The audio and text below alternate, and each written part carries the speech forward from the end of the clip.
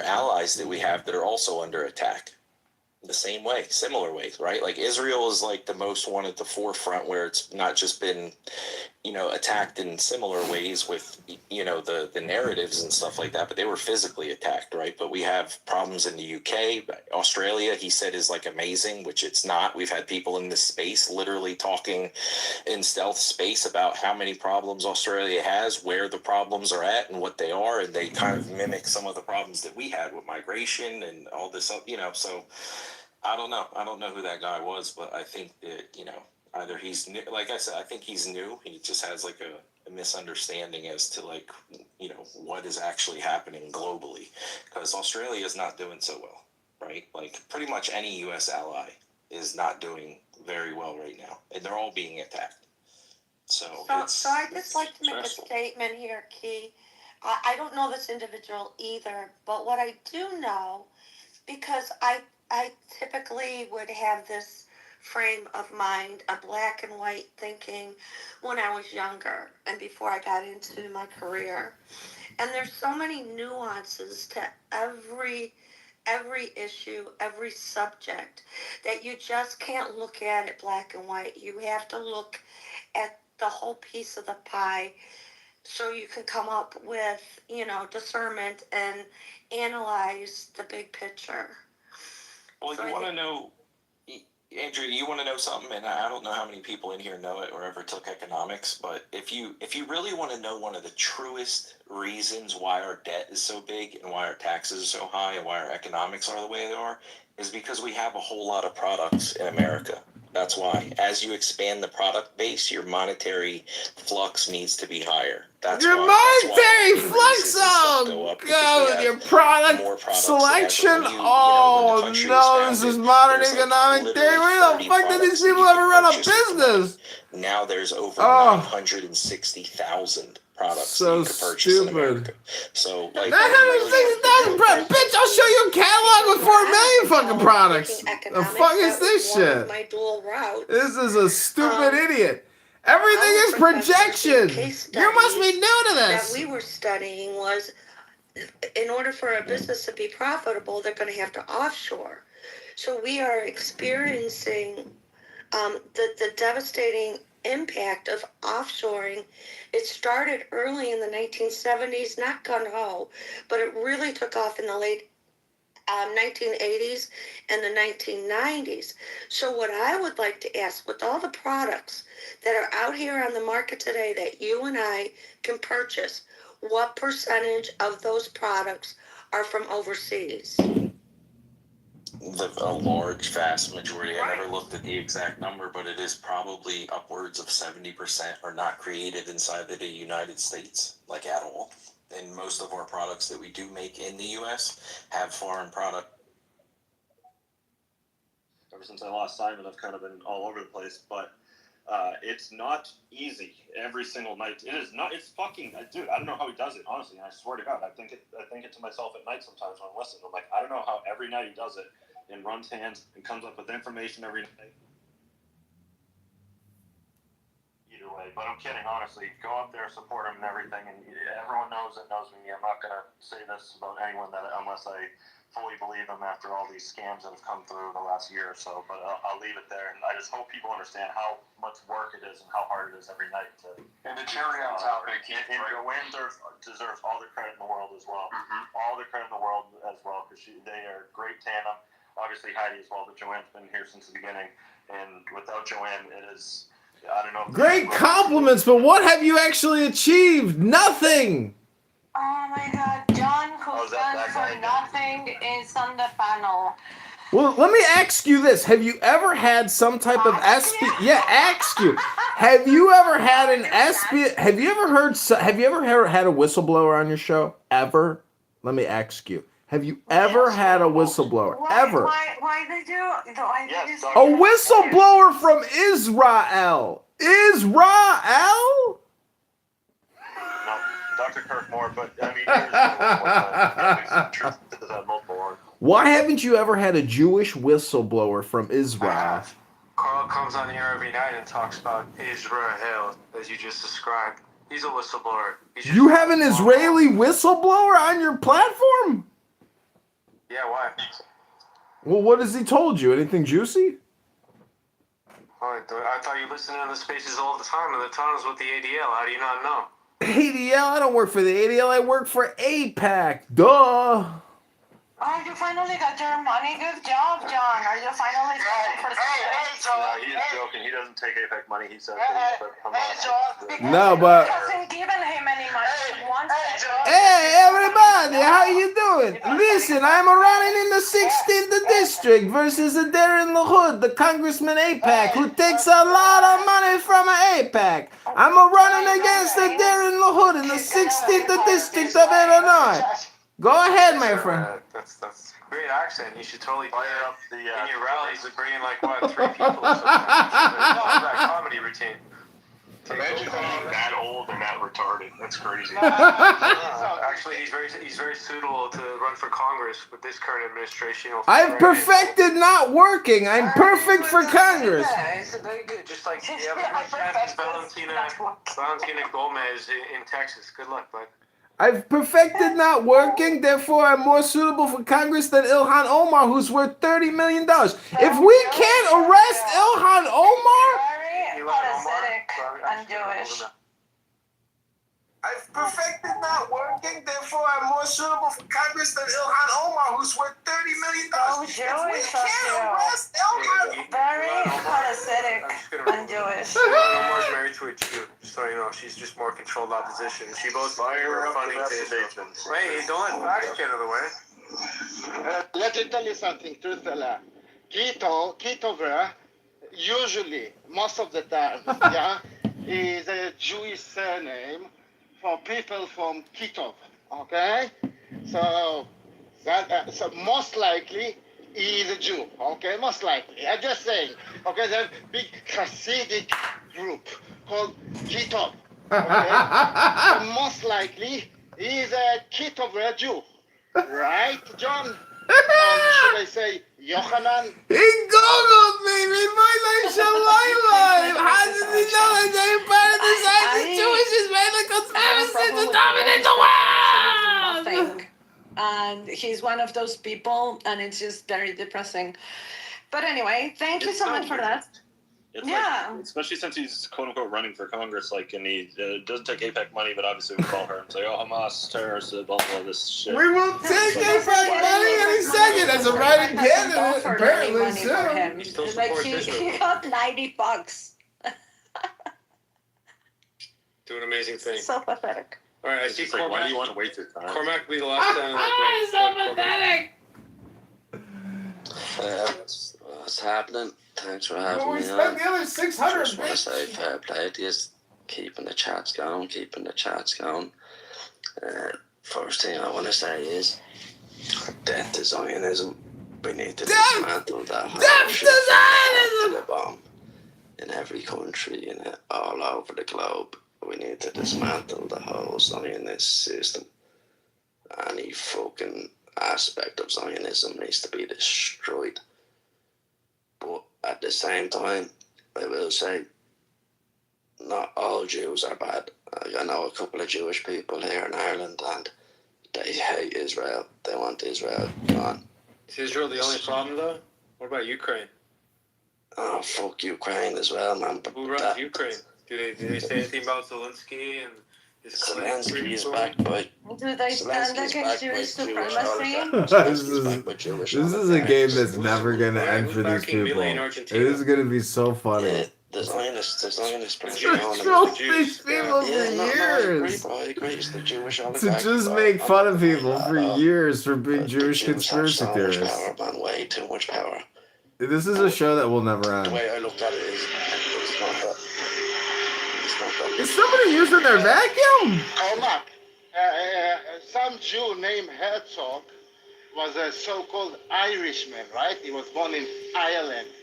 Now, this Herzog, he was born before Israel was born, right? In Ireland.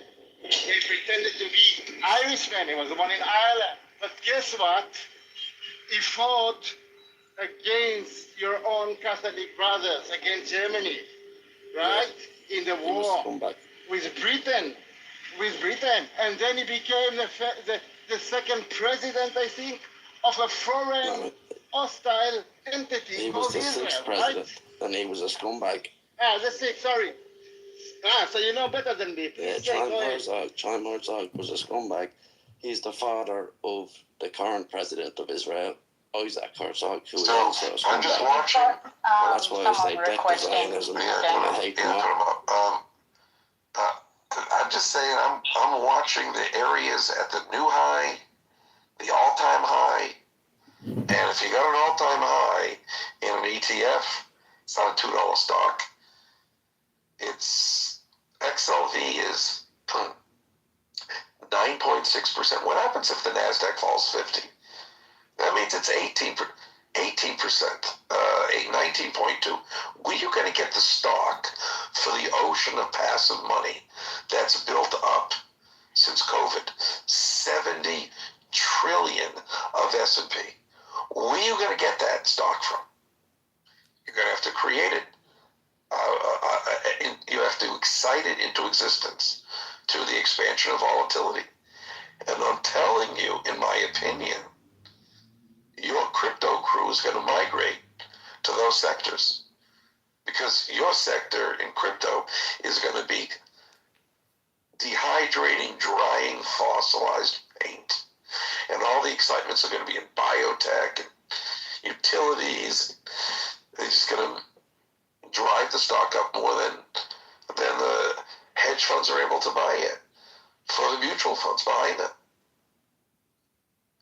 Lower yields, reliable income, government support for electric generation, LLMs driving down the cost of healthcare. April just 20%. They're going to clean that mess up pretty quick. So those are the fundamental reasons they'll fall in love. I'm just saying, I'm seeing negative call skew at an all-time high. I've never seen that in my life. It's not sustainable. That's max opium. That's financial fentanyl. So I'm just saying, do your analytics around sectors and see who's got rising volatility, rising call skew, who's got rising put skew.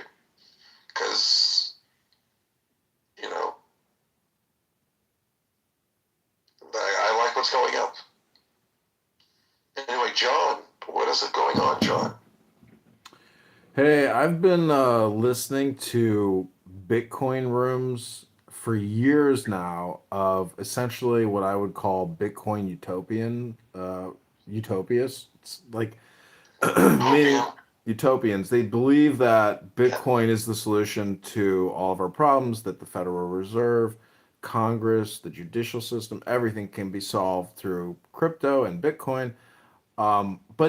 They're all traders, but my question is, if we look at the total number of Bitcoin, the total market cap, and then the number of Bitcoin that can be mined in the future, and we compare that to the U.S. national debt, the funded and unfunded, which is 139 trillion, and then we look at Japan and China and Germany and UK, and we look at all the debt, and we try to create a ratio between the market cap of Bitcoin at, let's say, 200,000 or 500,000, like, you know, everything is relative, but to me, Bitcoin is a collectible. And if anybody here has collectibles, multiple types of collectibles, whether it's art or comic books or toys or whatever type of collectible you may be interested in, whether even if it's stocks, I don't understand how, as a collector, there's nobody saying, hey, like, can't we recognize this as being a collectible in your portfolio? So what kind of... I'd be happy to discuss that whenever you want me to.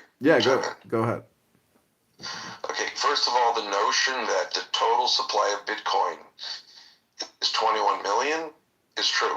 It's also misleading. There's an infinite supply of virtual coin. Right now, $20 trillion of assets are rising in price faster than Bitcoin for the first time ever. Never had that. Bitcoin is becoming a funding source for me and many, many people. And the lower Bitcoin goes, the more I'm going to short it to fund other things that are going up faster.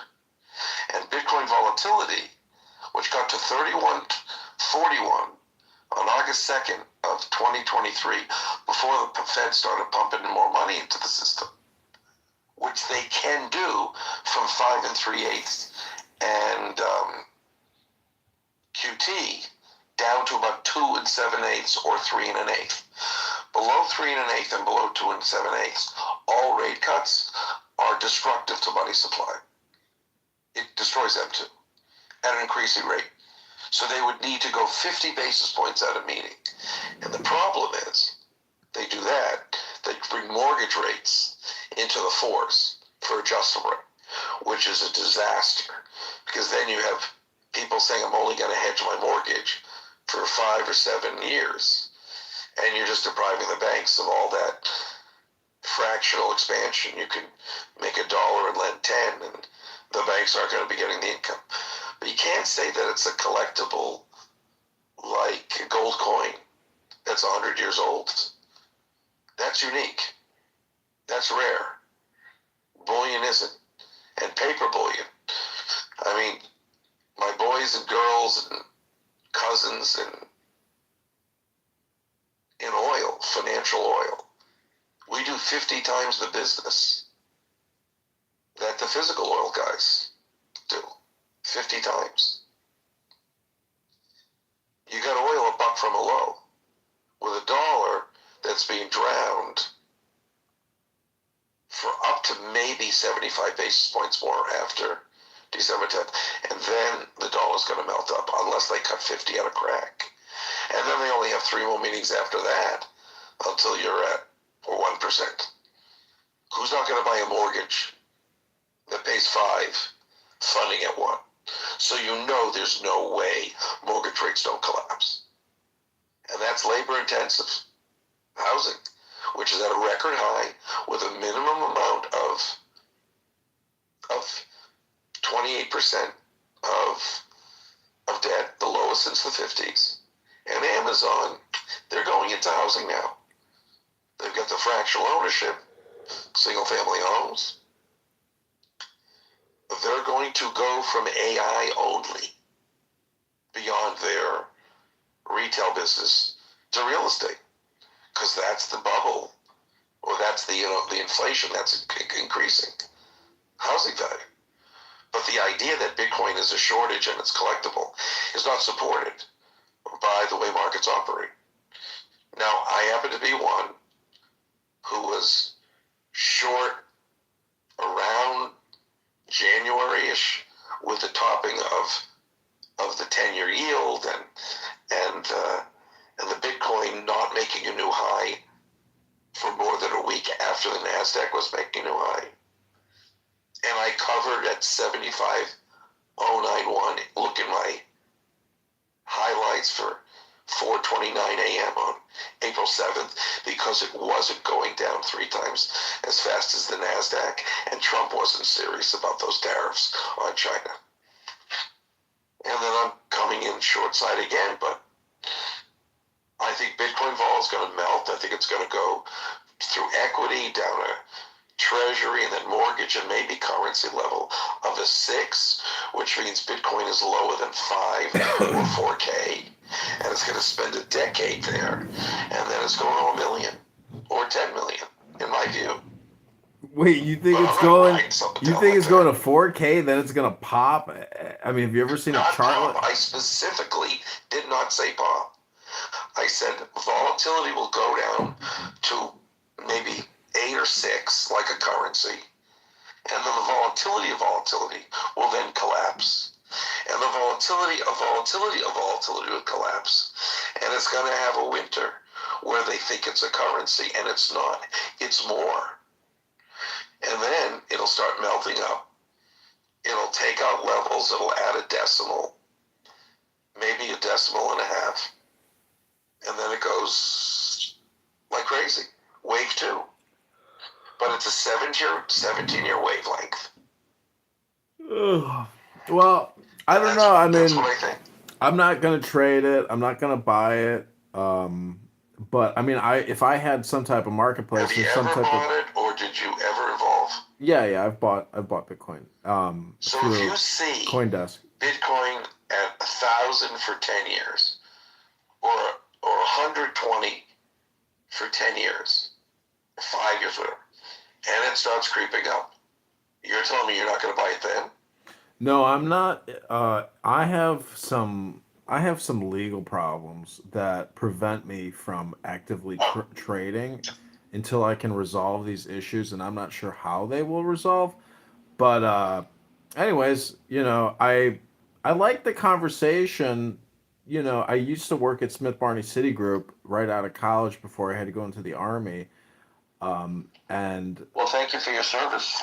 yeah, I like to say, don't thank I'm me, a Gold Star family. yeah, thank the dead, because I know it's a long distance phone call, but I am alive and full of life, and so many young people died fighting in Afghanistan and Iraq.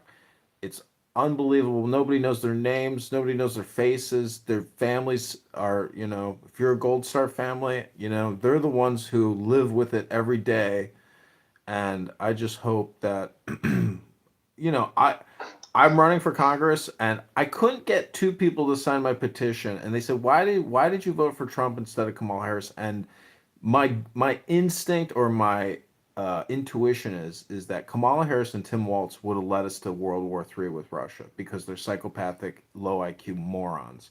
And to me, the vote for Trump was like, maybe we can save the world from blowing itself up. I mean, if they're not going to tell us who Epstein's friends are, but they're going to blow the world up, you know, Dude, it's a meme. I mean, It's a meme. But is it true? that's lovely, but Okay, well, we're going to be done with that political angle, but what we are going to say is the base case is everything in early adoption gets ossified, endochronal calcification. It's just going to have volatility death. And ultimately, it'll get, if it's real, which I think it is, and not innovated away like a Sun Microsystem or a Lucent or a Nortel, it will have a resurrection like Cisco and IBM to some degree. Or it could be an Amazon and NVIDIA, even greater. But I think it will eat through the husk of the just limitless layers of short volatility. And like currency, in a sense, it'll eat through and get people short the skew, and then it's super excitation. So I say to people, if you love it now, maybe throttle down on the way down, and then whenever you see it creating a real structural rise, that's the time, in a generalized sense, to do a hodl at 1,000 or 100 or $10, not at 100,000 when the volatility is collapsing. And everyone's, eyes are observation. Observation affects price. When they put a crawl on the number of dead from COVID before the election, it was designed to try to make people think the administration was not succeeding. The second the election was over, they dropped the crawl in 2020. When you put on David, let me interrupt you and just I want to finish. When you put the price of Bitcoin just above the crawl on CLSD, it's too many eyes. The vol buyers, they can't compete with that, and that's one of the contributing factors to falling volatility. All right, David, let me ask you this hypothetical trade. If people are trading NVIDIA or any other kind of similar corporation out there, and there's a few, how do you trade their product, their AI chips, in terms of mining Bitcoin? And do you know anybody who actively purchases products from NVIDIA to mine crypto? I don't, and I don't care. It's an irrelevant fact to me. But wouldn't that be... NVIDIA, I was a big buyer of NVIDIA. It was my pin tweet October 28th, 2022. It's up in the nest today. Not because they were making money, not because they had good stories. but because the rate of the deterioration of the reported earnings was deteriorating. And that was when liquidity started showing up. And as the price of that went up and other tech went up, they could put more orders in. Because the founder said, if the stock price is going up, you could do more CapEx. But you can't do it when the price is weak. I need you to hold the price up from the dilution of the staff. Because I gotta have my money.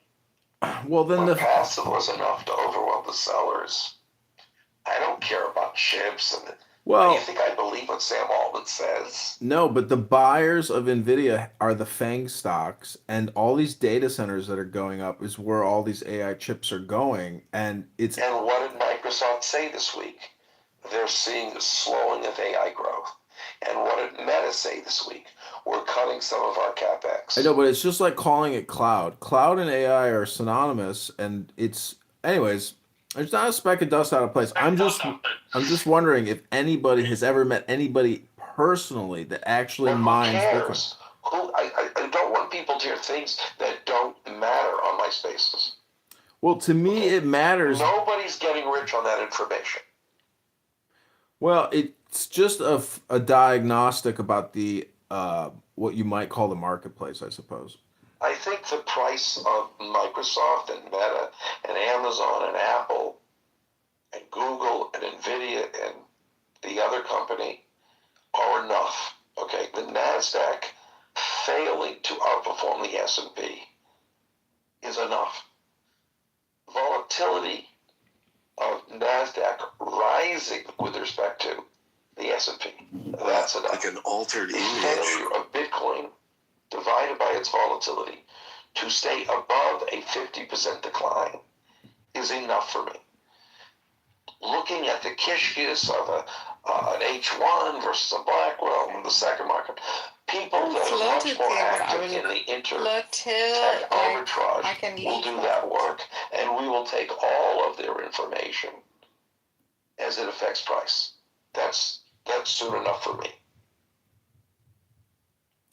So you're long-term bullish on Bitcoin, but in the short term, I mean, your suggestion is to trade it.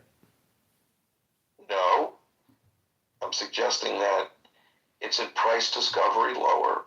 We would be much, much lower right now if it wasn't for the Fed cutting rates. 175 basis points as of Wednesday, removing $1 trillion of quantitative tightening. So those are all temporary supports, which will fade. So I think the price of this is much lower. I did a big cover down from the 107 peak, which I was probably above 100, falls 25, and then it's long up to 120, double that. And now, without the rate cut on November 21 signaled, we wouldn't have held 74. It was going down too hard. And then you get a bounce, so I think I think we're likely to get a sell-off through when it exhausts itself. Now, if you get dollar strength, I see 78.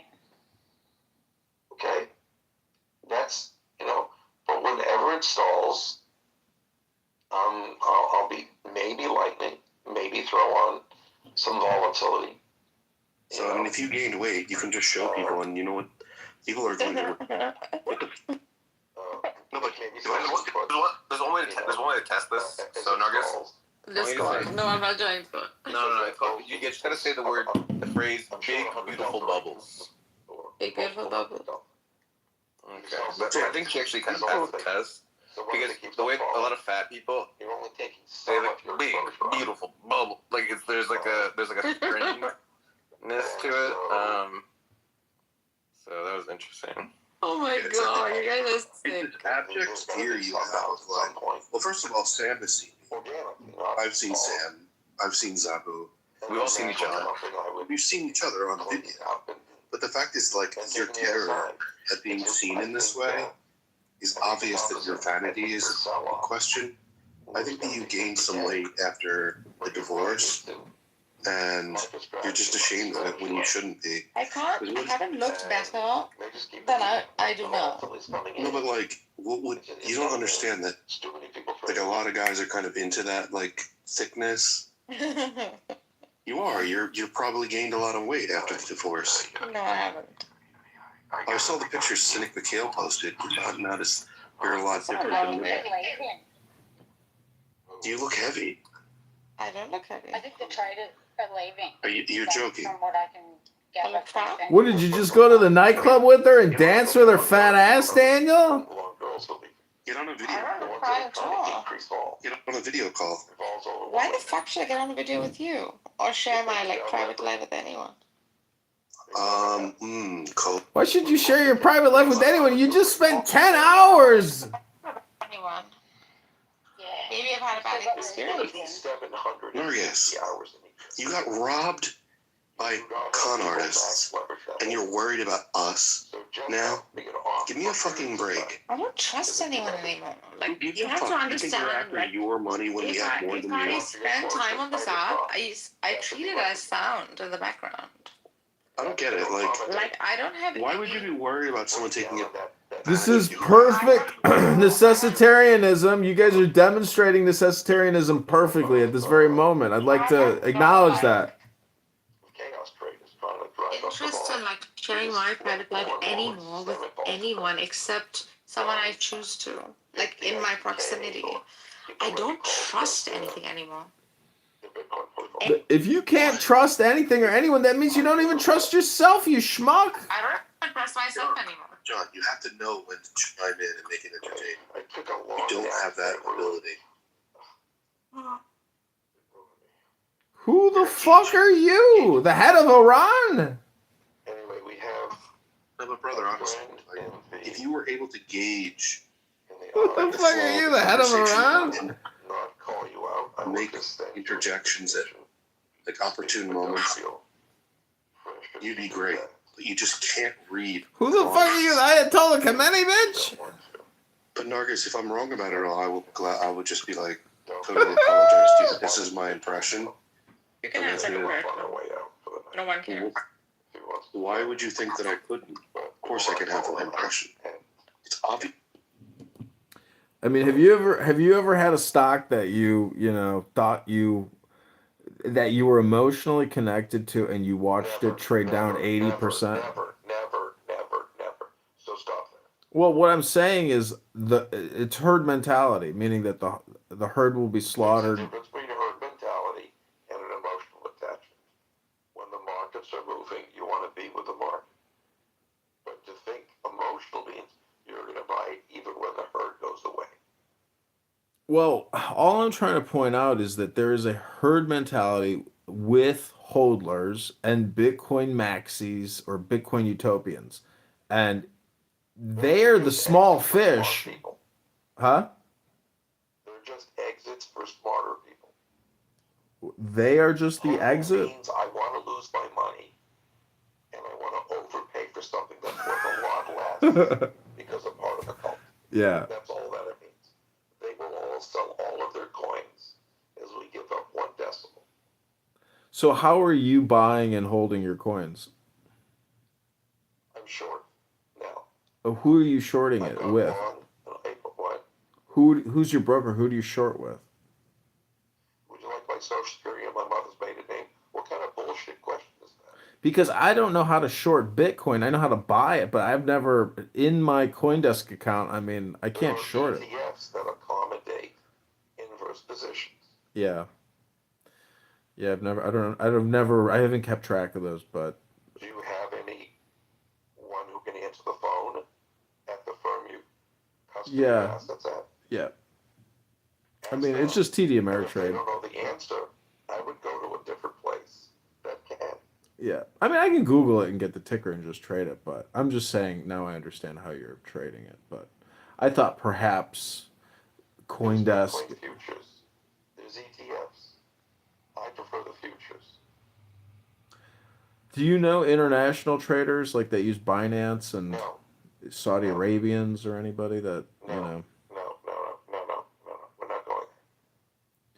Well, the US thing is, custody. I'm just saying, as an American, I live in a bubble, and I don't understand international Bitcoin I don't holders think and you need to investors. waste your time.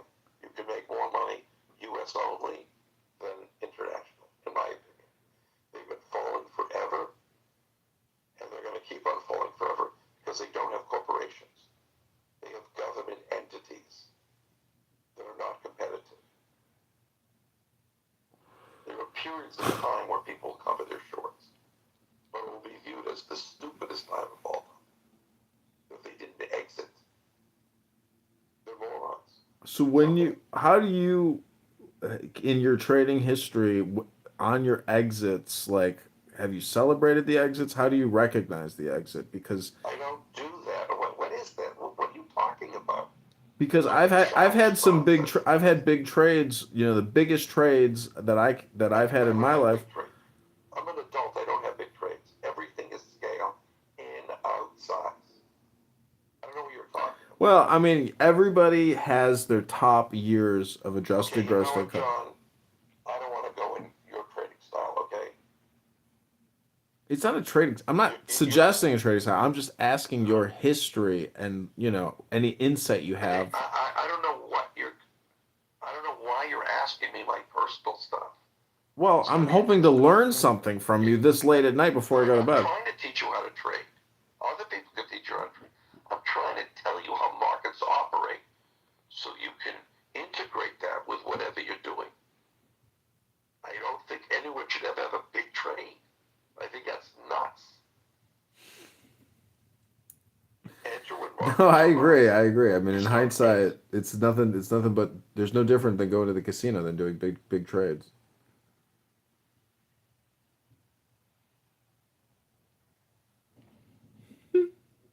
It's nothing. It's nothing but there's no different than going to the casino than doing big. Okay, you know what? I asked you not to talk about it.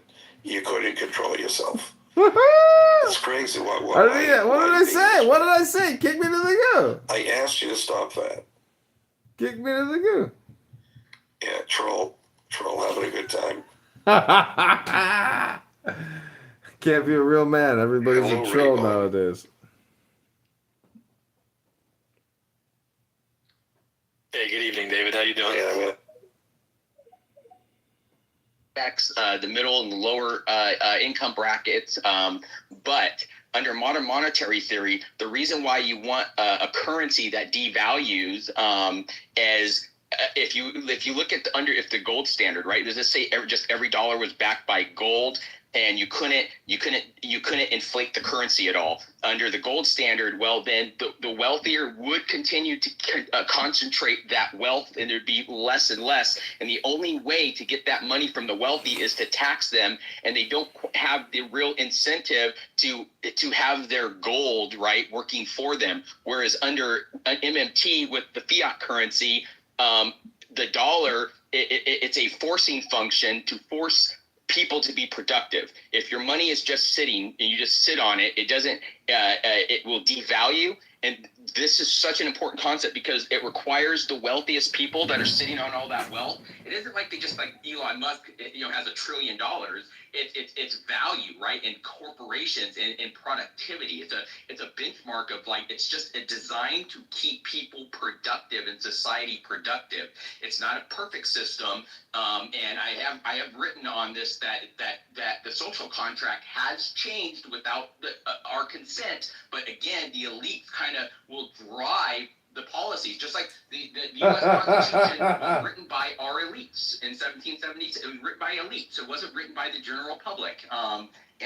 Even the Revolutionary War was fought by a minor fraction of people, not by the general public. And so we're beneficiaries of things that we don't quite fully understand, and money is so misunderstood by most people, even experts. I find it fascinating when I hear, there's some high profile people on here that claim to be in high finance and stuff. I don't want to call them out on it, but one guy who's at 4 million followers or something, I flat out told him, I know economists understand these concepts. Why are they not trying to educate the general public? Because I think it's a civic responsibility that we understand how our money works. And at any time, if we wanted to, we can take control of this. At any time you want. At an individual level, you can escape the debt plantation if you wanted to. You can take steps to do that yourself. And then at scale, we can do this for our communities, our states, and our country as a whole. But at the end of the day, I think most people, if you're trying to win over hearts and minds, this has been working for me. I'm not a great public orator, but these skills are improving as I improve my talking points. Because it's like, why do people think the way they do about these things? And people like Nick Fuentes, right? He's basically like this mass disinformation guy, and people just say, oh yeah, giving money to Israel or Argentina is America last. But if they understood how money works and why we're the global reserve currency, and that basically that is our export is U.S. dollars, then they would see that, wow, okay, the American empire is built on the U.S. dollar, and it's working quite well, actually. Now, we get greed that takes over. When we talk about China, well, the Cold War era think tank types in the 70s that started opening up trade with China, well, the best way to pacify an enemy is to make them economically dependent on you through trade. Trade is how we avoid war as a civilization. It's replacing war. And China doesn't want to go to war with us today because it would only hurt them economically. So, that policy from those Cold War era think tank types transmuted right into greed in the 80s, and it's been 40 years where it was just greed. So now we recognize that we have that manufacturing is also a national security concern. We learned this the hard way with COVID. So finally, enough of our elites woke up and said, oh wow, like we really do need to fix some of this. But all manufacturing isn't going to come back to the United States, but we should be using our power to project our value system abroad and not enriching our adversaries. And I'll leave it there, guys. Okay, thanks. Okay, so I just want to shift things a little bit to Venezuela and Hezbollah and Iran in the southern border and why the president is doing what he's doing. So there's several amazing documentaries that occurred. There's a Politico article. It's about 9 pages long. It's on my feed. It's when Obama covered up a massive investigation that we were doing in South America and Venezuela. Obviously, Cuba is involved, but it's to focus on Brazil and Venezuela specifically. So I want to share a little bit. I have this is a new one that just came out. I didn't see this. This is from a year ago.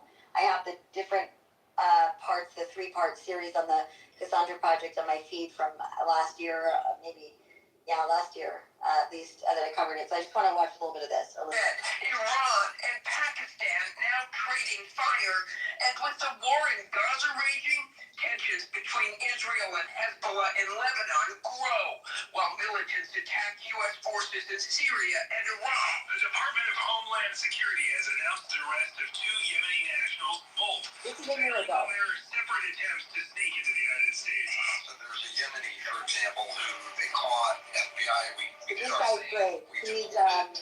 This guy is Todd Besman. I got to get him on his face, actually. I think he follows me. Yeah, Todd Bensman. He's an expert on the southern border in South America and terrorist infrastructure coming over our southern border. Okay. They caught him again. This time, they just cut him loose. We don't know whatever happened to that guy. And that's the kind of thing that would never in a million years have happened. Just a few years ago, it never would have happened. Something like that. And there are other cases, just weird releases. You have people on the FBI watch list, screw-ups like that. And I think that with numbers that are coming through and the numbers that are terrorists on the FBI watch list, especially that our threat is elevated. And I think the bad guys know about it. And the reason I say the bad guys know about it is because we have the benefit of a major FBI investigation and prosecution out of Ohio recently. Just wrapped up in April of 2023. Guy's name is Ahmed Shihab. According to a search warrant obtained by CBS News, Dragon himself still no word. We will have him soon enough. I have set such an affront to his Highland honor that he will come to redeem it. Well, see to it that I am not mocked, and meanwhile make my claim against these acres in Lomanside for the dirty owner. Still no word of this man of McGregor's. He who took the coin? No, my lord. Not a what? Nor will there be. This was the ploy of McGregor's, to take the money and blame another. His man is well hid, and your lordship's money well spent. I wager it. You have a rare grasp of the conspirator's mind, Archibald. Isaiah 62. Christmas is right around the corner.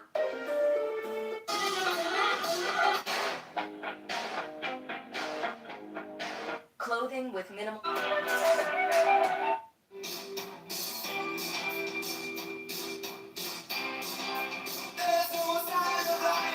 Bowie vinyls, fucker.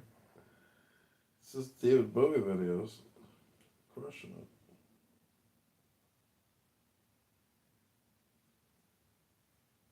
Flooding the border. People from Venezuela are flooding the border. All of this is just insane. In my time, we would just be splinters tightened up all over the place right now.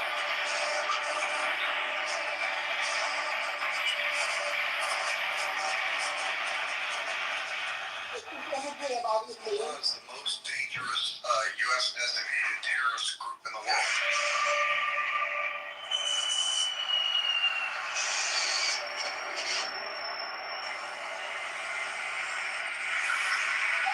So they're saying 9/11 and it makes sense. I wish you guys could watch it because it's very dramatic, but the audio. Give me 1 second. So it's an hour documentary. I'll post it. But it has to do with the mass migration from the tri-border region, Venezuela, Nicaragua, Brazil. Give me a second. This guy's Todd Benjamin is great. You can look him up. He's The Border Wars podcast, the #1 podcast in all of the Americas, the only podcast. This guy, Joseph podcast that takes Samir, place on the border. he's actually an expert also in terrorism and terrorist groups out of South America. He used to be in, I think, in a prior administration or in the State Department. I think he got let go by the Obama Biden years. Yeah. And we had to go to Austin for many reasons, but no more important reason than my current guest. And this is something that if you watch some of our other videos, not our podcast, but webinars, we've had Todd Benjamin on with us before. But Todd asked me if he wanted to go on the podcast. I said, no, Todd, we're not going to do it virtual. I'm going to come down to Texas because we got to do this in person. And I think single-handedly, Todd, you're one of probably the foremost experts on the border crisis. You've written 2 books. We're going to talk about that. But you're pretty much, making now a name as a prominent expert on understanding various dimensions of the border crisis, from terrorism, criminality, capacity issues, to just the bad policies that have led to this issue. First of all, it's great to have you here. I'm great to be in Austin. This is your town. That's right. I live here. That's great. The best thing is that I didn't have to drive that far to get here. What did I do? Hey, Shelby, Todd was, he's with the Center for Immigration Studies. He used to be with the Texas Department of Public Safety. He was a counterterrorism specialist, on the border, serving in Texas. So he's Texas-based. I think he's with Washington think tank now, but he's a senator. Oh yeah, he's senior advisor to the Trump administration for DHS leadership, author of Overrun book, former counterintelligence manager, recovering reporter for 20 years. I shared your space with him. I don't think he's up right now, but he's phenomenal. Oh, okay. Have you communicated with him before? I have actually. Oh, good. Okay, yeah. So send me a DM. I gotta do. Yeah, you absolutely do. He is top notch. Yeah. But he's with CIS. The CIS is the premier expert on immigration issues. Center for Immigration Studies. Yeah. He's great. I don't know why this froze up. Hold on 1 second. It's so weird. Hold on. It's gotta be my Wi-Fi or my non-Wi-Fi. I want to hear, maybe there's something more recently. Have you done any interviews since you look it up? I'll go dig it out. Yeah. We'll go dig it up? Yeah. But this one is like a really nice comprehensive one, so I'm wondering why it's not pulling up for me. It's a bummer. I'm not at my home office, so. You have a very distinguished career, and I want to get into that a little bit because I'll fast forward. I think the way the best way to describe it is you have kind of like a dual hat. You were a journalist for a long time. You kind of still, in so many ways, are still doing journalistic work. I consider more now research. I think you're an expert now. Fast forward. You cut your teeth as a journalist, but you're also spent time And confirming it all the way along. And I told 5 parts on special interest aliens, which won a National Press Club award for foreign correspondence at the time. Nobody thought it was too crazy. So that's San Antonio paper? Yeah. Won a National Press Club award for the gun smuggling piece too, and everything about that. The board was just great professionally, and then those stories, especially that one, caught the attention of a lot of intelligence community types and FBI types, including the freshly appointed head of Department of Public Safety. When was that created? When was the Texas Department of Public Safety? Oh, that's been around forever. It's a huge. That's been around. The Texas Rangers have been part of that. It's $1 billion agency, massive. Because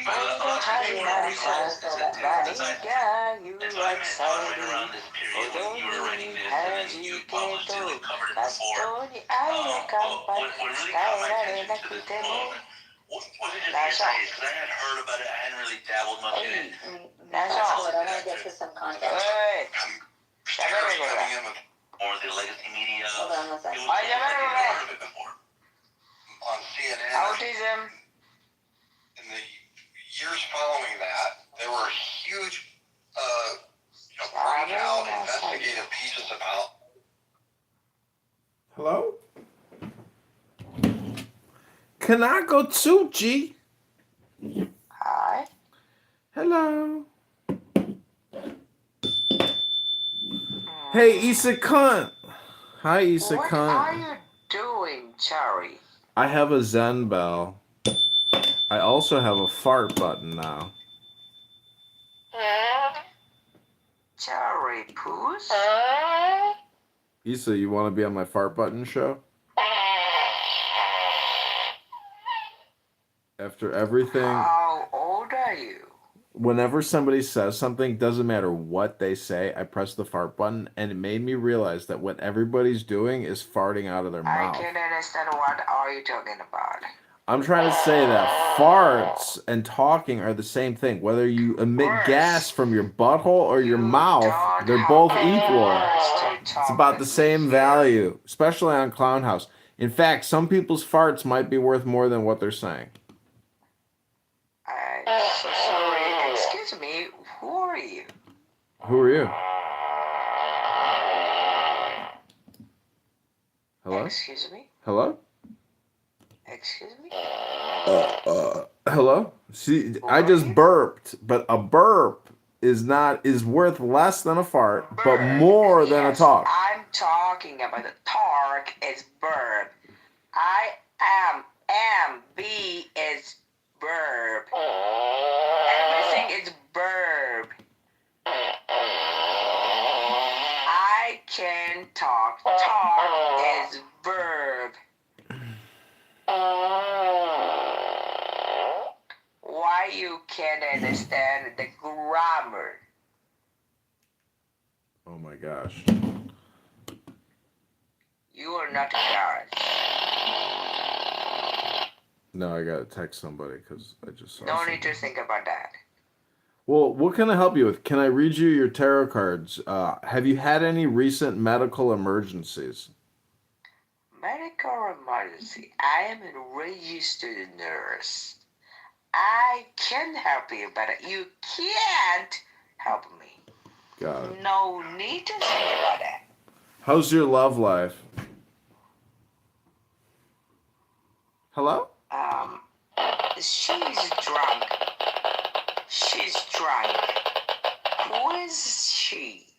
Where do you live, Kanaka? Are you Japanese or Chinese or Lao, Vietnamese? Where do you live? Why you need to think about my nationality? I'm just asking a question. Okay, so I I want to just ask to you the same question. That was a high pitched fart, wasn't it? Oh, that was even more high pitched. Kanako, I'm going to bed. I'm getting really tired. Isakant, do you want to say anything? I'm so hard situation.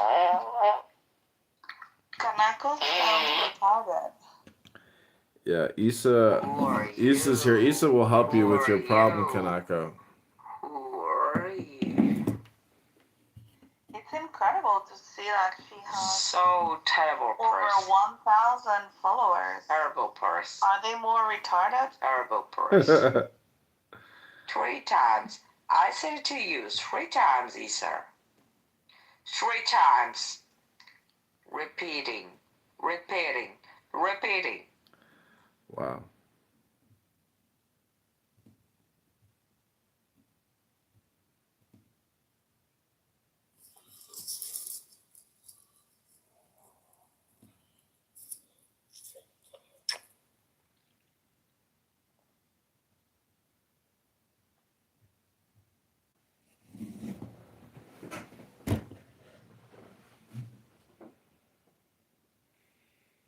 What's up, Phil? Jewish cemetery, and they have the old the synagogue there, and it's the what was that the golem? You know the story of the golem in the Maharal. Yes. I don't know a lot about it. Yeah. You created a golem, Matthew? Yeah. You want to tell the story? What Kabbalistic magic did you use to create the golem? And did the golem achieve what you wanted the golem to do? No. It got out of hand, and exactly right, Jonathan. It got out of hand because its maker was not thinking of second and third order consequences. I knew you'd say that. That's such a Matthew thing to say.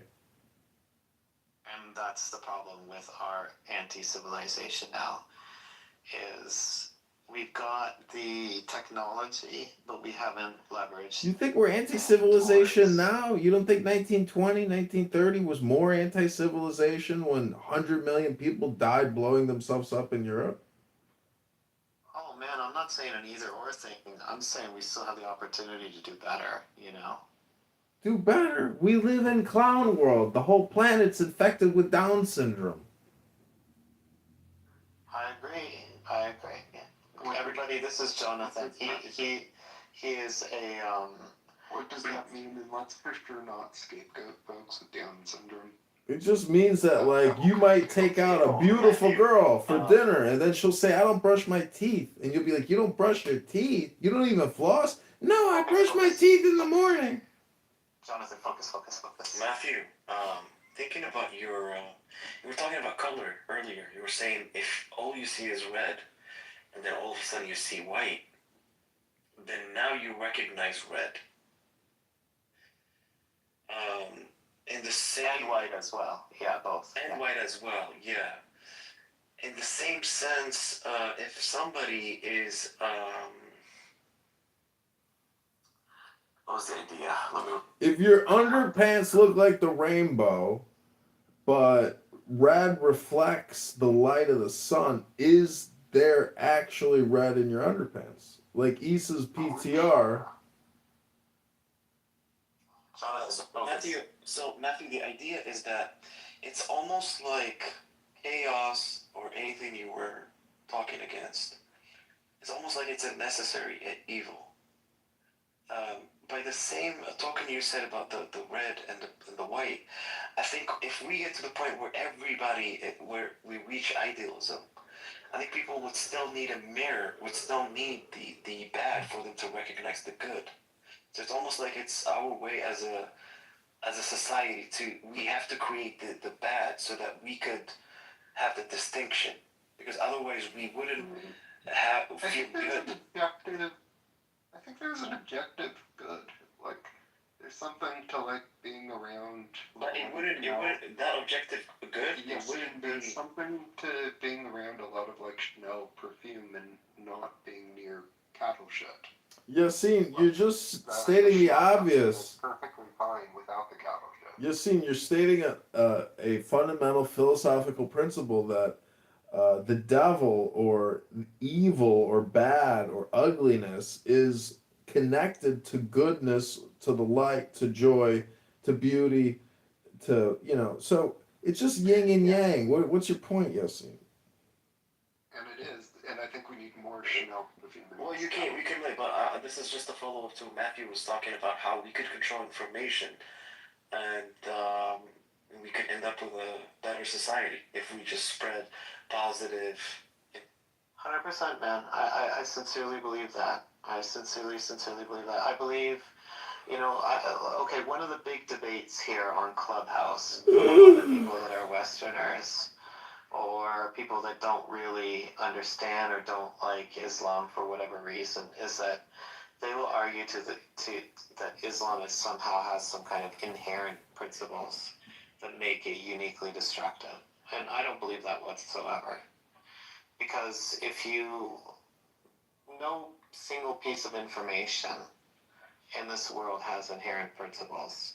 I mean, the Quran is not the laws of physics. But Matthew, right? then it's just political then. The argument is thus political.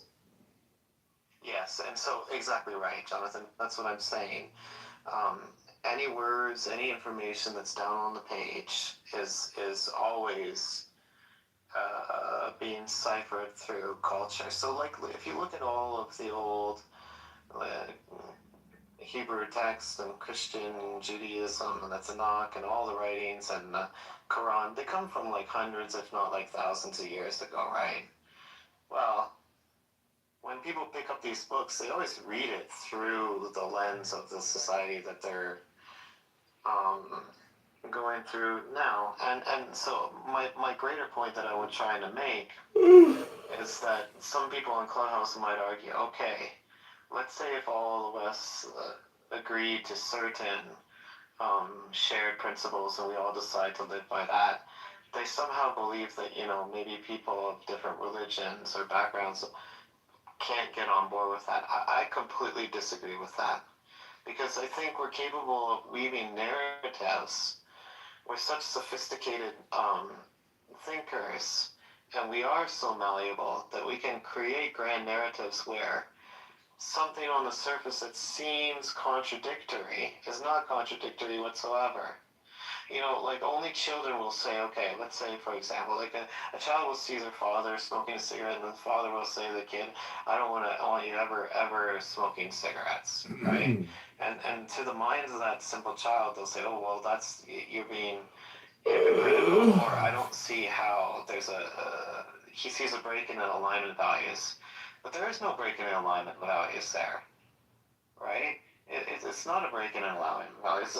It's that the father regrets having smoked. Beaker, are you projecting, Beaker? Yeah, so that's what I'm saying, is that we can weave very grand, very positive, very understanding, very sophisticated, information channels all across the world where people actually end up trusting one another. And I just think that we're so malleable and we can get it done. And anything that goes against us, anything that spreads the hatred. Gonna get it done? What are you gonna do? Start a Buddhist community? Go live in the mountains somewhere so everybody can meditate? No. It's a communal thing. It's not an isolation thing. It's a very practical on the ground thing, Jonathan. It's the information systems. We just gotta grab hold of them. And people are malleable. You could have heaven on earth. You want to control people's brains. You want to control minds. You're talking about time control, mind control. You're a manipulative censor fascist. I understand that you want to rule through communication, but your objectives will never be achieved because your spam is too low quality to break through the unconscious barrier. Well, at this moment it is. But here, look, I want to push back against one thing. Kind of what's in the back of your argument, Jonathan, is that you are somehow free at this moment. You're not. We're all. That's not true. I'm totally free. Matthew, you've never even read The Rights of Man. Look at my PTR and read it. Yeah, we're all under one form of propaganda or another. It's just what is the right form of propaganda to be under. You're never free. You're never free to decide for yourself. You're not free, Beaker, because you're Canadian. As Americans, we have a special freedom clause. It's called the Rights of Man. We have a certain set of rules that you guys aren't privy to because you're not in the cool club like us. Yeah, exactly. But you have to understand, Matthew, when you say we're not free, you have to understand that the brain is pretty crafty and it propagates. So you saying we're not free in this conversation, nobody's free. It's probably going to have an effect on you tomorrow. I'm saying this in a sense like if you put two people in a building that's supposedly haunted, quote unquote, the person who is afraid of ghosts is not going to have a good night's sleep. Where's my car? But the other person is not going to give a shit. It's going to just snort out of his mind. So these two people are pretty much, you have two human beings, but just one believes in the same physical space, but different mental state. Yeah. Yeah. So here we see that you're free to. You're saying we're not free, but by you even lying to yourself is saying we're free might have a different impact. Well, on tomorrow. Yeah, what I'm saying is if you have these two guys in the same physical space, right, Yassine, and then one person believes he's in an unsafe space, right? Let's say you have scenario A and scenario B. Scenario A is where you have a person from one tribe sleeping in a house and a person from another tribe sleeping in that same house. So they're sharing the same tribe. Now, inside of the thoughts of both those men is that they believe the other person is trustworthy. And so they live peacefully in that house.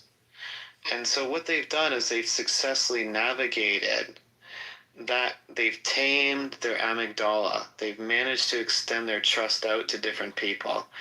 And in that way, they live in a peaceful house. Now, let's say you have scenario B. You have person from tribe A and tribe B living within the same house. But they've given in to the lesser developed parts of their brains, and so they're suspicious of one another. So in the middle of the night, one guy gets up to take a pee. All he's doing is taking a pee. But the other guy's completely freaked out. And he overreacts. And he's like, who's there? And he yells. And he startles the other guy. And he overreacts. And so they end up killing one another. Have you read The Lord of the Flies? No. Okay, it's an excellent book where it's basically human civilization is recreated on this tiny little island by these kids that they crash an airplane. They're like 14 years old, they crash an airplane, and it's during World War II. And it's kind of ironic because they kind of like recreate World War II on this little fucking island because they break up into two different tribes and they start distrusting one another and they hear noises and they're like scared of the elements and they end up attacking one another and killing each other on mistake, basically. It's a fucking huge human tragedy, right? It's kind of like this author's comment on human behavior. So what we have to do is we have to get control of our brain instead of seeing enemies on the other side. We have to understand it's our brain that's like really tricking ourselves into believing that the enemy's over there. It's not true. It's really not true. Yeah, no, I agree with you. And I think would you say that the human mind could be so creative? Yeah. If we assume that it needs an enemy to create one. It feels like it needs an enemy because for 170,000 years, which is as long as Homo sapiens has been around, we didn't master our environments and we really did have to compete with each other over very easy to get food sources. And so it's not that our brain is imaginative and we're looking for them actively. It's just that we've inherited this super hyper defensive brain, the amygdala. But we are developing societies more so, especially since the Industrial Revolution. Matthew. Put together more by the frontal cortex. Matthew, and so it's this war that we're waging between Matthew. the frontal cortex and the amygdala. Matthew, there's another war, which is the budget war. The State Department passes out $7 billion a month to international leaders who are fascist authoritarians. And then the CIA spends $7 billion a month running their operations. So we have a funding structure which is causing global and national terrorism and insanity, which will not ever stop. There will be more regime changes, there will be more wars, and it's all because of the budgets. Yeah, and it's because a lot of these people that run these budgets and they want to go out and get their oil from this country or that. Next is Venezuela. Everybody knows that. Probably the terrain in Venezuela is so fucking insane that there's not going to be many troops on the ground there. Trust me. That place is a basic jungle and marshland. It's insane. But what the United States probably will do is, because it's politically unstable right now, is tap in to the amygdala of the people on the ground and really use this sort of, this our monkey brain part of us. No, dude, they're kinetic. They are going to deploy special forces in the jungles. They are going to invade the country and take over key strategic resource areas. They are going to take it by force with kinetic energy and kill. Yeah. And turn the different groups of people against one another too. That's where the psychology comes in. But man, I think if the most important thing that I can say here is that the enemy is not outside of yourselves, it's inside of ourselves. It's really, and it's really, I think that's so important to remember, bro. Absolutely, yeah. But we end up projecting it. Yeah, you project it on one another. So the entire world, like, you can think of the human brain and the way it responds to PTSD. Like, look, I hate using this because everybody's always talking about Jews on the clubhouse and picking on them, but Israel and Gaza, it's a really good example of, like, PTSD taken on to the group level, right? What happens is you have some people very suspicious of one another, and then everybody in the entire area has, to one degree or not, some degree of post-traumatic stress disorder. And if you have that generation after generation, it's really a form of mental retardation. It's an infinite loop. Yeah, it's an infinite loop of distrust. And this has happened along the border lines of many, many places around the world. So, for example, like former Yugoslavia or the Balkans, and then the Caucasus, and so these places are like, battling for. When the economy's good, then usually the frontal cortex and the sense-making mechanisms, and that takes over the landscape. Then when shit gets bad, people regress. I don't know. And, this is assuming that we know the roles of the brain regions really well, and nothing comes out that breaks everything. People don't understand this, though. People don't understand this. They think that when their brain tricks them into believing that the enemy is outside of themselves, they think that it's real. And because it does manifest into real events. Right? It's like if these two guys are in the house and they distrust each other from the very beginning, and they don't see each other's humanity, and one guy wakes up in the middle of the night and he goes to the washroom and he wakes the other guy, startles each other, they actually shoot each other, right? It does manifest itself in the real world. It can, right? So things go from like the mental into the physical and into history and then into historical grudges. But we don't have to live like that anymore because we actually have control over our environments. We have the ability to extract resources from nearly anything, especially since the invention of nitrogen. Or sorry, not the invention of nitrogen, but since like the development of like this ability to extract nitrogen basically from thin air. That's what they do in fucking Saskatchewan up here. It's like 50% of the world's nitrogen, I think, is fertilizer is made. Saskatchewan feeds like. Yeah, but yeah. So anytime you're on Clubhouse and you hear like different groups of people talking shit about one another, I can guarantee you there's like one part of the brain that's responsible for that. That's the magical thinking, and that's the fucking amygdala. And the same thing that's responsible for magical thinking is the same thing that's responsible for tribalism, as well as xenophobia and racism. So when they're talking about it, they're just using like the reptilian brain. Even fucking, I think mosquitoes have like this part of the brain. It's just it's just wanting to survive. It's nothing more than that. It's feelings. No, dude, it's less than it's the heart, bro. Like, it's the heart. It's not really much the brain. Yeah, I believe 100% it's the human heart. It's not the heart, it's intelligence. You don't, if you have a one-to-one conversation, you have a one-to-one conversation because you understand yourself. Meaning it's a total waste of time to sit here and butt heads with somebody over and over and have the same conversation for fucking years. Yeah. Unless you can get like smaller rooms like this, and then really trying to make sense of the world, right?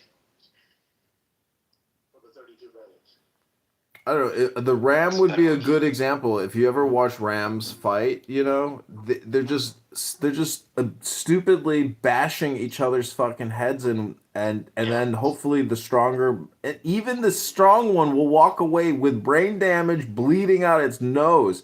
That's how stupid people are here on Clubhouse. And it has to be depression or lack of intelligence or stimulant, and so they're coming here for their dopamine, and they are dopes, literally doping up with other dopes, wasting all their time restating the same. They have no list, they have no record of what they're even talking about. They hypnotize each other. The next day, they do it all over again, the same over and over and over and over. It's the same fucking conversation over and over again. For real, but I get it, bro, and I know that people are stupid like that. I believe that is really kind of like a lack of awareness in, their themselves.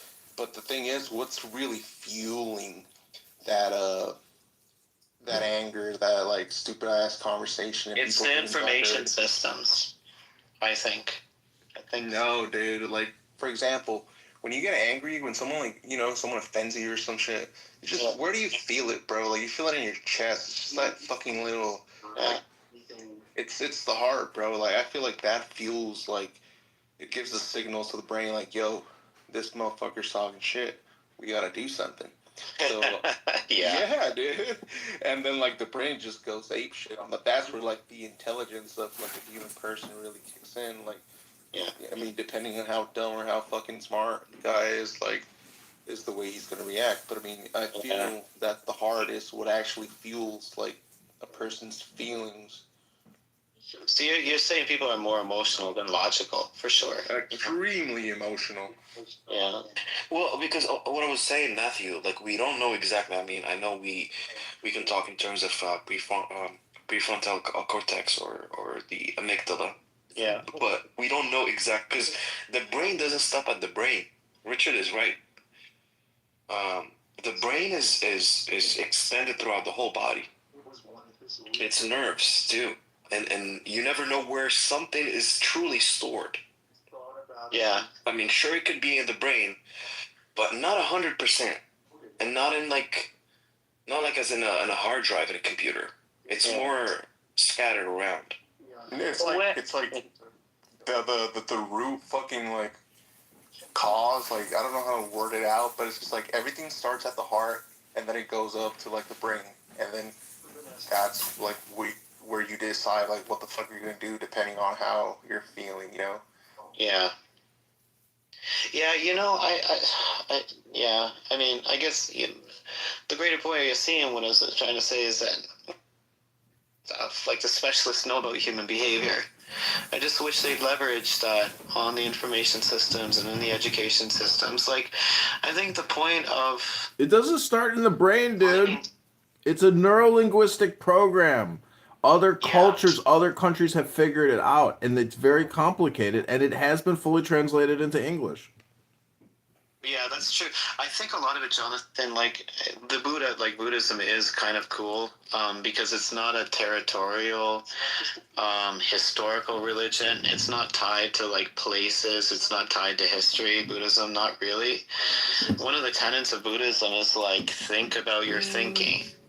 And I don't know. In my ignorance, I could be totally fucking wrong about this, but I think the Asians are better at.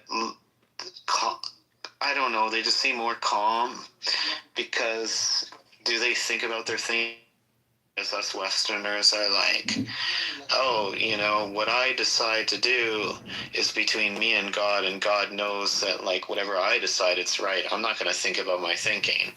I have to, like, stand on what I believe in as an individual, and I have my, you know, vertical contract with God. Like, even the Jesus figure was like, fuck these politicians, fuck these guys, I'm gonna stand out, I'm gonna do whatever the fuck I want. I think you know, he was this kind of rebellious guy, and his contract was vertical.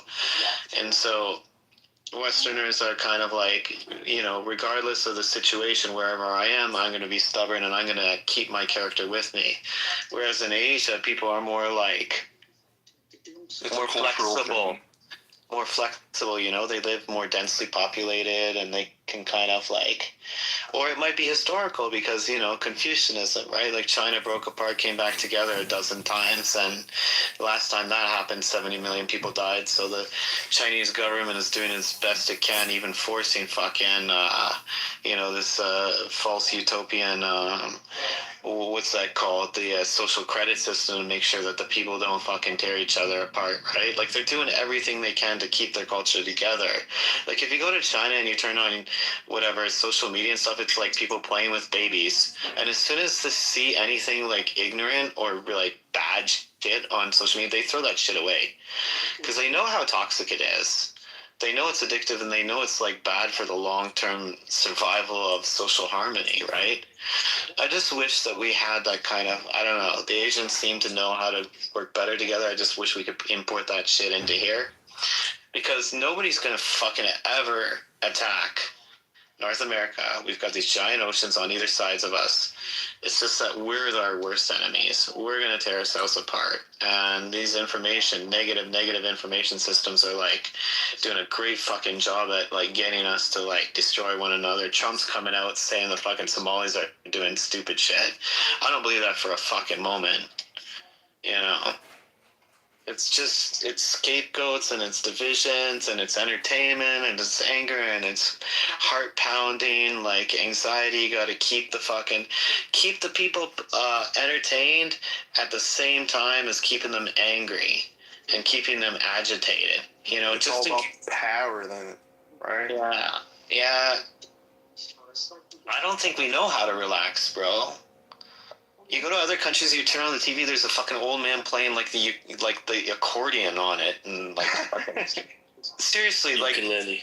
Yeah, ukulele. Like if you turn on Dutch TV, it's like fucking two guys smoking a joint by the river and like talking philosophy, and then you turn on the next channel, it's like this comedian he's been on the fucking Dutch TV for like 18 years playing his accordion and like stupid like recreating like early Beatles songs. It's just like the most boringest shit you ever seen, man. I don't know, man. Like, you know what? I feel like for example here, like, you know, in America and stuff. Well, nah, I want to say the majority of the world where like you guys were talking about earlier, like the shit that they show on TV, like what they put out there and stuff. I feel 100% that is intentional, bro. And like, it is because it's like, bro, if you really gave people like power, do you think that would be beneficial like to the government? Of course not, bro. Like you gotta keep them down. Yeah, I also think it's just first order consequences thinking. I think it's just these news channels are like, oh Jesus, there's a car crash, better show that shit right now because we're gonna have like 14 million people tune into the bad news, and so they're like, yeah, money, right? But Washington never fucking steps in and says, okay, but what is the long-term effects of this kind of negativity? Is it good for like the 100 years from now? See, China, like, you know, like less than 100 years ago, like 70 million But you can people were killed or died, and they know, like, they you don't can want to risk. reprogram. You can reprogram in 24 hours. So it's almost like Groundhog Day. You know, look at your Beaker PTR. That's like somebody who's new every day. You know, and the brain is new every day. So the thing that we're talking about and the thing that's of interest and importance is the human brain. But the information and the intelligence that we are able to transmit and communicate, we need some type of new prioritization system because clown world people are sucking up the vacuum of the spectrum. And therefore, there's so much noise and friction. There's no priority of intelligence.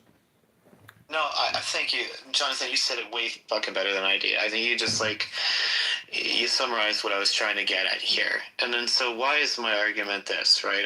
I'm so fucking long-winded. Why is the argument this? Because, dude, when you have a high trust society, the prize is fucking unbelievable. The prize is amazing. Imagine walking through a city where everybody's relaxed, right?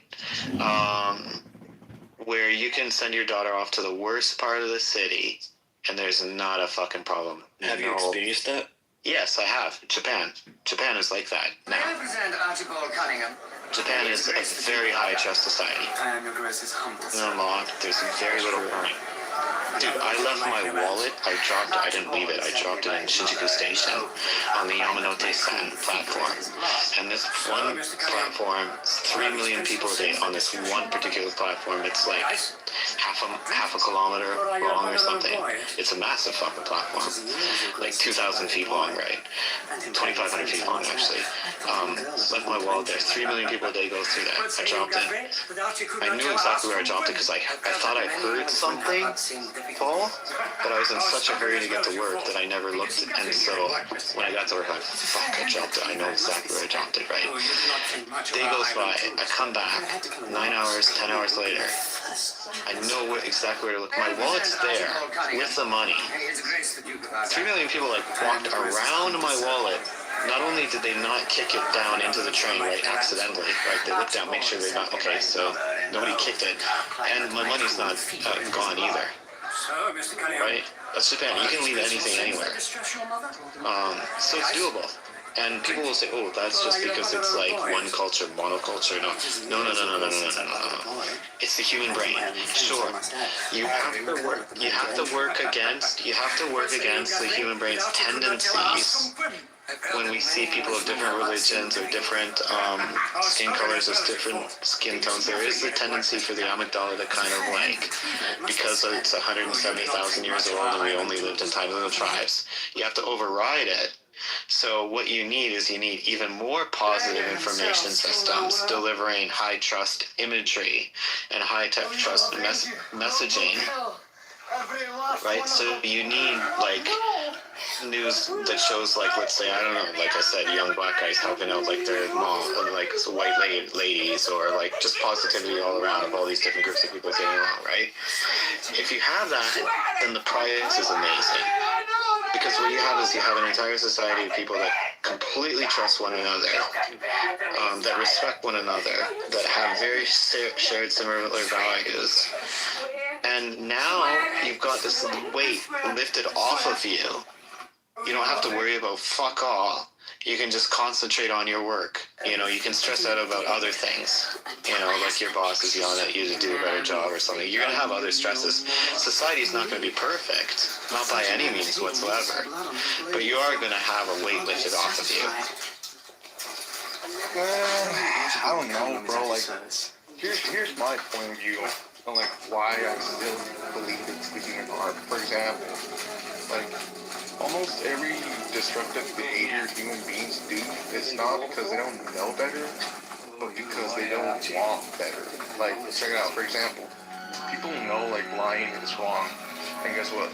They still lie. People know cheating destroys, like, trust and, like, a relationship, and guess what? They still cheat. addiction like destroys a fucking life, and guess what? They still indulge. Yeah. Like it's really not like a knowledge problem because people know. It's more like a desire problem. Like the brain provides information, yes, but like the heart provides like motivation. You know what I'm saying? People are moved by their emotions way more than like reason. Come on, do it. The heart wins every time, bro. I don't know. I think like we're pretty malleable. I just think we're not even trying here in North America, and that's why like the rest of the world thinks we're fucking cowboys. And you know, the rest of the world, honestly, dude, Richard, they can't see any difference between like a cowboy and a gangster rapper. Like to us, we think it's different, right? Oh, okay, different culture, whatever. But for them, it's just like the same. That's North America. Like this individual, gun-toting, badass, too macho, distrustful of authority. Just you know, it's the same guy. What are you trying to say? Well, what I'm saying is that we have to refine our culture through the information systems. So that's where like that's how like I don't want to sound like a conspiracy theorist, but I really do feel that what we see, like, you know, what they show us, or like the fucking movies, whether it's shows, whether it's music, believe it or not, I feel like it has a lot more influence than people give credit to. Because, like you said, like a black guy helping like a white old lady and stuff, if they, you know, showed stuff like that on TV more often than not, then I feel like it would motivate people to, you know, yeah, bro, that type of stuff. Well, why do you think, look, like, we've had like 30 years, 35 years, 40 years probably on the TV, in the subconscious minds of all the people in North America, very negative images of, let's say, young black dudes doing stupid shit, right? Kind of in the background of everything. Like, I grew up in Windsor, right, during the 90s. Bro, when I put on Fox News, it was fucking horrendous, bro. Every day, 8 people shot, right? And so, if you're, I'm just giving an example of a black kid, right? If you're a black kid and you're seeing that shit on TV, like I said, this whole, the culture itself is kind of trying to tell you, look, this is who you are, right? Like, I forget who the sociologist was, but he said, I don't decide for myself who I am, and you don't decide for me who I am. I decide. My self-image comes from who I believe you think I am. Do you understand what I'm saying? You get what I'm saying? Yes. So if I'm Beaker and you're Richard, and the Beaker says, okay, I think Richard thinks Beakers are like this, then I end up believing myself to be that kind of person. It's common, like, if you, for example, see, I don't know, let's say Somali kids or Ethiopian kids or whoever, let's say some kids from Africa comes to North America, right? And now they're in a new information sphere, and they've never heard, let's say they come from some fucking small town in the 90s or 80s from Ethiopia, and they've never heard of fucking, like, gangster rap, and they've never heard of, they don't know anything about North American culture, right? They get here, and then they see all these people portrayed in a certain way that kind of look like them, and then all the white people around them believe that, like, they probably act in such and such a manner, right? Just general stereotypes. I've seen, like, kids that I went to school with transform from being nerdy, new immigrant kids to, like, taking on the personas of these new characters that North America has thrown on them. I've seen it in real action. And, I mean, sociologists and psychologists have been writing about this shit for hundreds of years, for like not hundreds of years, for like 100 years.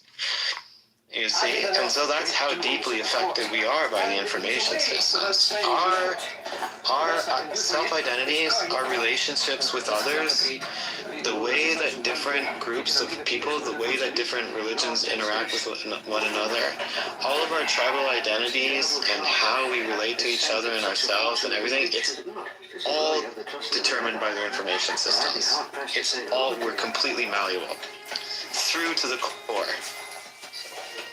But my point is, Richard, is that we're all contending deep inside with, you call it the heart or the gut or the stomach, I call it the amygdala.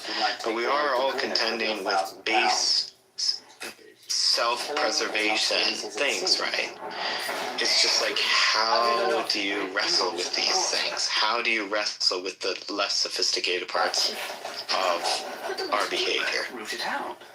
If Cologne here does not know an old crone with a twig, I miss my guess. It's gone too far for that. I gotta think about The that, first bastard born in Scotland. Archie, I love I don't you. know, I mean, can you Love is a explain a dumb bit Betty, more, and I am but a cock that climbs upon it to how crow. you feel about that? Like,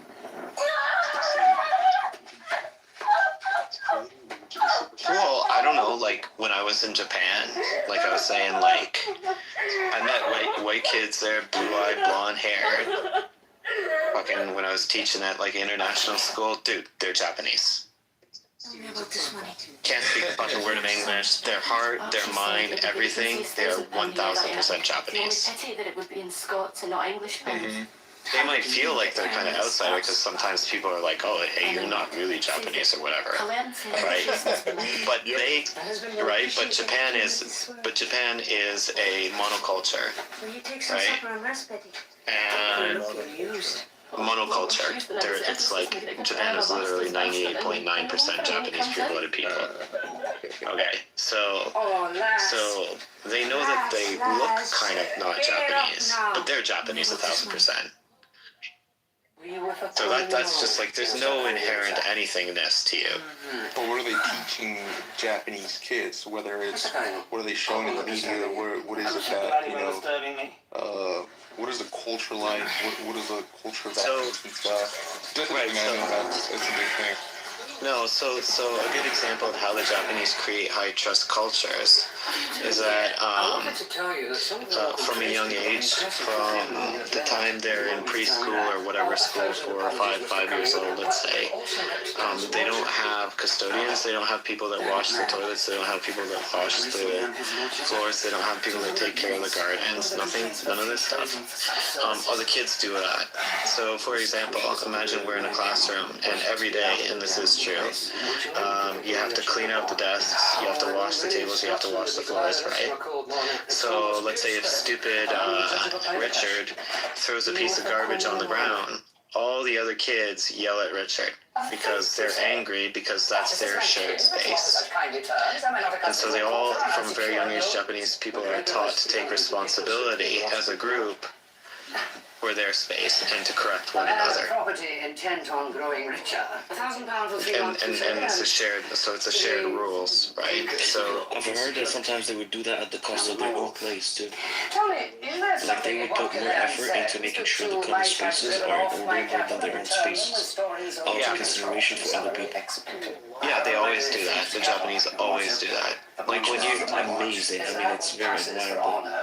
no, it's believe me, the first Christian missionaries that went to Japan, like I think it was Saint Francis Xavier, I'm not sure, one of the Portuguese guys. He went there and he said, he wrote in his books, he's like, there's nothing that I can do to teach the Japanese. He said they have better characters than we do. I mean, there's historical reasons. It's a very hierarchical society. There's a lot of negative reasons for that. They put a fucking ton of responsibility on each other's shoulders. They expect so much from one another.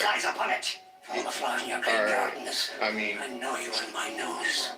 you know what? I mean, I'm not gonna lie. But by God, I will clip you as close as one of Japan the is gilded trees. a very like high functioning country. You know, Come like between us. it's structured, very intelligent. You know, but the thing is, bro.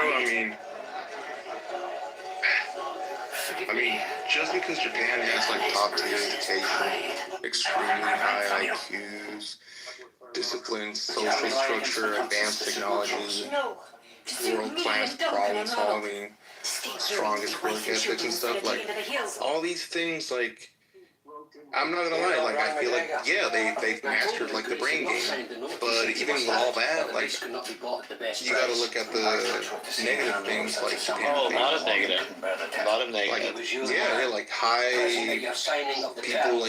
people who are lonely, bro, record-breaking suicide rates, extreme work pressure, deep emotional, like, isolation, like, all these things I've heard from, like, Japanese people, you know, and, you know,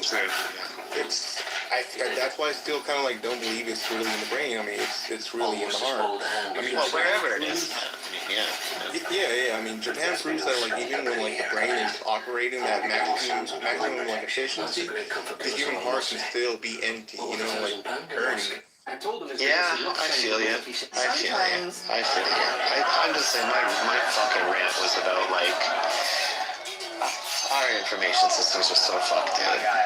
Well, you know what, bro? When I was in Tokyo, right, I was there for nearly a decade, and every day I was like, fuck, I wish I could just stop the trains in this city. Like, it's a city of trains, right? Like, everybody, someone, where do you live? Oh, I live at this station, right? There's like fucking 400 stations in Tokyo. Maybe, I don't know, could be even more, who knows? But anyways, that's how the city's built with trains. I'm like, damn, I want to stop because I'm like, these people suffer. They work so hard, dude. They work like 12, 13 hours a day.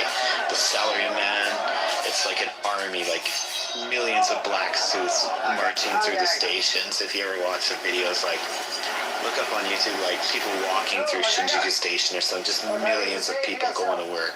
Honest, hard-working people. And that's kind of like their slavery, right? Ours is like the slavery of distrust, like through the, like, you know, through the TV and stuff. Theirs is overwork. And I'm like, oh man, one day these trains are gonna break down, everybody's gonna have a fucking day off. And soon enough, man, I swear to God, like, fucking, there's a massive earthquake, right? Remember that 2001 Fukushima earthquake? For 2 days, the trains were shut down, and I was like, "Fuck yeah!" I just wish that would happen to our news cycle, dude. For like 2 years, just like nothing but positivity. Fucking people will be like, walk outside, they like rub their eyes, look up to the sky, and be like, "Oh my God, this is what the real world is like." That's funny, bro. Yeah, I better take off, boys. Thanks for listening to my dream. This is my dream. Yeah, see you guys. Peace.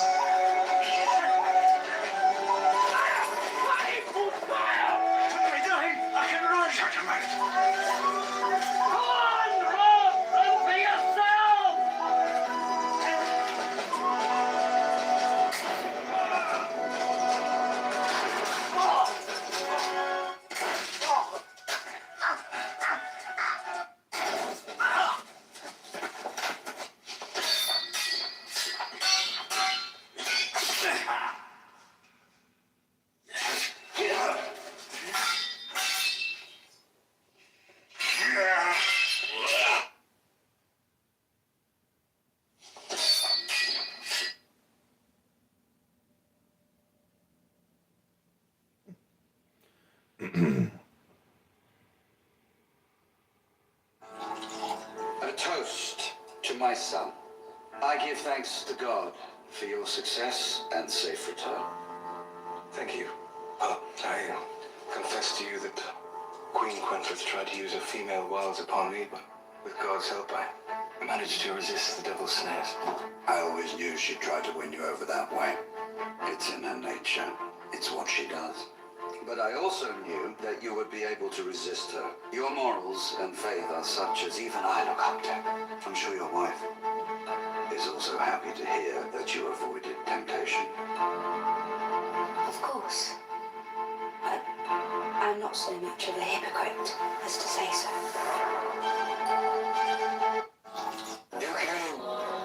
I want to wish you and Ingrid every happiness. And you're not joining us in matrimony? No, I cannot marry you. I don't understand. In my heart, I am still married to Fiona. Now I have to go. Where are you going? To my love.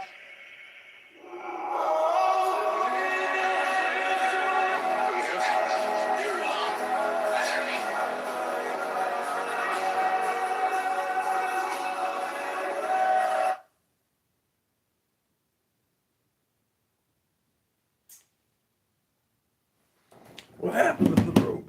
He killed her. Who said that weird ass shit? Met some useful information as well. I'm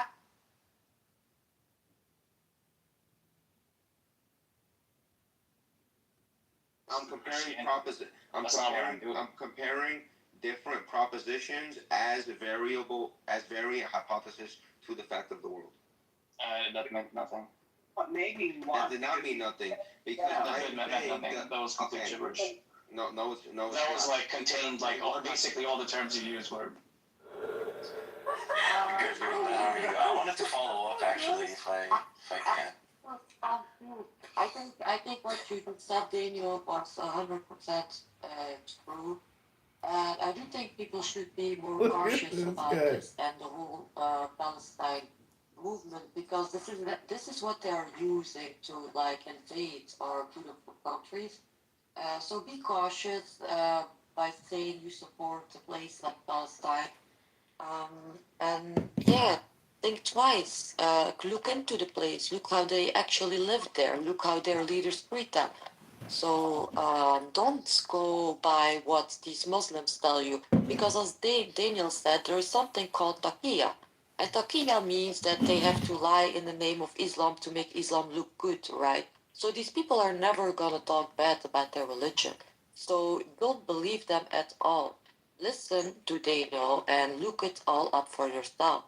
Okay? You can go, yes. Thank you. I would say that Islam is peaceful. Point of moderation. Point of moderation, please. Point of moderation. Let's not move anybody down at the very onset. No interrupting. Everyone's allowed to speak and respected in that. So please, Paul, it's your turn to speak. I'd like to hear what you have to say uninterrupted. Anyone interrupts you, they're going to be moved down. So please give us what you'd like to say, War. Okay, thank you. I just want to start this off by saying that Islam is peaceful. Okay, most of the Muslims that live on earth are peaceful. They don't harm anybody. They don't do anything to anybody. And in comparison to other religions like Christianity, there are more rates of violence in Christianity than any other religion. Right. Fatima is just saying this because of her own Christian bias. She chooses to be ignorant in Christian violence. Shut the fuck up, bitch. I'm still fucking talking. You whore. Shut the fuck up, bitch. That's why Muslims are raping you in your country, you loose ass bitch. That's why you're mad as fuck. Anyways, she's mad because Christians in an Islamic country oppress Muslims. They kill Muslims. They force them to be part of Islam. They force them to accept the Bible. They'll force them to accept white Jesus.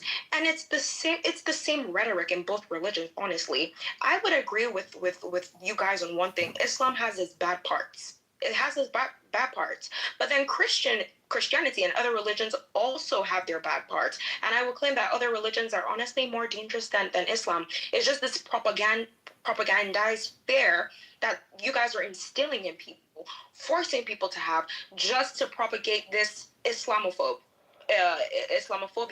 That's what you guys want, for us to hate Muslims. It's pronounced accept, not accept. So you gotta Shut the fuck up. pronunciation. Next person, thanks. It's accept. Oh, it's a lesbian Muslim. Muslim. I'd like to make a comment briefly. Look, I accept what you have to say, Paul, and we're going to take it on board. You think that this is just about hating Muslims. It's not. It's about an ideology. Yassine, would you like to have a moment to speak? Yes, thank you, Daniel. So I listened to what you were saying, and I think people embrace that narrative that you were explaining, combined with what Fatima says about taqiyya, and you worrying about how Islam propagates the idea of the caliphate. I don't want to assure you, but I will give you my impression. I think most Muslims in the world, and definitely the Muslim country that I grew up in, these ideas are almost non-existent about the caliphate. Sure, there are some discussions, some entertainment about it, but it's pretty loose. I would say if anything comes serious to even establishing the caliphate anywhere in any Muslim country, I wouldn't say all of them, but in most of them, that would be quite a an alarming development, and it will be dealt with pretty quickly. I think a lot of these topics, and I see them pretty much mostly discussed in English. Like I don't even hear these topics discussed between Arabs, Muslims.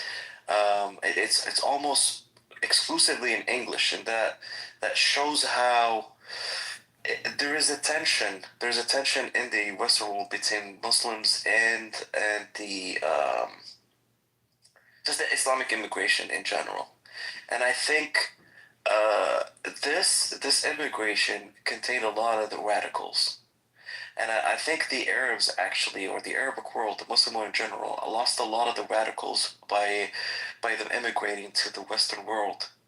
So I understand your concern. I think it's a viable concern. It's something you shouldn't be worried about. But for most of the world, or from specifically where I come from, it's not even a topic of. It's not something that the people discuss or worried about. I think it is a worry for the Western world, though. I think it is. But back home, back in the Muslim, I don't think it's really something to worry about. People don't say taqiyya, people don't embrace the narrative. It's just they don't even go that deep to be like, oh, Aisha said Muhammad and all that. They just take religion as something they add to their life just to add a little bit of peace of mind, just to resolve their inner conflicts. Something spiritual, no more nor less. But other than that, it's just business as usual, and people are going to, But I understand the concern. I see the problem. I see the danger. All right, you've had enough time to speak. We're not going to have you go on with the TED Talk. Just to respond to what you said, we're not worried about people. Stop speaking. We're not worried about people that have already been dominated by the West, which is what you're describing. We like that. So people that are popping their booties up, or they're assuming the position and getting fucked. So we're not worried about people that have already been bitch made. We're worried about the Muslims that actually are going to fight for what they believe in. So someone like you that does this little taqiyya dance, that's fine. We don't give a shit. Like, if you don't think about eschatology, if you don't think about the coming, the second coming of Christ, of the Messiah, if you don't think about any of these concepts, the Day of Judgment, then that's fine. That's what the West has already done and accomplished. But we're talking about these outliers that need to be stamped out, and people that actually take their religion seriously. Who takes their religion seriously? Well, people like Hamas take their religion seriously, and they appeal to certain hadith that the end times won't come about until the Jews have been destroyed, right? Until the Ummah has been unified. What does it mean to say the Ummah has been unified? It means that there's no more sectarian dispute. It is just one consolidated Ummah and body of believers. And it's at that point when globally the world has been conquered terrestrially, is that we bring upon the eschaton. Now this is traditional Islamic eschatology, and it is a terrestrial eschatology. It speaks about geopolitics. The religion is, you cannot excise geopolitics from Islamic eschatology. It will not happen until the Ummah is unified, that the second coming, the end times are brought upon. And this will never happen. So what's going to happen is Islam will be destroyed one by one if this ideology is held. So the more that we can make Muslims bitch-made and to understand their text metaphorically and to soften their views and to become more westernized and to become more assimilated, that's what we want. That's what we're doing. We want to assimilate them and remove Islam from them and to supplant it with a superior ideology, a pure ideology, a pristine ideology. And what I will say is that anyone that resists will be genocided. And we can see that in the mind viruses that occupy those that are within Palestine. The mind virus that occupies them has led to their destruction, and they will be destroyed. Alhamdulillah, alhamdulillah, alhamdulillah. Alhamdulillah.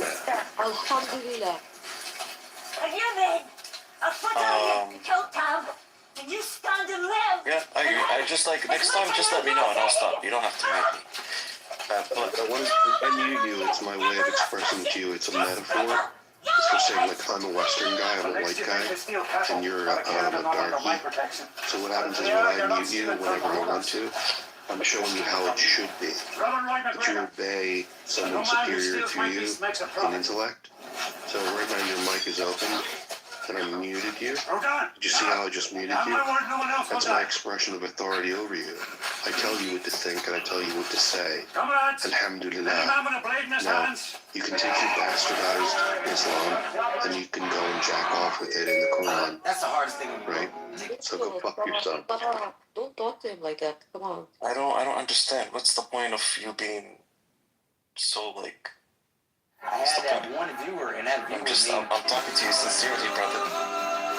Yasin, are you a small content creator? Genuine question. I might be. On your socks. Stop. Yes, Yasin is, as I said, Yasin is not a terrorist, so he's not a Muslim, as I said earlier. So don't talk to him like that. Yeah, no, he's not a Muslim. He's a Christian. He calls himself a Muslim, but he's not a terrorist, therefore he's not a Muslim. There is no one like So don't talk to him like that. Come on. Are you serious? Or 100%. Look, I thought we were just like Michael as a whole. We do have an understanding. Why are you destroying everything we're trying to fight against? The reason why I'm asking this question is because of recent poll. Daniel, I'm gonna remind you of something. When you resist, you persist. So you gotta be careful. I'm just giving you like only 53% my perspective. Okay, it might not be complete, but it might be just a piece of the puzzle. Does that surprise you or if you try, if the way you talk to somebody who came to you just trying to have an honest conversation, and you call them the words you just did, I mean it's despicable first of all, but also it's not gonna help your case. You saying like this whole speech about like this authority, white man, darky, like I have no idea what you were talking about there. No idea. But just let me make myself clear. I'm not about like trying to win the case of the hearts of people that are, partial to Islam. So that's not what I'm trying to do. I'm trying to remove their hearts and hold their beating hearts in my hand triumphantly. I'm not interested in winning hearts. I'm interested in piercing them. I mean, sure, but don't you think that's weird? Why are you interrupting me again? I want to see what it's like. Don't interrupt me when I'm speaking. You're interrupting yourself right now. You can keep talking. If you interrupt again, I'm going to move you to the audience. Do you understand?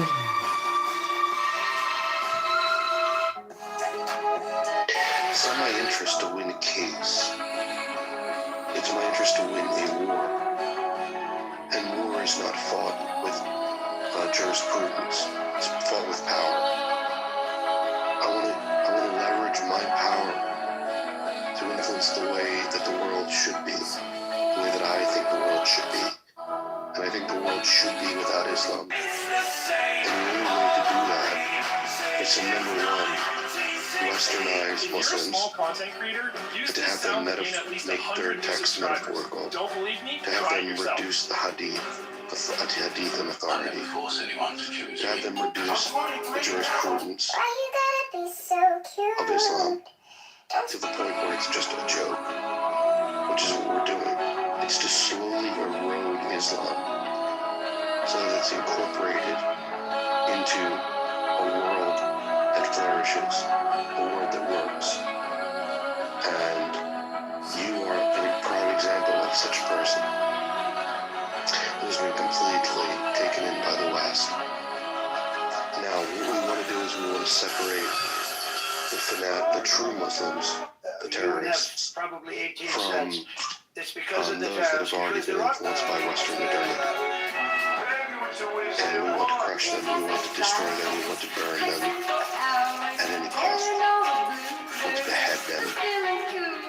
And we will do it. But we will do it in subtle ways, because that's what the West does. So, like, we understand that there's the optics of what we're doing. Do you understand that? We know what the optics are. We don't want to go around burning Muslims, putting them in cages, and slowly delivering them into vats of boiling water, caging them and lowering them into water as they struggle like non-human animals. We're smarter than that. We want to infiltrate the minds of Muslims. We want to infiltrate their cultures with Western modernity.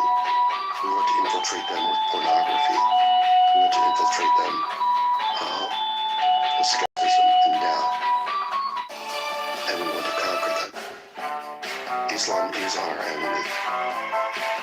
And anything other than complete annihilation of Islam is unacceptable. And this is the way.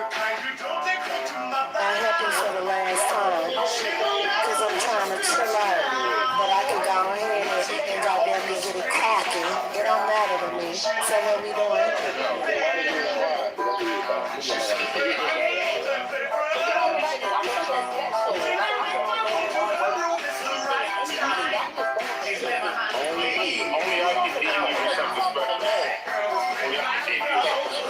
I don't give a fuck. I'ma give a motherfucker everything. What a bitch can do. See what I'm saying? Yeah, this ain't no motherfucking teamwork. I wanna see what a bitch can do. That part. Cause you know the bitches always hit when they wanna be on the sides. What the bitches can really do though. That's the part I like. I give a nigga to a bitch and a nigga. What the fuck is you talking about, hoe? You getting a nigga and a problems, bum ass bitch. I don't play like that. I walk away in a minute. Let's try to like have a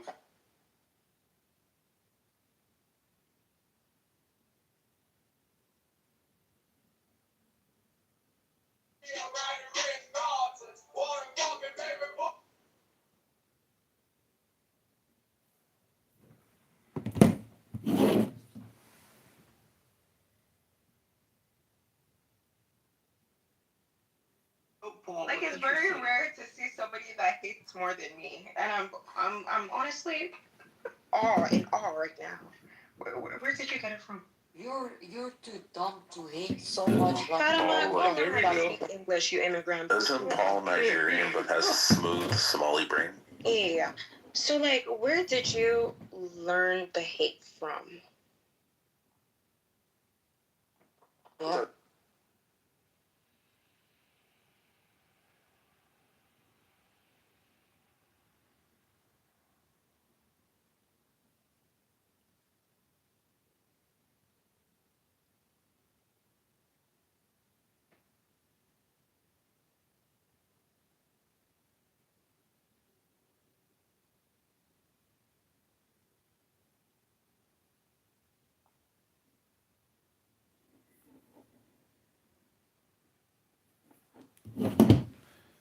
Fucking kick me from another room, motherfucker.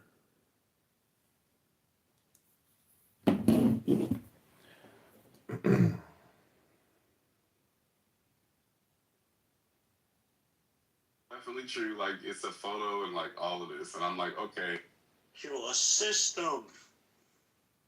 This is why I go to the teller, baby. I don't deal with them. Thank you.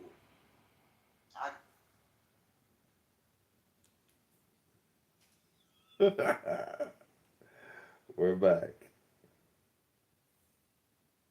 Love for humanity. You know, Daniel, I want to read something. I appreciate that, actually. Alhamdulillah. Sorry, but I wanted to read Fucking guts does this guy have? Let me see if I still have it. This is from a Palestinian activist, actually. I wanted to read this. His name is Ahmed Al-Khalidi. He's quite known. I've had a few conversations with him. Good man, anyway. He said this, and I think he posted this. Let me just give you guys the date. On the 1st of October, 2025. So, basically, more than a month ago. He said this. I'm tired of the lies we tell ourselves. Our leaders cry every day about the quote-unquote occupation, as if history began in 1948, as if Israel is some unique monster in human history. But let me remind you of something that no one dares to speak of out loud. God, my We fucking Arabs primary are the burner's children of the still biggest and going. longest occupation the Middle East and Africa has ever seen. In the 7th and 8th centuries, Arab tribes burst out of the Arabian Peninsula. Within just a few decades, they crushed the Byzantine Empire, Syria, Lebanon, and Egypt. They destroyed the Persian Empire. They swept across North Africa, reaching all the way to Morocco, Spain, and even southern France. At its height, the Arab Caliphate ruled 30 million square kilometers, larger than Rome ever dreamed of. Millions of Persians, Berbers, Copts, Arameans, Jews, Greeks, and others suddenly found themselves under Arab rule. Their languages and faiths were pushed aside. Coptic faded in Egypt. Aramaic nearly died out. Even Persian was nearly erased until poets like Ferdowsi fought to keep it alive. Arabic became the dominant tongue, Islam the dominant faith. That was not liberation. It was occupation on a scale that reshaped entire continents. The Mongols came and went in about a century. The Romans ruled for centuries, but Latin disappeared from the Middle East. The British Empire held sway for 200 years, then collapsed. The Arab-Muslim conquests? Question. It changed the entire identity of nations forever. Think about Egypt was Christian and Coptic speaking for 600 years before the Arabs came. Today, it is Arab and Muslim. North Africa was Berber and Roman. Today, it is Arab and Muslim. The Levant spoke Greek and Aramaic. Today, it speaks Arabic. Even Spain lived under Arab rule for 700 years. That is not just an quote-unquote occupation. That is a civilizational overhaul. And yet, in 2025, our leaders, who are themselves the product of the massive Arab occupation, weep about Israel, a sliver of land the size of New Jersey, calling it quote-unquote the worst occupation. Really? Question. Compared to what Arabs did to North Africa, Persia, and the Levant, compared to the centuries-long Arab rule that erased identities, forced conversions, and remade entire regions? If we, Palestinians, want honesty, we must stop pretending that Israel invented occupation. The truth is bitter. We live in the shadow of the largest and longest Arab occupation in history. Blaming only Israel while worshiping our corrupt leaders who exploit this narrative is not justice. It's cowardice. History matters, and if we don't face it, we will remain slaves not to Israel, but to our own hypocrisy. Now that is a Palestinian I support. That's a Palestinian you support. That's a Palestinian speaking. Alpha, drop that link to me. Oh, I will, sure. Do me too, please. Do me too. I really want that, please. No, This but is I'm confused as to like what is that supposed to be doing? Just like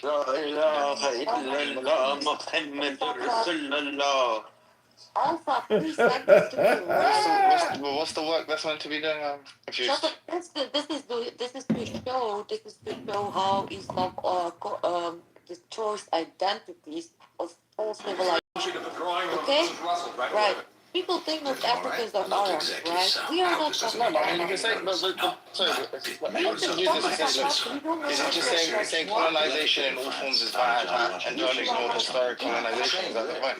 Actually, Islam does colonize. No, that's not what I'm saying. It's just, is that the point? Is that why you read it? And so he I became missed the context. It was quite It's supposed to be What's his the real name? crocodile Well, tears I'm of the sorry, Arabs Dorothy. and the You can't have Muslims yourself from should be Kansas. ignored If given that's your the decision. extreme I'll send a extensive message to the oppression agency that they have and brought available upon the shelf on the region. books. Yeah, but I mean, no, sorry, firstly, I mean, no, firstly, there's this clear, just shut up. Clearly there's an asymmetry here. One, you're talking about some historic colonization before, let's say, like the Declaration of Human Rights and, you know, this like global cordon sanitaire on, you know, what we consider to be bad in the form of colonization or have you. You're talking about like a contemporary case of a, you know, an ongoing Timothy. The Palestinians just completely recognize our Arab colonization. Why you're just He wants to silence Palestinian voices because Timothy is gay. Well, they'll laugh. I don't know. There was a serious conversation we had on the To my creation, Timothy, just give you the context of the room. Daniel has been talking about. No, just like Timothy, just remember you're more progressive, black, liberal, gay version of me. Trey copied of the drawing room for Mrs. Russell right away. Everything all right? Not exactly. There can only be one Timothy, just remember. If this guy interrupts me again, Sam, I'm gonna be very uncharitable to you the next time you're on my You can take care of yourself. I'll do it back. Thank you very much, Sarah. That was really beautiful, Alpha. Thanks for bringing this to me. To the point though, the gentleman was making. Oh, sorry, as I understand the point. Like, obviously there's a clear asymmetry, right? One is that you're talking about a current colonial campaign versus a historic one. Two, there's obviously differences in terms of a colonial campaign in the wake of this kind of global sort of progressive attitude towards human rights. So if you're talking about the Romans, you're talking about the British, you're talking about whomever else. Like, this is pre-World War II. Pre-Declaration of Human Rights. This is pre the collective consciousness. Arabization, Islamization, fuck your ancestors, we're gonna convert you by the sword, that's fine. But if the British do it, then oh my goodness. I didn't say that. I said the opposite of that. Are you like a moron or something? Are you not listening to what I'm saying? Right. Like, I know you have scripted. No, I'm saying but you have little. I don't care who. Like, you're not gonna appeal to anyone. Like, someone being a Palestinian doesn't mean they have fucking authority or sway. That's Ahmed al-Khalidi. That's Ahmed al-Khalidi. I don't know who. It wouldn't matter. You tell me it's Allah. I wouldn't care. You're more informed on Palestinian issues than Ahmed al-Khalidi. What am I saying? What am I saying? What are the things that I've just said now that like require me to be informed on Palestinian issues? What you're saying, I'm making a logical point to you. Fuck the Syrians, fuck the Armenians, right? Because why is it always? But why is it always people that like defend Zionist talking points are always so unhinged? I'm trying to have a conversation. What are you trying to do? No, you're just like spazzing. So what did I say? So you tell me what I said. I'm not trying to silence anyone. I'm not trying to silence anyone. What did I say? Repeat it back to me, just so I'm clear that you know what you're saying. Is the thing that's making you so emotional. World War II doesn't matter. It doesn't matter. That's not. Clearly, that's not matters. Clearly, why are you behaving like a monkey? That's obviously not what I said. That's clearly not what I said at all. Like I said, here's a clear asymmetry between the two cases, as in someone isn't being a hypocrite if they don't make mention of some historic injustice, namely they aren't some historian from some particular period, fucking time immemorial, but they are talking about some kind of contemporary issue. There's just no asymmetry there. They're not contradicting themselves. Like clearly that's just not true. So that doesn't mean to say that any period in history, pre-modernity, right, isn't interesting, isn't important, doesn't affect how we analyze, the world or do anthropology. It's just saying that, like, these two aren't the same. So if someone's like, hey, you know what, I'm concerned with, like, contemporary human rights abuses and issues around the world, you go into the, but what about Genghis Khan? What about Genghis Khan? That's not really doing much for the conversation. Well, you're doing the same thing. You're doing the same thing, my friend. Cross. I'm not. I'm pointing out. I call you Cross because you don't have a name, so I call you Cross.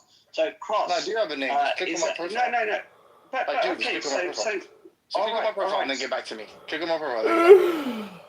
Okay, so Cross. Click on no. Do you want to have a conversation? No, until you. Is it some ego trip Yes, use my actual name on here. Just click on my profile. So go on, it's not that difficult. All right, so If you want to demonstrate your competency, okay, I'll call you. Demonstrate your competency. No. Do you want to correct me and tell me how should I call you? No. I want you to demonstrate your competency. Okay. So it's not the ego trip. On my profile. You seem to have some sort of ego trip. By clicking. A sense of self. Listen, you drunk idiot. Click on my profile and use the name. That will demonstrate your competency, and then I'll engage with you. It's an easy test. It's an easy test to prove you're worthy of talking to. So make it more transparent. People could. Okay, I'll go and read it. Right. So go on. Hemototus. Unfortunately, you didn't demonstrate your competency. Well, hematotus is pretty close. I'd say he's close enough. Did he say hematotus? Yeah, he said hematotus. Oh, that is pretty close. Fuck. My bad. I'm not sure where he got this. There's like an H there, there's an EU. Like, I would think you'd think it was Hematheus or Hemathus. I would definitely go Hematheus, just because Timotheus would be the fella, you know what I'm saying? No. Hey, other guy, emotional, upset, angry guy who hates Muslims. Like, what are you talking about, Himothy? What are you talking about? But can we all I think you're motivated by Islamophobia. I think you're Islamophobic. What are you talking about? Ahmed Al-Khalidi is enough to put you in your place. Thank you so much. I really Fatima, just go in English. Like, I agree with you, bitch. You can't speak English. Bitch, I don't even look. You know what's like crazy? Like Sam, maybe this is like for you. Every single time you debate one of these people on these issues, they're always like motivated by some kind of bigotry to the point where it's just like irrational, and you can't even actually make you can't make points to it and they respond coherently. Like you read that out. Okay, beautiful. I made a simple observation, and you're just like spazzing. You're just like spazzing and responding. You hate this guy. Like just chill out and respond to what I said. But what you don't understand, Timothy, is that Abdel said that you were wrong. So, and also, also said you were wrong. So you got to respond to that fact that those two people. Could you perhaps benefit from a cough drop? Those two people proved you wrong, Timothy. So I don't know how you're gonna respond to that. Evidently, I never know. It's very. Yeah, you're right. It's a very substantive argument in the opposite direction. I'm not sure how I'm gonna overcome it.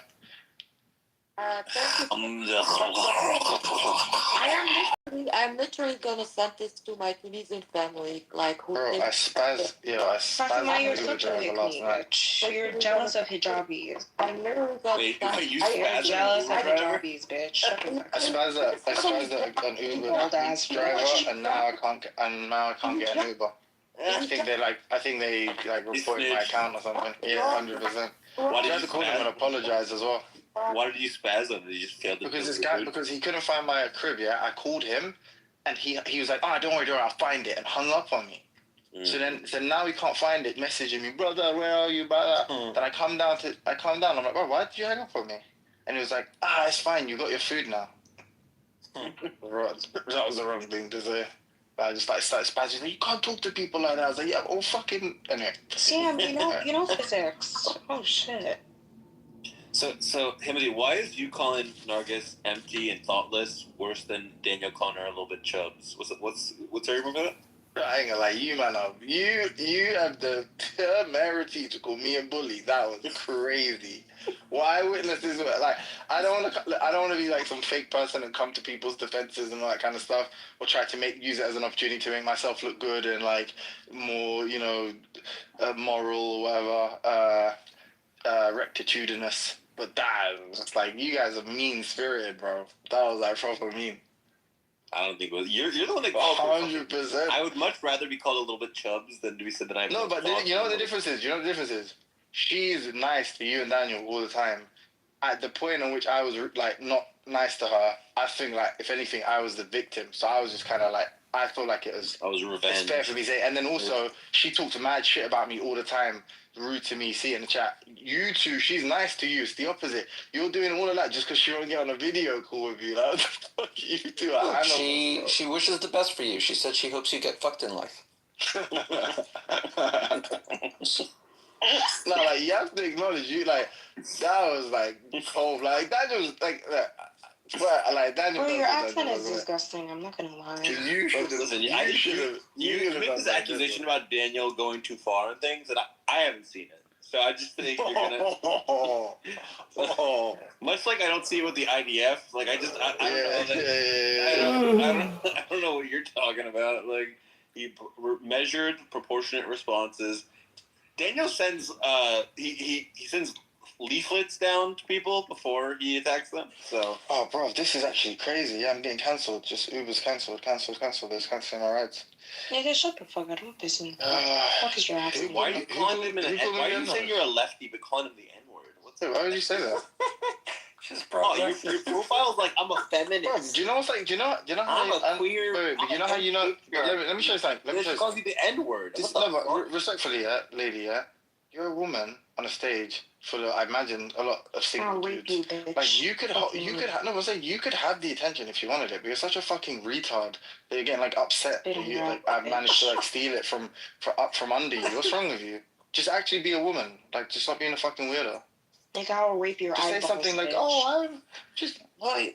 And you're threatening me. You're my finger down your dick hole and scrape the semen from the walls of that shit, like 2 rooms. Has been talking about dick holes, man. What's wrong with you? That's like weird. That was weird and aggressive. Don't ever do that again. Also, Timothy, she's on her profile. It's like end patriarchy, all this like leftist sloganeering, and she's calling a black man the N-word. Like what? Do you know why? No, but you know, I'll tell you why. Because she's just an attention seeker, and I imagine like in most rooms, she's just like she'll find the conservatives to be like, feminism bad. She'll be like, yeah, feminism good. Fuck you, I hate you. It's like now it's just some like random gossiping session, and she doesn't know any of the characters involved, and she's like, tension. We're speaking about, but I don't like it. I'll be honest with you. I think we were being mean, but I also think that it was more just funny. We weren't actually attacking her character as much as like making fun of the fact that she wouldn't go on a video call. And the most we were saying was that she like is insecure about her looks. We weren't actually like saying she's a bad person.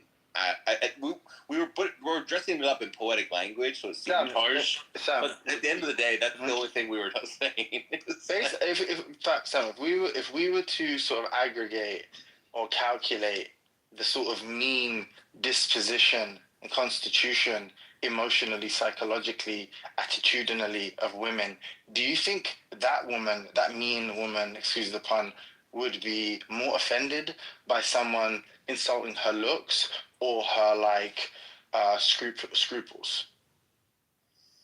Well, I think most women prefer looks. Okay. Thank you. So you going? Oh, we didn't say she was mean, but we said she was fat and ugly. Like what? How is that? No. But our criticism was not that she was fat and ugly. It's that she perceives herself that way, but that she actually is like a hot MILF. But that she has this like distorted. No, Daniel was saying like that. Daniel. Was I mean, he was throwing in some poetic flourishes. I'll grant you, but we were saying that she is still hot. That was the. You say no shit like, bro, you don't have a life. Like, bro, you were being fucking mean. I never said you didn't have a life. All I said was, look, this is your behavior. This is the psychology that explains your behavior. And plus, I don't like you. What you guys did was just mean. You're just like attacking her. No. We were saying that she has a neurosis around going on a video call because she's uncomfortable with the transition from maidenhood to MILFhood. And that makes her uncomfortable, which is not that.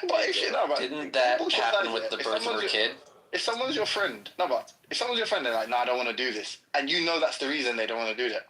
Why would you expose it in public and exacerbate it and like insult them for it? Like, that's like insanely mean, and like that's what an enemy does. It's not. Well, we don't actually know if that's the reason. It's more just taking the piss for not doing the video. No, but you think it's plausible, right? I mean, it's 50-50 odds. Like, I don't know. So. Okay, so then if it's not true, then it's even worse. Then, like, what would you mean? Like, bro, you know, fuck. I don't know. Hey, look, you will be friends again in a week. Don't worry about it. It's fine.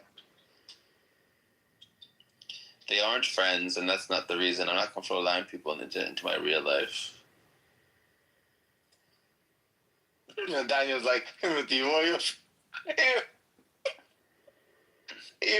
He thought he was gonna get some like expert psychoanalysis, and just like me being so vituperative or something. It's like vitriolic.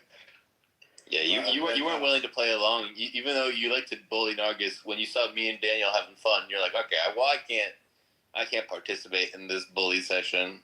You know, like, yeah, I'm above this, even though that seems too hot. You're the bully par excellence.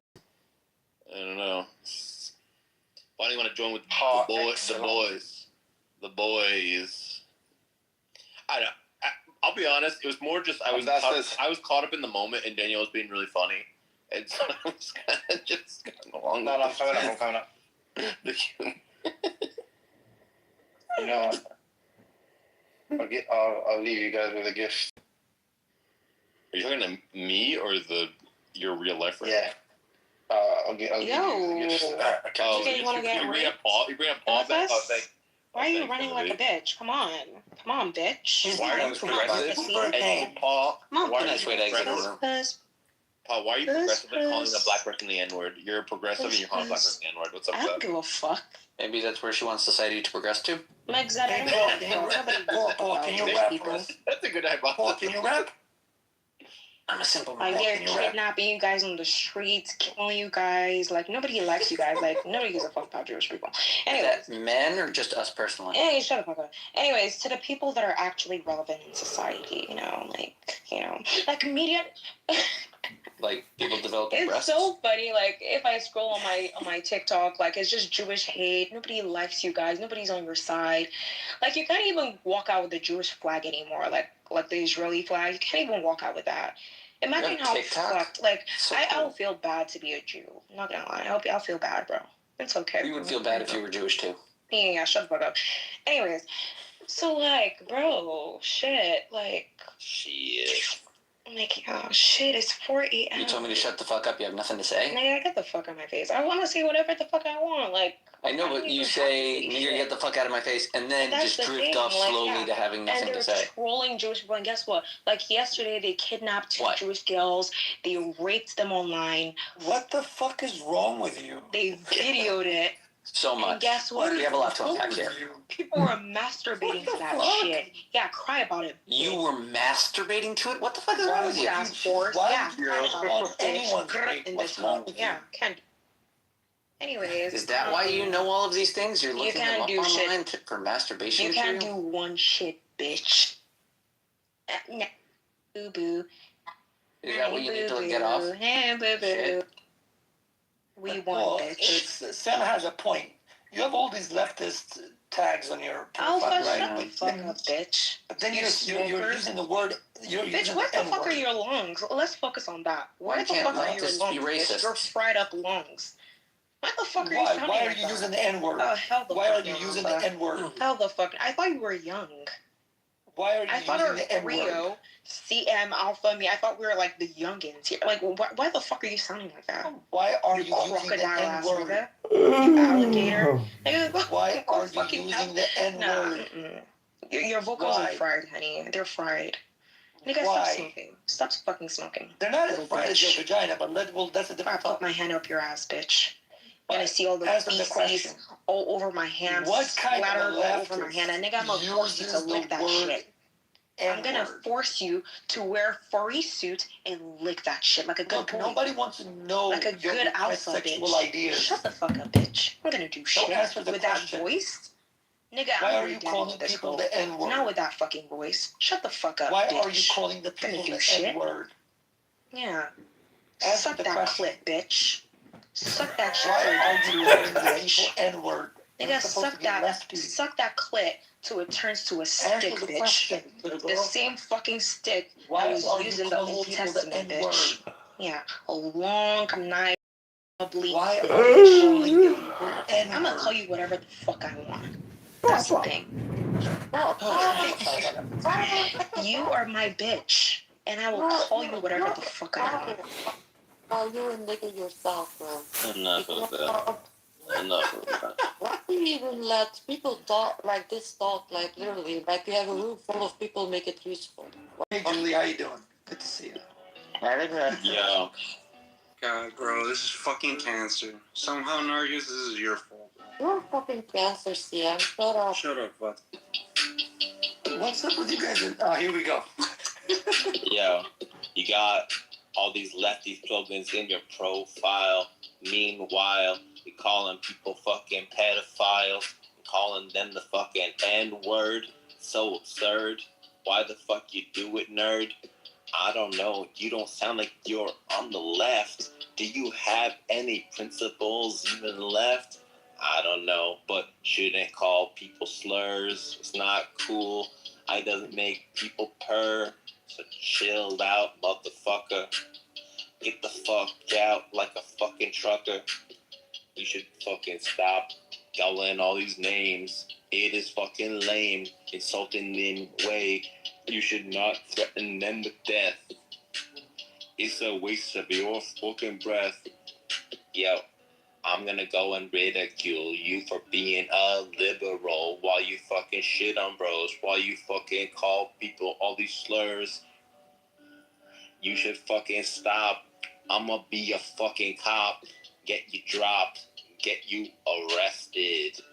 Because you acting so detesting. You was acting evil to the fucking people.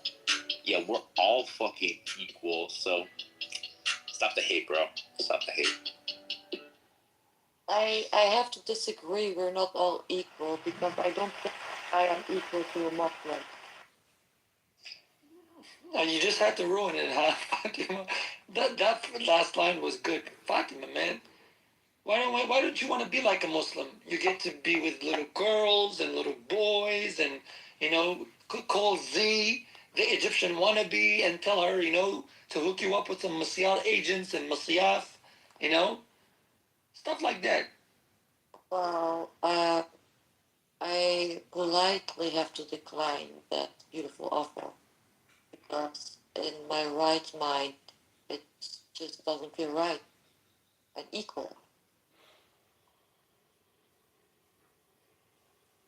You know what's funny, Sam? She says in the text, what's wrong with Masyaf? Don't you want to have sex? Oh, no? Weird? How is that a flex? He's starting to rape people. Like, what the fuck is up with Paul? He's like the least leftist person I've ever seen. Fucking starting with rape? What the fuck, man? Dude, she was in Andrew's room and telling Andrew that she would lick his ass and shit. I'm like, yo, this is putrefaction to the core. Yeah, this dumbass Paul. This Paul thinks that men have uteruses. What a dumb bitch. What a dumb bitch.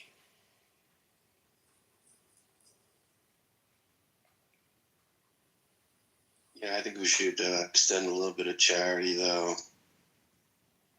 Now I have a question, Daniel. Are you and Sam just trolling? Or are you guys serious about the whole fat phone Discord shit? What is it that you would trolling, right? Specifically? What part? Like, like with the Nergis thing. You guys are just trolling, right? Like, this is just like an in-house joke. Yeah. What's that? Are you interested in the Nargis content? Are you turned on by her? No, because Why do you want to dig up that old chestnut? No, I want to know. Like, this is an in-house joke, right, between you guys. Like, you guys are trolling each other, right?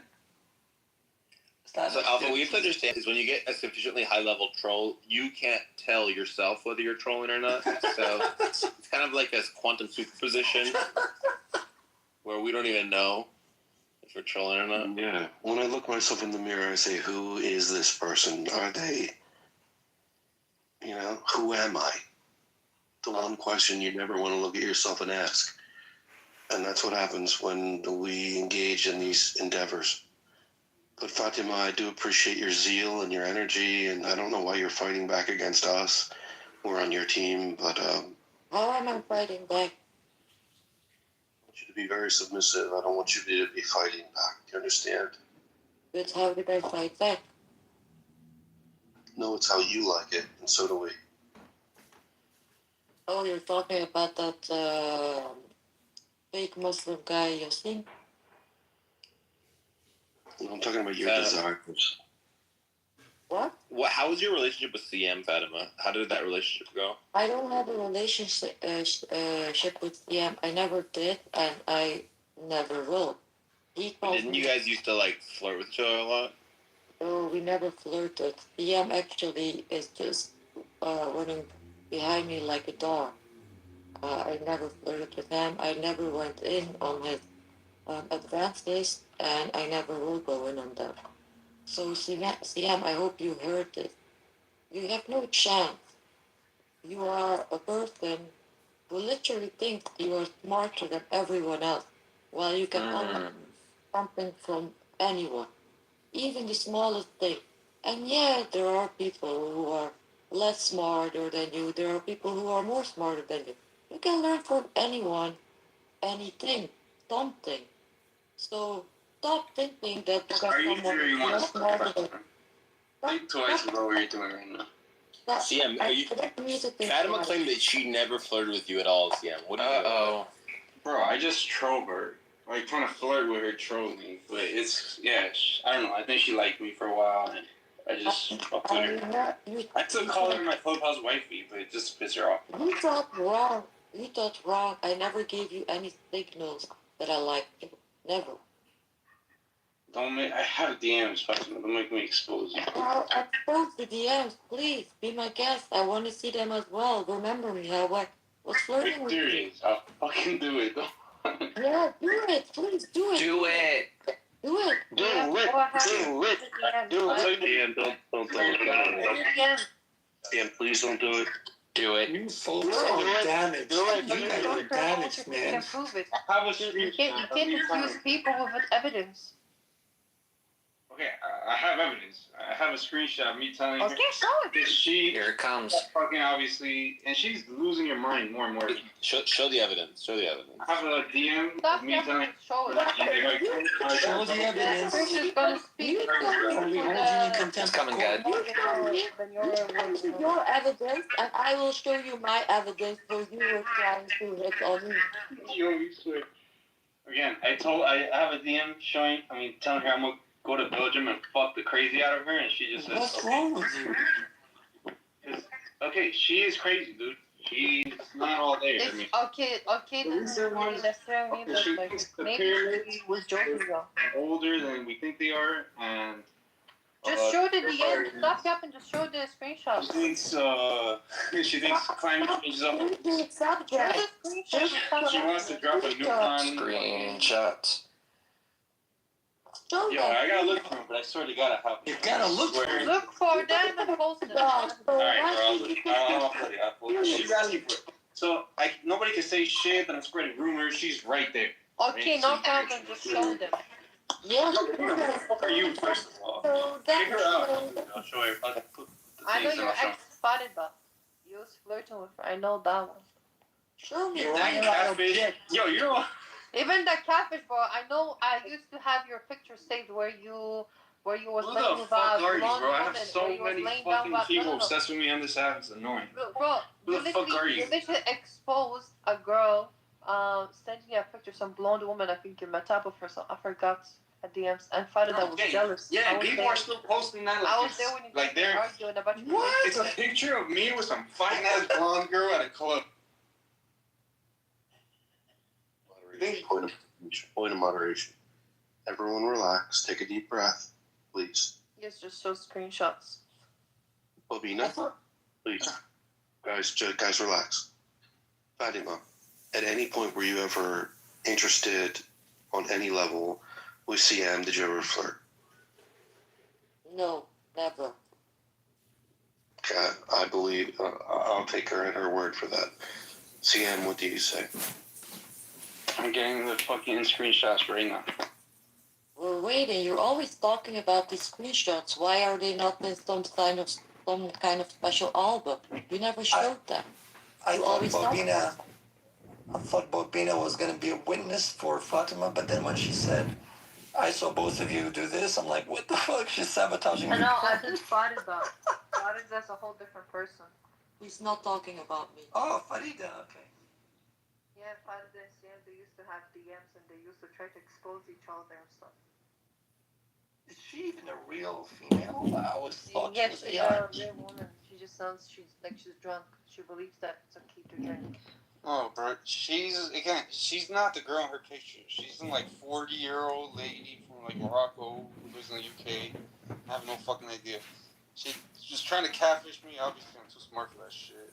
I don't. And now I just go around in rooms where I see her talking.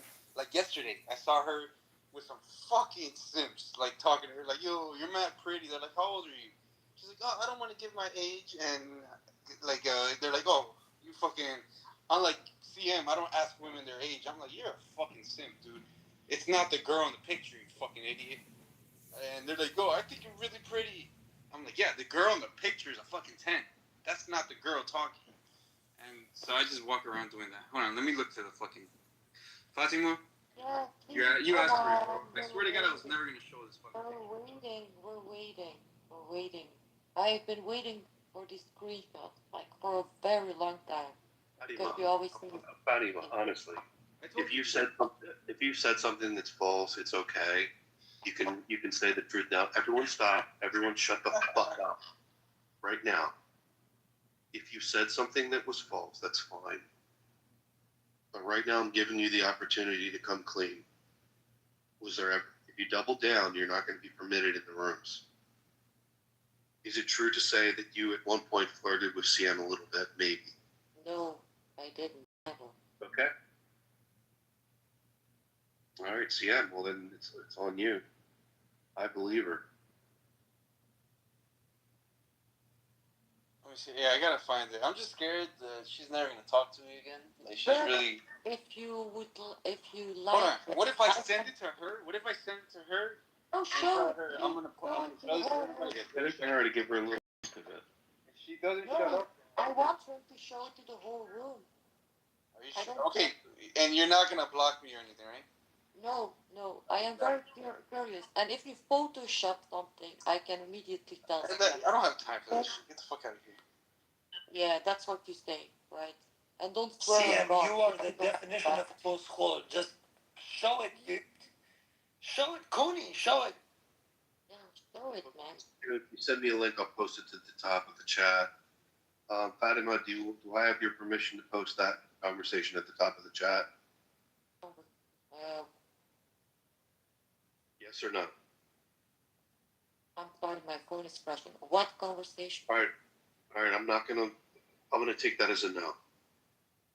No. You don't want that conversation posted. Conversation between me and Siam, yes, whatever. Post it. I don't care. You are giving me permission to post the conversation of you flirting with CM at the top of the chat. Oh my God, yes, I'm not flirting with CM. I never did, so yes. Okay, CM, send away. Post.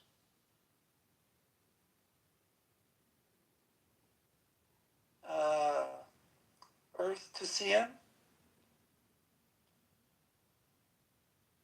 Yeah, I'm looking for it. Hold on. How many people's chats do you screenshot, damaged boy?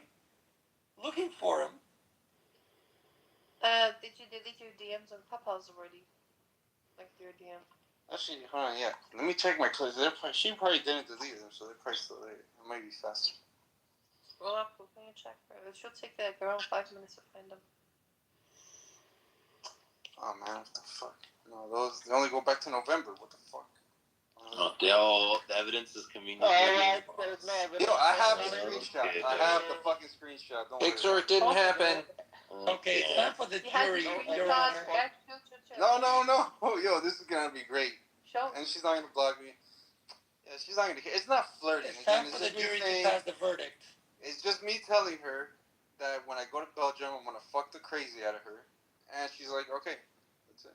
Anything else other than that? Wow, hot. I mean, no, there's more. We can't I mean, take word for that. No, we need the screenshot.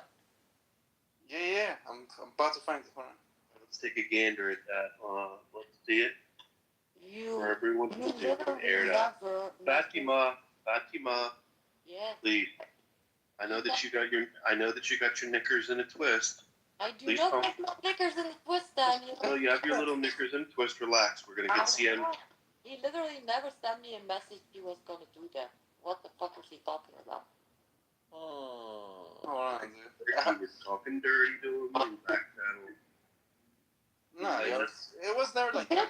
What he did do is telling me that literally publicly in group, I'm gonna F you. And I never responded to that. I told him to shut the fuck up and not talk to me like that. So, Oh my goodness. Now, Daniel, what's your reading of the situation? Do you think that Fatima's lying that she never flirted with CM, or do you think CM's maybe embellishing how much they were flirting? What's your read on the situation, Daniel? My read is just one side. I think that Fatima has stood completely firm, and I think what CM's doing is he was misinterpreting her language I'll let you guys interpret of his prowess, because he thought of his prowess as being maybe a little bit more grand with her than he thought, and he misinterpreted what she said. That's my read. What about you, Dan? No, I think the premise of Daniel's judgment hinges on CM not having game, and I think that's just a lie.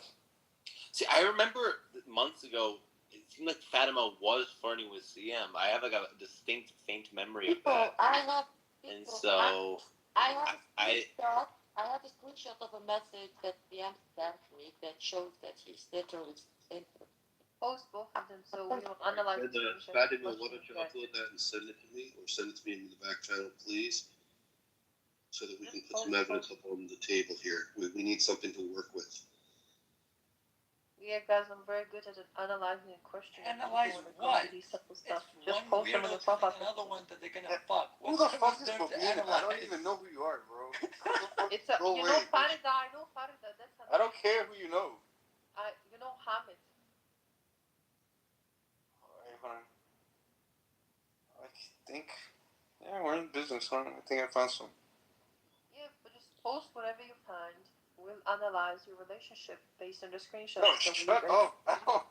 I'll post it as soon as this bitch gets kicked out, bro. She's gonna screenshot those things and start. Why? What do you mean you're gonna post I don't know it? who you What are. are you talking about?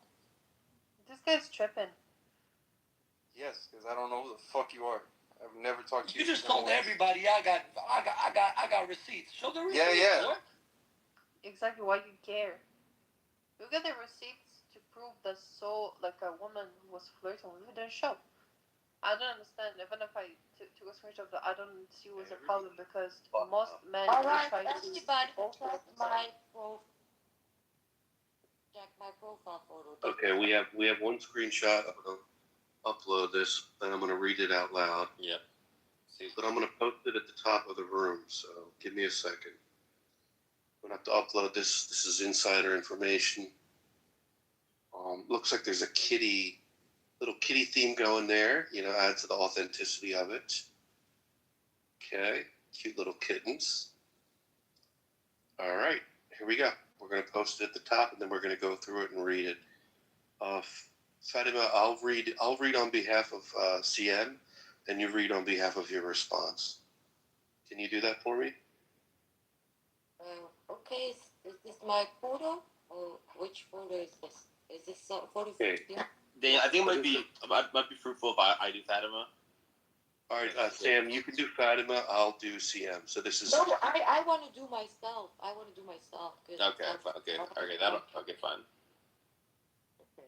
Yo, you guys are losers, bro. Okay, go ahead, start. You cook. All right, so is CM in the white or are you in the orange? I am in the orange. CM is in the white. Okay. This is CM speaking to Fatima. You forgot the doctor at the end. Quote, I believe you're smart, doctor. I'm laughing my ass off, just joking. It's just fun to say that occasionally. Damn, I just checked out some of your pictures and Jesus Christ. I really hope I can talk to you one of these days and pick your brain. Because honestly, I care about that part more for obvious reasons. So my first Yeah, man. my first Simple flirting, bro. That's the fucking. CM, stop. So my first response is to the first message. Lol. So demanding. Yes. Correct. But Demanding. That is actually Demanding, yikes. And You had in wood. That is flirt, yes. So now my response is to the second message, the damn response. And I said, okay. That's all. All right, and then on April 4th at 4:15, CM writes, "Hey, I messaged you on CH. This is not good looking good, CM. This is not looking good, bro. This is so bad, man. You know what I think is so cheesy about it? You forgot the doctor at the end. I believe you're smart, doctor.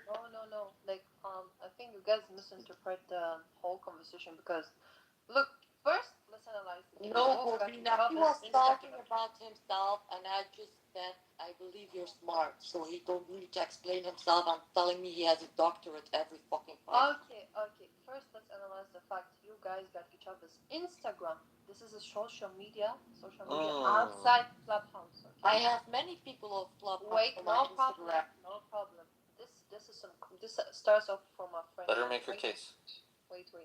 So this starts off from a friendship. Like you guys got comfortable. Hey, McZed, I need to hire you as my lawyer. Now, CM, shut up. So here, I need a Jewish lawyer. I demand a Jewish lawyer. Wait, shut up, Sam. I don't understand. What does this mean? Damn, I just checked out some of your pictures, and Jesus Christ. What pictures? What are we talking about? What kind of pictures? Her pictures of her face, body, good pictures, bad pictures. What pictures are you talking about on Instagram? Use your imagination. Tell me. I don't know. What the fuck? I'm not using my imagination. You tell me. All right, well, Sam, I just need to talk to you for a minute. Everyone, please calm for a second. We have some new information, and it seems like Fatima has been vindicated in what she said. She is being approached by CM. CM is being the aggressor, and she's completely sort of blowing him off. So this idea that she's the one, so she's the one. Fatima is the one in the right here. And now, if there's any other forthcoming screenshots that we can evaluate, then we should do so. But at the moment, question. This is a lie, Daniel. You're lying. Daniel. We have to be fair. You Daniel. have to be fair and just. Stop. Here. Stop for 1 second. So Daniel, I completely agree that right now it looks like that Fatima has been completely vindicated. That CM was out here just completely, shooting his shot. You know what I mean? And she's being like, okay, like just being very kind of dismissive, kind of blowing him off. And he's shooting his game, and it's not really working. So You mean he was until we have further, until we have. This is Until we have further screenshots, I think that is where we are in the dialectic. I do have absolutely, Sam. Everybody, please relax or you'll get moved down. What we're doing is, this is an investigation, and there are reputations on the line. So there were two competing narratives. One of them is that CM says that Fatima was flirting back with him and playful and this and that. Bobina, please stop. You'll be able to speak. Just give me a second. Now, Fatima has provided screenshots which corroborate her story that yes, it was indeed CM that was being thirsty. And this is obvious thirst. And it's pretty cheesy too, with like the doctor thing, the doctor joke. But CM, if you have anything forthcoming, we'd like to see it. But right now, based upon the empirical evidence, we're going to have to conclude that yes, it is indeed the case that Fatima just wasn't interested and was not flirting with you. That's a lie. Let me investigate. If you guys call this investigate. You can keep your trap shut until I bring you. Okay, sweetie. Go ahead.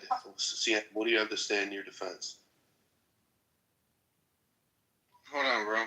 I have to look in my iPad. I don't think this shit's on my phone. You want to look at your desktop too? My question is, are we not going to take Fatima's quote of CM's text and her response okay to be that she is accepting his invitation to flirt? Well, that's going to be on. You can, if Mick said, if you want to represent CM, you may. I'm representing Fatima at the moment, but if you'd like to represent CM in this case, and by all means.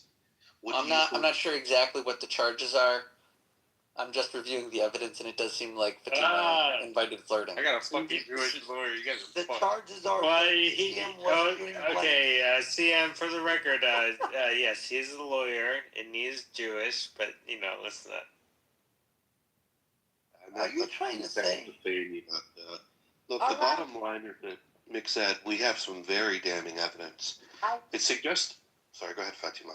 I put on a second screenshot where you can see how CM desperately asked me to follow him for RPG, I don't know how many times. So you can see that he desperately asks me to follow him into rooms on Clubhouse. Go ahead, read it.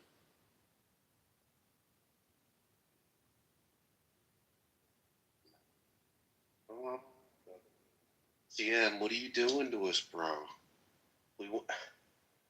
Alright, we're gonna have to read this out loud. Oh my god. CM, PhD, mathematics. Who are you asking? I thought you didn't believe. Sorry, Fatima, do you want to read your...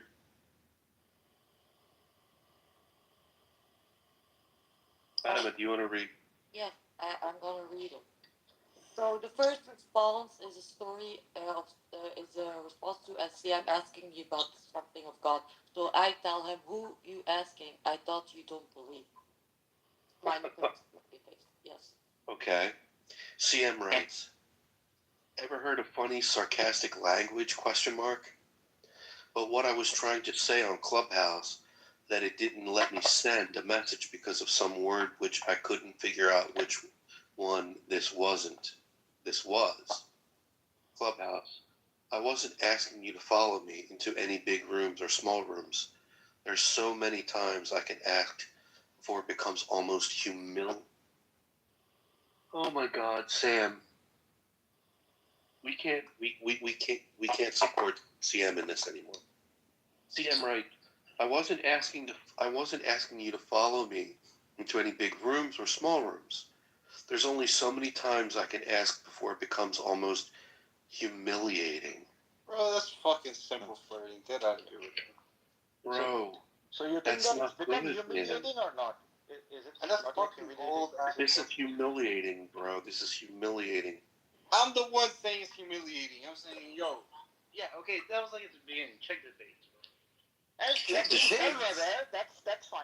Check the receipts. But Daniel, it's what's going on is he's clearly saying that she's not reciprocating, and that his constant pushing at her, the fact that she's not reciprocating, is starting to look bad for him. He is aware of it. He's becoming self-aware. Yes, he's becoming self-aware of the situation. Get the fuck out of here. So, okay, CM, let's ask you, since you said it, what did you find humiliating about Fatima's response to your advances? Almost humiliating. Yeah, that's nothing at all. That's just words.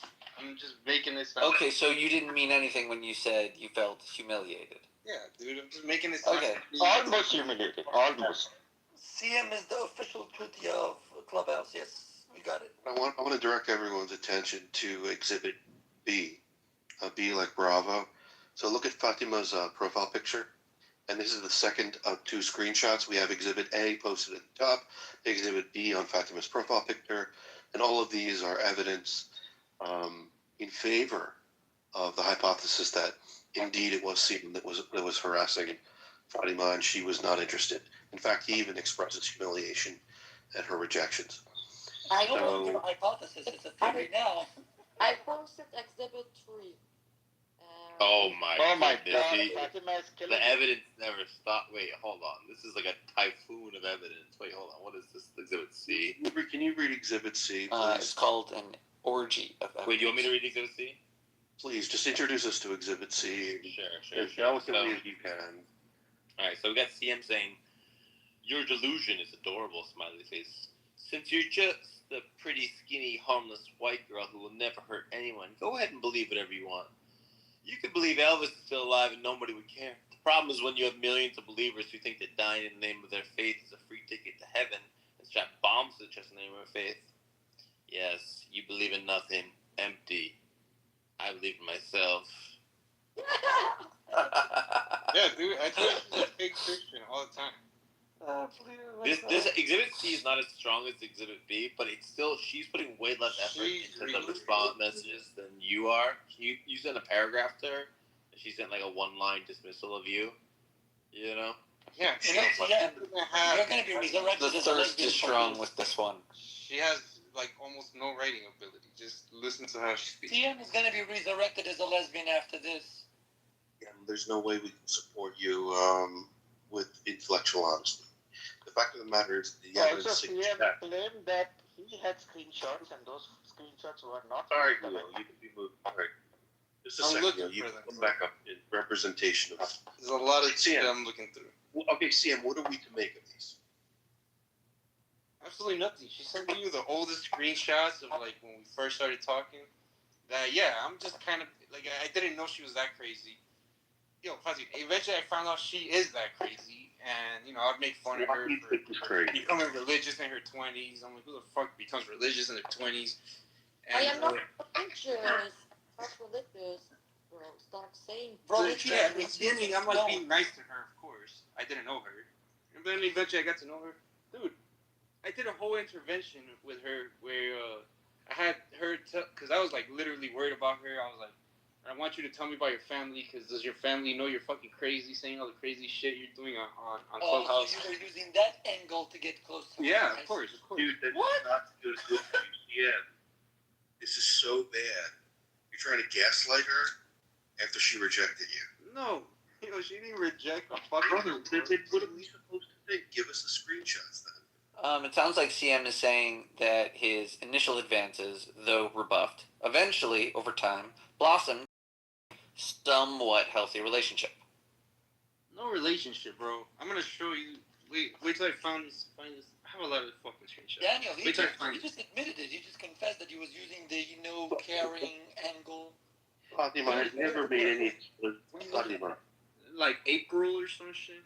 All right, that's enough. Everyone, please calm down. Order in the court. Order in the court. Has he ever sent you anything explicitly sexual comments? On my previous Clubhouse profile, he did, so unfortunately I cannot provide the evidence for that anymore because I don't know. That's why I can't find it. We'll take your testimony. Stop. We'll take your testimony. What was it that he said? And you don't have to be explicit if you don't want to share it. I told you what I said. I told her. I thought she was like, no, we're not interested in Fatima. What did he say to you, and did it make you uncomfortable? He was telling me he wanted to do sexual things with me. I didn't go into that. And he says these things also publicly in rooms on Clubhouse. Like he said before, I told Fatima I'm gonna F her when I am in Belgium, and she responded to it, which is the message she is still looking for and cannot find. What did he say specifically? That was just admitted to it. Specifically sexual. That he was gonna have sex with her in Belgium. Yeah. No, again, quote, I'm gonna fuck the crazy out of her. She's bringing receipts. You're not bringing receipts, brother. She just corroborated what I said. I actually just found a new receipt of the Oh my goodness. It's another text. This is show everything, Fatima. Literally, I don't care. That's right. No. Order in the court, please. When I'm presiding, I would just appreciate if everyone would just relax. We want to sort through this evidence in a dispassionate way and come to a conclusion about what really did happen. And we want to be fair to both parties. Now, we've seen Exhibit A, we've seen Exhibit B, we've seen Exhibit C. Now, I think that what's being presented now is Exhibit D. And this is going to be something that I believe is going to crack this case wide open. Fatima, would you like to give us Exhibit D? Exhibit D is given in my profile. CM asking me for forgiveness, thinking I'm that emotional for him. Oh my God. All right. This is 1 day ago. He asked me, and what's wrong with him? Hi, Fatima. Are you still mad at me? Laugh out loud. I'm sorry I called you a cunt. I was joking, by the way. Fatima, would you read what you said? Who said I'm mad? Everyone. Bro. I'm fucking with her. You guys are so I'm not the stupid. feeling. I'm not the feeling I got. But okay, I guess. Dude, forgive me, please. I cursed the fuck out of her, and she stopped coming on Clubhouse for like a week. So CM. when she came back, I was like, "Are you okay?" You're sexually CM. You're sexually harassing this woman, Yes. and it's obvious to everybody. What's going on here? Why would you call her a cunt? What isn't going on? CM, this is so bad. This is such a bad look for you. Fatima, tell me how you felt about all this craziness from CM. I do not care about CM enough to care about all this craziness. I just go, I think it's funny, I think it's entertaining. That's all what I think of it. Thank you, all of you. Yeah. All right, CM, what say you? How is this not harassment? I mean, at what point? Dude, it's not harassment. I just told you the context for this. You admitted to calling her a cunt. her out, and she didn't come on Clubhouse. You called her crazy. You said you were humiliated by all the attempts you made. There's zero effort that she's putting into any of these texts, which shows she's not interested, and you're not picking up on it. Yo, again, and I don't have like the fucking. I didn't record the fucking conversation we had. What the fuck? Obviously not. I'm not that crazy. Again, yo, I wish she could like show every fucking message. Literally, again, it'll be some flirting, I guess you could say, towards the beginning, like at the beginning of the year. Since then, I'm just berating her. Like, every fucking message. It was flirting in the beginning, and then when she said no, you try to gaslight her, right? What's wrong with you? The attitude is, I already said it. I told her I've been telling her for months. Men will always naturally just simp for a woman. It's the nature. It's okay. Like, you don't need Are you trying to say that they worship Kus? Is that it? Are you trying to say that CM is trying to worship Kus? I don't call it worship. Hold on, bro. Let me check my Instagram. All right, breaking news. We do have some more commentary. We have a tafsir, so to say. We have a tafsir coming in. Bobina has made a commentary of Exhibit A. So, what Bobina takes, look at Bobina's profile picture, and she's a clinical psychologist, so she's going to be interpreting the text with an expert opinion, and she's going to be considered an expert in the trial. So, what we have here is CM's comments, and then his comments are followed by an expert opinion. CM clearly complimenting her looks and her intelligence, and goes to the point to more direct. He's interested in her. She points to the message, laugh out loud, from Fatima. This was a response to telling her how to address him, and she laughed it off. You can see a little friendship. She said, so demanding. She said this while he literally moved to her, saying, okay, isn't dismissing or dismissive at all. It's an agreement. Even if it was said to be sarcastic, it's not appropriate if you don't feel comfortable with that. So we have our expert opinion, and Bobina, what would you like to say about your testimony here on stage? She clearly liked the attention. Okay. Well, we're going to have to factor that in. So doesn't need to like attention. Now, Daniel, what's your reading of why Bobina is being such a defender of CM? Is there some chemistry there? I'm not a biased person. Bobina and TM, I think, have something going on. And also, I've literally never talked to this girl in my life. Also, Bobina, I think also... exhibits that show that CM demands me to stop talking to two other men. Let's look at this fourth text message. He asked me, and what's wrong with him? Hi, Fatima, are you still mad at me? I'm sorry. I called you a cunt. I'm sorry. I was joking. Who said I'm mad? I never was. It's not the feeling. But okay, I guess. Forgive me, please. He's out here begging for forgiveness from this girl. Oh my. Oh my goodness. Oh my goodness.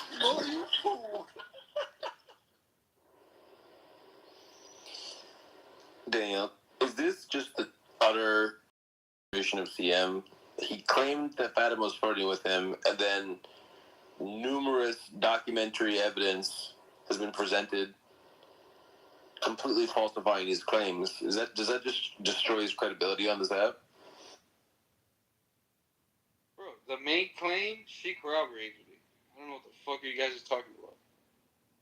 No, she didn't just corroborate it. She penetrated you, bro, with all those evidences right there. Your Honor, bro, the overgrowth, the post she was saying she's gonna penetrate you, bro. I don't think you should be. I put on two new profile photos in my profile. If you can see them, CM is demanding me to stop talking to other men, obviously out of jealousy.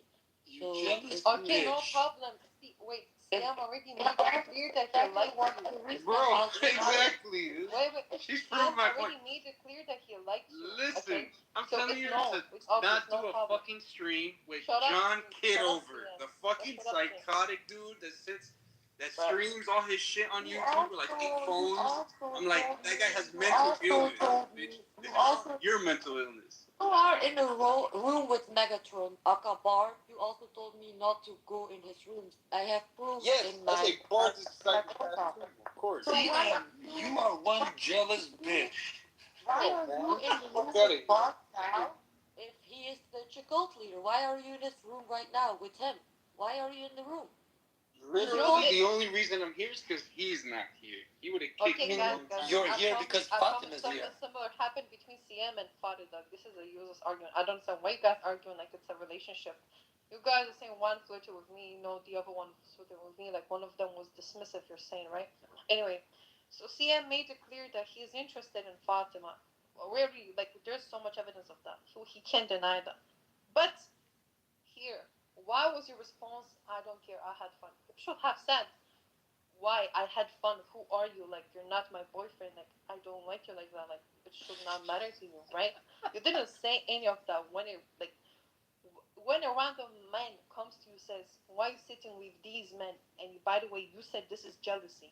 It's not out of concern for you. It's out of jealousy. If you said She's talking about Bart and Kitover, dude. Get the that means you like him. I'm telling you to stop. It means that you like his attention. It's really simple. Obviously, wait, miss. Obviously, I do not respond into VM's advances. So I only respond if I say, who are you? Do you think you're my boyfriend? That makes it look like I'm playing with him. So I do not do that. I don't. What? How does it make it? No, this doesn't make sense. If a woman is direct and she's not interested in a man, it's not playing. It's the opposite. Of my friend Kitover and of Bart. I only responded in defense of Bart and Kitover. I didn't respond him showing me his love to me by saying that I should not be in rooms with these men. So that's why I didn't respond by saying you're not my boyfriend. Why do you see I'm that? looking out for you. You're fucking hanging out with Wait.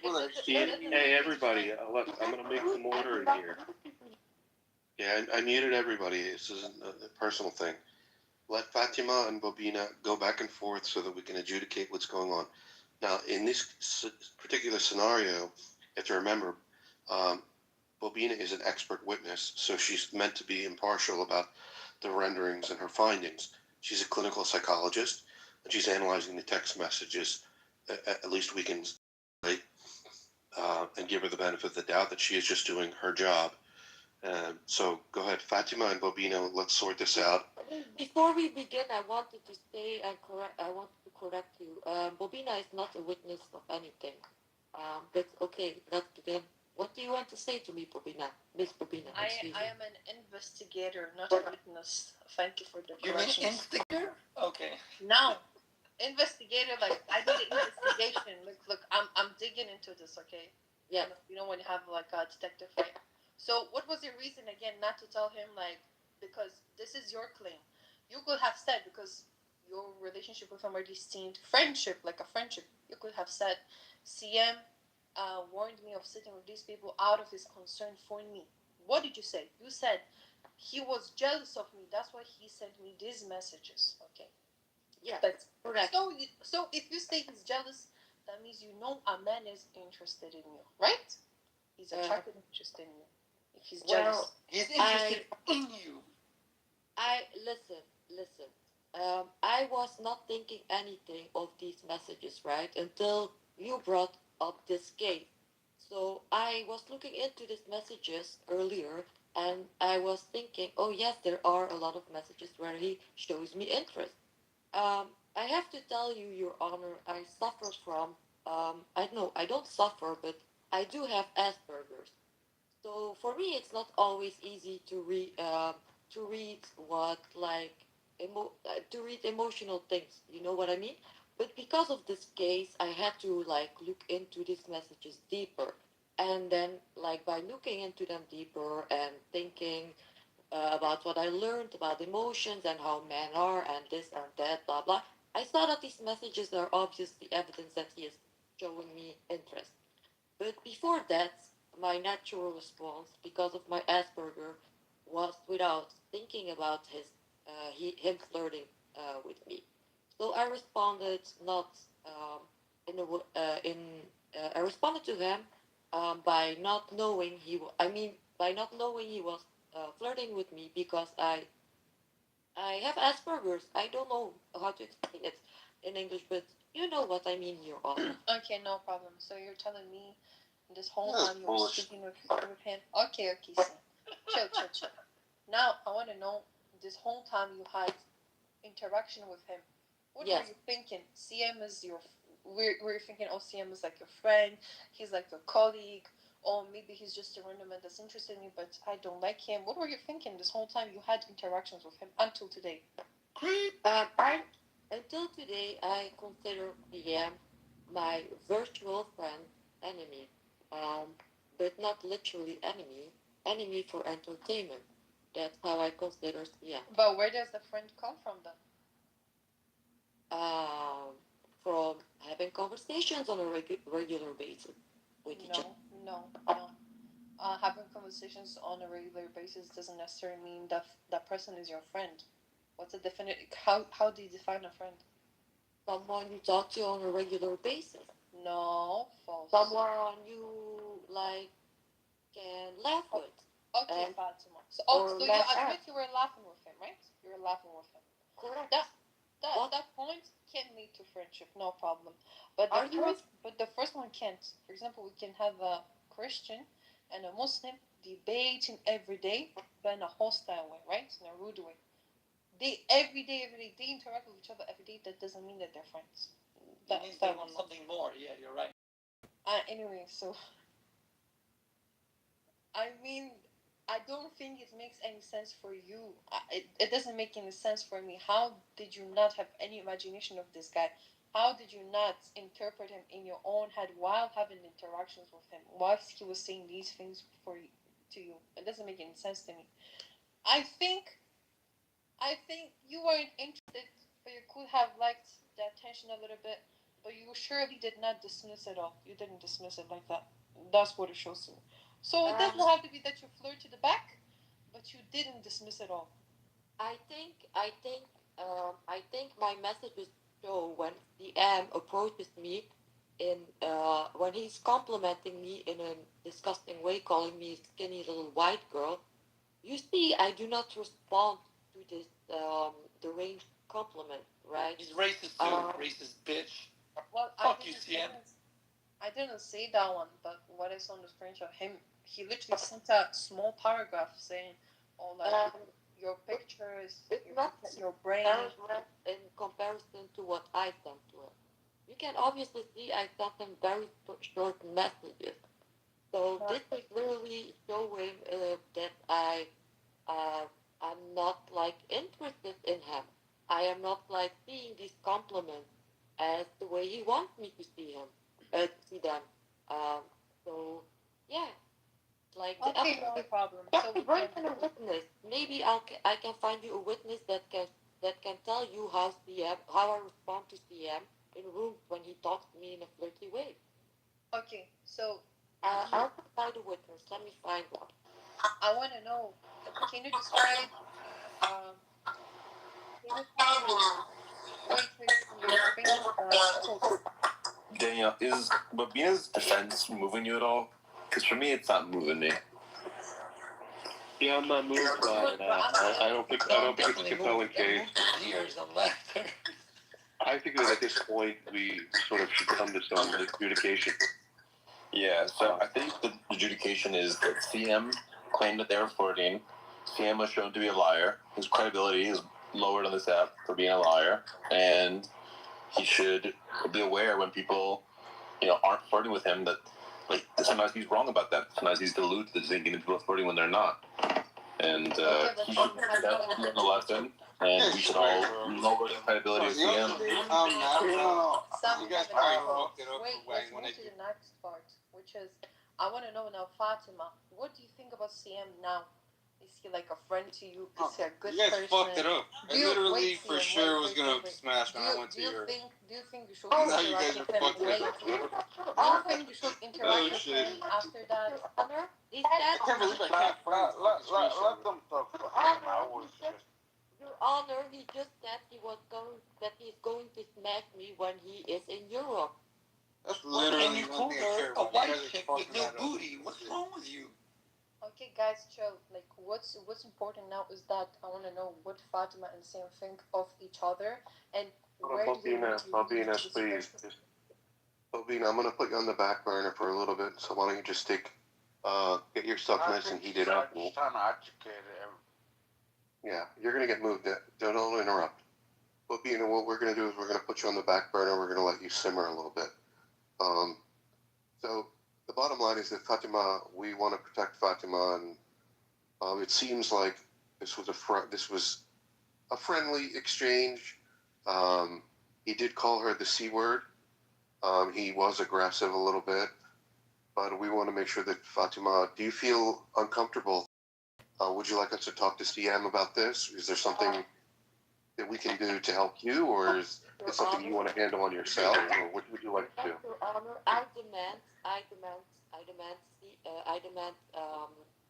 I am seeking damages for defamation. Well, we're going to move him to the audience for number one.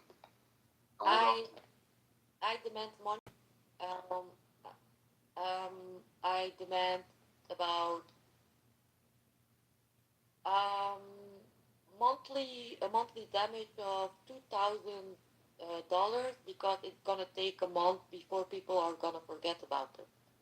So yes, that's what I want. Thank you, Your Honor. All right, that is a fair submission to the court, and the court's going to adjudicate. So we have a submission of damages in the amount of $2,000 monthly payments until this matter has dissipated from the milieu and the gossip of the community. She's suffered quite a bit, and I think she should be accommodated for her loss of work or and the stress and damages and the bodily injury. So, Fatima, I do hope that you win this case, but ultimately it rests upon Sam in his adjudication. Sam? Yeah, so I think Sam has been shown to be a liar. He already, I was giving him the benefit of the doubt because I had heard that they were flirting originally before, but then once Fatima not only laid on evidence, it was a sort of tsunami of evidence. It just kept coming, screenshot after screenshot, all pointing away from what CM was saying. So CM had nothing but bluster and rhetoric, whereas Fatima had screenshots which were clearly showing that CM was flirting and she was not flirting back. So I think some sort of punitive action is in order. Maybe some sort of, I think monetary remuneration would be in order. Maybe, I don't know, I'll let you deal with the... What do you think?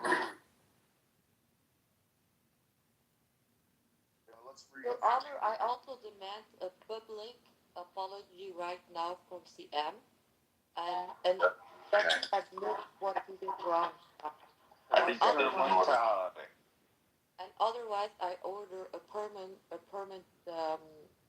Gag order. I order a permanent like ban from all of your rooms. That is fair. I think the public apology is definitely in order. All right, CM, if you wanted to make good on, so what's going to happen right now is that you are technically you're banned from every single room that we're involved with in the community. Can I challenge the CNN? Hey, why don't you shut the fuck up while I'm talking? Now, for the moment, CM, and I implore everybody to ban him from every room that he tries to enter. He owes it a public apology, and upon that point, until that point, then we can reconsider his entry into the community again. But at the moment, Fatima has decided that, along with damages, and the restitution is going to be just a public apology. He's not here right now, but CM, you are permanently banned until you've made that apology. So anyone that is seen violating this and has them platformed him or has them in their room, they're also going to be banned from the community, and it's going to be a permanent ban. There's a zero tolerance for this. So CM, if you have any decency or dignity, come and apologize to our autistic Fatima, who we all know has autism, as is quite apparent to of us, to say the least. She's a little bit unique, so shall we say. So CM, why don't you come on up and make your apology to our little flower, Fatima, and we'll get on with it. But until then, you're banned. Can someone ping CM? Yeah. Yeah, I think this bitch ass that I think the court should charge him for perjury though. Lying ass mother.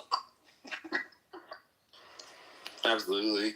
He's a liar and was falsely imputing, lowering the reputation of our dear sweet Fatima with his lies. Who knows who else he's lying about, you know? So we definitely need this public apology from CM. Taking advantage of a girl with Asperger's. What the fuck is wrong with you? CM cannot be trusted, Your Honor. I think people should be aware of this, that CM is a person who cannot be trusted, who makes up things that never occurred, and I think all people should know this on this beautiful app.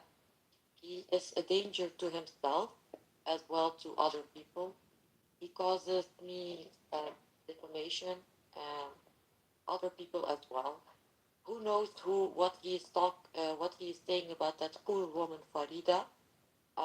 He's also saying of things about this poor woman. People just Yeah, believe absolutely, absolutely. You know, let's put a cork in that for a moment. The bottom line is that what we have for CM is someone who targets people that are vulnerable, people that have autism, who are unable to sort of read into the context, you know, read between the lines in ways. And what I think happened was actually rape. I think that CM is a rapist. I think that he knew quite well that there are certain things Fatima isn't able to process like other people, not in a bad way, but in a good way. Her uniqueness, her unique perspective on the world was taken advantage of. And he inserted himself into her text. He aggressively inserted himself into her life. He aggressively asserted himself. Who knows what else he did, you know? But the bottom line is that Fatima, we're sorry about what happened, and we love you, and we're going to protect you at any cost. And if he doesn't apologize, he's banned. So thank you. Thank you, Your Honor. I also would like to add something about investigator Bobina. Bobina is not an objective investigator. I think Miss Bobina has feeling for CM. She is also, I actually want her also to publicly apologize um, um, to me because she was also trying to cause damage to my reputation.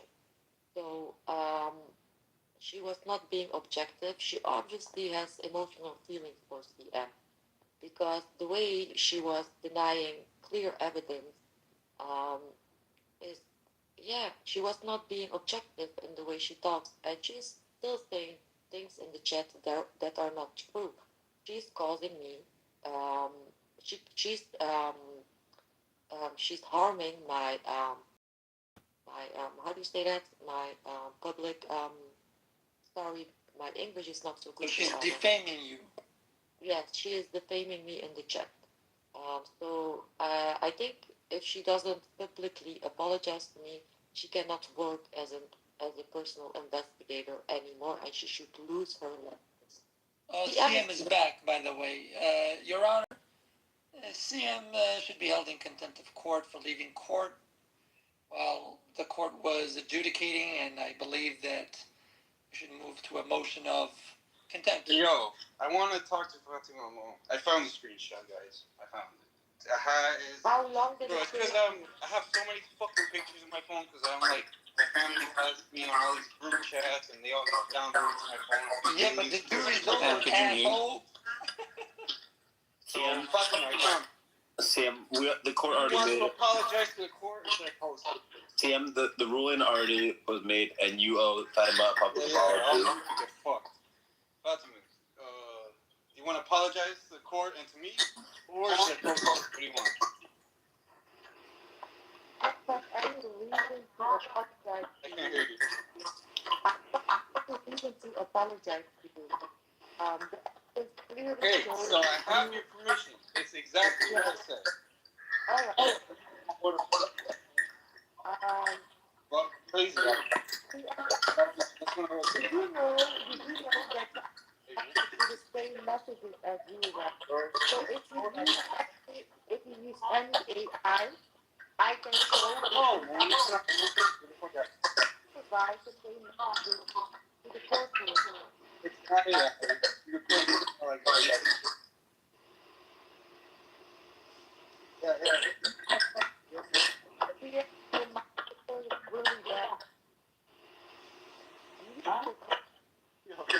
Hey, Daniel, there's too much background noise. Hey, the court has already ruled that you owe Fatima a public apology. Last chance, Fatima.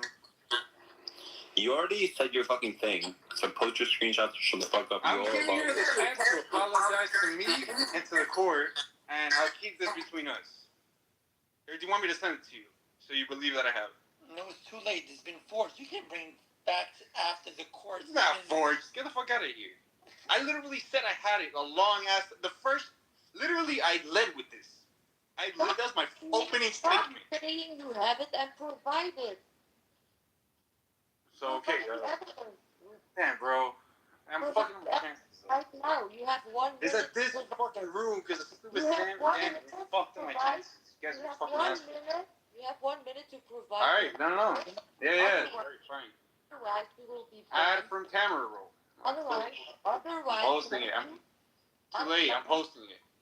All right.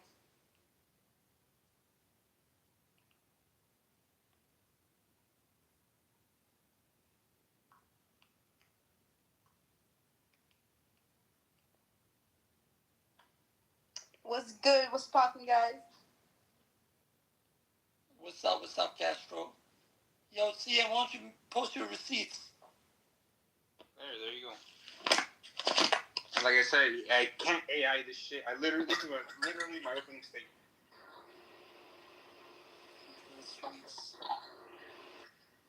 Like I said, all of it was fucking around. Everything I told her was fucking around. It was. I kind of flirted with her a little bit at the beginning, but it was always. Hell, what's going on over here? Yo, did she just say all right? Of course she did, bro. Yo, wait. I led with this. My opening statement. Honor, I can explain this. I can explain nothing. Explain yourself. I gave you the chance to apologize obviously To the court. I obviously did not respond to your sexual harassment. I was responding to mute your mic! I was obviously not responding to your sexual harassment. Sure, bro. Sure. Again, the only bad thing about this is that I did fuck my chances on Europe. Never in my previous evidence did I respond on any of your fucking aggressive. So, Your Honor, what does that look like? I want both of these. What does my PTR look like? This is a sarcastic. This is a sarcastic. No, it's not. Yo, there's more of this. This is the only one that I remember taking a screenshot of. Your Honor, as a member of the jury, I want you to move to I want this court to move to a motion of dismissing both of these claims.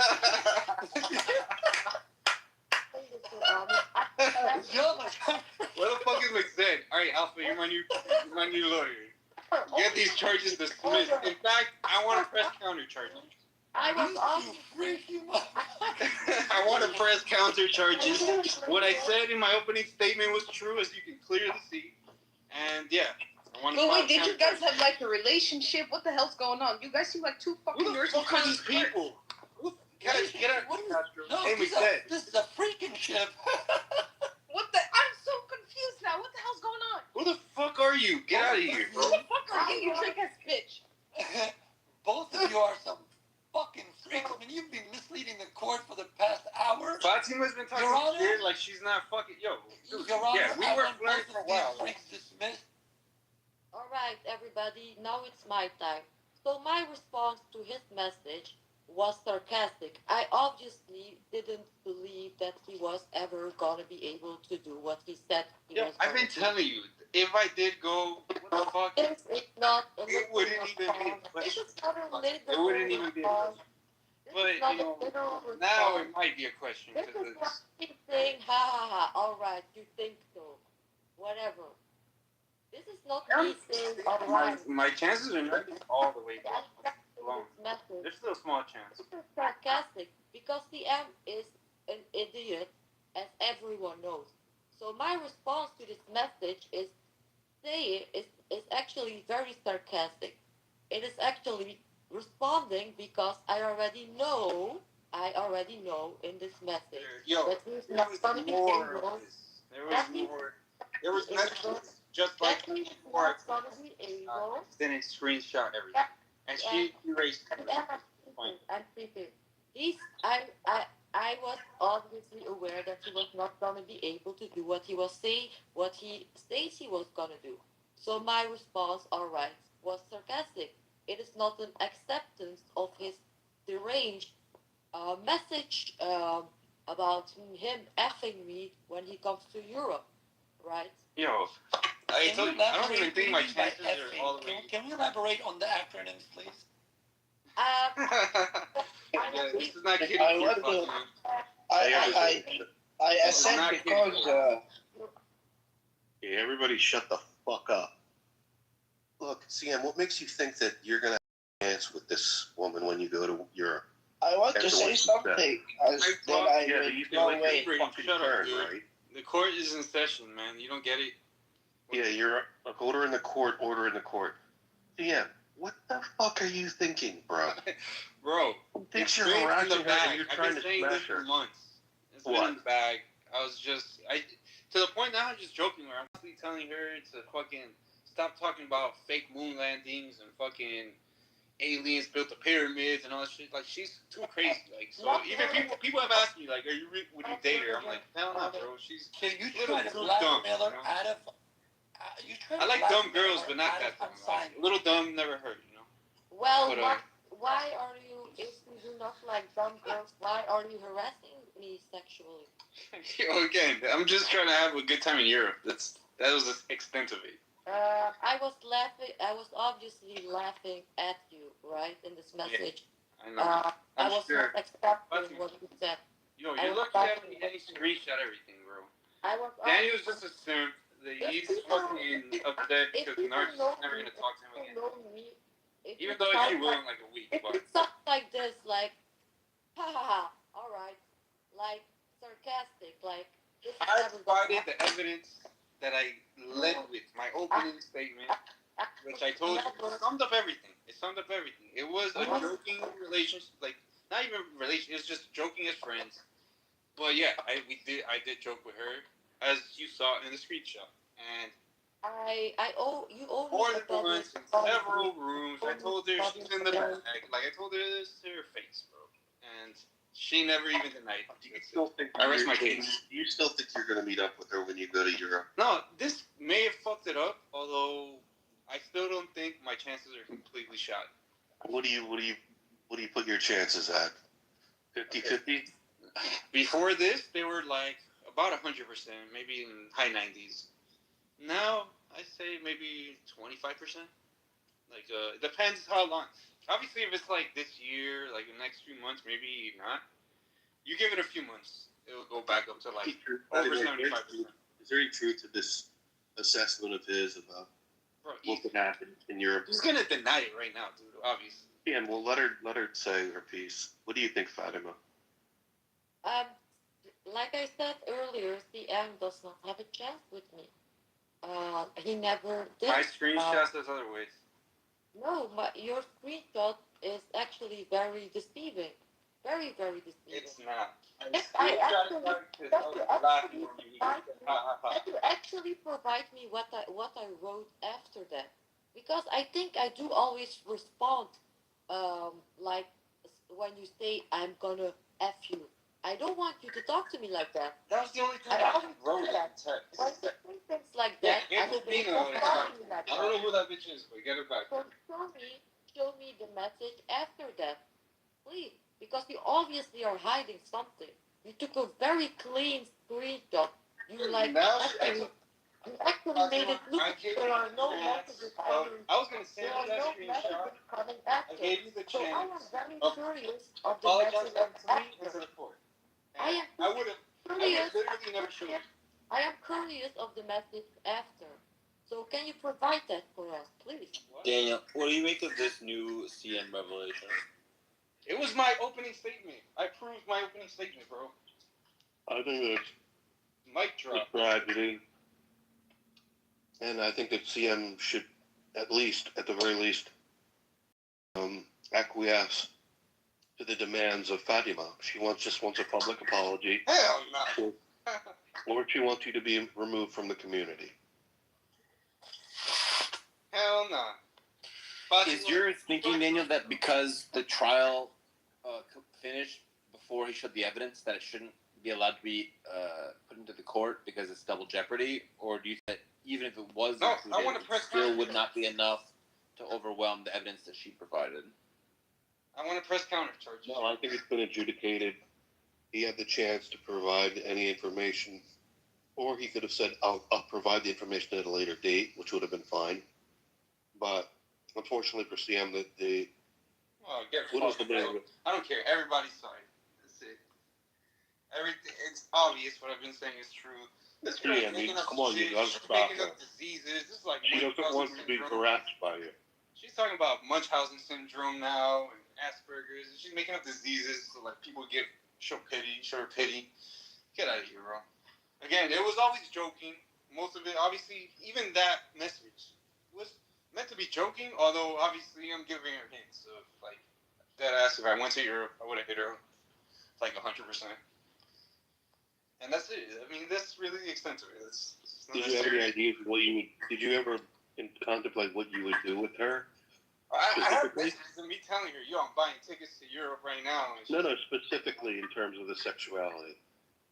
No, I did way more in like clubhouse rooms, like when we talked on the phone and shit, or like on Instagram. But no, I didn't. I'm not that crazy. This is the only, like I'm not gonna like type this shit. Everything that she showed again was completely read by you guys all monotone and shit. I'm fucking joking with her. I fucking curse her out. I fucking call her crazy all the time. Like I said, like in the message, I'm gonna fuck the crazy out of you. Really expensive.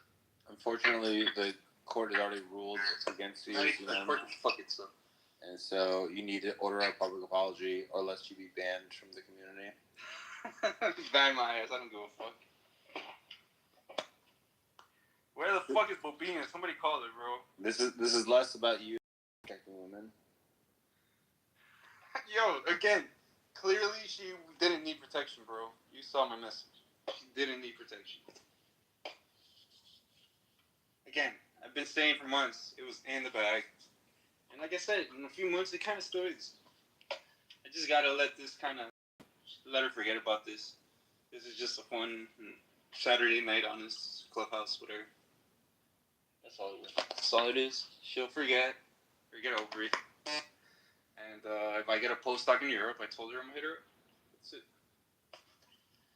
But again, and some of my friends have asked me, like, oh, would you date her? I'm like, I don't know, bro. Like, she thinks the moon landing's fake, dude. It's not. She made it extensively clear to you that she would not want to date you. So I don't know why you think that even after all of this court proceedings, Well, obviously, you think I treat her like shit, bro. She would still want it. Like, it's one thing to be delusional in the text messages, but after she's like publicly asking you to apologize,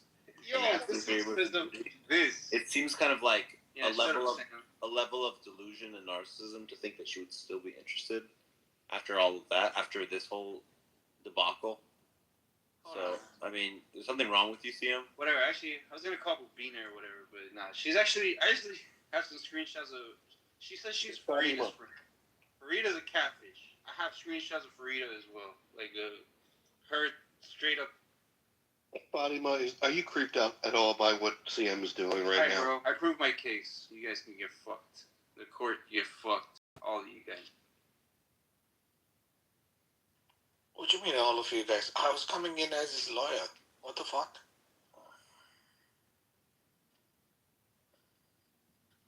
What's it done this time now, Daniel?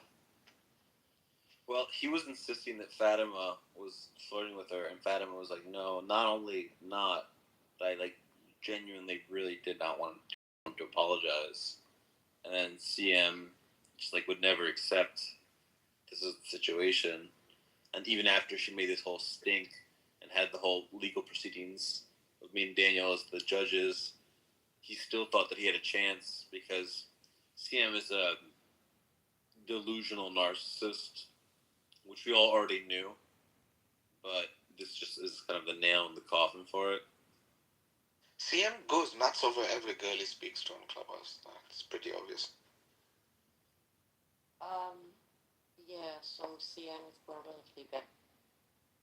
I actually found some more evidence of the same message, and showing him, he calling the baby girl and telling me to go to sleep with a rose next to it, things like that. I can provide everything, and I still respond the same way as I usually do. So obviously the ha ha ha alright was not an acceptance of what he said. It was just laughing at him that he really thinks that he has a chance. Obviously. Yeah, but you got to admit, baby girl is sweet. It's a sweet gesture. I don't need CM his sweetness when he is a narcissist. I mean, Daniel, can you believe that even after this whole court proceeding, he still thought he had a chance with Fatima? Like, what level of Pepe Le Pew style delusion do you have to be under to think you still have a chance after a woman is bringing clubhouse court proceedings against you? Like, that's like some straight up stalker behavior. I knew this guy who would send hundreds of messages to this woman, and he was getting like court fucking shit against him. And he, like, there's an actual mental illness where certain men just do not fathom that someone might not be into them. It's like a blind spot in their brain. I don't know. And this is not the level of that, but it is a sort of milder form of it, where after the court proceedings, you still think you have a chance. I don't know. Yeah, we'll see. Nothing says bromance quite like a restraining order. Yeah, like, give me a break. Like, she's made it very clear. There's not a chance right in the world. now for the Zero. show of it, bro. Get the fuck out of here. She would have never even said those words if this didn't happen. Hey, CM, I have a different question for you. CM, which girl on Clubhouse do you think you've got a chance with? I'm not gonna say, bro. That'll actually ruin my chances. We might help you. The majority of them are like in fucking Europe and like fucking like all over the place. No, but which one has the highest chance of getting your attention? And I've actually hooked up with a girl in Clubhouse. I'm not even sure if I want to do it again. It went kind of sideways. Could we call him CM LePew? I feel like that's a good nickname for him. CM, do you think meeting people on Clubhouse is a hookup? Well, it wasn't a hookup. I kind of dated the girl for a while. As in, you went out, had coffee, Netflix and chill, that kind of thing? A lot more than that, but yeah. What can be more than Netflix and chill? Daniel, what's more than Netflix and chill? Would we go to a farm or something and kangaroos too? I don't know what it would take. Like, all right, bro. I think the only thing that would. I think the only thing that would stop. I think the only thing that would stop CM from thinking that he's got a chance is like either a taser. I have no chance. You want is a taser or a mace? I literally have no. Or chance. like, I mean, it just. All right. You have any pepper spray? I have no chance. Or a bad case of syphilis. Pepper spray, owning pepper spray is not allowed. But let's clear this. CM, you still owe me a public apology, and I actually demand from your honor, if he doesn't do it like after I said what I'm about to say, he needs to be removed from this room and permanently banned. So CM, let me tell you this. Let me tell you this once and for all. I am not interested in you for a relationship in any way. Okay? Don't worry, me neither. I want to have a relationship. I think that in the words of Dr. Weekend Seuss, in Europe. That's about it. in the words of Dr. Seuss, she does not want you on a date. She does not want you on a plate. She does not want you with a dish. She does not want you with a kiss. She does not want you on the phone. She does not want you in her home. She does not want you, Mr. CM. She doesn't want you, not even as a friend. CM, we're waiting for that apology. It's on my PTR. That's not the way to apologize. Come on, I thought you talked better. But this is not really to her. Honestly, yeah. This is to Imagine CM getting stabbed by Fatima, and as he's getting stabbed, he's like, I still have chance. So she's spraying pepper spray in his face. There's a restraining order.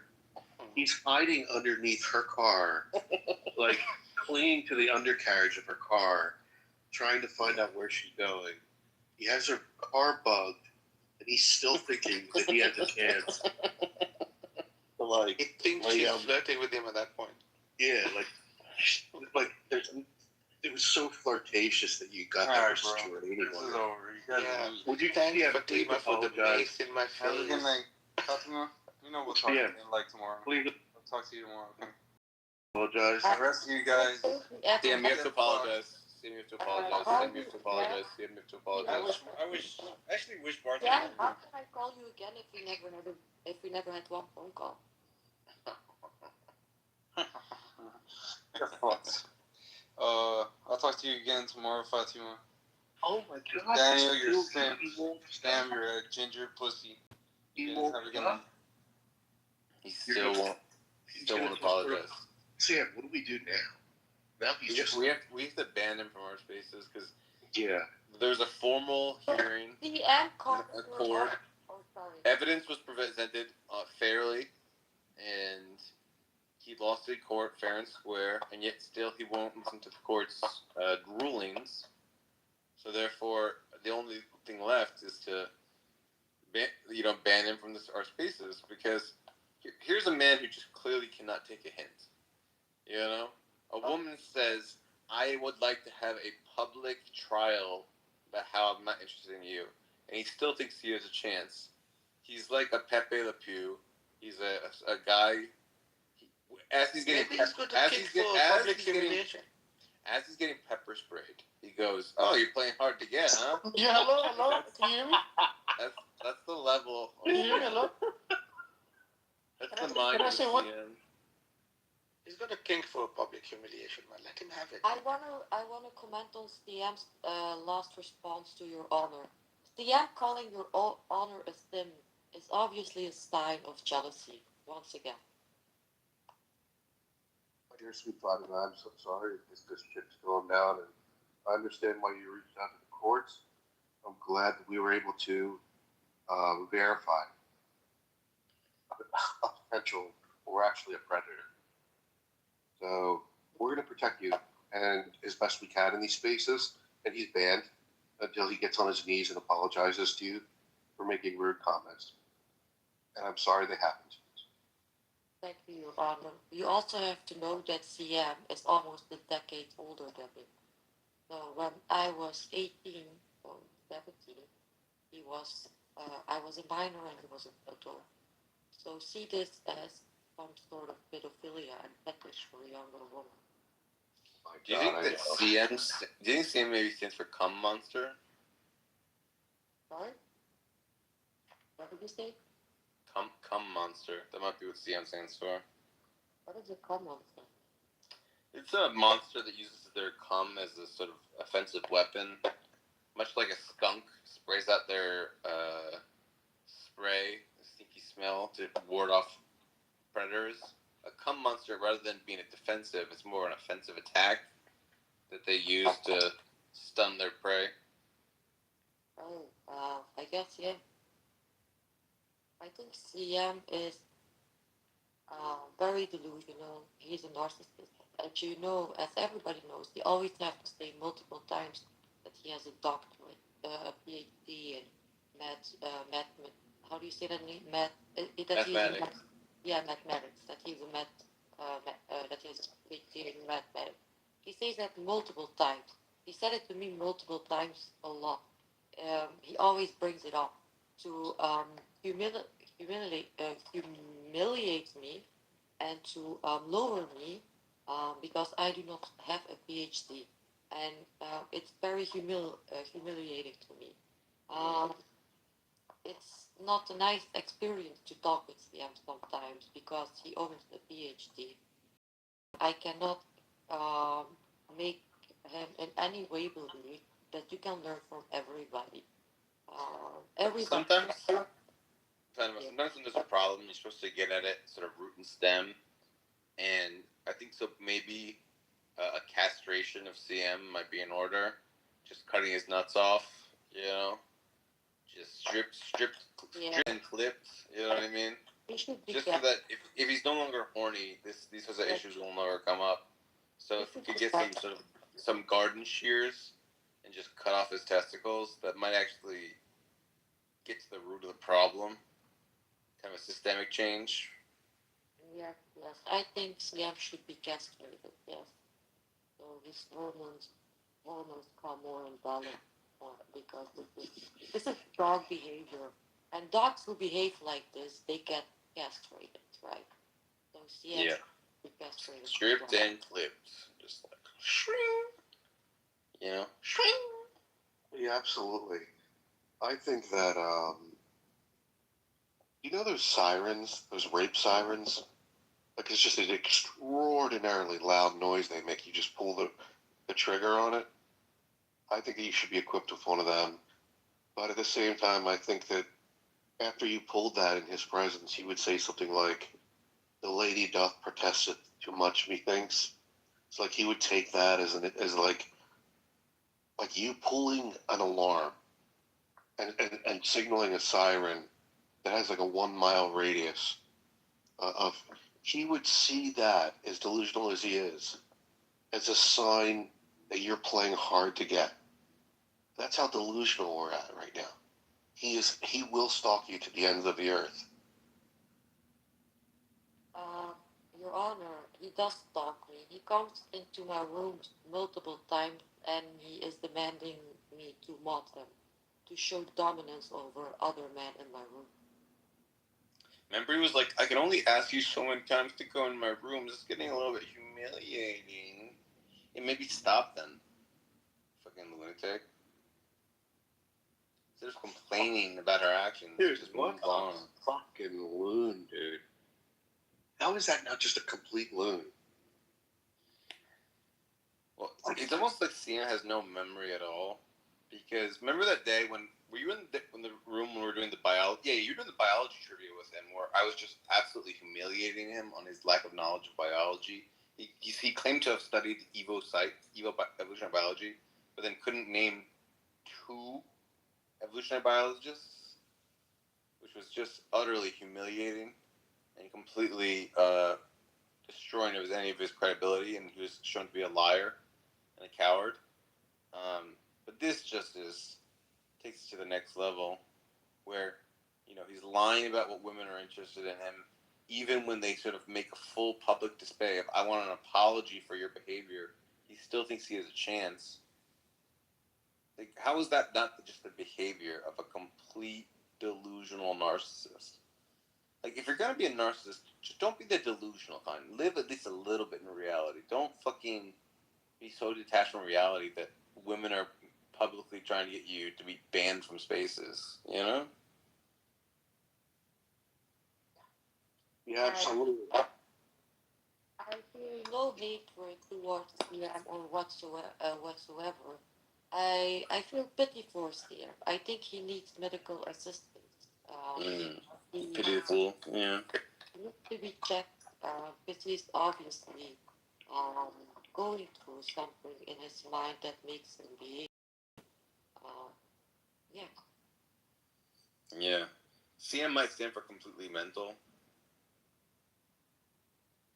Say that again. CM might stand for completely mental. I'm exploring the options for what CM stands for. Maybe like complete moron, completely mental, centimeter. We say to CM like centimeter. Centimeter. Is this courtroom changed into a therapy session now? I just wish we could personally cut off his testicles, because I think that would just help a lot of women out in the future. What if they already cut off and we don't know? Yeah, well, then, God made the right choice. Now, Timothy, you missed the trial of CM. This is the trial of the century. This makes OJ go to shame. Are you there, Timothy? Yeah, no, what's up? So CM claimed that Fatima was flirting with her, and then Fatima brought up multiple screenshots showing that was a lie. So then me and Daniel, the court of the, presiding over the case, said that CM should apologize. Mm-hmm. But then CM not only wouldn't apologize, he still thought that Fatima still might be interested in her, even after she put like a public court case against him, that he should apologize and stop. So CM is just living in his own a fantasy world of his own design. Whoa, wait. What did the screenshot show? That he was like hitting on her and she was reciprocating? Yeah, she was not reciprocating. What was he saying? Like, oh, come on, you gotta come with me in rooms. Like, I can't keep asking you. It's getting a little bit humiliating. And she's like, okay. Oh, no. And like, she to was be fair, like, Sam, he did apologize. My PTR is what he apologized. That's what he said his apology. Wait, so I'm confused. So he was like, yo, she stays hitting on me. Is that like yeah. stuff? Yep. And then Fatima was like, not only have I not been hitting on you, like, here are multiple screenshots of you hitting on me and me not reciprocating. And she had like 4. It was like a tsunami. How the tsunami? Yeah, let's stop. CM keeps getting like. He's clubhouse speak. We could get CM. He's like the village pinata. It's just. Hey, earlier, I was looking in the chat, yeah, and Naga said, she was like, Zambi's not going to be happy to hear about it. Oh, yeah. Did you see that? Nargis is really unhappy with that. She's going to snitch on you. Yeah.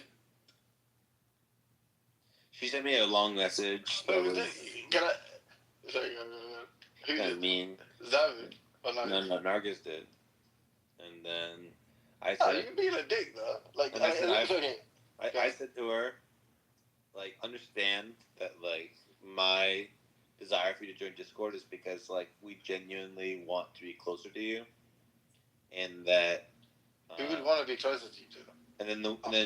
And then she was like, and I quoted the fact that she said that we're merely like sound waves on an app. We're not like real people, which I thought to be like offensive and ridiculous. Oh, that's offensive.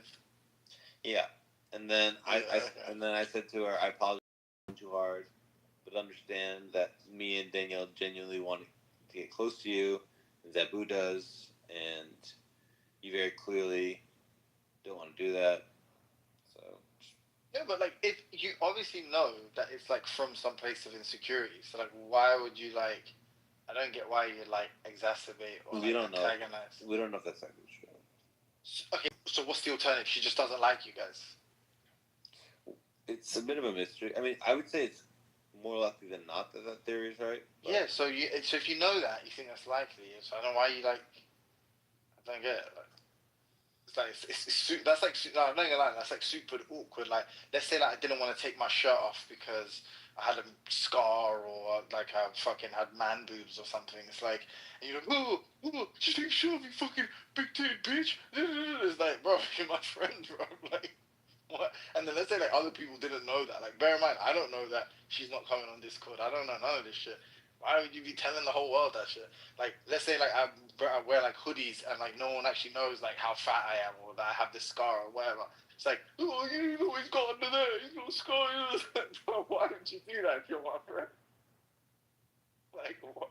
Like you know that's like as in it's like yeah you may want me to take my shirt off and like let's say jump in the pool with you, but ultimately you know why I'm not doing it. It's because it's like it's a sore spot for me. So like, why would you highlight that or make it like worse? I don't know. Seems a bit strange. Like you can't really compare what I did to what you lot did, because my thing was like me and her are cool, and multiple times she's like done dumb ass shit to like actually let me down, and also like do some weird stuff like make other relationships I have with people difficult for no reason other than she's like a massive spaz. Okay, that's I'm like you know what, fuck you. You're like a retarded person. Like really annoying. But you guys' things like you come to off one house and she's like, no, I don't want to. I'm too insecure. And you're like, oh, we're gonna bully you for it. That's like fucking weird, bro. It's just not a good reason to do that, bro. I think. At least like I don't think I should be abusive to anyone. But like my reasoning is just that like you're someone that's let me down, and this is almost like retributive. Like I just actually don't like you because you've done that. And then also like you talk mad shit, so I'm just gonna talk shit back. Whereas, like, in you guys' thing, like, what's she done to you? That's bad. Aside from, like, be cynic Mikhail's friend or something. The last bit there? Damn. No, sorry, I don't give a shit. I'm not trying to defend her. Like, that's correct. Like, I'm not trying to be some cringe, like, white knight. I actually don't like the person. But I'm just saying, like, it is a bit... Like, listening to that this morning, I was a bit like, God, you lot are savage, bro. Yeah, actually, if Fatma is saying no to CM, right? What's the difference in Naga saying no? Like, if we just stick to the idea that a woman is saying no. And you know why, but, like, you know what's worse, Marcus? Yeah. I think Sam and them are right. I think they're probably right about why. And it's like, you know, I'm trying to think of equivalent. Like, I don't know, this has happened to me lots of times. Like, back in the day when my pals would be like, yo, come out, and I wouldn't have money. And I'd be like, and I'm, like, very prideful. I don't like borrowing money from people. Like, I don't like people paying for me. Just, like, these lot say come out, and I'm like, no, I'm gonna da-da-da-da. Like, it'd just be so weird. Everyone's like, if someone kind of knew, and they, like, put me on Front Street in front of everyone was like, yeah, you're not coming out because you're broke, because you ain't got no cash. We're fucking making money. You're not making money because you're a coward. Like, I would be like, Jesus Christ, what are you doing? You know what I'm saying? Like, and then I would also never trust that person again. Because it's like, if that person knew something about, like, you think, this is what you'd want your friend to do. You want them to pull you to the side and go, bro, if it's about money, I'll just lend you money or whatever. And it's like, you know, and it's like, I really don't want to, but I bet I go. My friend would turn to everyone else and go, just leave him, he doesn't want to come, man. He doesn't want to come out. Fuck it. Whatever, bro, we'll go around. Like, you know, that's what you kind of want your pal to do. You know, your pal to go like, oh, you're not coming out with us, you broke bitch. You're not getting fucking money. Yeah, exactly. It's nuts, man. No means no, Sam. You guys are trying, like, don't do, like, real shit. Like, don't do this like, oh, we're just trolling, we're just friends. It says out of love, because that's like, not like, there's a part of you both that like, for whatever reason, are annoyed with Nargis, and that's why you didn't know, you know. So no, we just really want to be friends. Because you also know that if she was a serious person, which she's not, but if she was a serious person, that would be a loss. Like, you wouldn't, there would be no chance. It'd be dead in the water. There'd be not a chance in hell that you'd be, she'd be joining you on Discord. But obviously, you know that she's not, so probably nothing will change in a week, but you know what I'm saying?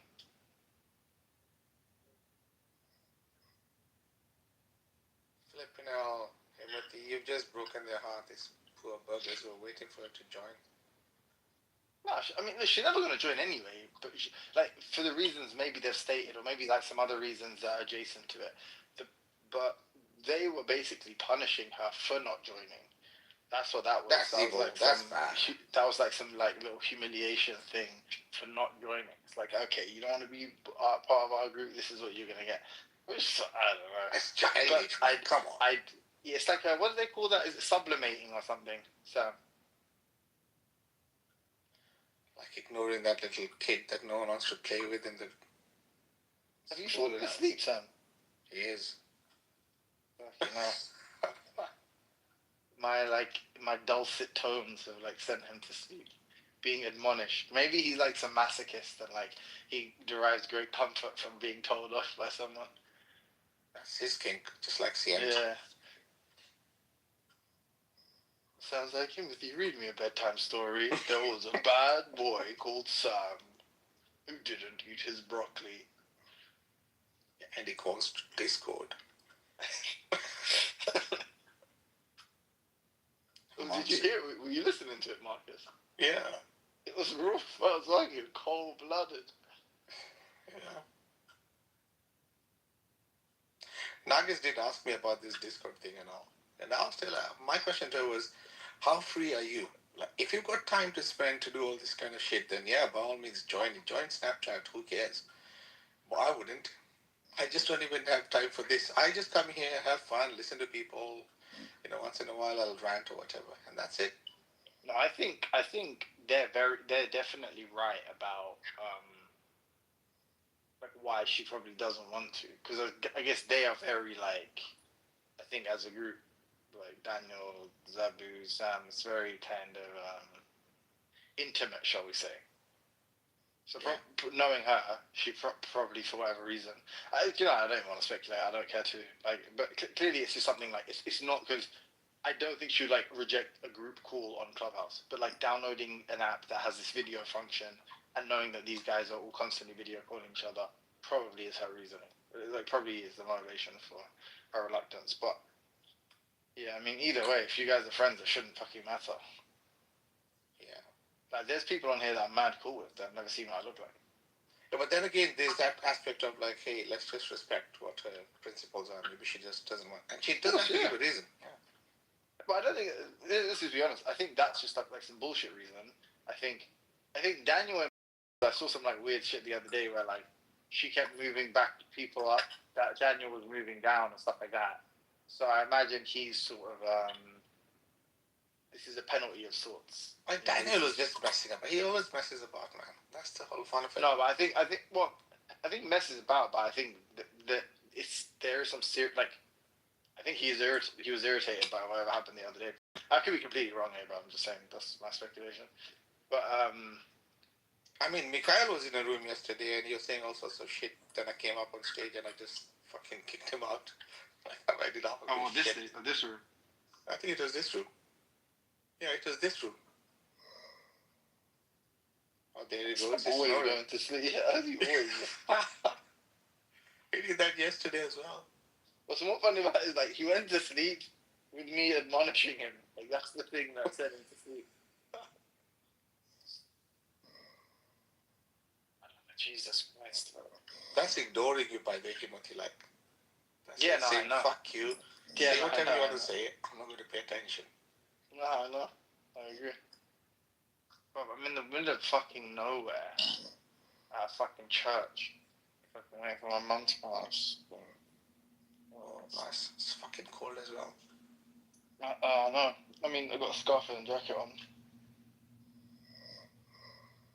I was up north yesterday. Where? Coventry. Oh, then what? No, I got back home in, I think about midnight, 1 o'clock. Were you doing a job or something? Yeah. I had a meeting to attend. I'm okay. Yeah, okay, so. Sorry, I'm on the phone. Yeah. He's snoring. Hey, Daniel. You there, Daniel? I made you a lunch. You can meet me, huh? Oh, yeah.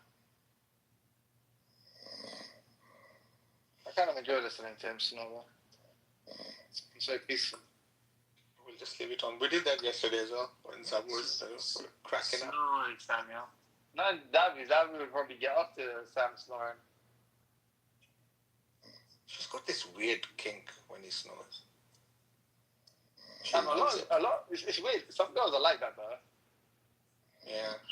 Where they just like. I think it's like it signifies like either your comfort level with them or maybe like that they have this like protector character figure that's like, yeah, you know, like present. So worst case scenario, they can just wake you up and say, "Hey, get him." Yeah, true. I think I'll be working a bit.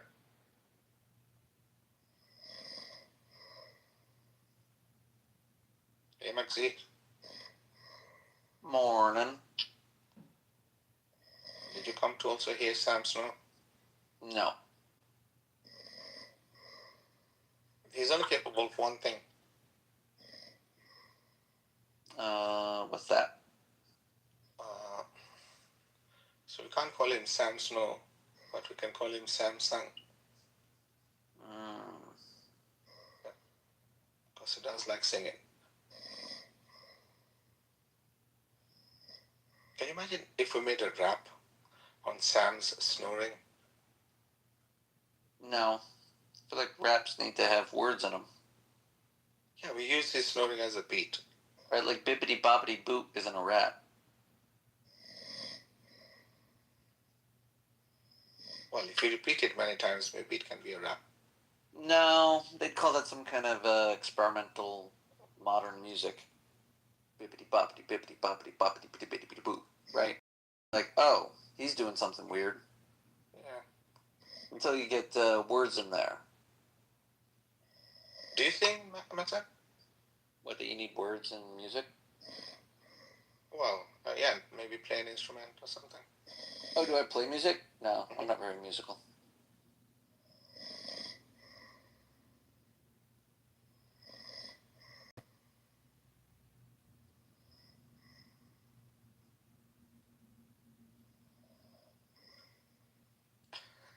The room title, The End of Islam. I think people just pop in to see, okay, like. And now the image just says fucks. Yeah. Definitely just one. Oh.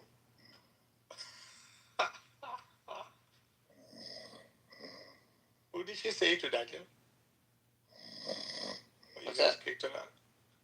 It's an image of Nagis's screenshot saying dumb fucks. It's of Nargis? Yeah, Nagis probably commented. That's funny. They probably booted her down. No, I don't know. They were doing a whole bunch of silly, stupid things for a long time. They had a big trial on whether or not CM was harassing Fatima. Yeah, he left with an apology, which is a middle finger. That's an apology. Kind of an apology. I don't think CM is very socially clued, man. Poor guy. I like him. I really do like CM. I think he's a nice guy. And he knows his shit when it comes to maths and all that kind of crap. But then social clues, like, he's just in poverty when it comes to that.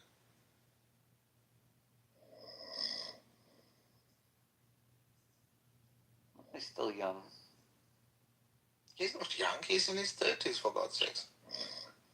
He's young enough. Well, He's just dumb. Yeah. people are dumb. How many kids you got, Maxim? 3. What are you, in your 40s? Not yet. I'm close. Okay.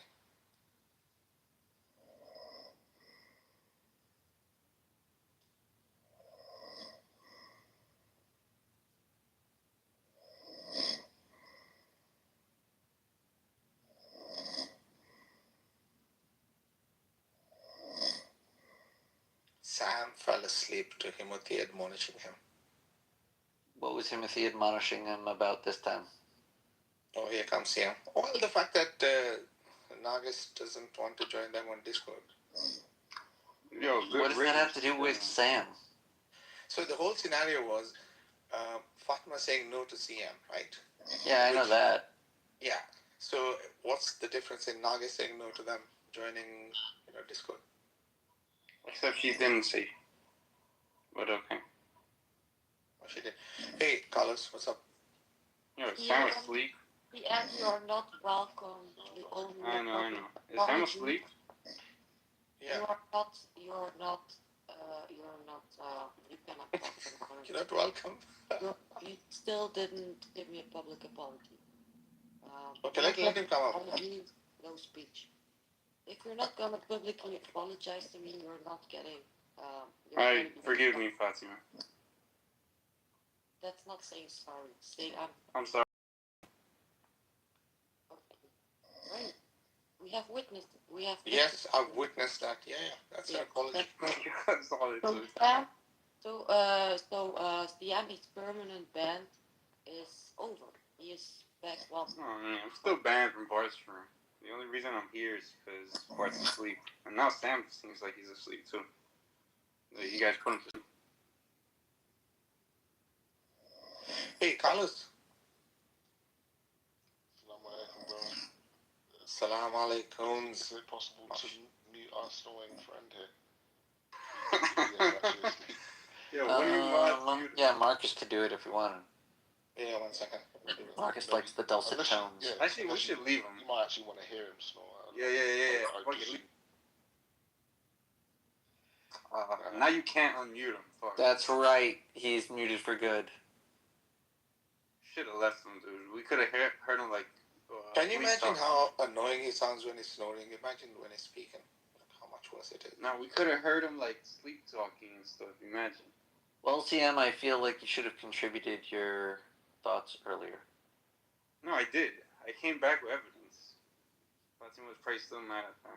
But I apologize, right? Your evidence was TM, you're delusional. But clearly, you weren't here today. Your evidence was clearly deceiving because I saw all the text messages. Did you see my text message? No, your evidence is clearly deceiving because I was responding with the thought, yeah, dream, like ha ha ha, like all right, you think you will be able to do that, right? You will never be able to do that. You can redefine it. That's not what happened at the time. Are you still implying that you have a chance? Of course not. Never. I would never do such a thing. That's great. That's great. Your delusion needs to stop. You're right, my lady. Fia, tell me what happened. She hit on you. Nothing. I don't want to instigate anything anymore. I told Fatima she could apologize to me inside court, and I would have never posted it, but she insisted. So what can I do? This court is over, and I have nothing to apologize for, by the way. I know. Over. No. You're right. I don't even want to apologize. Stop hurting my public image. You're right. Over. What's up? Is your favorite Capaletti? Kappa who? Centimeters. Ain't nobody talking to you, bro. Yeah, who the fuck are you? Who are all these people, bro? Morning, David. What's up, Zed? Same old. Yeah. I'm Yo, glad what's you the said topic, David. man? I was going to call him Tit. I thought it's Tit. Yeah, well, and you Got wrong, bitch. Wait, they're both David? He's Christians, man. I don't think there's any Christians here. Literally, except Parth, Megatron. I thought Megatron was a Christian, yeah, and I guess this one's dude name that's on the call right now. Yeah, I mean, the his atheist name's formerly known as Cross. Right. I'm not so sure. Again, all these supposed Christians, they're super insecure. I really question how. Okay, Centimeters is trying to do the I'm the true believer, the other ones are heretic shit type deal. No, Centimeters is I'm an a true atheist. believer. Most of the people in the room are atheists. Literally everybody, bro. Even Fatima, as much as she I'm not. This room is clearly not to talk about to destroy Christianity, because today in today's world Christianity is not causing mass problems. Islam is, so we have to destroy Islam, right?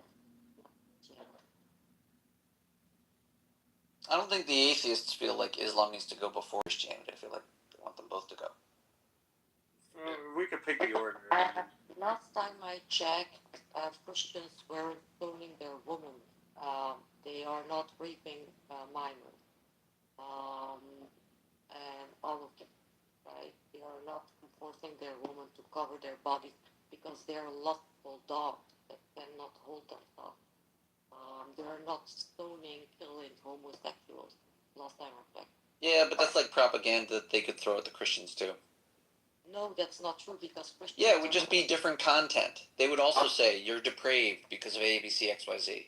But they do not kill them, like they might kill them in some sects, right? But not in masses like Islam does today. I mean, listen, they come from their own ideology where they have like peaceful people, mean people, good people, bad people, and they like their ideology. They see what the West and what Christianity does. They can reframe any of it to be just as negative as what you think they're doing. It's just a fight back and forth as to whose side is right, but just throwing morals at each other. How can they deframe it as negativity while our people are not suffering under it, and their people, especially their women, are suffering under it? You say your people aren't suffering, so then they'll prove that your people are suffering. Literally anything you want to say that makes you better than them, they'll prove isn't true and is more a problem on your side. That's just the nature of the propaganda. No, that's not what I was saying. They are suffering in the way they are being murdered. They kill their own people. We do not do that because of religion anymore. They do that. So why is them proving that the religion of the Western civilization is more negative than theirs relevant? Because we are, last time I checked, not killing each other in the name of religion. I mean, it happens, of course, but not in masses like it happens with them. You're setting that as the measure of goodness. Their own country. They would just argue with your measure of goodness. Like, let's say you're saying so many innocent people in their countries are dying. They'll say they have true justice and you are letting criminals go free. Do you think these women, when they get stoned, believe that this is justice for them? No, I think the society around them does. Yes, exactly. But the one who is getting innocently killed does not think that, right? Criminals don't always think that what happens to them is just. No, not criminals, the victims. I'm saying, like, in America, like, there's guys that say, hey, this isn't right, I shouldn't be punished this way. Sorry, what? We never ask the criminals whether or not the verdict, in their opinion, is just. We are not talking about criminals. We are normal criminal deeds. We are talking about religious criminal deeds. Those are the same thing, just depending upon whether you want to divide them. They are. They need to be divided. The West divided them. Or yeah, you say that. They say they don't need to be divided. So, you think because they are. This is you don't get it. You really don't get it. People are more suffering under their ruling, under that religion's rule. I agree with you. I'm simply pointing out to you that their definition of suffering is going to be such that you are suffering more than they are. But our people are not being killed. We don't have victims being killed. So what? You can suffer in a million different ways. Maybe your society is oversexed. Maybe your society is devoid of spirituality. Maybe it's atheistic and nihilistic. Maybe they see you as in a state of pain and you need the salvation of Islam. I just feel like you're not giving enough empathy to their argument. You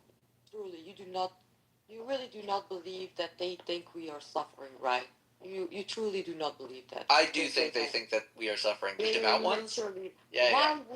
The devout one thinks that not only are we suffering, we will suffer in eternity. Do you really believe that women in these countries living under Sharia law think women here are suffering? I think some of them are brainwashed to believe that, yeah.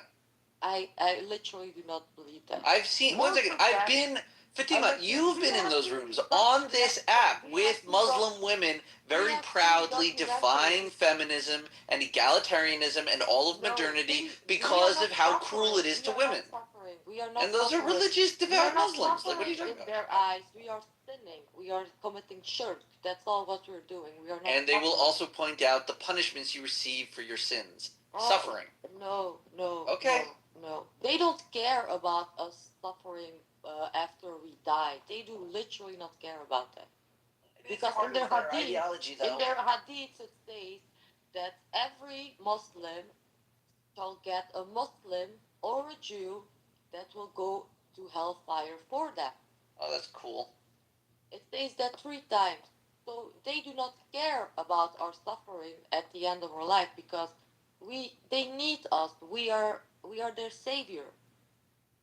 You know? What? You're saying they need you to trade their way into heaven? We are literally their Jesus. We are going to save them from hellfire. I think Muhammad is their Jesus.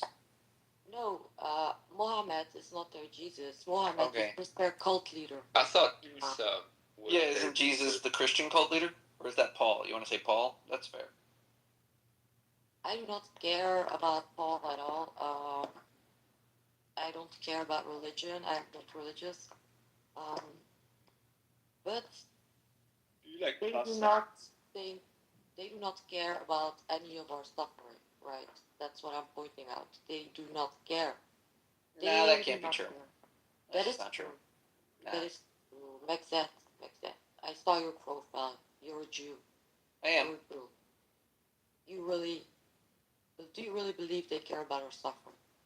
I'll tell you this. I think that all humans... Wish up death on I'm answering. I do. I'm answering. I'm trying to answer your question, Fatima. Do you want to just keep weighing down your belief as to what the answer should be? I genuinely think that humans are a type of animal, and that animals interact with the other animals and plants and weather patterns in their environment in a holistic, cooperative way naturally. I think that through human or animal intelligence and creativity, we can sometimes interfere with other organisms in a non-cooperative way. But I do think that the general benefit, ethically, morally, evolutionarily, is for people to interfere with other life forms in a limited capacity. I just think that's kind of true of the nature of people. Before they're brainwashed, before they're told who are the good people and who are the bad people, I think all the people want to interact with all the other people cooperatively. Then your question to me is whether or not I believe an Arabic cult from the 800s can actually convince people to lose their natural animalistic empathy to each other? And the answer is no. I think that Islam is too altruistic. It's not Nazism, right? It doesn't get to that level. It wants some peaceful brotherhood, and it utilizes racism to get there, to delineate between the devout and the non-devout. But that is still a measure of their action. They're trying to find the good people, which all people try to do. Criminals, citizens, immigrants. We label all of these people to identify who's good, who's bad, who can we trust and who can we not. The Muslims may produce a whole bunch of mistrust for the non-Muslims. and it's innate within their culture, and it's the way they look at things. They are doing that, if you read their book, in order to be good and nice to each other and the whole world. Their sense of right and wrong is distorted, but their desire is still to help everyone on the planet just like every other human. But these are not Muslims, Mixed. They don't know what's written in the hadiths. Okay, so you'll say there's no true Muslim except the one that's a jihadist in the desert. Okay, Yes, maybe, exactly. maybe, but there's gonna be 2 billion people that come to me that aren't in the desert that say, hey, I'm a Muslim, I would like to take care of you and help you as a human being. And you're gonna tell me I have to say that guy's a liar to me, and that's confusing to me. I wasn't finished. Okay, you weren't finished. So these are not Muslims, but these Muslims, like fake Muslims, I shall say, they are the ones who are suffering under these real Muslims, terrorist Muslims, leadership, right? So I'm telling you the opposite. These people, Fatima, do believe. I'm saying there is no way to find a true Muslim. They conceal their disagreements with each other and their mistrust for each other behind a cloak of greater trust for each other, who they mistrust, than the non-Muslims that they can more confidently all agree to mistrust. I am aware of how fascism works. I don't have you what do you have? Like, what is your experience with Muslim communities? What I'm trying to explain is that Islam. I'm asking what? about your own personal experience with Muslim communities. I mean, don't tell me Not about much. 3 Muslim friends, right? That's not valid. Yeah, no, I don't have like deep ties with the Muslim community. Yes, exactly. That's what I thought. I do. And therefore, you mistrust them all. I know how they think. I had a friend, a Jew, right? I wasn't even aware about the conflict in Israel. I wasn't caring about it at all. These Muslims that I'm talking about are my family or my friend, right? I'm about my friend. And they ask about his name. He had a special name. I didn't think anything about it. I tell him, I don't know, he's from Israel. And they say, so he's a Jew. And I said, yes, he told me he's a Jew. Why? And they were like, why are you walking with a Jew? All of them, not at the same time, on different periods of time. All of them, why do you talk to a Jew? These Jews are not good people. They will burn in hell. They need to die. All of them. These are the good Muslims you're talking about that I call are not Muslims. Because even though they wish a death on Jews, they're still not Muslims because they're not going to kill them themselves. But they do. They do. They will not say that to a person, a Belgian person. They will not say that to a Belgian person Fatima, sweetie. To a Belgian person who if I disavowed the humanity of every person that wished death upon the Jews, I'd be alone on this rock. They trusted me. They trust me to tell something like that straight in my face, right? So you will not have this experience of this side of these people. Yeah, they're not going to talk to me. I'm Jewish. Sorry, what? You're talking about your experiences with their expression of anti-Semitism to you. Experience. I met them on this app. I know many people with the same experience. Okay, well, that's why we have our own state. What? That is why we have our own state. What is our own state? What is our own state? The state of Israel? That's why we have our state? Yes, that's why we have our own state. Well, are you a Zionist, Mixed? I am. Well, most Jews don't even live in Israel. Yeah, they live in America. Yeah, or Europe or other places. But that's not what having a state is. Like, there are Americans and Germans and French that live abroad. A state is a certain development of nationhood and security of geographic homeland. Right. I don't know. Look, I'll let you have your back report. So what I was trying to tell, they do not care about your suffering, right? Or suffering. They don't care. They literally, even these Muslims, non-Muslims, whatever, they are not practicing they only like celebrate Ramadan, Eid, blah blah, but they are not religious. I mean, practicing, praying, going to the mosque. They smoke, drink alcohol, eat pork. These kind of Muslims, like secular, whatever. They still don't care about your suffering. So don't tell me that they care about other people. They do not. They do not. They don't. They even wish that upon you. So unless someone is identifying as non-Muslim, you can completely trust as a Jew. You should, as a Jew, never trust someone who identifies as a Muslim. They will always have a type of way that they think about you. Always. I'm sorry to say this. This is very sad, but it is what it is. It strikes me with your mistrust of Muslims and your caution of Jewish legal and financial interactions with the Muslims. It strikes me that the real development of financial innovation is financial. I didn't say anything about financial. No, I know. You said don't trust them. Yes. Right. Trust is usually necessary when engaging in financing. And I'm saying that the innovation is interactions with those you don't trust. Everyone invests in the people they trust. The innovation is how to get people that don't know each other, like let's say a bank and an entrepreneur, to trust. And I think that the Jews functioning as the mistrusted of Europe, it provokes exactly that level of verification, detail, and anticipation of failure. So it develops the legal regime. It actually helps us understand how to deal with people we don't trust.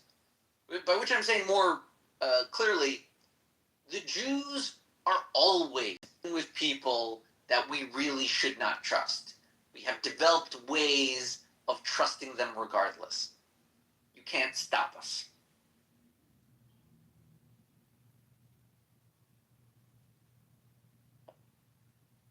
All right, go ahead and trust them. That's your do what you want. It's not wrong to approach someone with open arms when you meet them. I don't want you to live with being cautious all the time. That's not a good way of living. But I'm just saying, it is what it is. This is just from my experience, from other people, their experiences. That this is how their mind works. That's all. They're not gonna kill you. That's not it. But they don't like you. That's all.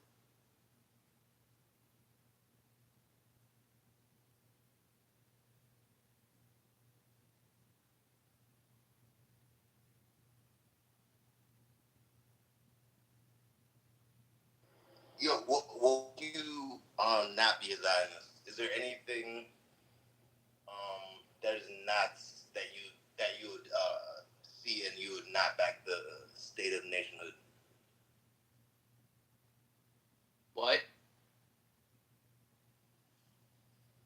What would make you abandon the mission of, I forgot exactly how you called it, but yeah, just nationhood for Jewish people? Is there any price that could be asked to pay that you would say would be too much?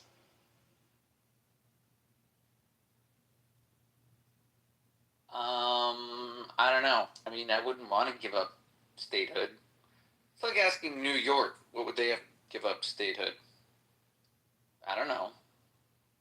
Yeah, but New York is a secular state, right? Okay, what would France have to do to give up statehood? Germany? England? I mean, these are all secular These are states, weird so questions. No, depends, right? So there are some certain. Should England break into 5 kingdoms? Wait. Okay. Dude.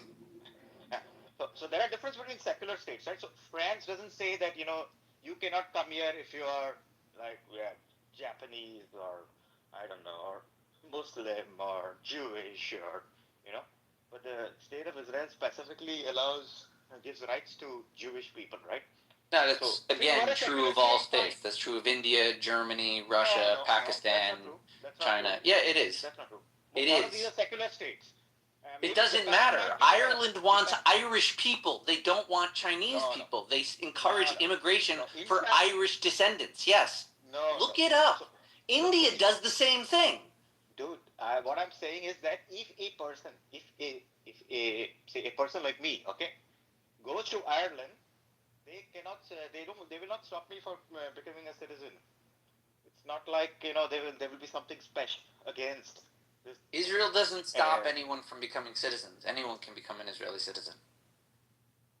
Don't they have to be like Jewish? No, that's incorrect. Non-Jews immigrate to. How many non-Jewish citizens are there? Like other than the Arabs and the Christians? There's percentages. They're there. Right. Nilo, to follow one second, please. But what I mean in specific is, I guess, okay, you mentioned some other states, some other cities that exist. Okay, Nick, okay, bro, I'll level with you, man. I'm black. Like, if somebody was trying to establish a black state, and say they were like, say they're Idi Amin. I don't know if y'all know who that is. Say they were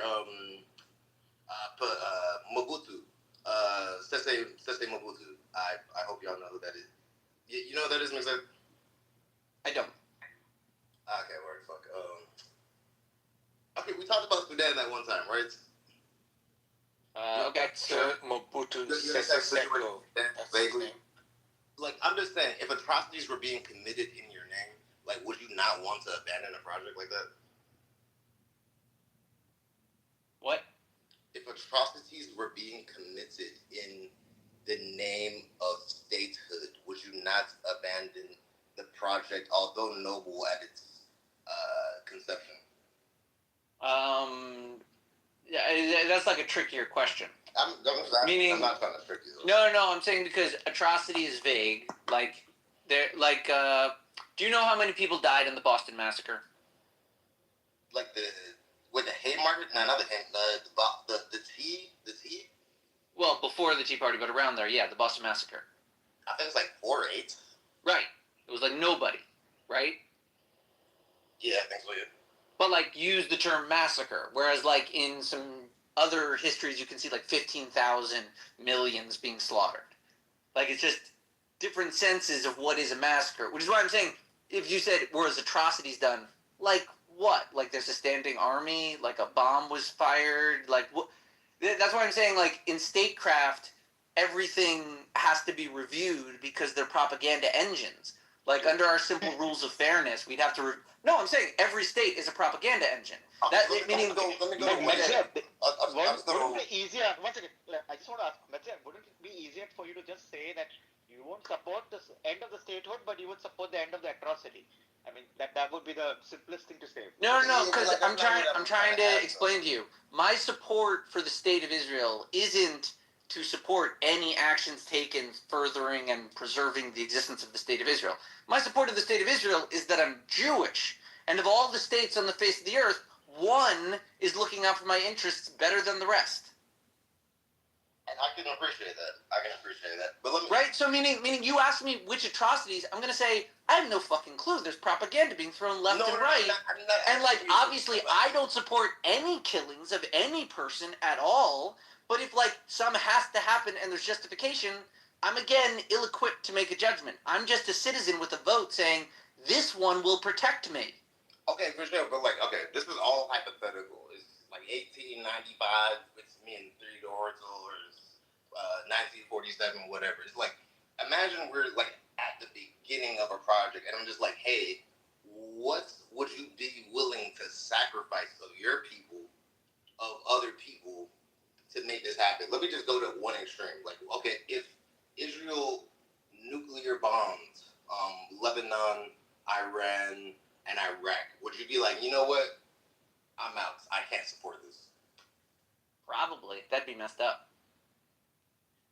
Okay, just get to know there's a limit to your love. That's what I'm trying to say. It's more like the question of, can you continue to live in the United States and support them, knowing what they did to Iraq, knowing what they did to Vietnam, knowing what they did to Dresden, to Okinawa, not Okinawa, Hiroshima and Nagasaki. Note all of those tragedies and evil actions taken to defend the life you now benefit from. Can you support the United States? I'm black, bro. Like Sure. How about the slavery? Can you support the United States? Bro, I don't, and not with you the don't. Same, not with the same enthusiasm. Yo, could I enlist? Could I be in the National Guard? Sure, but like, would I support the United States in like any conflict? No, absolutely not. Not any conflict. That's what I'm trying to unpack. The canard here is in saying like supported the state when these are complex democratic institutions that politely submit to the majority will. If the majority of America thinks there's weapons of mass destruction, we will destroy Iraq and then say sorry later.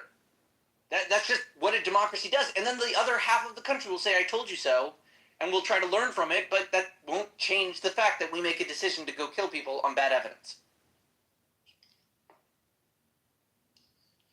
Yeah, but I'm not at the start of the American project, and the American project was never made to benefit me. As a matter of fact, my parents... That's incorrect. It's made every day to benefit you, the American citizen. Brother, okay, you're entitled to your opinion. I'm entitled to mine, man. Like, as a black American, the son of West African immigrants, this project was not made to benefit me. America literally destabilized the country that I came from. They literally deposed one of the best leaders West Africa has ever had, and that's not to my benefit. And just because I can live in America, I can work for America in like a limited sense. Like I just don't support it with the same enthusiasm that you might support an Israeli state. But also, it's different. I can appreciate the difference. No. Again, I wasn't pushing to say that you have to support them. I was more trying to unpack like the complexity of a question, asking if you support this country. Like, you're an American citizen. Whether you like it or not, that's tacit support for America. That's participation in its system. Like, if you really wanted to protest and disavow, you could fight the citizenship or the country. I do protest. When America bombed Iran, I was in the streets. But you do it, one second, you do it on American terms, right? With American citizens through the American discourse of free speech. As somebody that was born in Illinois, these are the options available to me. Like, I don't begrudge Israelis that protest in Israeli states. Right, that's what I'm saying. Could I be, like, if I'm not in Israel, I'm an American, but, like, if I were there and I had those rights and I didn't like the way the war was doing, that still just leaves me protesting on the street while the military-industrial complex continues. And that's fine. That's I don't know if it's fine. Like, to me, that's modern citizenship. I don't know that it's good, but it is what people are doing. And, like, you asked me the question, like, would I support Israel because I'm a Zionist if they engaged in atrocities? I say, like, I don't even know if I can withdraw my support for America knowing all of the atrocities they've done. I don't know if I can. Because even though you feel fine with it, you feel like you know your gripe against America. My family's history with America was that they saved them when the Germans were hunting them. That's like a factual history. So I'm grateful, but more importantly, just like you and me, we both benefit from the American system every day. And it feels to me like it would be hypocritical if I just said, like, I know of the atrocity, so I can't be for all of the things they're doing for all of the Americans every day. Just seems like hypocritical. No, it's not like that. It's like your parents. You thank them for everything. My bad, I said it backwards. You blame your parents for everything they got wrong, but you also thank them for everything they got right. It's just like that. It's accountability. Honestly, it's like on this app, people say some shit, but I don't buck and respond to everybody. Only people that I feel that I have love for, that I might be able to understand better or might be able to correct. Does that make sense? So it's like, if I didn't give a fuck about America, I wouldn't be protesting in the street. If Israelis didn't give a fuck about Israel, they wouldn't be protesting about Israel and all the atrocities allegedly being committed there.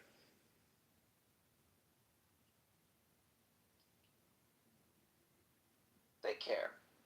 I care. I just don't always agree with the conclusions of like everyone that claims it's an atrocity. Yeah, that's fine. I mean, that we can War is agree or awful. disagree on atrocities, but Magzed, do you think that modern states, like you mentioned, like Irish or Indian or whatever, so do you support, like, do you think that modern states ought to be ethno-religious in the sense that they should give a particular ethnicity or religion a special status? Let me put it this way. Yeah, I'll explain. This question is like asking, should the board of directors of tech companies include women, like 50% women or something? By which I'm saying, I'm fine with any style of state you want to propose. Ethnically neutral, ethnically superior, ethnically new, ethnically distinctive, or religiously specific, or linguistically specific. What I'm trying to say is, states are fictions. States are just like a business. They are a brand. And if you have a pitch for it, go ahead. I don't care. There's a whole bunch of ethnic states. There's a bunch of religious states. There's a bunch of secular states. I'd say it always depends on the pitch. Like for example, Switzerland. What's the pitch of Switzerland? Mountain people? Yeah, so the Switzerland is a highly ethnic state, right? So it does have like one of the toughest citizenship laws in the world. I think among the toughest. But so are states like France. In some way, France is an ethnic state because you need to have knowledge of the French language. Fatima?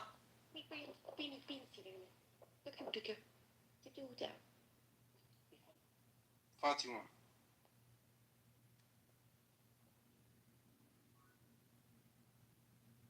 Okay, I think Fatima's. She was like with a little girl. Was my mic on? Oh my god, I was talking to my dog. I'm so sorry. To your dog? I heard a little girl. What the fuck? My dog is my little girl. I'm so sorry. We heard a little girl talk back. What the fuck? This is literally new. What the fuck, bro? This is. Do you speak to your dog in Dutch? Yeah, I speak to my dog in Dutch and English. Okay. Fatima, what your dog said?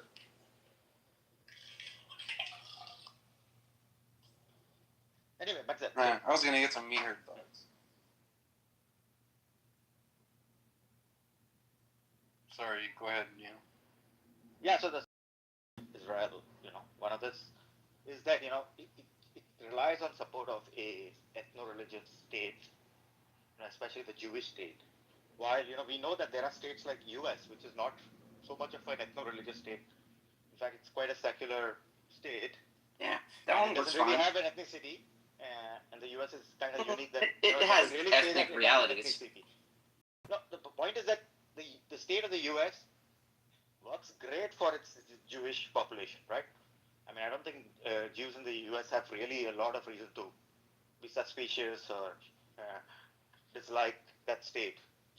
So why would you support for a specific, ethnic state for Jews? That's my question. When some states like US already exist. The state of Israel? Yes. The state of Israel, in my mind, exists to support the nation of Jews that came from Israel. No, but how is it better than the state of the US or the United States? Well, because the United States wasn't made to support the groups of Native Americans that came from the United States. That's not their ethos. They literally don't try to save them. They reserve them, basically. Well, different justifications for states. Like I'm saying, a state is a pitch.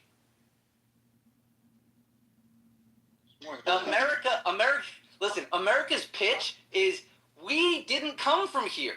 We remember that. We charted exactly when we found this place and thought it was so great, and it inadvertently killed a whole bunch of natives, and then intentionally killed a whole bunch of natives. But what we got going is really good, and we're gonna keep doing it. And that's like the American pitch. Can I quickly interrupt? Can I give someone more? Because I'm not able to control the phone. Please. Yeah, I'll take it. Don't give it to citizens, bro. Please. You will? Yeah, Definitely sure, not. bro. It's that for me, please. Yeah, I'm definitely not you motherfucker. Why? What the fuck did I do? You're a piece of shit, and you don't like. You don't even like these people. So, like, what the fuck?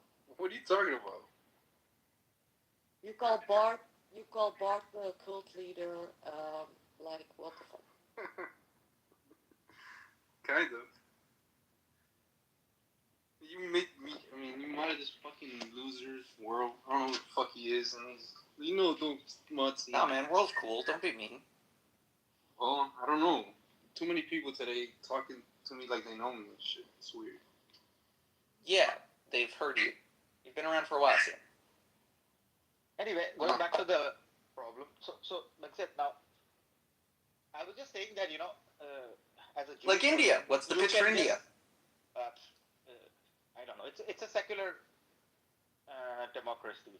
Is it? Is that their goal? India, they want to support, like, promote secularism. That's their, like, great Indian I mean, that's what the constitution is uniting about. principle. I guess if people are like, I think it has a little to do with the Indians there. No, but I mean, you can go and live there and become Indian at some point. Nobody's stopping. Okay, right. But the type of culture, the type of civilization that India the country, India the state is going to preserve is not going to look like France. I don't think these things matter now. And France, by the way, France was a straight up invented country, nation, of course, state all idea. All countries are social constructs. Not as straight up as France. France, like, you can really. I mean, what is France? It came from the Franks, who were a bunch of Exactly. Franks who lived. Bunch of tribes fighting off Roman expansion. Actually, that is a good question, Maxad. What is the reason for the state of India to exist? Yeah. Can you answer that, Neela? I think it should be to support and protect the Indian heritages, native and indigenous to the continent of India. Like, that's what it's for. That's why you take issue with the Muslims. You would say so, yeah? No, I don't think. That's not. That's what it sounds like. I don't think the Indian And they should progress and develop Indian culture beyond the future. Okay, Dilo, if you disagree, if you disagree, can you tell us what is the reason for the Indian status? Yeah. Yes, it is just a state for a bunch of people. No. What is what's the They're not the one that's going through it. But they talk so much about it, like y'all so disgusting. I know that. Y'all not ready for war, to be honest. Y'all live in this sugar land world where nothing goes on, but then y'all laugh at the people that's going through it. Why? If you're asking me a question, at least let me answer it. Yo, kick rocks, bro. So what I was saying is, if you look at the Indian Constitution, it just says that here are a bunch of fundamental rights, and anybody who agrees to the fundamental rights, it's for those people who live in that region. It doesn't specifically say that, you have to be from this region or something of that sort. Yes, it does give some special rights to people whose maybe, parents or grandparents came from the region, so that you get a lifetime visa or something. Well, slow down. Do they have a concept of dual citizenship? Do they agree with the foundational documents more than immigrants? No, but when you are an immigrant in India, it's the same thing.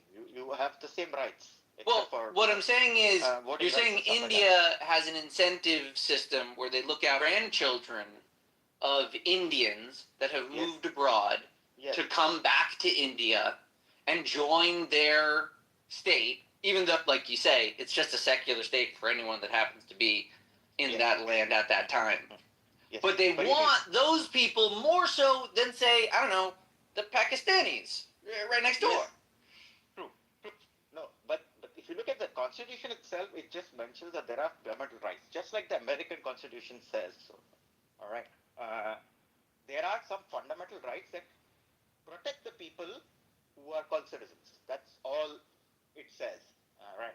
But that is not all of what India is. That's what I'm trying to tell you. Just because India or America have secular, humanist, enlightened principles that invite an all to come and join, doesn't change. Like, if it's democratic, if it acknowledges rights to each of it, then it is aware of the demographics of that democracy, the ethnicity, the languages, the origins, the gender. All goddamn matter. What makes them different than Nepal or Bangladesh or Pakistan? Why? Why does Let me further illustrate. Let me further illustrate. In Italy, for example, right? In Italy, they want to preserve Italian identity and Italian heritage. There are vestiges of a Greek occupation when the Greeks moved in and had like a colony there. They might not to preserve that, right? They wouldn't care that much as they would for Rome. So too in India. That doesn't matter, dude. What are you talking about? Syracuse. Whoa! I don't know why you're interrupting. I haven't gotten to my point yet. Okay. No, so there are places in. I haven't gotten to my point yet. I'm trying to illustrate how India is more than just a secular state, and I'm trying to highlight that the important historic sites in India will involve the history of the ethnic Indian people and the Muslims that came through. It will involve that history. It will not be Russian history that is preserved or Inuit history. It will be Indian history. Just like in America, most of the history that's preserved is American history. But when we do find native history, we also have to preserve that. Because that's, again, what a modern secular state would do, which would make your state naturally Indian, preserving and protecting Indian culture, identity, and ethnicity. It's an ethno-state, wouldn't you say? Okay, you're done. Yeah, Now, you know. let me Wait, David, real quick. Well, dude. I mean, he was referring to me, right? So let me respond to it.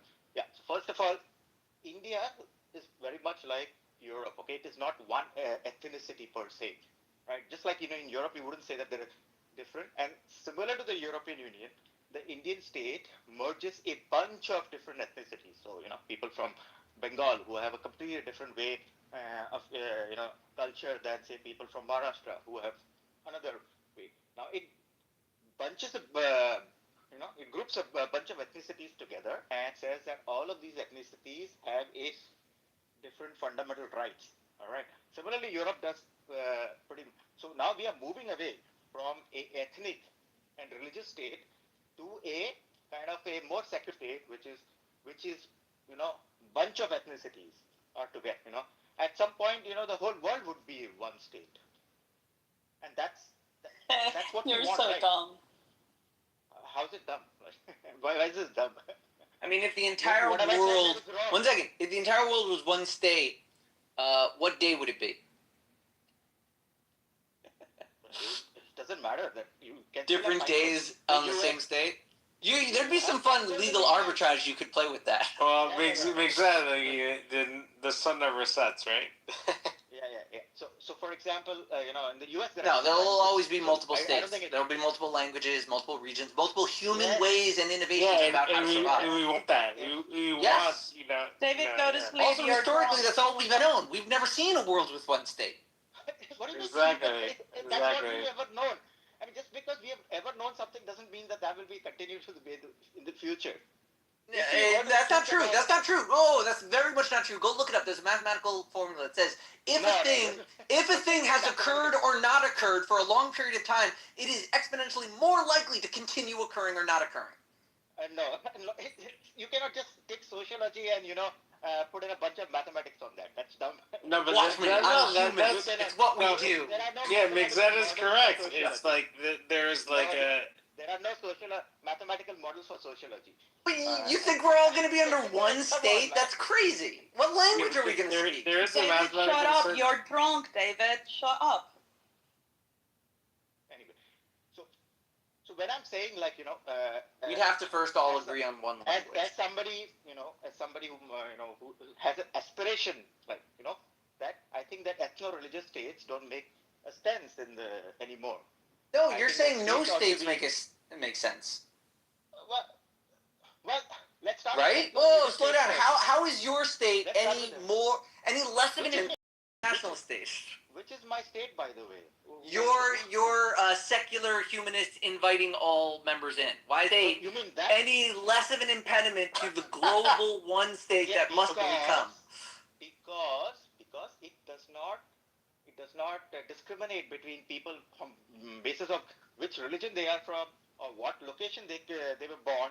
It does not. No, it discriminates on the basis of citizenship. No, Yes, it doesn't regard its laws upon non-citizens. Of course it does. Wait, like every other country in the world. I'm talking about my state, right? So yeah, your state has rules for non-citizens. Yeah, your state requires us to get a visa in order to enter. You're talking about the state that I envision, right? We're talking about every state. Nobody gives yes, I'm saying you're saying your state is good because the state you want would be one global state, and I'm saying your state would be way of the global state too. But he said he envisions a state. Yeah, he wants a global state. Yeah. That's crazy. He's got to work on linguistics together. Forget doesn't matter if it's a global state. So let's say that there is a state which is formed on in a fictional place, okay, or like Australia. Let's say that Australia or somewhere, a state is created. I feel like if there were a global state, there'd just be little regions. That's like counties. That's like the International Criminal Court. It would just look like exactly the same. Oh, my governor. He doesn't have you will not understand. Stop interrupting. Otherwise, you will not understand the concept. So first, before we have a global state, a single global state, first step is to take out the ethno-religious states. That means you create states which are, Why would that be step one? Yes, because it's necessary. Because what do you mean take out? Yo, shut the fuck up. To dinner. He left Paul's talking. Let him finish, for a minute. Oh, man. Can you I move get that, it but down? why do I have to take out the ethno-states? Yes, because these states are discriminating on the basis of people's religions and where they are born, their ethnicity. So what? Why do I have to take them out? Yes, because it's a why does it matter where they're from? It is a form what does it matter if they're religion? It is a form of discrimination. That's why the state is not fair to all everybody. But then you're implying an imperial state that wants to wage war on its neighbors, right? No. How not? Why would I envision it? I'm just saying that let's say that there is a state which says that we don't have any claim of ethnicity or religion, much like the U.S., modern day U.S., right? Anybody can come to the U.S. and migrate. Nobody gets a special pass, right? Nobody gets a pass because they are from Armenia or from Japan or. Okay. So the U.S. You're saying a lot. What's your point? So we need first we need states which are non-discriminatory in nature. That's why. That's the point. All right.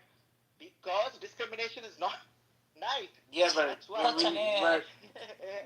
sometimes discrimination is not a good ethics to state. Your general point is discriminate. There's nothing wrong with discriminating people for. It just seems to me like your general point is I like America's notion of statehood devoid of ethnicity, and more states should emulate that model. Why would that mean that other states that don't emulate that model, also need to emulate that model? I get if you're interested in it and you like the model, fine. But why would a different state like Ireland? Why does Ireland have to let in the English to their little island? Why should they necessarily let them in? It's not discriminatory. Simple. What? Because it's not discriminatory. It's so if discrimination is wrong, why don't you allow? Yes. Hold on. If discrimination is wrong, why do you have a door to your house? Why don't you let just everybody in? There is a difference between No. It's exactly the same. And a state. Come on, this is ridiculous. You cannot just liken a house to a state. A house is a personal space. All right. I just want to understand. Are you saying that Ireland is not a personal space? Okay, Neil. Are you saying that Ireland as a country is engaged in some kind of international crime by not encouraging English to move there? What I'm saying is Ireland has discriminatory practices because it might give a special right of return to people who are born there and who have migrated outside, just like India has. And when they explain to you, as they will, that they are doing so to preserve specifically the identity and culture of the humans that developed on this island, right? That's why they're looking for Irish descendants to populate their island. When they explain that, you will explain to them that they're being evil. How and why? No. I will explain to them that this does not translate into preservation of their culture. And they disagree with you. They like their rocks. So for example, I'll tell you something interesting. Okay, like Italy allows citizenship of people who were former Italians. All right. Sure. And then people from Argentina. Well, they're also part of the EU. A lot of Italians went off to Argentina earlier when Italy, there was a lot of poverty in Italy, and now these people have asked. They get citizenships back, but most of these people don't even speak Italian. They only speak Spanish, for example. So, so this is not translating to actually preserving Italian culture. According to who? You? In your opinion, the states are doing a shitty job of preserving their own cultures? Yes, by these discriminatory laws. The problem was their attempt to invite back Italians from Argentina. That was their mistake, in your estimation. Yeah, so I think that it's not really helping Italy preserve. So I'm saying that if that is given as an excuse or policy reason that we want to preserve this thing, I will just simply tell them that's not working. And it's the same with Okay, now slow down. Okay, Neil, slow down.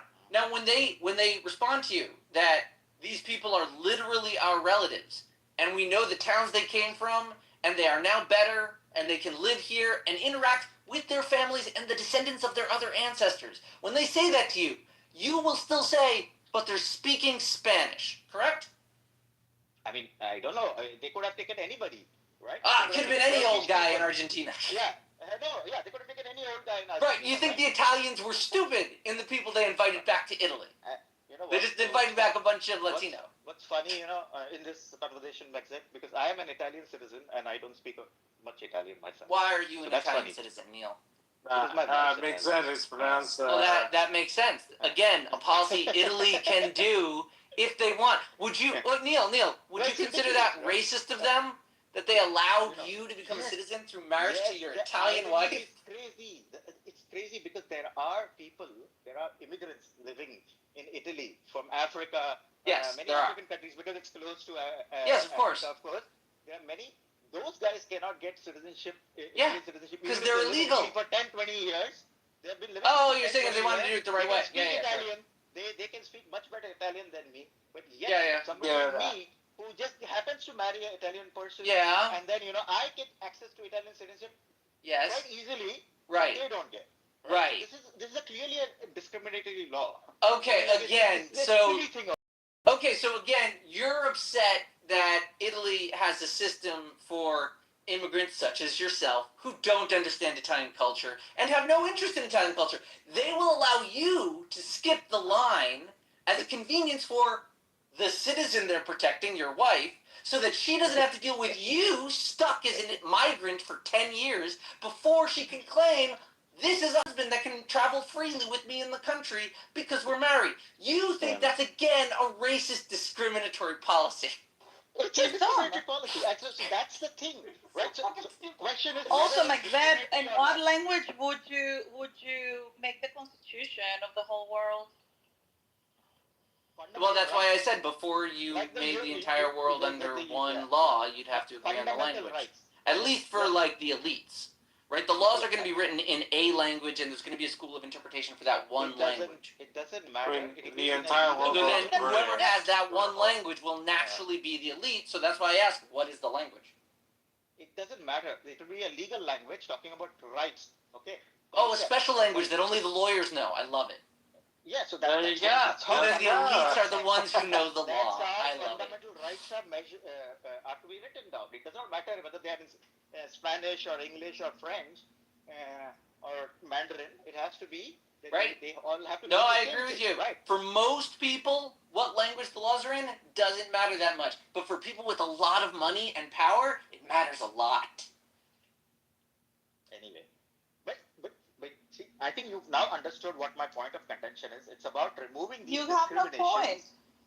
You have no point. You have no sense of immigration or the true jurisdiction.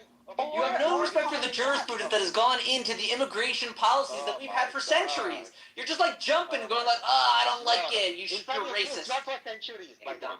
These immigration policies have begun after the, these are specific immigration policies that have begun after the First World War. Okay, before the First World War, anybody could go and live in France. That's not a good example because the First World War they were wrong. David, if you unmute again, I swear to God, I'm gonna block you, David. Don't unmute again. I'm telling you the history of modern immigration policies are relatively recent. Okay, they are not something that have been going around for centuries. These policies are only in place very, very recently. All right, 100 years ago. That's the amount of time present day immigration policies have been there. Otherwise, if you could just travel to the UK, you could live in the UK. Or if you're able to travel to France, you could live in France. Oh yeah, then why'd they kick out the Jews? I don't know. That was. You don't know. You don't know shit. You're so fucking stupid. They kicked out the Jews. Yes. When did France kick out the Jews? You mean when? They're forced to. You know what? I was actually referring to England. But yes, England kicked out the Jews. I'm pretty sure different regions. This is also the guy that Spain was kicked out their Jews. Germany kicked out their Jews. Anyway. Yeah, France was forced to. You might disagree. This is also the guy that was making the case, the moral case for necrophilia. Imagine that. Okay, Isa, yeah. So you have left here. God. To talk about It's nothing sacred. Yeah. Well, this is what happened. Boo. He's very intelligent. You can tell that. I did it. Ooh. I am just making a case for non-discriminatory. For necrophilia. We heard. State policies. That's all. Non-discriminatory state policies. In immigration. That's the case I'm making for. Even in America. That's stupid. Immigration is where we are our highest level of discrimination. Laws against necrophilia are also stupid, according to him. In America, it's against the law to necrophilia, so, All right. A low discernment, a low degree of discrimination in immigration policy endangers your citizenship and potentially your very democracy. I don't think so. Then you're dumb. You don't think. You should have stopped after you said, I don't think. Are you anti-necrophilia? What are you saying? Wait. Okay, Maxet, America does not have these ethno-religious immigration policies. It does. Do you think that America has a problem? America does have those policies. No. You can migrate to America. It's in the American Constitution. What are you talking about?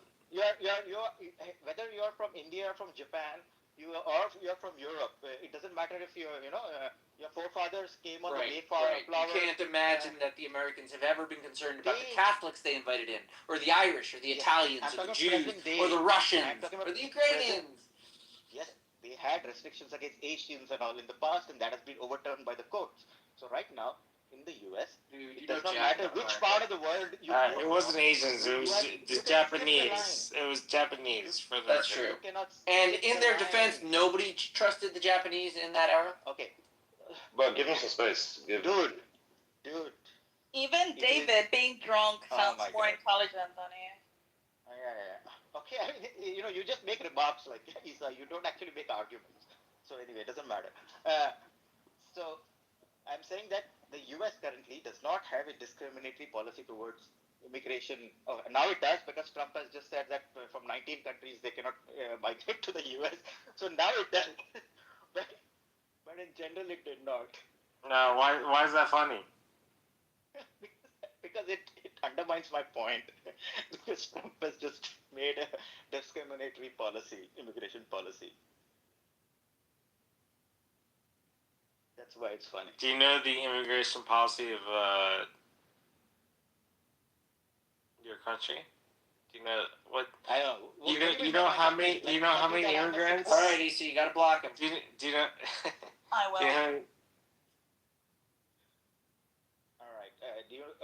What do you mean, like my country, like the country that I'm living in? India lets in 0. I am not an Indian citizen, dude. I'm just saying, like, India lets in 0. Yeah, he's Italian. Can't you tell from his accent? Yes.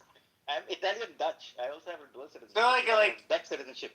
You know, it's funny because it's funny because like America, you know, we let in like I don't know how many millions or thousands of people, but all these other countries around the world like don't let in anybody, and they can't kick out so many people. I don't know how like you know India as a prime example. Why do you guys They don't have a India? migration They don't have a migration population because they don't let anybody in.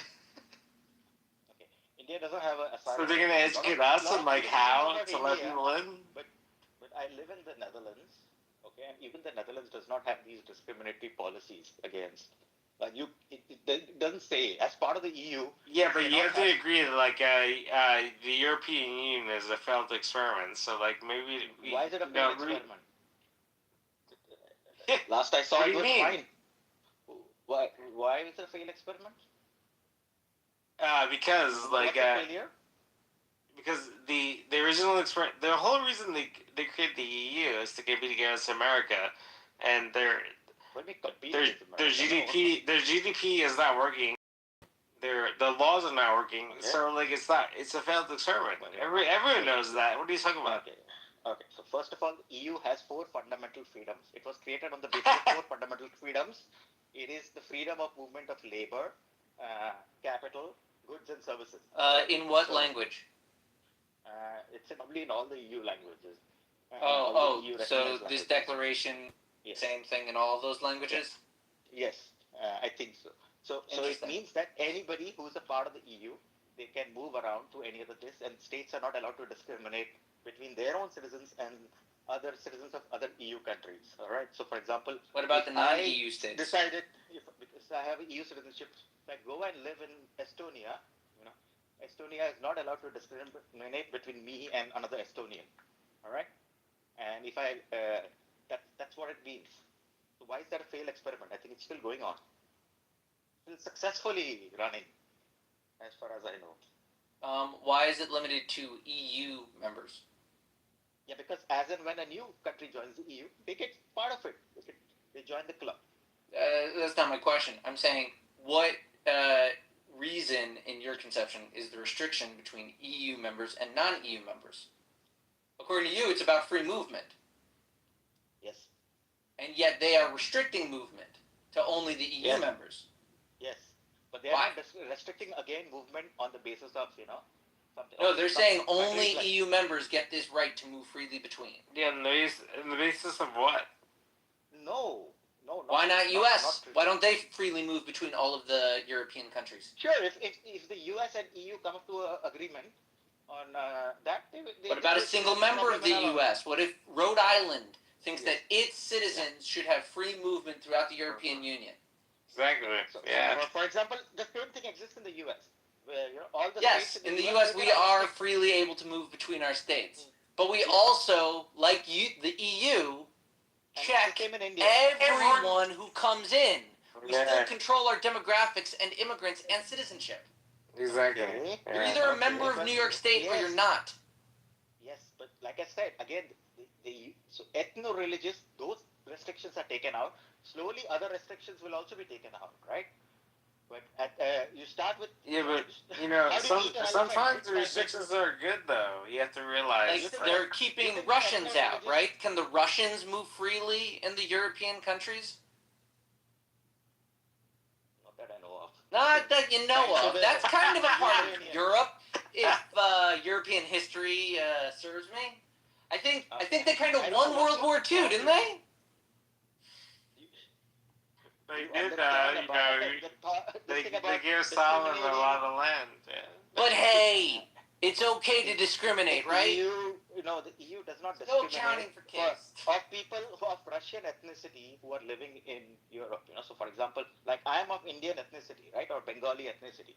The EU cannot discriminate me on the basis of my either my religion or my ethnicity. I think it cannot. I think part of the problem is that your general conception of what a state is and does and what it means is limited to a de minimis immigrant perception. Your conception of what a state is like, I can get this kind of a benefit. This is an interruption. That's not what a state is. That's them literally like putting some honey out to attract another member to feed their citizen machine. Like, you're not really understanding what the state is. You're just kind of enamored with a little trinket they threw out for you to play with. Oh my God, dude! I think that I think for you, you think it's okay to discriminate people on the basis of their No, that's not what he said. That's not what he said. That's what No, I didn't say that. I didn't say that. Yes. What I said was all states. I don't want. No, Neil, I'll say it again. All states are discriminating in the people they allow to migrate into their country. Yes. Every single Yes. one. If you have a pitch for one that engages in no discrimination, I would love to hear it. Go ahead. Agreed. So that's why I'm saying that we have to envision the state of the future, which does not do this kind of stuff. Why? Why is this a failed model? Because it's you failed to illustrate that this model is bad, other than claiming it's discriminatory and that is de facto evil. Because discrimination is not fair. It's not equal. Oh, life is Why not is that not fair? It's One not person that got an fair. A, the other got an F. It's So not- you know, One person we speaks need English, to. the other does not. Yeah, the One guy that person got is a human, the other is not. One person is alive, the other is dead. We discriminate in numerous ways all the time. But So I think what he's saying is that is the guy that got the A, we need to put him down. No, that's we not need what to I'm get, saying. You we guys need to get him an are F. making false equivalences. Okay, you guys are making, Maxed, you're making a false equivalence. I am saying do false not equivalence. discriminate. I love false. Yes. Okay. Can I continue my? Oh my God, you guys cannot. All right, show me the true let somebody equivalence. speak. Yes. So all I'm saying is do not discriminate on the basis of ethnicity and religion. All right. Nobody's Let's start doing with that. You agree on that or not? Do you think that people ought to be discriminated on the basis of their ethnicity or religion? That's it. If you're a state, I don't. Sure, I guess. Why not? Okay. Well, then we disagree there, and we can end the discussion. Why should we not know the distinctive religious and ethnic makeups of our citizenship? And why should that not be represented in our states? No, because I think that's because I think that's right. Like, for example, if there were Jews and Muslims and Christians and blacks and whites and Asians all living in America, I would be very upset if I didn't see blacks and whites and Jews and Christians and Asians all represented in our government. I would say, what a shitty government. That has nothing to do with this country. It's the Jews. And I'll ask you, wait, Maxit. So now you are a citizen of the U.S. You live in the U.S. I said that the U.S. does not discriminate. They do. Immigrants on the basis of their ethnicity or religion. Okay, they discriminate on whatever they want. But yes, on their basis of nationality. Wait. Do you want the U.S. to discriminate immigrants on the basis of their ethnicity or religion? Wow, you're so or religion? I'm asking, Maxet, dude. No, I don't care what ethnicity American invites. Yeah, so then exactly. Then I don't know why you're fighting with me because you have the same position as me. What? You have the same position as me. You don't want the U.S. to discriminate on the basis of He has a ethnicity very or opposite No, I didn't say that. position than you. You just said that. I asked you specifically, do you want the United States to discriminate immigrants based on ethnicity or religion? Yes. No. Okay, that's what you're misunderstanding. I have no particular desire to sway America one way or another in its immigration policy. If they were to decide that they wanted a particular religion or ethnicity, or that they didn't want a particular religion or ethnicity, that's America's call. Me as a citizen, I vote I vote for internal issues. Like, I'm not really concerned that much about which people so you they don't let care in. about. So you don't care about the Trump order to disallow immigrants from the 19 countries? Well, I don't know for disallowing them, but listen, my guess is he has a justification. It's probably supported by the party. Listen, I'm just sort of showing you the level of trust I can put as a citizen in my democracy. That I know there's 100 people looking into whatever his statement is about excluding 17 countries. They're going to consider whether it's legal, whether it's supported, whether it's justified, and then they're going to try and spin it for whatever reason they want to do it. Like, who's going to benefit from it? Probably they're getting kickbacks for someone. It probably helps somebody. But in terms of whatever justification they put out, I don't know. I'll also be waiting for the Democrats. The Democrats being the opposition party and having a tremendous amount of control over media, will criticize whatever policy they put out. And then I will sit while the fourth estate, who criticizes both the Democrats and the Republicans, tells me the most cynical slant on what Trump is doing to the 17 countries. That's right. Exactly. 19. Oh, I'm sorry, 19 countries. And at that point, I will be mildly interested and won't really care. Anyway, and all of this is to show that slow down. This is a highlight of what I gain as an American citizen, right? That is the country working for me because of the different rights and powers and abilities available to every member of the country that were here before I was born, and it was designed by people before anyone was born. All of that is the benefit you get as an American. You get such a stable country that it maintains a stasis through continual adversarial analysis. Dude, I asked for your personal opinion. I'm not. And I'm telling you, I don't have one because I'm an American. I don't need one. Americans. That's right, America. Actually, I trust the system. You know what I was just thinking? Megatron, did these people wake you up? Yeah. Oh, I'm sorry, you know what I was? No. You know what I was just thinking about? I was thinking because the percentage of the amount of Jews and Muslims is the same in America. Now, are we discriminating against Jews coming into the country now too? Because there's only 1.5 Jews and 1.5% Muslims. Well, Jews are always welcome in America. Look at that.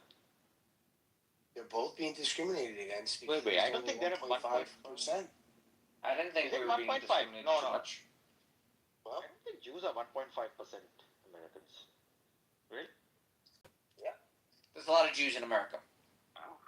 And that was a because Europe wasn't safe anymore. Remember? And that was a huge deviation from the actual question that Mexad asked Nilo about an hour ago, which is, what is the reason for the state of India to exist? What do they stand for?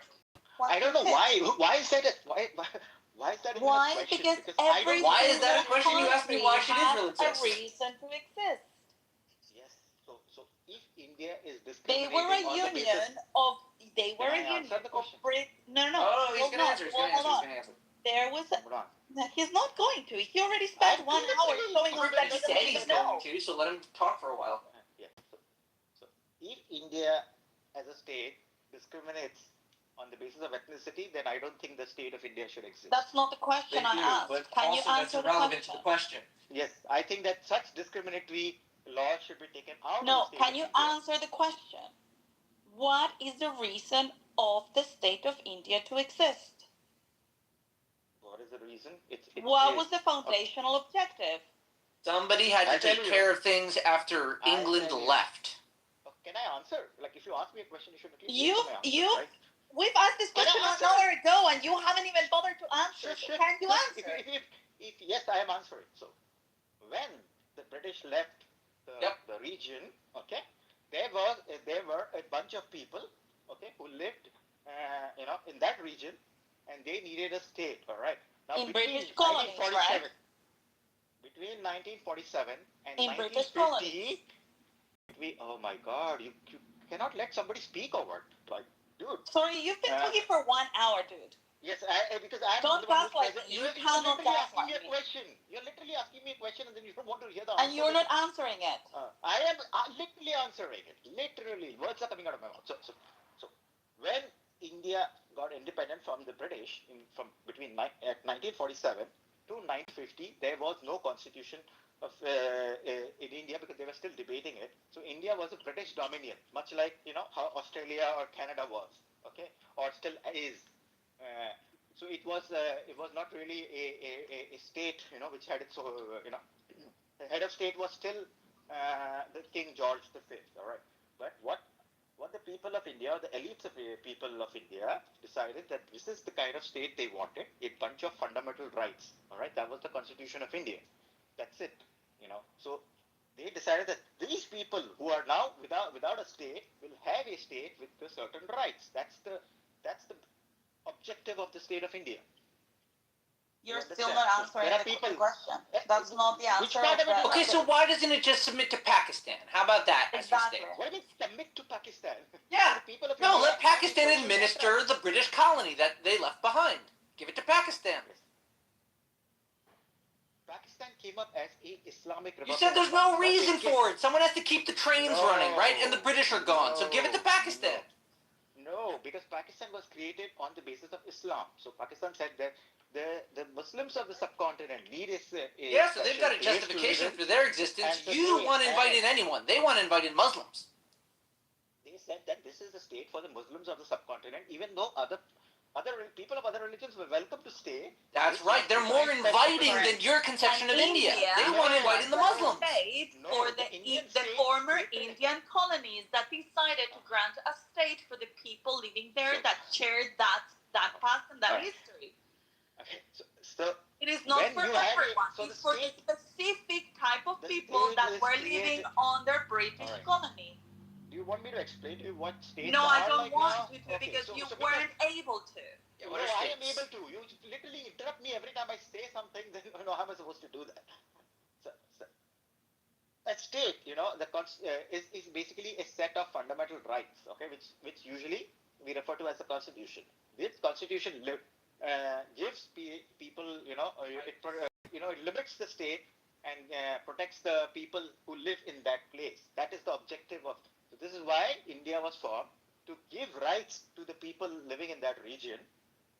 And these rights are secular, these rights are democratic, these rights are liberal in many ways. So India is not the most liberal country in the world, but still liberal. So this is the basis of the state. That I'm understand. You're saying the basis for the state of India is to preserve the rights of the Indians? Of the people living there. The people living there. Where? What there? What specific limited location are you saying you will care about people and then stop caring about people? The boundary drawn by the boundary drawn by Radcliffe. It's called the Radcliffe line. The British. Okay, Radcliffe line. So you care about the rights of people born under the Radcliffe line, correct? Yes.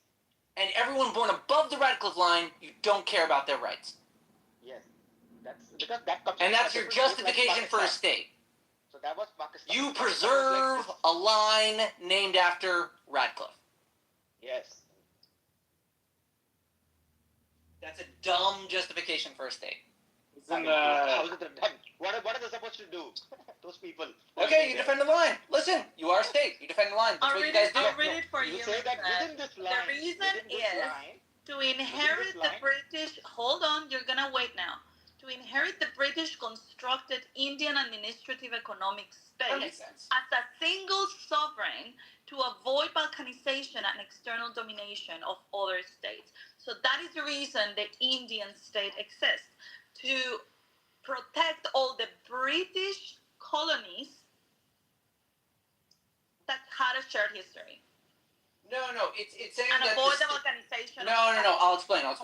What they're saying is that the state apparatus, which Britain constructed, united all of the regions in a fundamental way. Also, not parasitic, but symbiotic way. All of the regions now function together as a whole, even though they never really wanted to and theoretically should balkanize into separate regions with separate authorities and separate cultures, separate ways of developing life on that peninsula, right?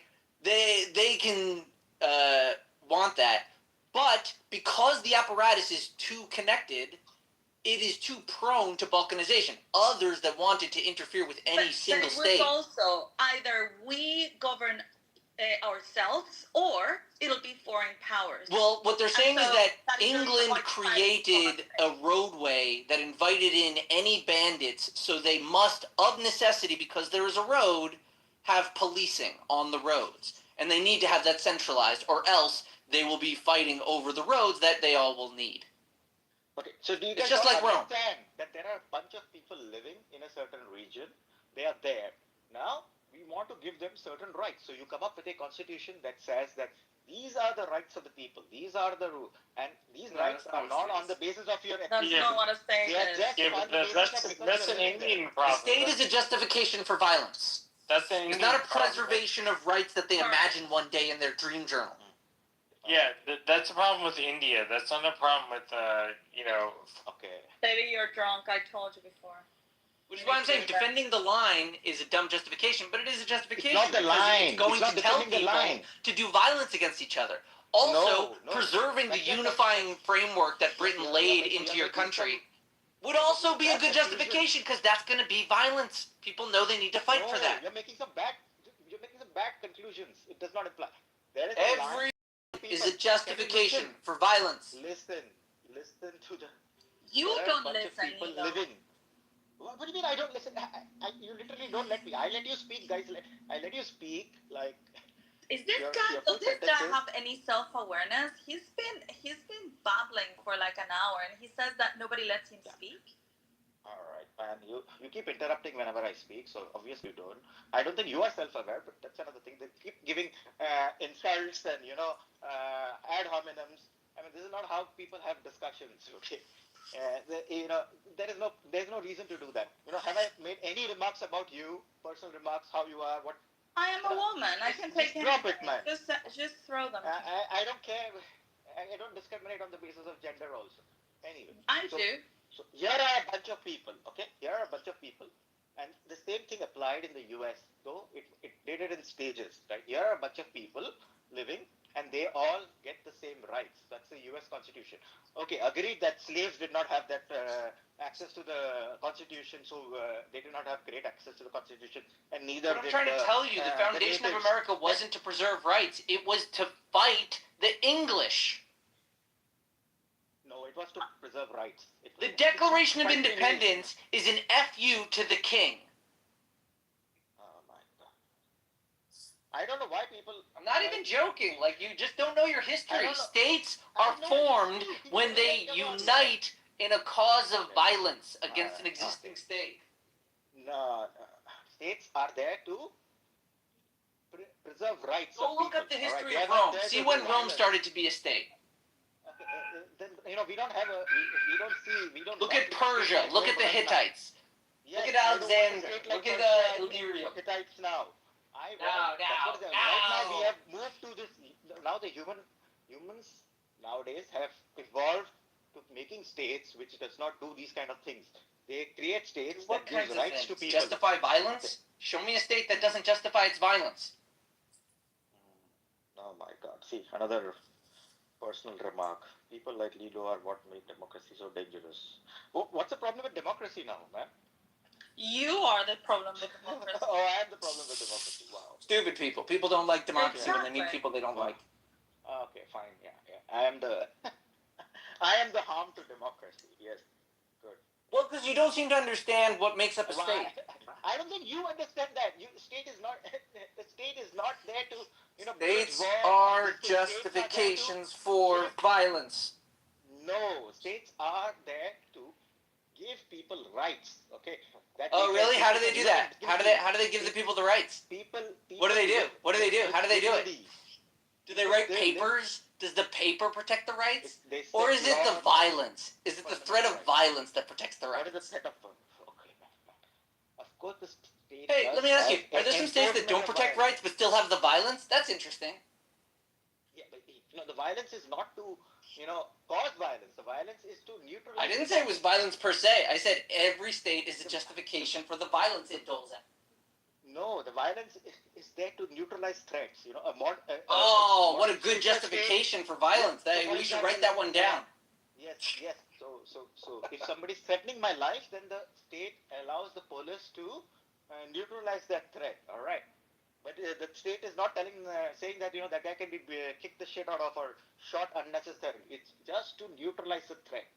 That is the only reason for violence allowed. Okay, if you don't do it that way, you personally, is the state going to threaten you with violence? Yes, to neutralize. Interesting. If you are harmed, if you are trying to make that state, they're always going to be threatened with that violence. If you're trying to take away my rights, okay, then the state is permitted to use violence to neutralize. That's interesting. What permits them to do that? I thought you said they couldn't enact violence on anyone. Because what permits them to do it? Shouldn't the cops stop them? Wait. I'm answering. So, because the state has agreed that there are certain fundamental rights that I have and that need to be protected, that makes them, allows them to use violence to neutralize any threat. The justification they gave, that's what allows them to enact violence? So, it's like the state is making a justification for its violence. Yes. Yeah, justification being the protection of the fundamental rights. The justification being the protection of the fundamental rights. Anyway. And they'll define the fundamental rights later. They'll tell you how they change. But the violence, that's going to happen, right? Because we have to protect the fundamental rights. It's justified. Yes. Similarly, the Indian state was created to protect the rights of the people.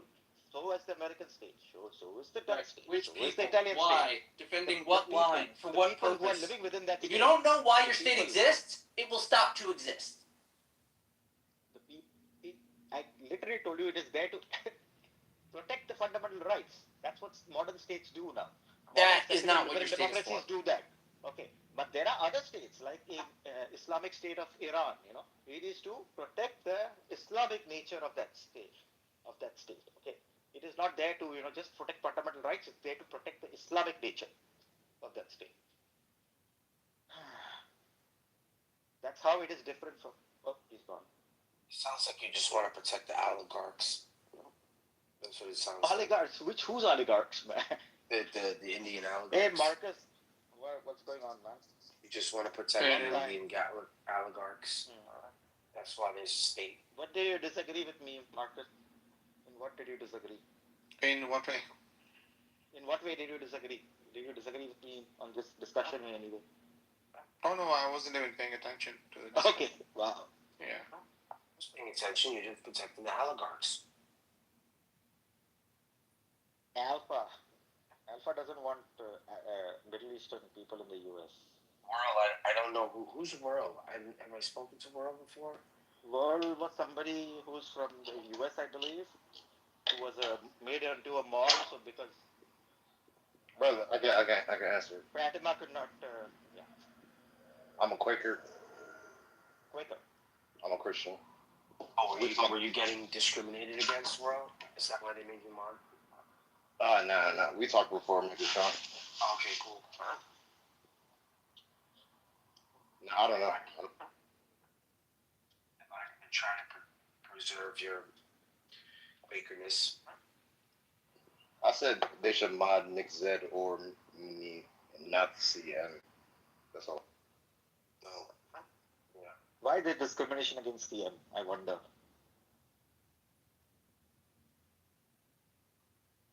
Is it on an ethno-religious basis? He's the 1% of society. But do you think that the U.S. should discriminate immigration on the basis of ethnicity or religion or religion?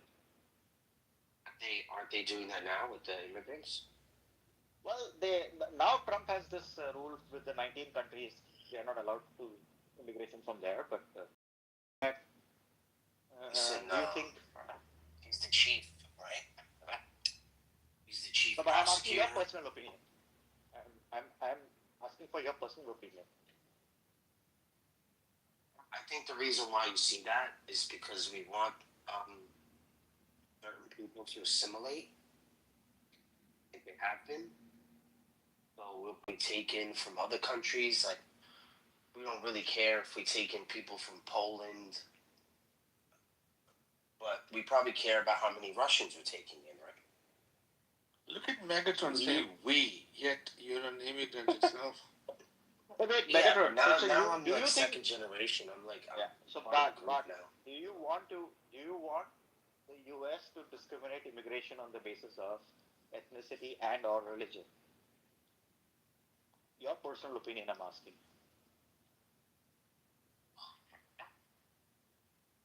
Yeah, did you say? No. But do I know that there's a formula that they use? They do use a formula for green cards, yes. Yeah. It's based on the population. Yeah. Yeah, so there's a formula, and if we see what happens in Great Britain, they let too many people from one crowd in, they start to try to control the majority. And when they like, which crowd is that? Which crowd do you mean specifically?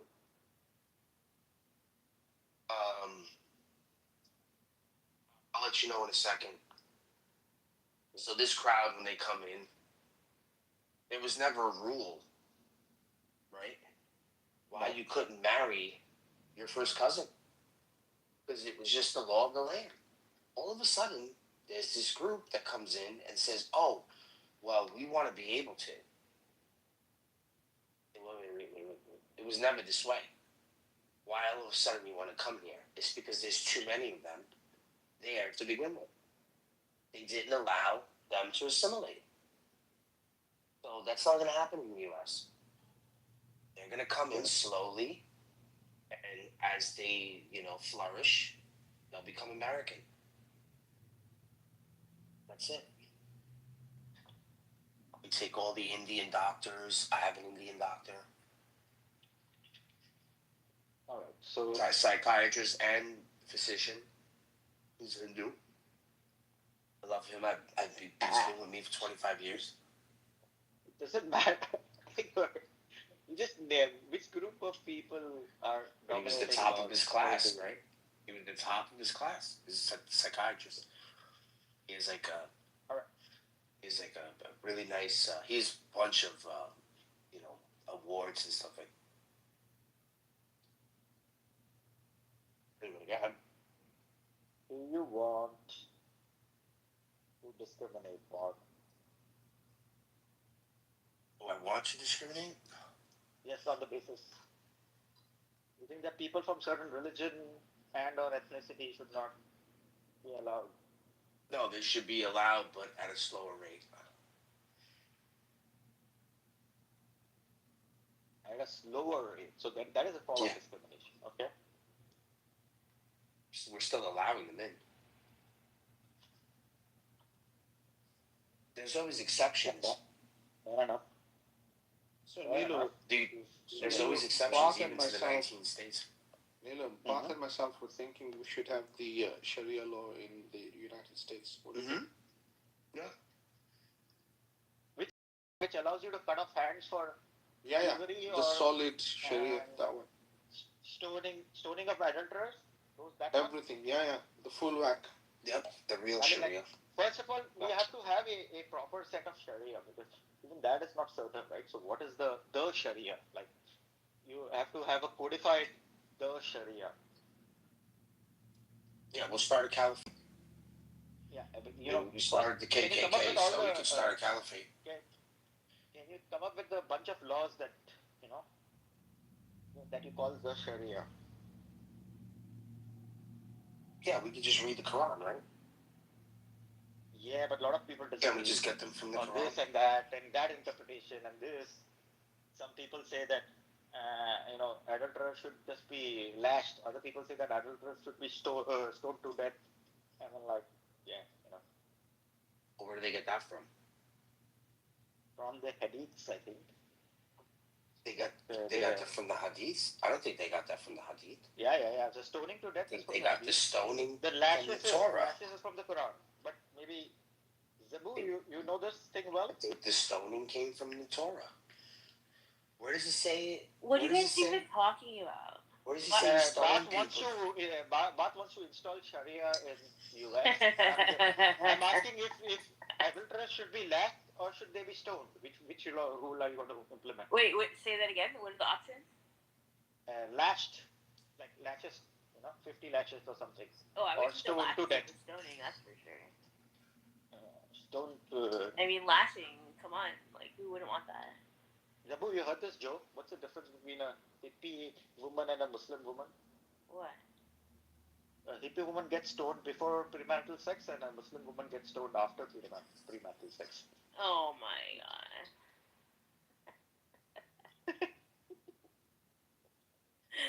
You're funny. Good, eh? God. No, I don't know how to answer this because fuck Sharia, I don't want that. Yeah, fuck Sharia. Yeah. What do you mean fuck Sharia? What's wrong with Sharia? But oh my god, there's different types of Sharia law interpretations, right? So depending on the school of thought you're in, your understanding of Sharia is going to be different. So in the Shia tradition, Sharia is more about like self-regulation, your own morals, your own relationship, and then we default to the laws of society. Now, this is often because we are being persecuted, so we don't we don't feel the need to like. No, but hang on a second, Zabu. Isn't this stuff that Allah is telling us to do? Like, it's not even human beings deciding this stuff. But it's interpreted differently by different schools of thought. That's all I can tell you. I don't think it needs to be. I mean, how can Allah be wrong when Allah decides, I think these people need to be stoned or thrown off a cliff or something? Oh my God. If you're talking about Sharia law that is derived from like the way it used to be, the Sunni Salafi type that one. Yeah. Then you're relying on like interpretations of hadiths and surahs from a context that's like irrelevant. People don't do that now. It's like not the way we handle law now. That's what we want to bring it back. The good old golden days. Yeah, but Zabu, you know what's funny? If you bring back, I'm coming for you first. So you know what's funny is that I put a survey in the chat. Why me? Because you fucking. You want to bring it up. Yeah. I think Zabu wants to do some adultery. We can clearly. But I prefer. Anyway, you know what's a funny? She's above 18. She's obviously doing adultery. What's wrong with you? When they do surveys, like say they do surveys in Bangladesh and say that should Bangladesh have Sharia? More than 90% of people say yes. But you have to ask them. When you ask them about specific things like, do you want adulterers to be stoned to death, or do you want people to cut off their hands to be cut off for thievery? Then they will say no, we don't want that. Exactly, because Sharia law is not all the same thing. That's why. So there are different interpretations. You have to remember that. This idea that Sharia law is incompatible with democracy is not completely true.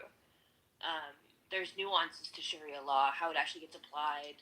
Now, if you want like a literalist Islam's version of Sharia law, then you're obviously going to be fucked, But most people don't understand Sharia law to be that way, and you can see how this is like established already in certain aspects of Canadian society. So, for example, like family tribunal law, there's some interesting cases that have already been dealt with here. But I would suggest that not all aspects of Sharia law are incompatible with democracy. But I still wouldn't want it because it would require. It would require the type of Sharia law that people are advocating for. Is so inconsistent that I'd rather just have the laws of society. So we'll kind of give them an allowance and say, hey, it's going to be like a pick and mix kind of thing. Like if you think these things are okay to be applied to you, you choose them. If not, then that's fine. We'll give you an alternative. We do that with family law already, right? Like with the way divorces and disputes and stuff like that are but the only option is going to be like if you're going to pick and choose between like two options, you're going to have to pick and choose the worst one. So for example, if we say you're going to be jailed like for 5 years or you'll get your hand cut off, you got to choose the hand cut off. Yeah. I'll send you my address, Abu. What is Marcus? What's your personally? What's your favorite Sharia? I don't read Sharia. Why? Oh, me stoning. I think everyone should be stoned at least once in their lives. I mean, are you stoned right now? No. I don't think he has ever been stoned. I've never been stoned. Yeah. Like, you should get stoned. You should try it sometime, man, Marcus. Stoning and lashing. Zabu, stoning and lashing, especially like long eyelashes. I hate fake eyelashes. You sick, putrid individuals. Some good mod should kick Alpha down. kicking me in the nuts. You Alpha, are don't one make me laugh sick. you. You Do you two are prefer one leather sick. or wood? Prefer leather or wood, Alpha? Leather. Wood is not. Wood is too solid. I don't want solid sharia. But I think my favorite one would be like, my favorite, I think Sharia would be like losing all the limbs. Oh, nice. You No, see, no. By the way, Marcus, there was a hadith like that, you know. There was this guy, he stole, so he got chopped off. Then he stole again, then he got the second hand chopped off. And then, you know, they chopped off his leg and the second leg. No, wait. Nilo, wait. Before we go to the third item, which was the leg, right? How did he steal? Yeah, that's what is unknown, but the hadith clearly says that, you know, that guy, he stole even after both his hands and legs were chopped off. Oh, with what, his mouth did things like with... And then he was put to death. Wait. So, okay, 2 hands, 2 legs. Okay. Just 2 legs? But you know what? That proves actually Yeah, the 2 Sharia legs. didn't work. After the first hand, don't you think after the first hand it would just prove that the Sharia is not working? Because the guy does it again. The first Sharia part... is supposed to, it's supposed to be a deterrent, right? Like, you don't do it again. Well, I mean, if you chop off the third leg, he's definitely not going to be able to do it again, so... Oof. Alpha is sick. How many of you just fantasize about cutting off somebody else's penis? Like, I'm just... Look who's talking, these 2 freaks. Hey, I'm not the one who started this. Alpha, everything is about you. What are you talking about? Yes. Everything. Worship me. Are you high right now? Which Sharia law would you like to be applied to you? Like, which one would you be okay with? Liquid. Oh, shit. Liquid, you putrid British imperialist liquid. That he's inspired by the Bukkake verse in the Quran. You guys are so nasty, man. I was about to say something delicious, but not anymore. Did he say Bukkake? That was nasty. Shabu said it's a verse and chapter. Look, I know I'm not a fan of Islam, but I wouldn't do that. That's just stupid, man. Whoever did that is just stupid. Okay, how about we do this? How about we do this, right? We set it so that you could cut their hand off, right? But whoever cuts their hand off gets their hand cut off. Ooh. That's No. That's whoever deep, dude. I like it. whoever cuts the hand off gets that hand attached to them. Wait, what was that again? I'm lost. Who's gonna do that? What are we talking about? You get an infection from doing that. So no. We'll have everything. We'll have all the medicines. You know, sterilizing. Burn it beforehand. Good morning, everyone. Good morning, Boris. Good morning. I'm making pancakes. I I'm baking. I gotta take my car. I got my brakes done, and then now they're starting to squeak, which they've been squeaking, and they're like, "Well, you just got them, so you have to wait a few weeks." It's been 2 months, I'm going to take them back today. So I'm making breakfast before I go. I didn't get a chance to go to church. I had sex last night, so I'm kind of late. Head in the pillow. Well, it was an event. Head in It was the an event when you're married. It's like an event. So man, took the wind right out of me last night. No lashes involved. Megatron. Man, I still got it. No, I still got it moment. It took the wind out of him. At least something blew. No? Yep. Head in the pillow, Boris. My head in the pillow? No, hers. No. She's been on top of me now because I'm getting old. So she's the younger one in this situation. So she's gonna have to do some of the work. Oh my God, I love it. Yeah. I thought she was gonna say, "Oh my God, how can you do that?" She's like, we have kids in the room, people. Come on. Hey. Give me a kiss. Sick adults. Just to let everybody know, Zabu started this. Look at him. This freaky shit. Oh my God, I didn't start shit. Have you guys, hey Marcus, have you noticed every time Zabu wakes up to pee, she comes in here, starts some freaky shit and go? And we get stuck with like 4 hours of freaky shit. Just another pee moment. I'm okay with that. This is the problem of listening to too much philosophy, you know. P1, P2. If P is not P. Speaking of P, you guys have to watch the 50 Cent documentary about P. Diddy. It's so good. It's fucking P. Diddy? Yeah. Puff Daddy. I must say though, Zabu, 50 Cent he is really the embodiment of the 48 laws of power, man. That is one seditious son of a gun. He waited like 20 years to get back at Diddy, and god damn. It's such a good documentary. Highly recommend it. It's dramatic. Hey, Diddy deserves it, man. Get the hell out of here, fucking over people all these, like, for the past 2-3 decades and expect not to get your karma? Of course you're gonna get your karma, asshole. Is it on Netflix? Wait, what do you mean karma? He's free. Free of what? Of charges, criminal charges. Well, I mean, he didn't. I don't think he's free of all charges, is he? No. I think he's facing what like 50 months. 10 years for each of the prosecution ones. Oh, that's good. That's good. Okay. I thought he. I didn't know This is he got. why, world, you should watch the documentary. Yeah, but he didn't. He didn't get charged with all the other stuff that people talking about. He only got RICO charged for and one shit. thing. Yeah. Well, at least there's going to be a party. There's going to be a party with R. Kelly, so he'll be fine. No. This guy, bro. What? Look. My mind says yes, You're sick but my body. Yeah, that was his bad confession, though. And I still listen to his music. I may not agree with his character, but I still listen to his music. Hey, Alpha, do you know why a pedophile never wins a race? Whirl, thank you for holding it down. I want to thank you for, you just can't make Himothy Ahmad. Okay? You got it. Who made Himothy Ahmad? I did. I thought it was you. Why can't we make Himothy Ahmad? When I get my names in rooms, I'm not What are you talking about? The guy literally he's kicked me out of my own room. What are you talking about? Himothy is cool, man. Come on.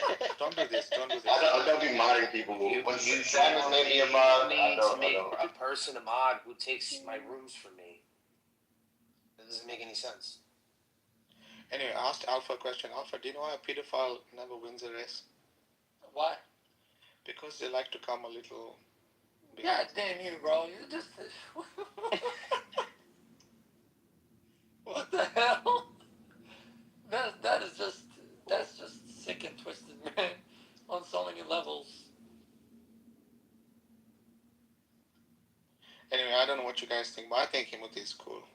But I'm not gonna lie, Zabu. I'll say this. And listen, I don't care about him being Can I be made mod in your room? Nino is endangered species. Let's make him more. The problem is with the wrong people, man. You want to be cool. We're not looking to be cool.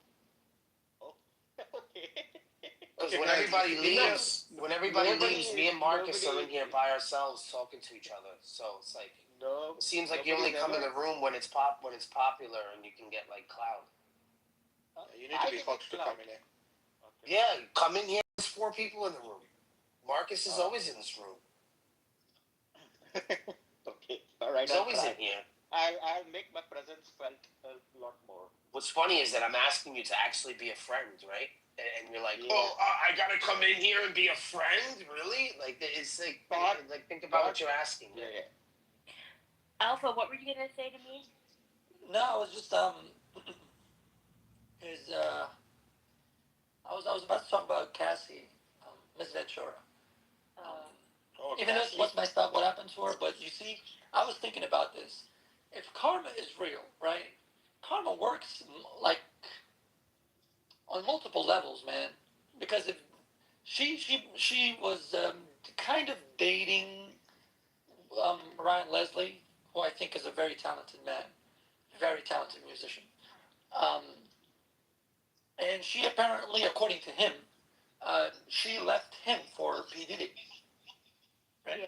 Mm-hmm. So everything that happened to her is inexcusable. That's just outright.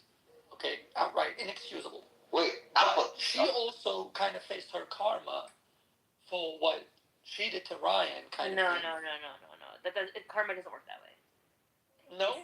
No, if you're in an abusive relationship, you don't have karma for like your abuser. Okay, but philosophically, and the idea of karma doesn't work that way. You guys are like. Oh yeah, that's not even what karma is. Yeah, it's not like checks and balances of like immediate like action that way. It's more so it's more like long term. Hey, Alpha, I can't even believe has an impact on your reincarnation. Exactly. It would only have been karma if PDD was driving. And she was in the car. Oh my god. You're sick, man. Sick. Twisted. Anyways, clearly shouldn't be making jokes about this. This is awful. Let's go back. No, I don't mean karma in the, not karma in that sense, but karma in the get back sense, right? Yeah, but just don't use that way.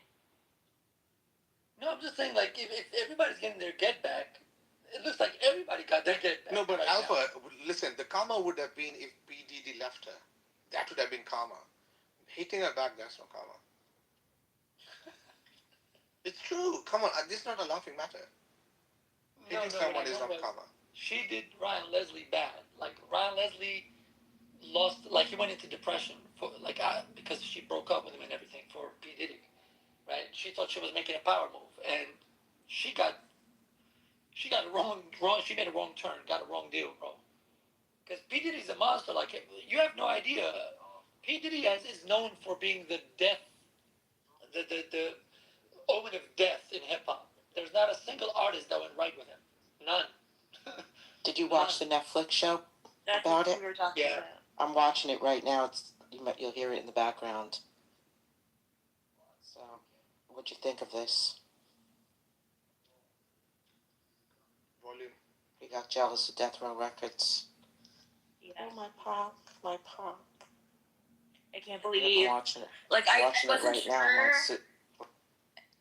I wasn't sure how I felt before, but I definitely think P. Diddy killed. Definitely, 100%. Look, the killer's cousin already said it. It's like, P. Diddy should come to my rescue. We did a lot of things for him. I mean, there you go. Even in his trial, P. Diddy's name dropped more than his did. So, that says a lot. But we know what's interesting to me is how, for example, Gene Deal and all of them, like all these bodyguards, right? Even when it comes to politicians or officials, right? They say nothing when they're in a position of power and they can actually do some damage and have some influence.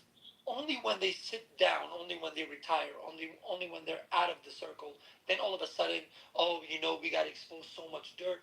It's like, you were in a position of power. Why didn't you just sabotage then? Why didn't you just... It's hard to come out when you're like in the thick of it, you know? It's hard to do that. And that's what makes me cringe so much. It's like, this guy is just... Really? Like, why didn't you just expose them then? Even like when people come out and talk about presidents or former presidents But and people all have been talking about fucking P. Diddy for a long time, dude. Like, in this association with Tupac, it's been a long time coming. This was like right from the beginning. Oh my god, one thing anyways, whatever. I don't want to talk about this anymore. But it's a really good documentary you should watch. I think people should start going after Leo Cohen next. Because his name has been dropping lately for messing up a lot of people's lives and fucking them over. So I think he should be next. Leo Cohen should be next. Marcus. What up? Hi. Why? Because he's Get out the box. No, because he's a parasitic exec. Has nothing to do with his, ethnicity or religion. Same thing with like Suge Knight. Like, the guy's a fucking scum, man. Nah, and I agree. J Prince too. Do you work in the music business? Yes, J Prince as well. You work in the music business? Criminal. Yeah, no, he's a criminal. I worked before. people I know in music business are like, don't fuck with Jay Prince. He's like a serious. He will seriously get you hurt. Yeah, I've heard stories of him being able to pull strings and really, Alpha's band was called Sinews and Ligaments. No, I was not in a band, in fact. No. I didn't want to get into the music industry. I did my diploma in audio engineering.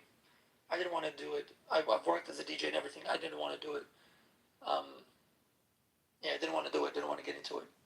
Disgusting. I knew so many DJs that got cases against them for letting females into their DJ box and all that, and just they were being charged with many allegations, like they were being alleged of touching people in the wrong places and all of that, sexual harassment. Like, oh hell no! I worked for a month in a club, and that was it. I wouldn't let anybody in the box. Like, why are you getting in the box? Example, can you believe Alpha just missed my joke? Yeah, that's the whole point of going to the club, is to get in the box. Sinews and ligaments.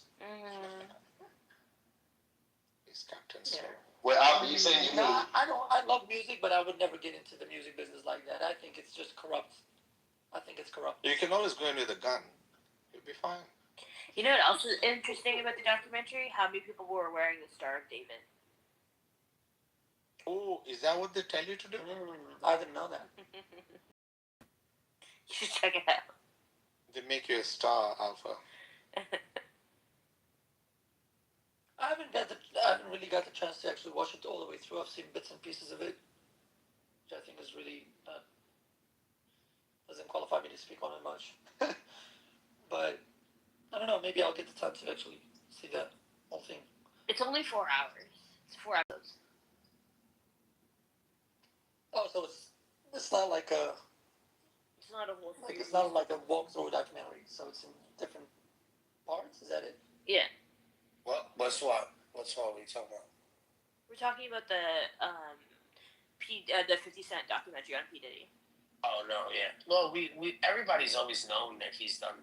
This is the way he does business. So I don't know why it's a shock to everybody. It's a good documentary in itself. No, yeah, definitely. I'm just a little biased on it. You know, it's interesting. A little biased because he has a personal thing with him, so it's good. I think for entertainment, but it's a dog business. No, man, he got all of this footage from Diddy. It's crazy what he was able to put together. So yeah, he's getting it now because he's in jail. Of course. Even if you know the story, there's things in there that are whoa, how did that's exactly. Now I saw some bits and pieces, and I was like, how did you get your hands on this? Like, where did you get this from? I have a feeling P. Diddy, sorry, Daddy, shit. I have a feeling P. Diddy is probably thinking, I don't know what you know about me, or I don't know what you heard about me. This guy.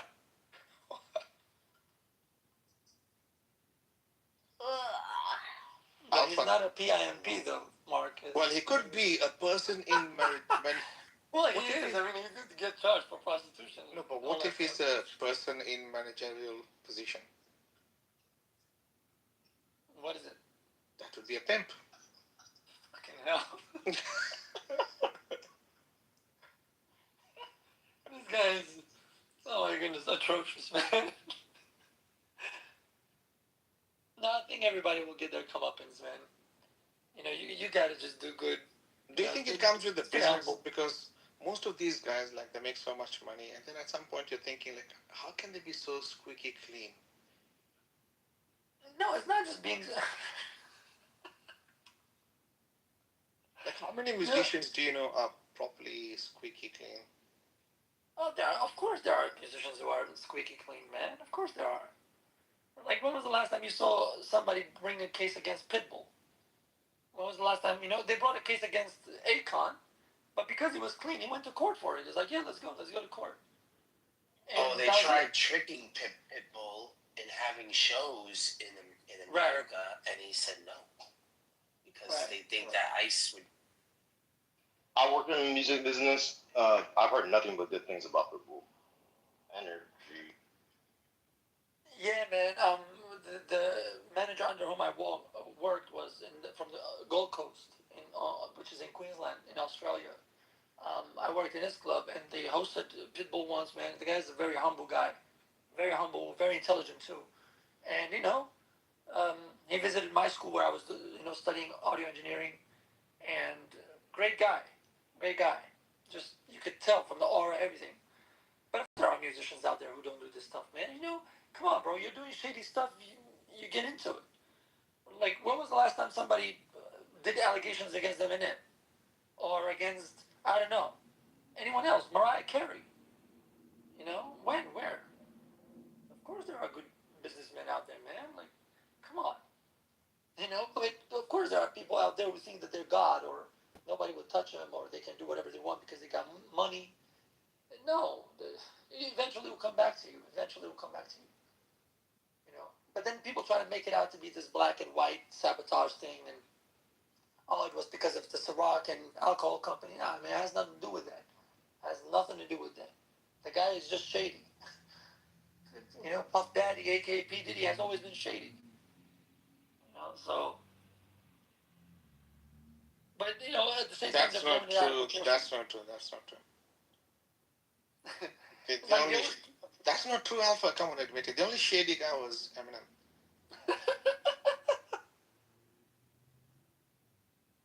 No, really, you do shady stuff, it'll come back. It'll come back to you, man. Like, it will come back to you. Especially if you do it arrogantly, not innocently. Because there are people who do shady stuff, but they do it innocently in the sense that, look, I was trying to be bad, but somehow, some way, man, they get it passed. But people who do it arrogantly, nah, they're gonna get your comeuppance sooner or later. You'll Also, get your I comeuppance. can't believe your knowledge of music is so messed up. The only guy who was truly bad was Michael Jackson. And he admitted it as well. Yeah, I still don't believe in that bullshit about Michael Jackson touching kids. And come on, I don't believe in that stuff. I really don't. What if he was touching? Yeah, I don't think he did, bro. I don't think he did. I don't. I think. Look, I do believe that there are people out there with just explain Macaulay Culkin for me. Macaulay Culkin is a wacko, man. He's a bit loopy. All right. So explain to me his journey. Why did his journey have to be with Michael Jackson? No.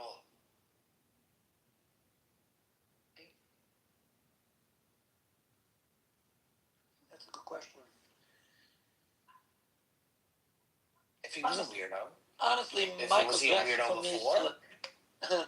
For me, Michael Jackson is still an idol. Michael Jackson will always be like the king of pop to me and all that stuff. I remember all that stuff that he went through in the 90s. I don't believe it for 1 second. I'm not gonna lie. And all that black and white shit, get the fuck out of here with that shit, bro. Michael Jackson was a talented human being. And he spoke a lot of facts, spoke a lot of truth. And some people, they didn't like him and tried to set him up. For that, I do believe that. Because Michael Jackson was very politically involved.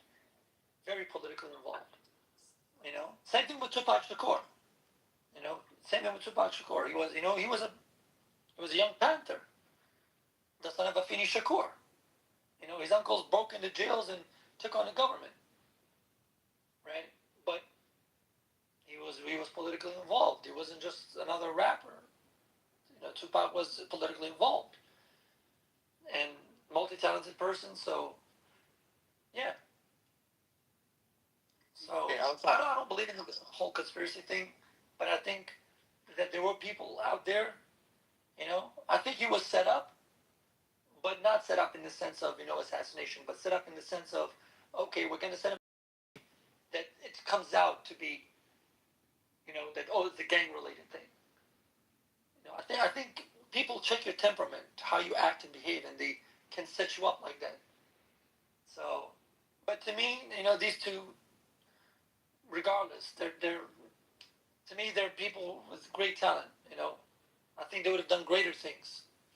They would have done greater things, but Hey, that's life. I agree with you. I think MJ was really brilliant. If you listen to his music and all, like there's a lot of quality in it. But guess what, Alpha? This month I've decided I'm going to be a rapper. I'm going to be a What are you talking about, man? No, I'm going to be a Christmas rapper. Hey, man, don't joke, man. Rapping is not an easy. You need to have talent, bro. Have you heard Sam rapping in this room? Like Sam is pretty cool. Yeah, Sam is horrible, man. But I love his comedic timing. But he's horrible. That's the whole point. It's too nasty. Let's just enjoy it. No, not everybody. Look, nowadays, I'm not gonna lie to you, bro. I love hip hop. I think hip hop is one of the greatest. You know, hip hop is a very rebellious culture. That's why I love it. That's why it attracts me. Like hip hop is not the kind of stuff that you like.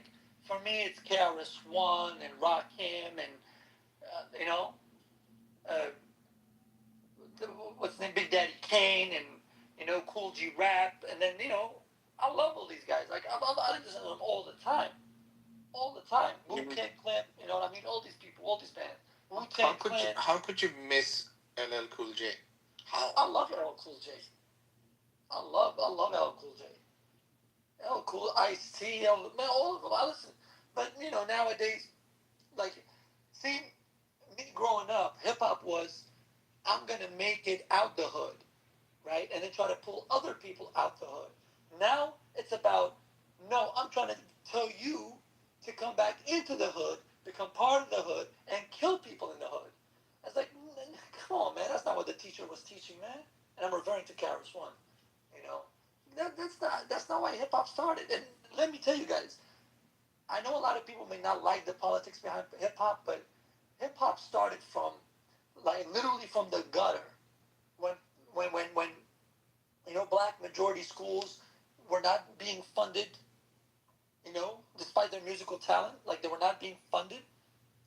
They couldn't afford musical instruments. They couldn't afford studios. And you come up with hip hop? Come on, man. Like, come on. And that's what hip hop means. Hip hop.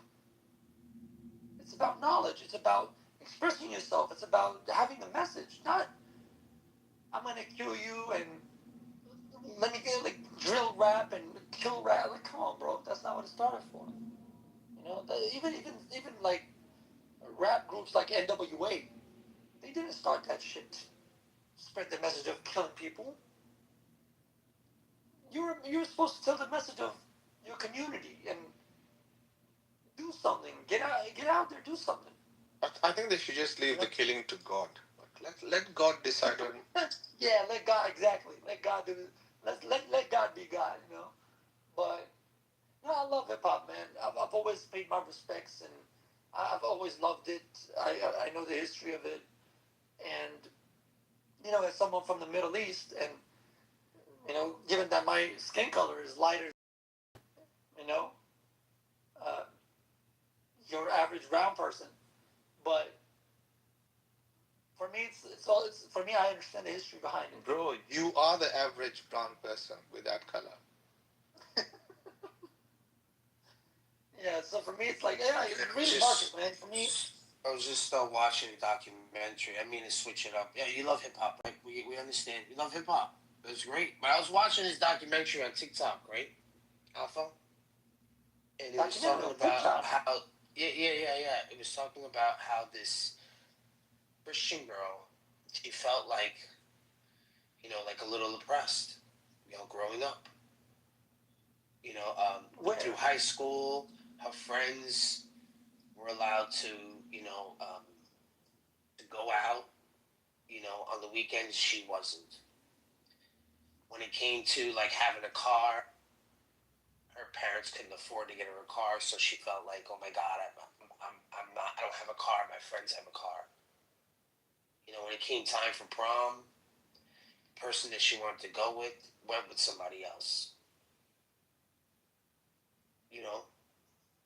And I'm thinking about all those poor Christian girls that went through this out there in America. It's just something that I was thinking about there. Really? Saw a documentary on that. Yeah. Wait, do you have a link? But don't you think it's really oppress a young Christian girl in America that she can't get it, that parents can't afford a car, so just drive her parents' car? That's so fucked up. I think you're pulling my leg, right? Well, if she No, can't, I'm just yeah. if she can't drive a car, it's a karma. Your third leg. Marcus. What? Then I compared it with these girls from Egypt. Because they were like having a documentary, so they were comparing one to the other. And then the girl from Egypt said that she's never felt the wind on her neck for 12 years. That's messed up. Overnight. Hey, Megatron, do you know why Egyptian kids are so? Do you know why Egyptian kids are so confused? Oh, this is good. Why? Because at some point, their daddies are going to become mummies. You're fucked up somewhere. What the hell? I remember still I didn't get that one. Maybe that one went over my head. Oh man, this guy. Anyway, but yeah, so the oppression of women, of Muslim women compared to Christian women, man, it's just uncanny. No, but really, is this actually a documentary or just mucking around? Well, no, there's a documentary of just a bunch of women that live in Muslim countries that are just being oppressed, really. What do you mean they're being oppressed? Of course, they're being given more freedom. Allah gave them more freedom. They never had freedom. What do you mean? Now Allah's a politician? Think about it, Megatron. Just think about it, right? If you are like hooked up with one guy, you've got to cook, clean, do everything for this one guy, right? But if he's got 3 more wives, you're literally just going to be spending less time with this guy. So you have more freedom. Are these Egyptian and like talk shows real? Like there's a mother giving her daughter away at 10 because she got her period. Like is that a real show? Like are people taking this serious? It's happening all over the world. Hello, everyone. And the daughter is literally saying, I want to marry this guy. I don't want to marry this guy. And she's like, well, you're ready. What's up? You're ready. Like, this can't be real. But Megatron, do you have a link for that? I want to see that. You want to see that show? Yeah, like the talk show? Yeah. Yeah, the talk show? documentary thing about the... Oh, the documentary? Oh. No, not the Christian girls. I was just over-embellishing on the point. Oh, you asshole. I was over-embellishing. Before you go ahead, your personal discussion. Hold on. I just wanted to. Oh, here we go with the complaints. Go ahead, give us the complaint. What's the complaint, bro? No, it's not a complaint. It is the complaint.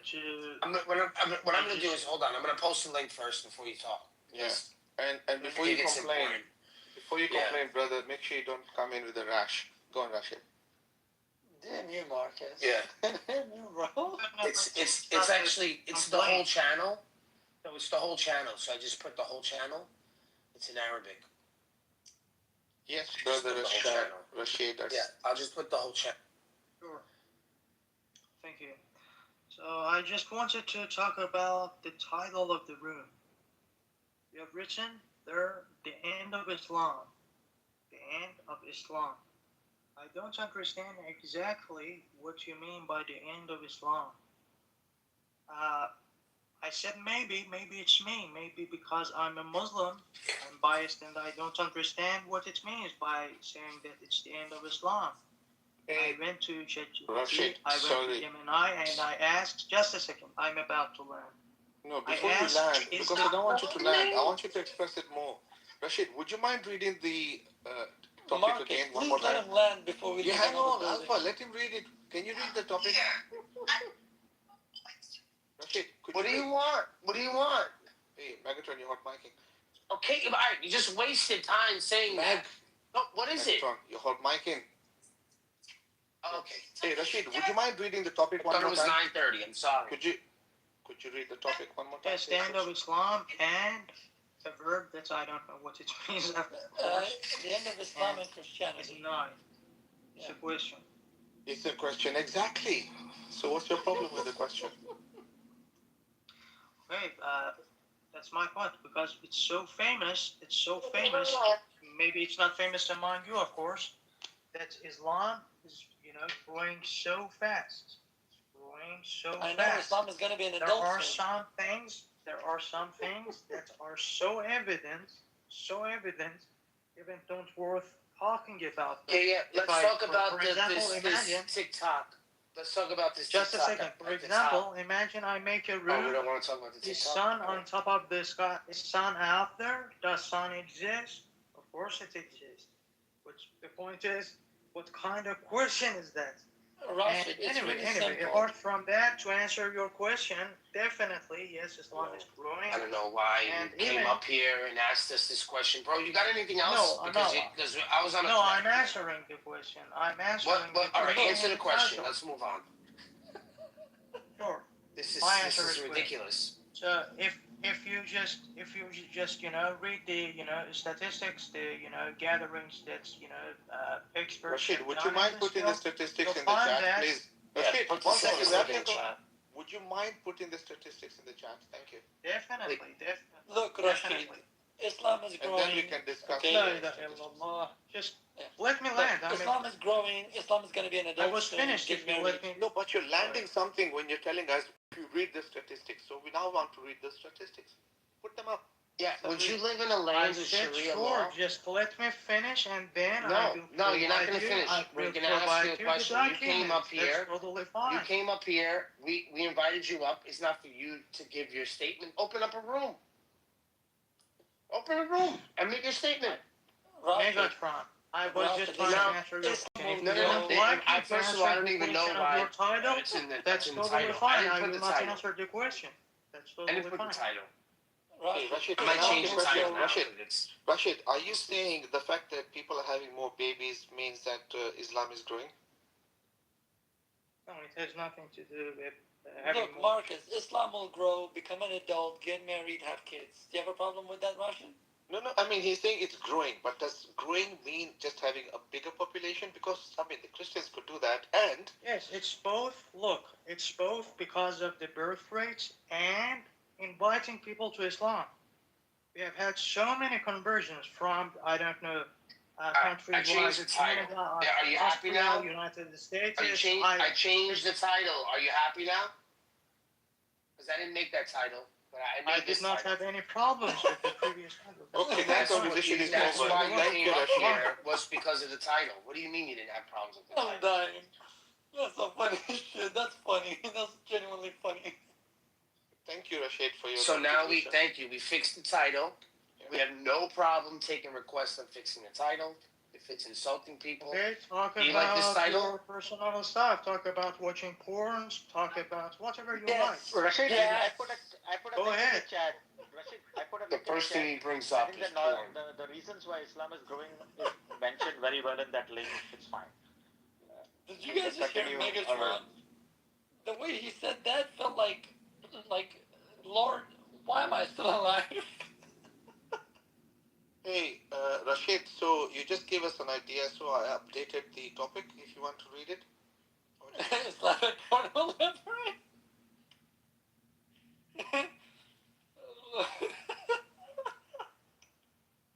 You guys are messed up, I swear. See, I told you guys not to hang around Zabu. That's what's gonna happen. This is exactly why I always say atheists have nothing other than making mockery of other things. I'm not an mocking atheist. people. Yes. Just laughing at other people. I'm Muslim. They have nothing to provide to the society, okay? They are based on denial. Atheists are just based on What is denial. the problem with They mocking? just laugh at things, What's the problem with mock mocking? people. That's it. Go ahead. What is the Yeah, problem shame on with you, mocking? Marcus, for laughing. Only Egyptians are based in denial. Okay. So, Rashid, what's the problem with mocking, though? Is there a problem with mocking? Mockery? Of course there's a problem. When you're mocking me and laughing at me and I laugh back.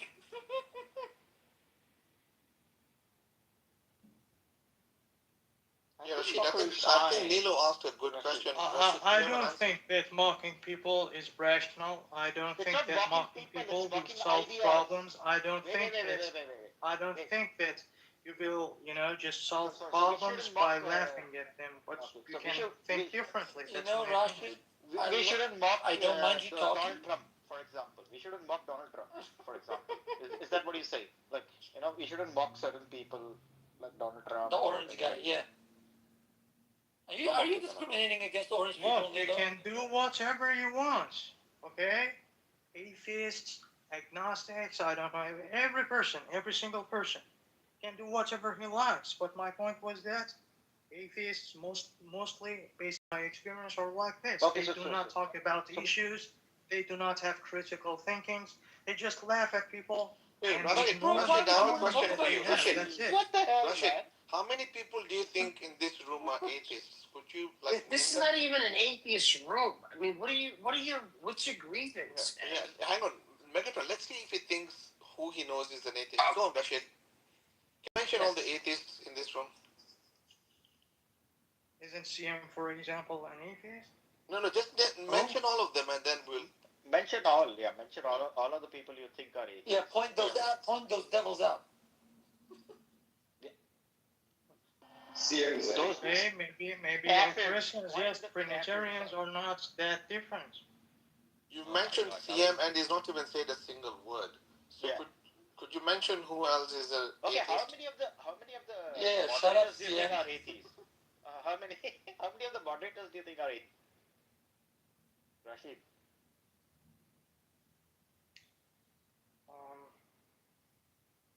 That's my bad, okay? No, but Rashid, you have to point out two things in this room. You have to point out who is gay and who's an atheist. Rashid, it should teach you not to open your mouth and just speak stuff without even knowing facts. I think there was some solid ignorance happening there. But I will say this, Nilo. Rashid, when you speak, you do speak good things, but please try to land a bit early because I get anxious when you're still not landing,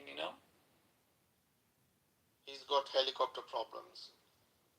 No, I just don't want to lose another building. Oh, shit. Okay, that's a good one. That was really good. I had that thought in my head. Sorry, guys. I'm sorry. It's okay. We're going to come. I told you we're going to come after you, Alpha. We're coming after you. Okay, so this was So this was where is it? Alpha. That was that link at the top, the TikTok link. I don't know how that got into my feed. I was just checking it out. And there's a few documentaries on there, and I was a little confused as to saying, like, are these things real? Like, are people just making this up to kind of? Because I don't believe these things right off the bat. I do believe there are people out there that don't like Islam, right? And I think they put out propaganda. So I'm always looking at these things like, is this real? Like, what is really going on here? Like, is the words that they're saying really are they transmitting the words properly, or is this woman just talking about something else? And so I put it up there to see if I need to check this out. I need to scrutinize it on a closer look because they've written.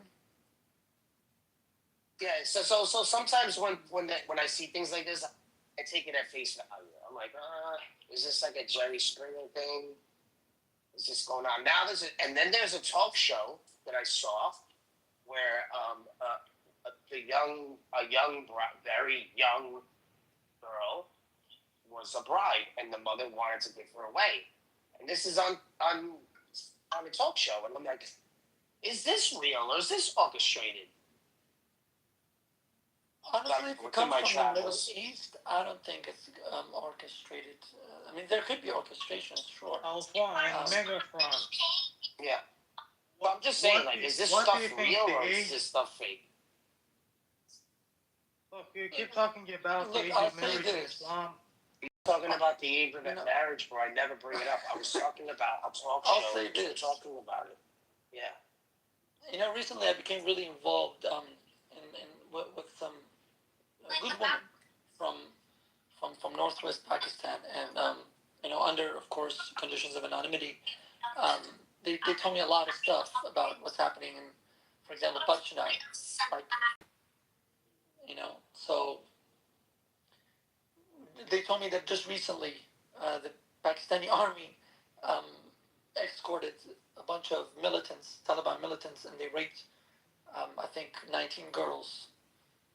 2 of them were her cousins in junior high school. So that kind of took my sleep away, for Why don't you talk good about 2-3 rapes weeks. in Ukraine?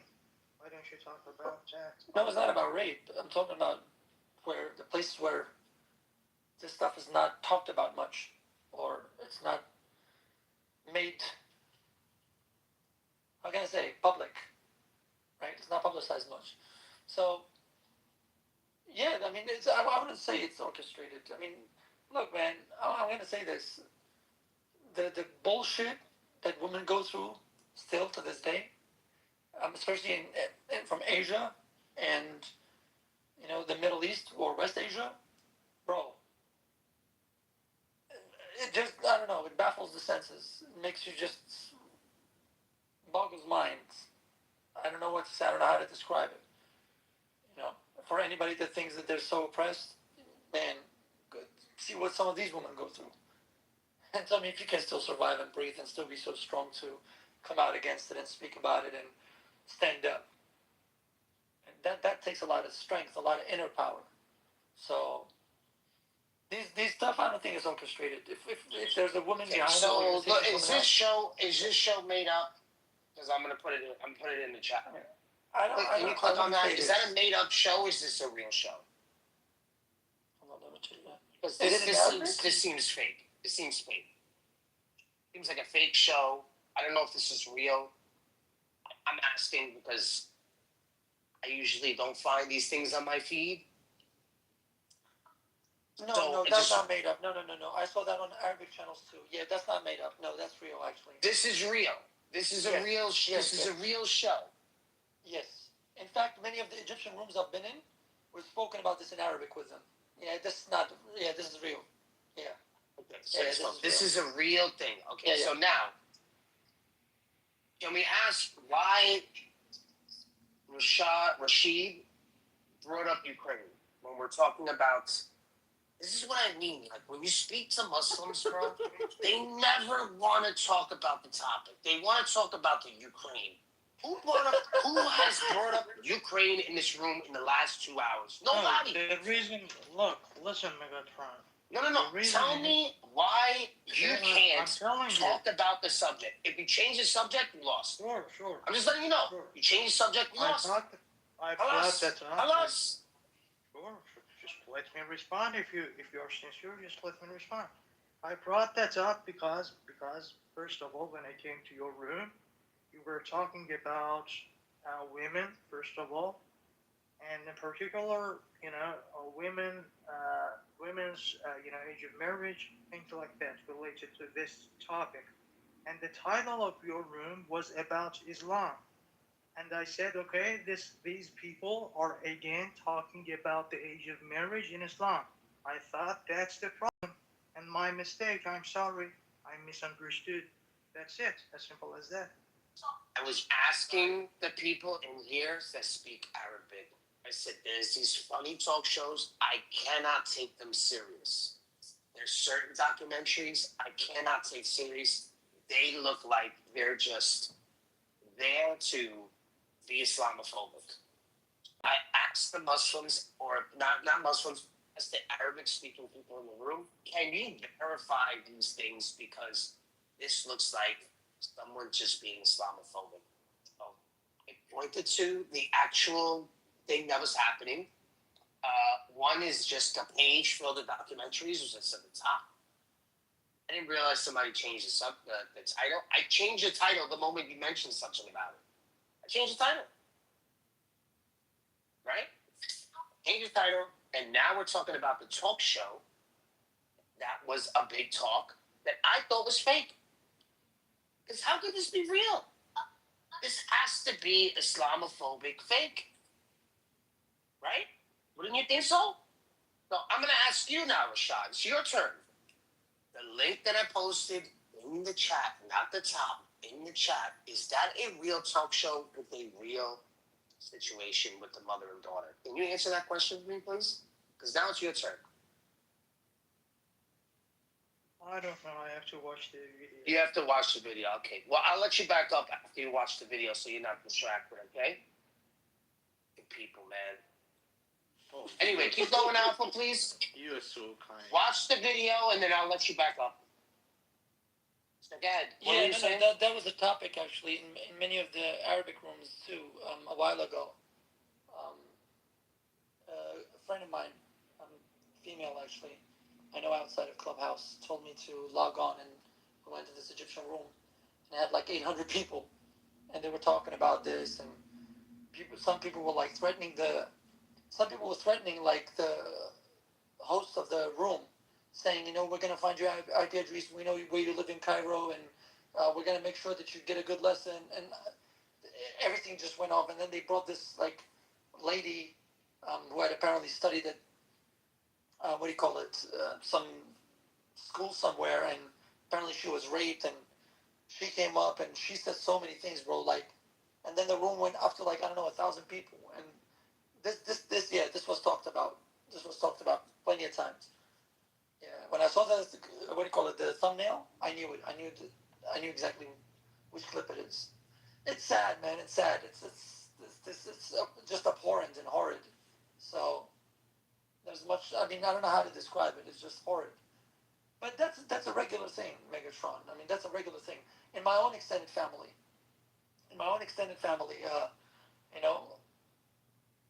I remember 10 years ago, I almost killed somebody to the point where they were trying to give one of my cousins into marriage, and she was only 14 years old. And I told him, I said, look, this is going to go down really bad. I don't care. I wouldn't care about my career or whatever. This is not going to happen while I'm here. And eventually, it didn't happen. Listen to me. You should have done it so much. See, me, I would, as soon as I see this, right, my eyes would light up. Joanna would already know. Joanna could be standing right there. And this guy's asking for my cousin's hand in marriage at the age of 14. Yeah. Oh, my God, This is amazing. Yes, I always saw it. Since she was born, I always knew this was going to be life for her. And I would buy her a dress. I would set up the whole thing, caterer and all, and give them a date to show up. Well, listen, we're going to get a little get-together. We're going to collect some money for the party. We're going to be at this place. Remember Joanna? Yeah, she's going to pick you up. Dress nice, smell good. Isn't Joanna cute? Isn't she cute? Yeah. Get the casket ready, huh? Yeah. Oh, forget it. Drinks around the house. He comes in, and all he's going to see is a bunch of men with masks, and they're going to have his way with him. You know what I'm saying? Like, why show him this emotion? Alpha, feed into it. Be like, yes, what a beautiful, I lost, yes, oh, God, it's great.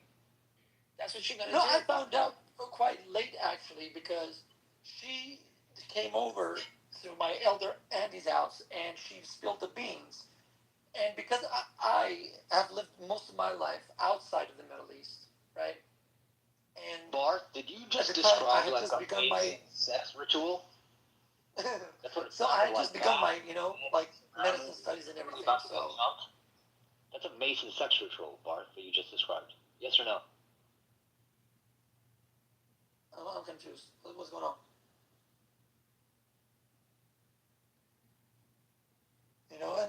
So I was simply trying to clarify Bart's last statement. My apologies for the interruption. I'm just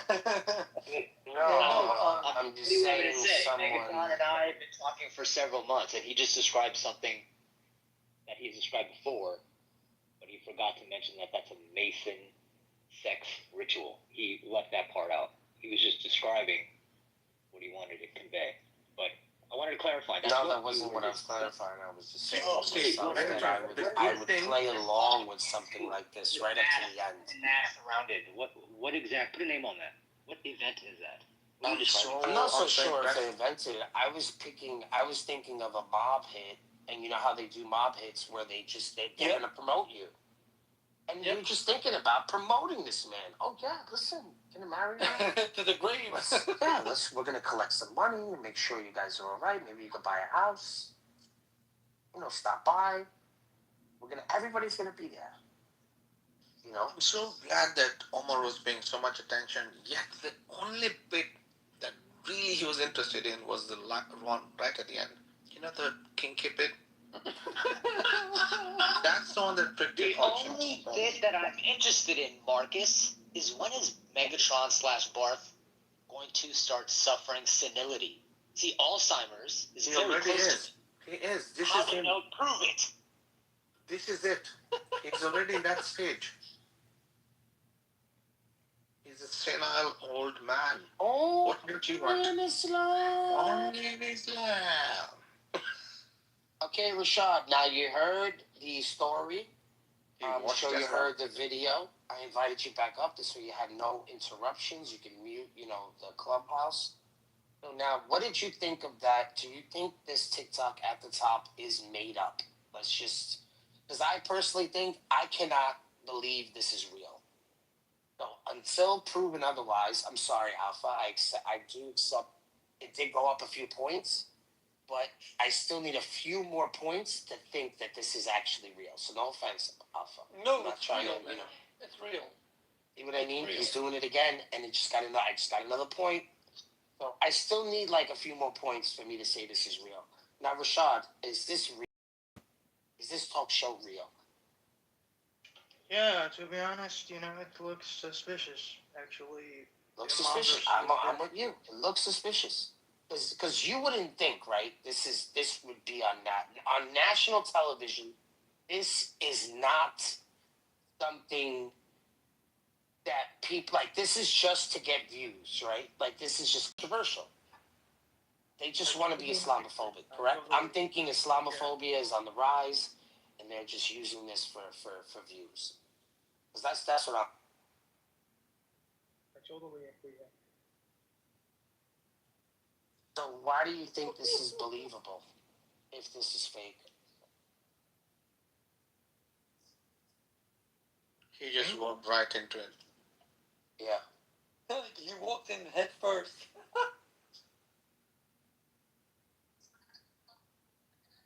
Why is this believable if it's fake? What do you mean by believable? Getting married in that age? Is that what you mean? No, that the mother. This is all about the mother. That the mother thinks she is ready. The mother thinks this is normal. The mother thinks this is a good life for a person in that time in their lives.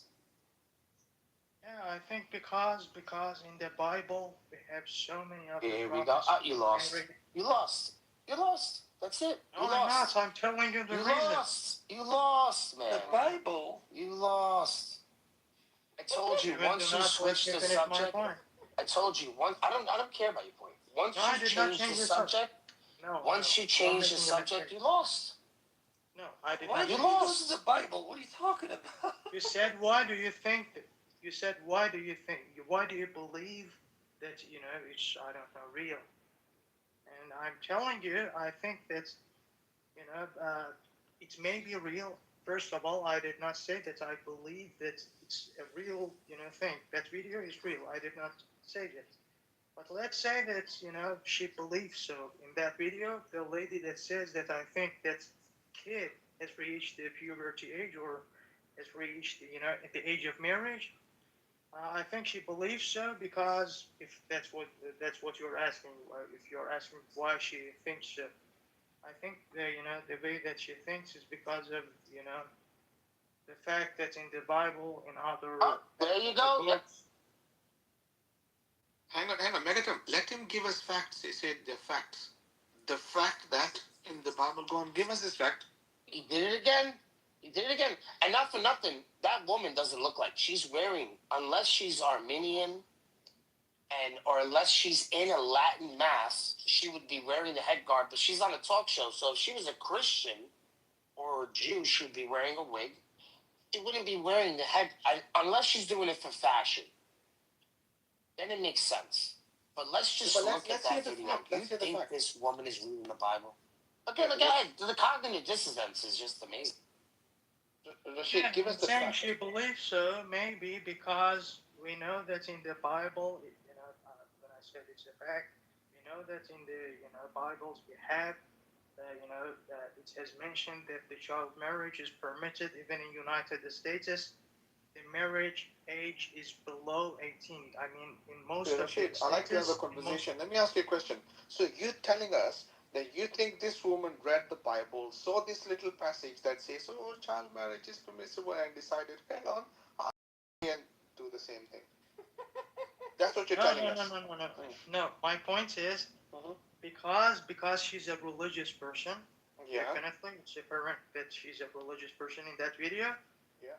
She most probably believes in the things that exist in Abrahamic religions, including the book of Christians, including the book of Muslims. So in Islam, in Christianity, in Judaism, in all these Abrahamic religions, we know that the marriage age is below 18. And because of that, I think that person was thinking that she is permitted to get married. That's it. So basically what you're trying to tell Megatron is that, okay, so ours is bad, but yours is equally bad, so we're kind of in the same boat. Is that what you're trying to do? I did not say it's bad or good. Well, you've just said, because why did you have to mention the Bible? That's the whole reason you're telling us that, because the Bible permits it, our books also permit it, so it's okay. Yeah, I did not say that it's good or bad. I just then why did you have to mention the Bible? That it is. If I say this guy is blue, once he mentions the Bible, he's conceding. He's saying, "Yeah, we have this in our book. It happens, but it also happens in yours, and I have to make up some ridiculous statement instead of defending it. Right? They want to kick the can down the road. Oh, but look what's happening in Ukraine. Nobody mentioned Ukraine. We're talking about something he has very high knowledge of, and he wants to divert. So what is your knowledge of the Bible? Is your knowledge of the Bible more than the Quran or the Hadiths? Are they? So if we're asking about something specialty, why change the conversation to something that you know less of? Instead of focusing on what you know more of. This situation, okay? I said, I'm sorry. I saw your title. I thought you were talking about the age of marriage in Islam. I'm sorry, I misunderstood. We never talked about the age. We're talking about the mother. First of all, we were talking about the mother. We weren't talking about the girl. The girl part goes without saying. The mother, what is going through her mind? What could she have possibly get this information from where she thinks? She held this child for 9 months. She cared for this child when he was hopeless. Right? Now, this young child still needs attention. Right? That young girl that you see on the talk show, she wouldn't really make it too long and fend for herself. She's still under the care of her mother. So much so that she wants to kind of get rid of it, put it on somebody else. So we're asking, what is the mentality of a woman like this? Forget about the child. We're talking about the woman, the mother. What is the mentality of the woman? You're saying her mentality came from the Bible. I want to go into this. No. Since you mentioned, we can't get out of this Bible. So now the Bible. So which Bible did she read? Let's really go into this. What story? Give me some background information since you know so much about this, please. Yeah, Rashad. It's on. Mike is on you, buddy. You brought up the Bible. We're willing to learn. We're gonna meet up. Please educate. Okay. Look, I'm not saying that in particular she only thinks so because of the Bible. No, I'm just saying in all Abrahamic religions, including Christianity, in Islam, in Judaism, there is not a limitation for the age of marriage. That's it. If you have any limitations, show me that it has said that you definitely have to be at the age of 18 in order to get married. If you are not supposed to get married. We don't have such a thing. And even in United States, that I think is a Christian country mostly. I think it's a Christian country actually. In many states, it's allowed to get married under the age of 18. Even in some states, I think 2 states, you are not even limited at any ages. 17, I don't know, 10 years old, 5 years old. There is no age limitations, no age. So I'm saying maybe because of all these things, because of these religious beliefs, she thinks that it's fine. That's it. Okay, so I have to correct you. The religious belief is the age of accountability. What is the age of accountability in Islam? Age of accountability. Age of accountability. I want to say it a few times so you understand what I'm saying. So, the age of accountability under Christian is when you receive your first communion, when you do your first confession. This is an age where you know what is right and what is wrong. Nothing to do with a menstrual cycle at all, anything, right? Because some children's diets are different than others, right? Some kids are like lactose intolerant, so they might not know it yet, so they have like acid reflux, or they might be a little malnourished, right? Like everyone goes through different phases, right? And there's certain things they're learning about their body. So if a woman is malnourished, a young girl is malnourished, she might not get her period right away, right? Which is very common. She might be anemic, so on and so forth. With the men, age of accountability, same thing. Right? So we reach this age where we confess our sin or confess something that we think we're doing wrong. The Jews do this also with bar mitzvah, bat mitzvah. They read out of the Torah. They're old enough to read out of the Torah and understand they can be responsible for their actions. I think Indians also have a party or something when they reach 13 or 14. I think there's something, I forget the name, I don't want to remember. Spanish people have quinceañeros and all sorts of stuff. So there's a bunch of culture going on there. Hey, Rashad? Nothing to do with menstrual cycle. Yeah, I think Well, the age of accountability. Specific. Knowing what's right or wrong. I think there is no specific age for the accountability.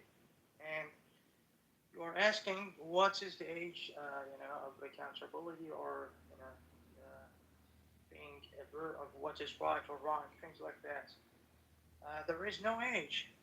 From There is no age of accountability. From a person to another person, the age can differ. Some people may be more intelligent. Some people may be more capable, and some other people may not even understand the difference that much between right and wrong in the age of 20. There are some examples. So there is no specific age. Case by case, it's different.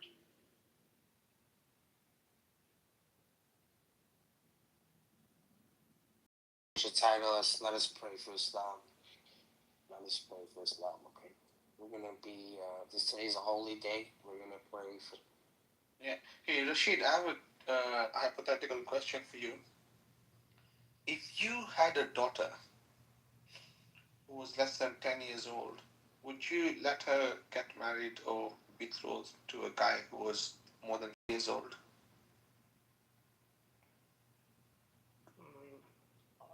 There are so many other variables, there are so many other factors, there are so many other things that I have to be aware of. This is a difficult question. Definitely, I cannot tell you whether... Okay, let me give you a variable. You're a poor guy, you don't have too much money, the 50-year-old guy has got a lot of money, he's rich, he's wealthy, you know that your daughter is going to be taken care of. Would you let your under 10 years old daughter get married to this guy who's over 50? I don't know if that's, that's a girl, if that's, imaginary girl of mine is going to suffer in the future. If that's better for her to live with another person, why not? I'm not going to torture her for my own, good. No, that's not So different. you'll allow for her to get married to that guy? You'll be okay with it? If living like that is better than living with me, you are saying that you are a poor guy in this situation, Yeah. and she's going to suffer from being, from being with you. So in that case, why not? If somebody else is much more capable than me, of course. Okay, so you'll be okay with letting your daughter marry a 50-year-old guy just in case her circumstances are going to be better than the ones that you can provide for her right now? Yeah, for example, some people in, I don't know, Africa maybe, are suffering from, No, I'm poverty. talking about you. I'm not worried about African people in Africa. I'm asking you particularly. Yeah, this is an Leave us alone. imaginary Leave us situation. alone. Leave us alone, bro. Leave us alone. And why does it always have to be Africa? You think people in Europe don't do this shit? Sorry, okay, I just brought that example up because I thought it's famous that it's a poor country, but It's famous for having. It's famous. Some of the most populous Muslim countries are in Africa. Yes, like Mali, Niger, and they are the poorest. They are some of the poorest countries in Africa. Yes. I think you also forget that's that exactly why I think you also forget that a lot of resources were actually stolen from Africa and are still being stolen. It's actually a very rich continent. Just because some people don't have too much money doesn't mean that the continent is poor. So I would suggest next time, if you have any conversation, do not ever mention that it's a poor person in Africa as an example. That would be really horrible, pathetic, and ignorant of you, Rashid. My bad. You are right. You are right. Where I live, actually, when we talk about Africa, it's a symbol of poverty. Unfortunately, that's a bad thing. But No, okay, no, we can talk about Africa, but like, I mean, you probably have to pick a Muslim country like Sudan, which is in a Muslim, like, really, like it's a Muslim, anti-black, anti-Native African conflict that is tearing up Sudan. Or you could talk about Mali or Niger, also some of the poorest countries, also Muslim. oh, of course, we can talk. We can, make those concrete examples too. Yeah. Okay, but I do think it's kind of weird you let your kid marry a 50-year-old, but I don't know. It's his own, I guess. Your situation, bro, it's actually a weird situation. The situation that this person, Marcus, brought up is that he's saying that imagine you have a daughter and you are in very, very severe poverty and you cannot raise your children. You cannot raise your child. In that situation, will you allow your girl to get married to an older guy? I'm saying if she's going to suffer, if she's going to have difficulties to live, yes, why not? Should I, torture her for my own satisfaction? Of course not. I'm not going to do that. Do you want to ask me the same question and see how I reply? Yeah, how would you allow your kid to be raised? Sorry, I know you said raised by a 50-year-old. Would you allow your 14-year-old to marry a 50-year-old? Absolutely not. I would say, I'm sorry, but I have never seen a 50 pence coin going into the slot of a 5 pence coin because it just doesn't fit. So, in other words, I would probably ask the guy, hey, would it be possible then that you can either take care of my daughter by giving us a loan so that I can educate her, but I will never let my daughter get married to you. Help us if you can, but not at the expense of my daughter getting married to you. I mean, I chop that guy up in pieces and feed it to my kid before I give it to him. Oh, that was the next thing I was going to do. Yeah. Okay, but those were not the options that I had. He just said, will you allow or not? That's it. Chopping, person. Oh, okay, let's give you that option. No, Would you chop the guy? It's moral. Would you chop the No, guy? I will not. No, I will not chop the person into pieces because, he's just asked such a thing. No, it's violence. I think it's immoral to chop people into pieces. I think it's violence. It's terrorism. It's terrorism.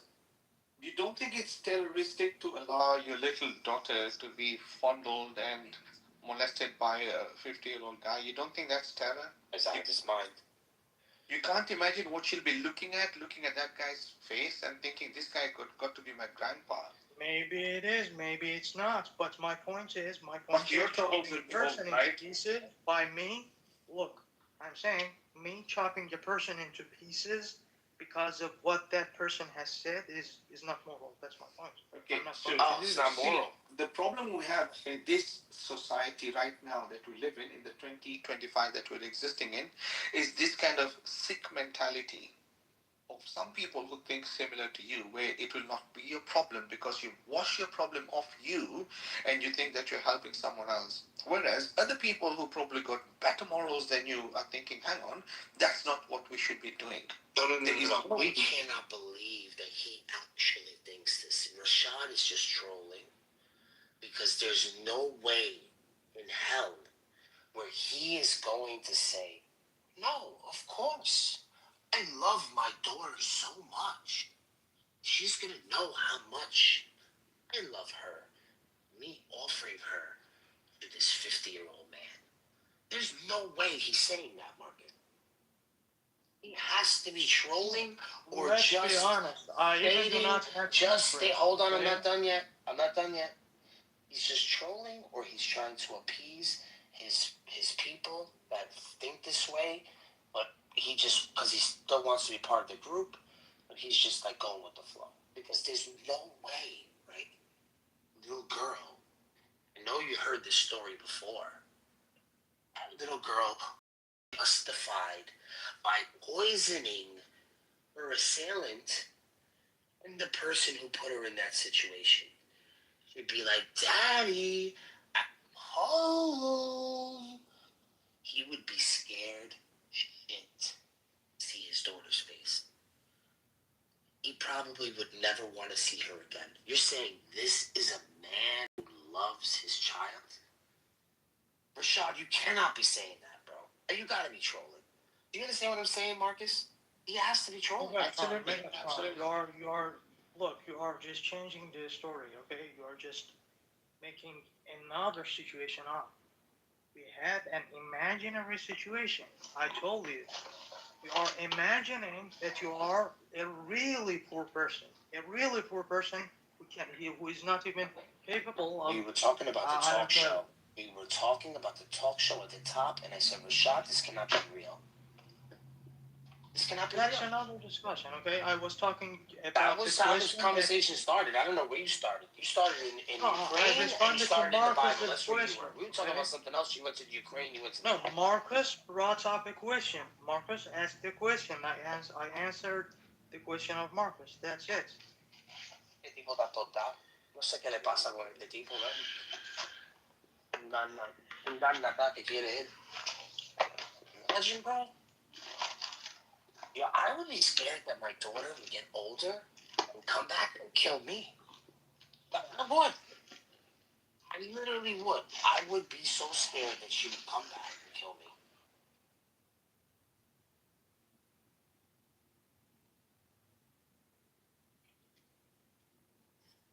Yeah, I'm gonna shut up. This is a retarded conversation. We'll let them put them as they speak. Go on. Tell us. Look, you're saying that I fear that girl is going to kill me in the future when she got rised up, when she got older, she will kill me or something like that. This has never happened, okay? We are not, of course, talking about killing people in particular. I got what you're saying. But actually, in many countries, like you mentioned, in Pakistan, in other countries, even in United States, the marriage age, I told you, is permitted to be, under the 18, and it happens. It actually happens. And none of those girls said that I want to kill my parents because they, allowed this to happen, things like that. And sometimes they may be even grateful for this in specific situations, like the one Marcus brought up. And sometimes the person maybe is so poor, maybe the parents are not capable to raise their children in those situations. Why not? Somebody else can raise the child. That's totally fine.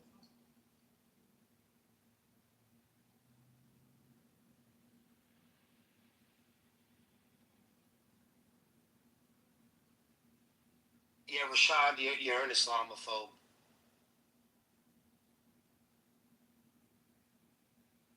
You're the definition of Islamophobia, Rashad. You are literally, like, you are playing along with this and you're saying, yeah, you know what? Yeah, and she would love it. You would love it. That's what you're doing. You hate Islam. You hate Islam, Rashad. I'm convinced you hate the religion.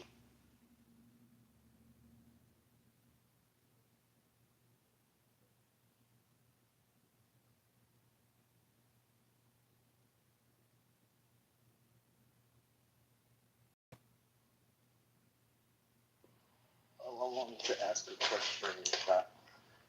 What do you think would go through that 14-year-old's head? Do you think that any had wanted to strike out in anger against a parent that would give them away at 14?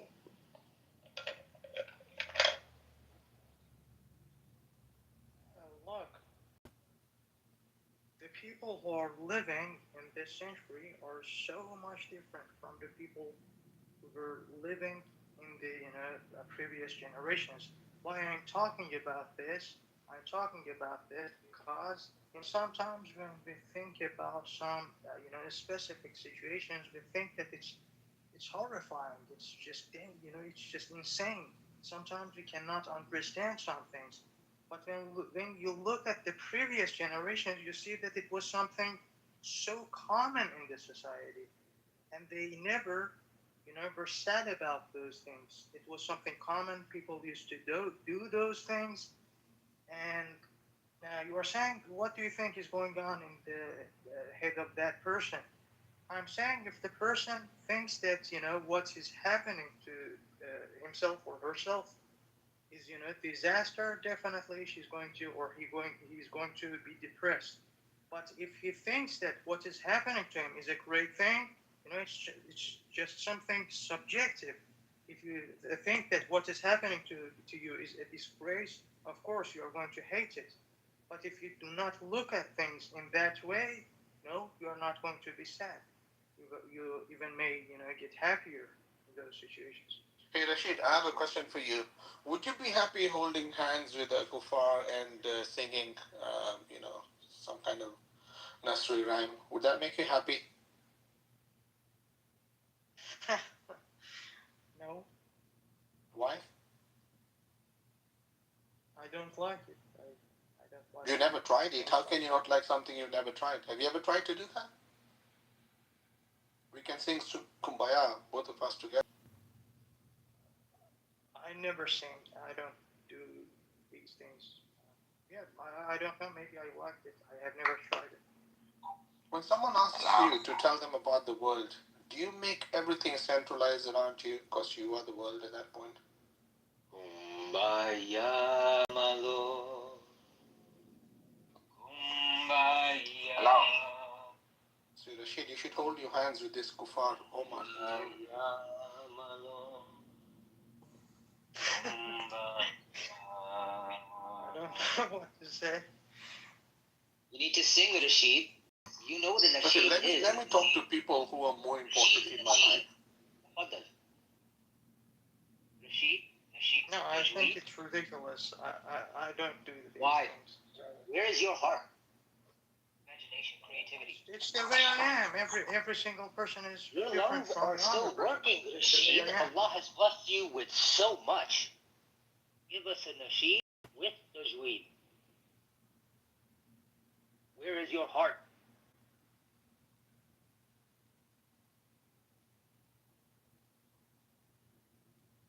Sorry, I'm not capable to do that. Rashid, do you think singing is haram? Maybe that's the reason why you're not singing. No, actually, look, I don't know exactly, okay? I'm insisting on this term. Can you say it in like 3 sentences and make it very accurate and precise? Thanks. No, look, I'm saying, by singing, if you mean, playing musical instruments, yes, I don't think that it's allowed. But Why?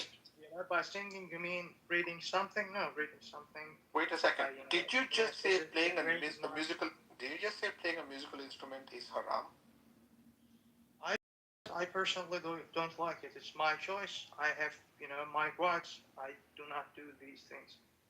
But you can't. But why would it be haram playing a musical instrument? Because I think it's it doesn't let you think rationally. That's why. I would think the contrary. I think music allows us to express those I parts think of ourselves. music actually manipulates your emotions. And when you are emotional, you cannot decide rationally. And because of that, I do not listen to music that much. Do you think when a mother gives birth to a child that she should not be emotional? That she should be emotionless and then have that affection for her kid? How does that work? That's a natural emotion. But manipulating your emotions in a non-natural way, okay? For example, imagine I'm sitting, on a chair in my home alone and taking drugs, okay, and feeling that I'm so excited, okay? This is incorrect. This is Okay, not something. let me ask you another question, because you've given me a lot of detail about your life, and I'm not really interested. But tell me one thing. How boring of a person are you?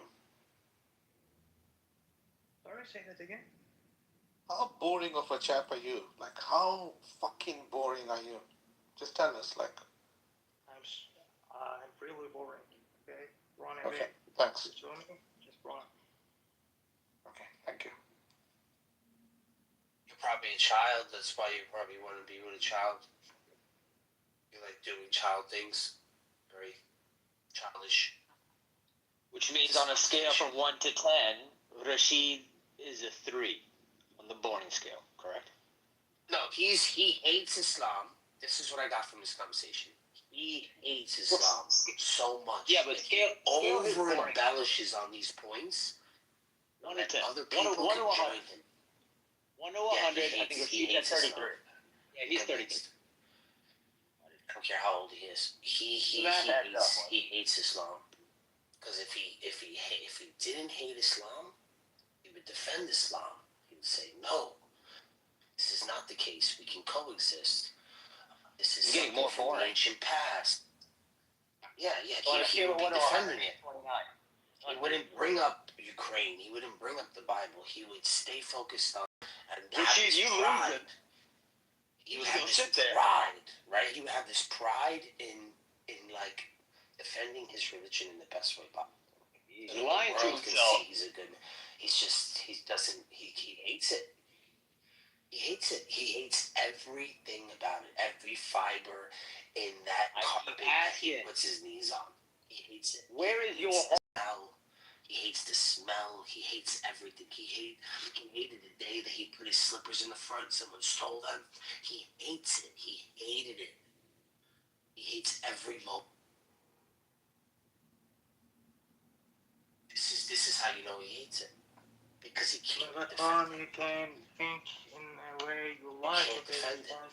You can think whatever. You have no propensity to defend force you to think. There's no fiber in your being that wants to defend anything like this. Because you don't give a fuck. You hate it. You hate it. No, I don't. You think you don't really care? I'm sorry to disappoint you, but no, that's not the case. That's not. That is the case.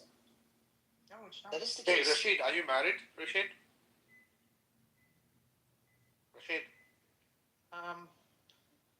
No, I'm not. Well, then you don't give a fuck. Because you're boring. Maybe not. No, I personally don't do that because of my personal decisions, which has nothing to do with this room, okay? This is my personal life. Okay, Rashid, I'd like to respond. You said, like, okay, sometimes people did stuff in the past that, like, they don't do now, in regards to, like, a 14-year-old marrying, an older man, which she could not consent to. I was like, okay, people in World War I went to, like, modern warfare without helmets. People have done like we don't do. But yo, if you told me today go to war without a helmet, I'll look at you like you're crazy.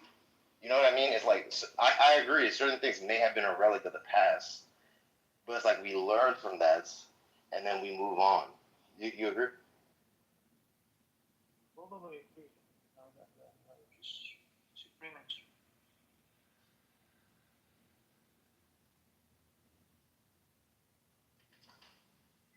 But you know what the problem is? I know you are going to say that, okay, not having a helmet in a war is similar to getting married at the age below 18. No, they are not analogous. They are not similar. At least And if you actually, thank God. if you actually read articles about puberty, if you read articles about mental puberty, all of these, you'll see that it happens far away from the age of 18. Puberty happens below the age of 18. Getting mental maturity happens at the age of maybe 25, I don't know, 30. So this age, this agreement, this common thing that people talk about so much, 18, 18, 18, below it is I don't know, a disaster. You should not. It's get a Western married. Are you mentally mature? Are you mentally mature? Okay, but would you allow your son to go to war, like a conflict, like it's like another world war, and he's 14? They want to put him on a boat. They want to put him in the what do you? I forgot the thing that's happened that they do the lookout. Whatever. They want to put him on a boat. They want to put him on a gunship or on a front line at 14. On the purge. It's called the purge. There's there's another name for it. The lookout bit at the top. Yeah. It's called It's the like purge. Purge. PERCH. That is a name for it, but it's like there's like a name that's like synonymous with like a bird's nest as well. Trenches? The trenches? No, like on top of a boat, like the lookout perch. It doesn't matter. Fuck it. I'm just saying you wouldn't allow your kid to go in a submarine at 14. Like you wouldn't allow your kid to okay, we're gonna put an AR-15 in his hands, and then he's gonna go to Iraq. Like when he just finished 6th grade. Like I feel like you would look at it differently. That's what I'm saying. Like I don't like. Okay, you could say maturity, but what does maturity even like? You don't have to be like mature. Okay, they're about mature, and then like put them into like a life-defining situation.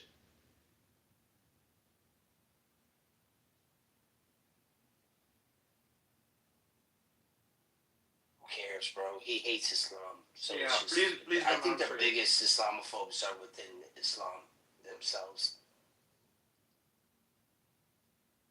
It's probably why Rashad doesn't want to procreate, because he knows he's just creating another Muslim. So it makes sense. I mean, at least he's being responsible. So that I give him. But secretly, he holds this hate for his own people, which I feel sad about. That's why we're praying. The crow's nest. That's what like the lookout post on the boat is.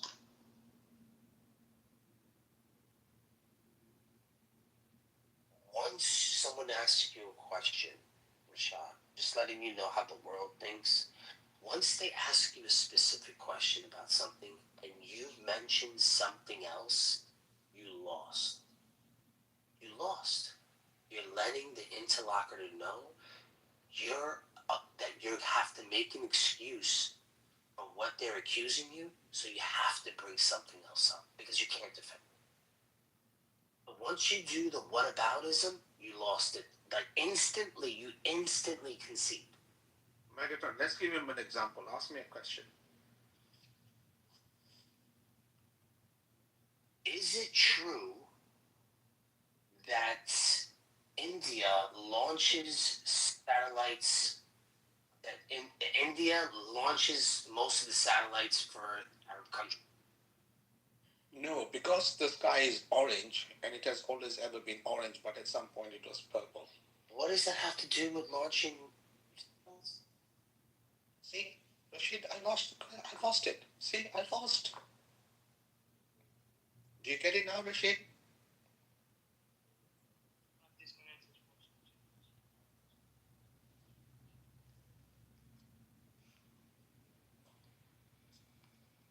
Ask him a question about the Trinity. I bet he doesn't change his. I'm really curious to know what excites him. Like, what does he like talking about?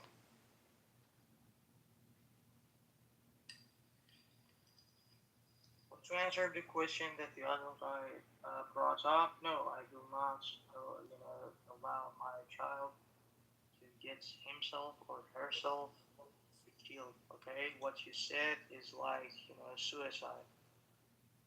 So I do not allow that. Yeah, but you let your daughter get married to a 50-year-old, and that's not a problem. That's like a lifetime sentence to your kid. But you didn't think about that, did you? You didn't weigh that in with what the world was asking you, and you thought, well, no, I'm not going to let my kid go to war, but I'll let my daughter have a lifetime sentence with an old geezer who's going to be screwing her up every day.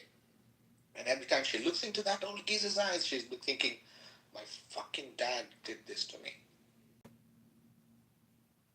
Do you know how terrible that is? Do you know how pathetic that sounds? Anyway, let me enjoy my lunch. Yeah, I said it was a life-defining situation. Also, I would, like, you don't think there's a risk your child might lose her life? Like, I don't know, like giving your child basically like a belonging, almost like an object to another person that is 40 years her senior and a man. Like, I would think that there would be a risk to her life. Like, if not mortality, then like another type of spiritual, mental, emotional sacrifice. But regardless, I just called it a life-defining situation. Like, well, think about it. I would rather die in an instant, in a day, than to be fucking dying every day, a little death every bloody day, just because my father sent me this sentence. That's worse. I'd rather be shot in a war. One gun, bullet, boom, that's it, job done. Yeah, at least in a war, you get to choose your fate a little bit. You get a little bit of like determination, agency, volition. And if you're just getting married off at 14, it's like you don't have a choice in your life. You never had oh, you want to go to college? Oh, you want to get educated? Like what? Man, so many options for a person would just be limited at the jump.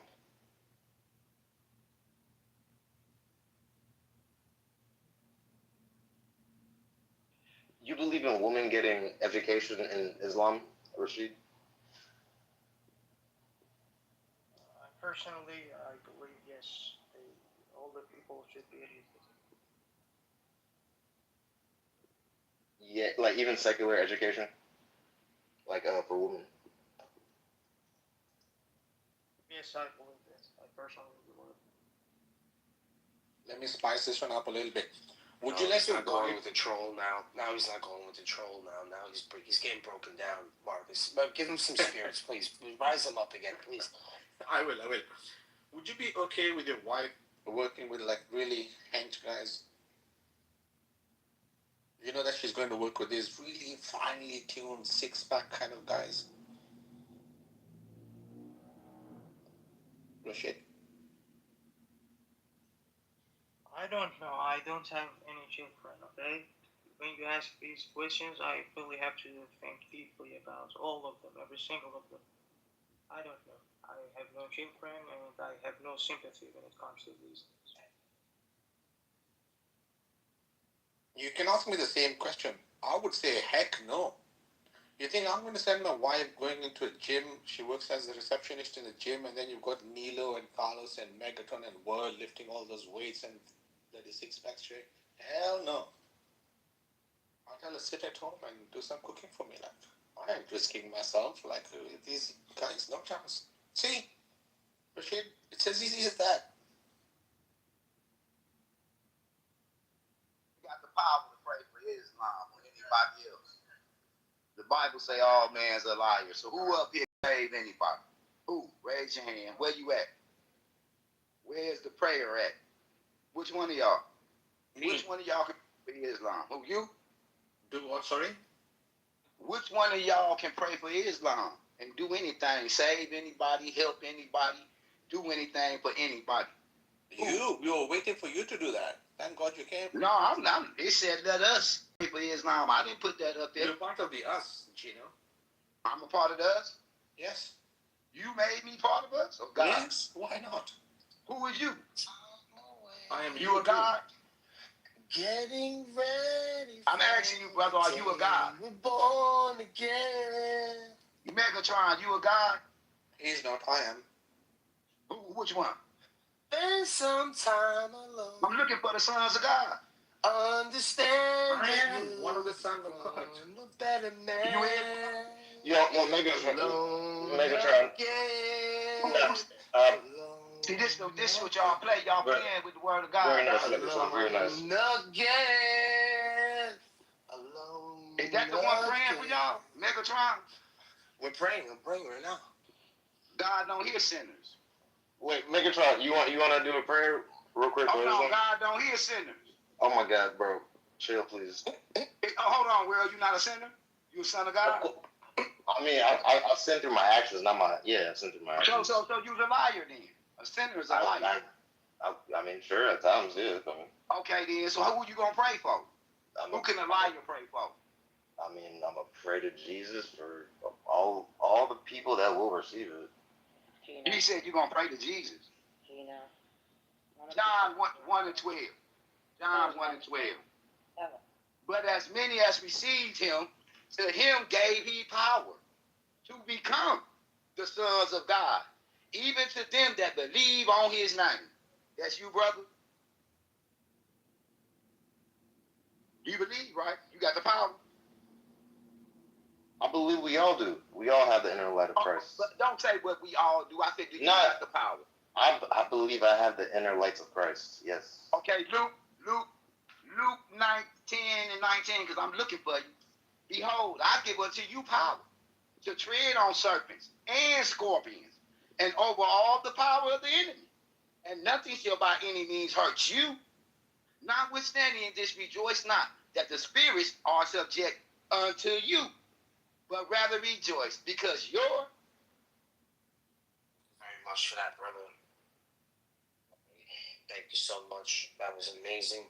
That was so... Appreciate you. Yeah.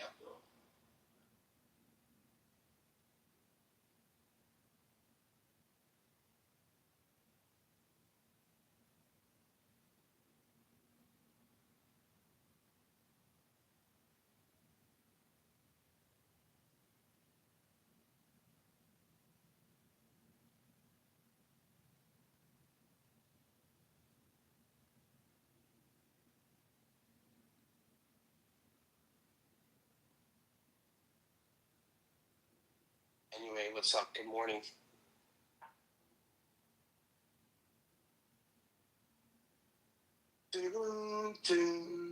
Spend some time away.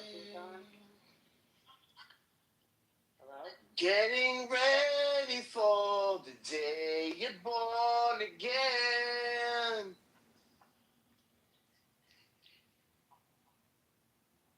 Spend some time alone. Understand soon you'll run with better men. Alone again.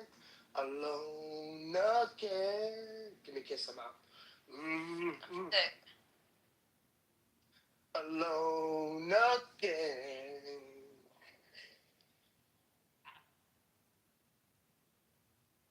Fire.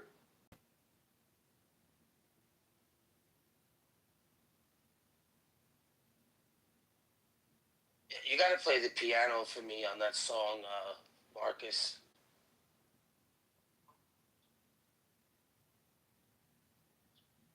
I'm gonna get this disgusting thing off the top here. Fucking pisses me off every time I looked at it. Can't believe that's real. That can't be real, man. It's gotta be Islamophobic. There's no way that's real. Man, that's crazy. That show can't be real. Ugh. Anyway, Joanna, what's up? How are you? How you doing this morning? Not that bad. It's actually nice. It feels nice. Doesn't feel so cold here. I don't know if you're still in New York.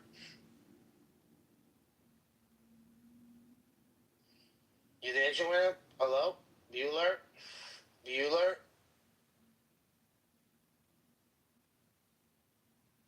Anyway, let me invite my people up here. Snow, what's up, Snow? What's up, Simplest? Guess Nargis is sleeping. I can't believe this room is still going on from last night. Well, Gino, if you want, I'll invite you up, but you can't be screaming at me, bro. Like, I don't mind you coming up, but stop screaming at me, man. Like, you yelling the gospel at me, bro. I wasn't screaming at you. Bro. I feel you, man. But, you know what I'm saying? You got to understand it. You got to understand it. I got to understand it, bro. That's it. Listen to me. Listen to me. When you call me a liar, listen. Yeah, you's a liar, brother. I was not disrespecting. I was disrespecting you, Megatron. No, I'm just saying, but you coming up calling people liars, it's not a good message. I get what you're God saying. Said all the liars include me. That's what I'm saying. Yes, but then God can do whatever he wants. He can do whatever he wants. But you can't. What? You can't, though. I can't. You can't do what you want. Of course I can. I said, can you do whatever you want? Of course I can. Okay, then don't die then. Within my limitations. Is you gonna die? No, that's something that's inevitable. That's inevitable. Oh, that's inevitable. The sons of God don't die. I'm supposed to die. Well, not the sons of God. Yeah, but you can't say that because Islam, they're saying that Isa didn't die either. So what does that what's mean? The difference between, so what's the difference between the Muslim God and my God? No. We're saying that Isa, the Jesus, the Muslim in Islam. God, you brought the Muslim God up. No, I said no. I didn't bring no Muslim God. I told you that within their religion, their Isa, which is Jesus, didn't die. He didn't die.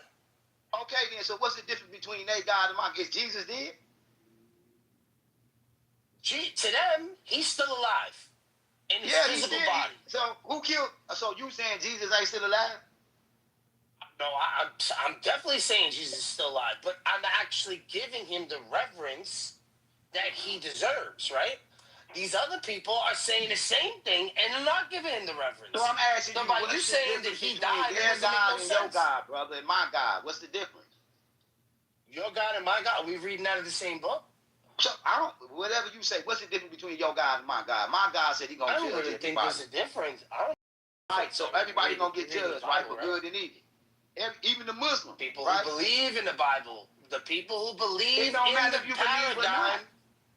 No, you see, but then there's no. But then it doesn't mean anything to them. It don't mean nothing to who? To the people that don't read the Bible. Okay, I'm saying we talking about me and you. Stop bringing everybody else, and ain't you your man? Right. You got a household. You got a kids and wife. Now, do they listen to Now, do your kids and wife, do they listen to believe everything you say? Well, no, they're supposed to. Okay, so you need to go to your household because the Bible say whoever you're infidel then. How you gonna go and try to tell men what to do? You ain't even got your household in order. You read the same Bible, right? Yeah. So you better get your household in order, right? You better get your own household in order, correct? I mean, me personally, like I would never tell another man. I would never, Gino. I don't know if you're from New York, but I would never tell another man that shit. What you believe your God? I would never tell another man to get his shit together at home. That's a slap. That's what the Bible says. That's a bitch slap. Well, that's what your God. That's a corner store. Like go to the corner store and get me something. Slap. Okay, do your God that you believe in? Did he tell you that you're supposed to take care of your family, be a keeper of the sheep? I'm correct. Okay, so then why'd you get mad at me? Because you telling me I gotta control my household.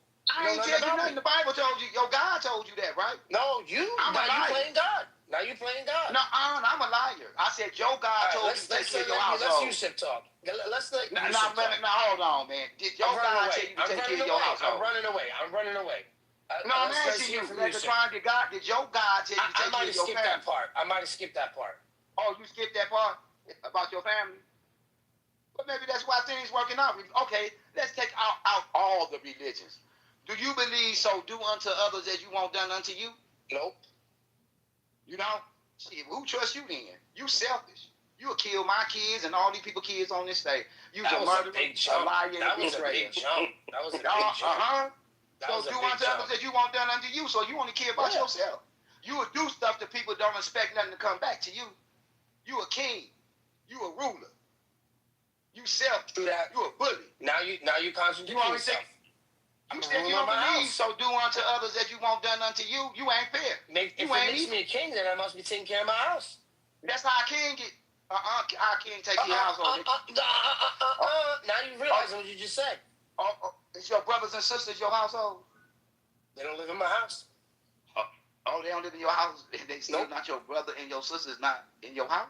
They didn't come from your household, your mother and your daddy. When we were under the care of my parents, we were. Your parents had you with other kids, right? Yeah. So you don't love your brothers and sisters. I do love them, but they have responsibilities now. Now they're married. So what's your job as a brother? You supposed to kill him? My job as a brother, if he gets like a flat tire and he don't have the right iron to take the lug off. If you murder somebody, what you supposed to do to him? Right, I'm gonna turn him to the cops. Oh, you ain't gonna slay him? Then I go to jail. I don't want to pay for his sin. Well, you gonna go to jail? I'm gonna go to jail if I slay him. So hold on. If you supposed to listen to God or man? If you supposed to do God's will or man's will? Listen, have you read Romans 13? Let's read Romans 13. No, have you read the law? Let's read Romans 13. Let's say Genesis you follow the 9 Bible, and right? 6. Let's go to Romans. Let's go to Genesis, brother. No. That's the old covenant. That's the old covenant. That's the old covenant. Oh, that's the old covenant? New one. That's the old covenant. Okay, so tell me what's in the new covenant. That's different from the old covenant. It says the title of chapter 13 is No, brother, you said it's a new covenant. What's in the new authorities? You moving too fast. You said that's the old covenant. What's the new covenant? What's in the new covenant different from the old covenant? Tell me, what verse? That God will judge us on our hearts. He will judge us on the law inscribed in our hearts. Jeremiah 33, 31. Well, let me go to your heart. Let me go to your heart in Genesis. You don't know what's in my heart. You don't know what's in my heart. You're not God. God know your heart, right? Whoso shed a man's blood, by man shall his blood be shed. For in the image of God made he made. Hold on. So that's your heart right there, brother. Let everyone be subject to the governing authorities, for there is no authority in which God Man, you done went to authority. We talking about your heart now. Well, that's what I'm saying. I'm not supposed to kill people under the authority. Ain't that your heart? That God said. Is that your heart? My heart is to put him in jail if he kills somebody. That's what my heart that's what says. your heart say. Correct. But what did God say you do the murder? So what did God say you do the murder was righteous son? You a son of God? Or you a liar? Which one we all are. We all are. We all the sons of God? The ones who believe in the Bible, yeah, they're the sons of God. So you believe. Let's go to that verse. John 12, let's go to John. Let me make sure this is you, because I've been looking for you. I went to Romans. How come you don't go to Romans? How come you run he came unto we going to the power he gave. He came unto his own, and his own received him not. Man. You yelling at me. But I told as you, many as received him, at me now. to them gave he power to become the sons of God, even to them that believe on his name, which were born not of blood, nor the will of flesh, nor the will of man, but of God. So now, brother, that's you? You believe? Brother, that's you. Brother, well, let's go to another verse. Because he said he gave you power unless God lied. Luke 10 and 19. Behold, I give unto you power to tread on serpents and scorpions and over all the power of the enemy, and nothing shall by any means hurt you. It's true, it's true. No, it's true, so it is. But shit, you know, you kill the Bible. It's true. No, it is that way. We do have that power. We do. Yeah, I'm moving him to the audience. I can't listen to that shit no more. He just came up to yell at us about something. I don't even know what he's talking about. He don't even wear tassels and curls. My man is bald. What fucking law what law is he? You don't have no curls. You ain't got no tassels, bro. You got some weird ass beard going on. What's wrong with this dude? He's supposed to have dreads. What law? He's violating the law right there just from that picture. All that happened, man. It sounds very, very Pentecostal, very Baptist, very yeah. It's like electrifying. There's like another name for Baptists and Pentecostals. It's like for like how electrifying and how like they got to like, you know, like they got to put the power of Christ inside you. It's like I get it. You know. Yeah, and you know what's weird about that? You know what we say about that? That they read the Bible backwards. They read it from Revelation to Genesis instead of Genesis to Revelation. That's what we say, because they want to put the fear of God in you instead of the love of Him doing things that were good, right? After every day it was good, right? But on his is no, you got to put the fear of God. Put the fear of God in you. Yeah, bro. God. Anyway, Quaker, thank you so much for maintaining the room. I don't know what happened. I don't know how Timothy became a mod. Yeah, bless. Is Timothy not Christian? Like, what's that? I don't know who Timothy is, but he tends to be a tyrant in certain rooms. Oh, right. You said, yeah. Yeah, he's a tyrant. Oh. That's why. Anyway, who else do we have up here? Marcella, what's up, Marcella? Beautiful photo. Hola. Well, hola. Thank you. You guys in my background noise. I'm taking my daughter to a movie for our birthdays. Oh, I'll add you as a friend. Oh, thank you. Add you back. Who's this? And I know who that is. That's Omar.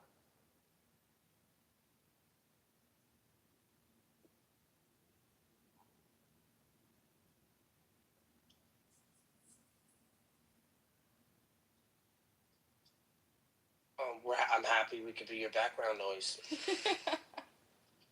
Gino is just yelling though, man. Gino gotta calm down. What's up? Gino mad at somebody. I don't know. Maybe he came from another room. Maybe he got kicked out of another room. He came here with some fire, like unnecessary fire too. Like I wasn't even barking at him. Are you a liar? Are you a liar? Off in the chat. Are you a liar? You soft. Look at him. Like he's calling me out. Like what is wrong with you?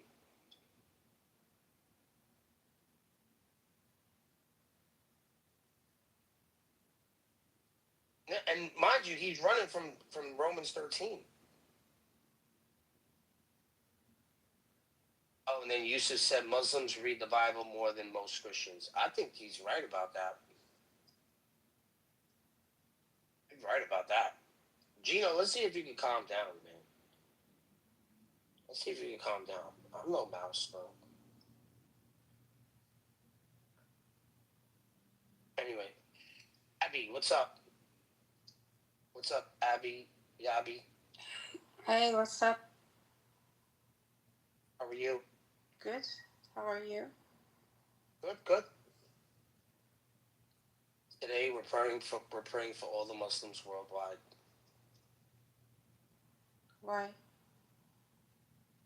Because we want them involved in pushing evolution forward into the world. We need them to be more doctors. We need them to be more positive people in society. So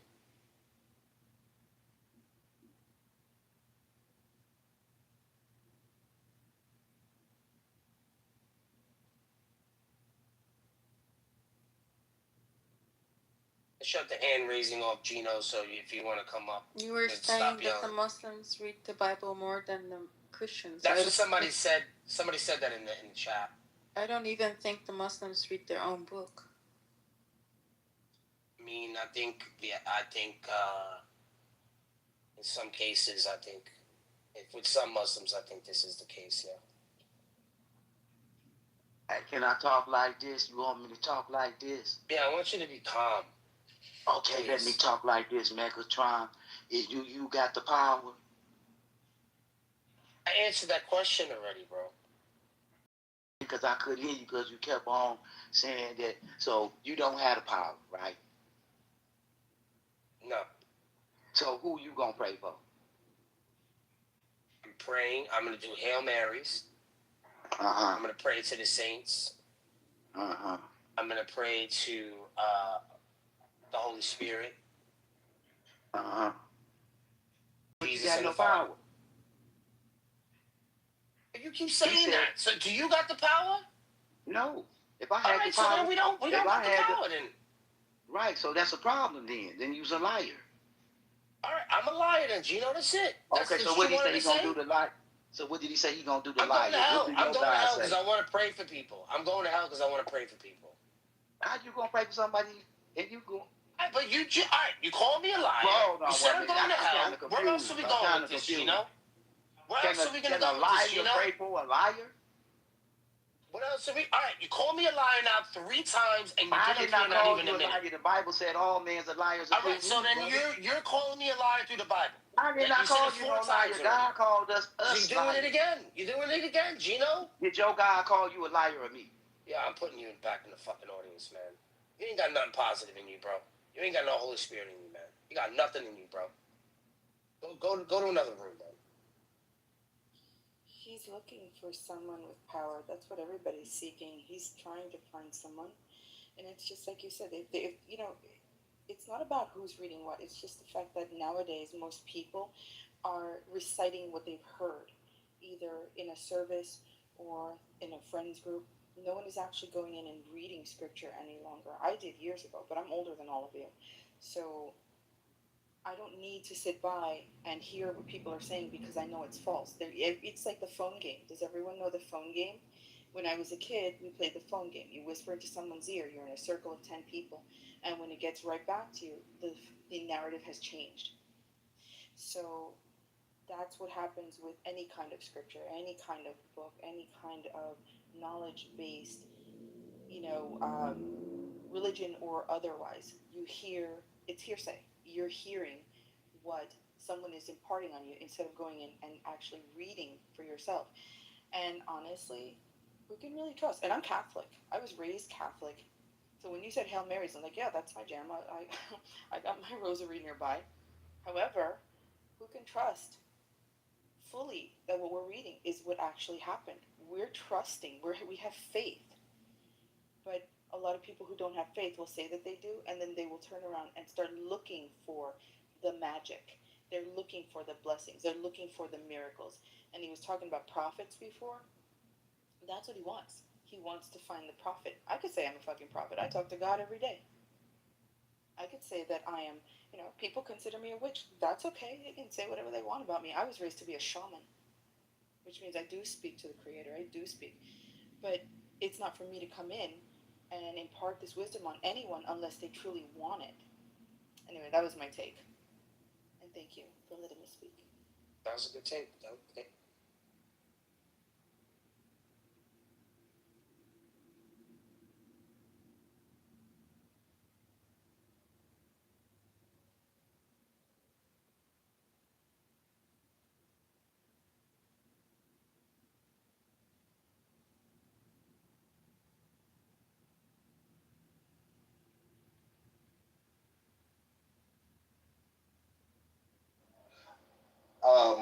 Marcel, are you what religion are you? Shamanic. A lot of people say that it's not, but it actually is. I'm a medicine woman in my tribe. Oh, of First Nations of North America? Yes. I'm actually Aztec and Yaqui, and there's some Mayan and Algonquin in my blood.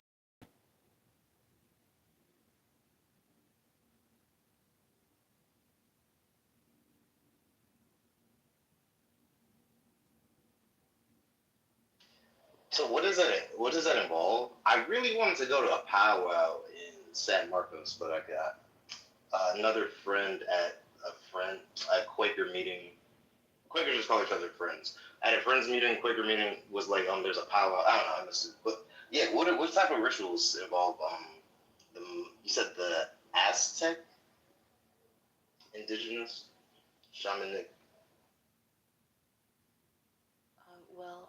My family is from Yucatan in Mexico. That's basically where they came from, but they spread out. And the rituals that I grew up with, lots of different things. Being exposed to the spirit world in several different ways. And let me tell you, there are mostly Christian there. So we believe in God. We believe that God is the creator. However, there are other gods, or what we consider deities, who represent different parts of our lives. Like there's Tezcatlipoca, who is the god of mischief, and there's Ishel, who is the goddess of the moon and fertility. So we have different things, just like we have saints and spirits, you know. So I just had the think of the right word. Sorry, I'm thinking in Spanish right now. I've had the privilege of being raised in both and understanding both and being able to choose my own path. And while I tell everyone I am shaman, I still talk to God. I still do my prayers. And yeah, I pray for people too. Maybe I have the power. But there are lots of different rituals. You know, there's the smoke huts, which is my favorite. You know, you dress down to whatever you can handle, and you go into this. We dig a hole into the ground, and we sit there and we either drink of a specific concoction. I can't really tell you what's in it because it's not my thing. That comes from one of the other elders.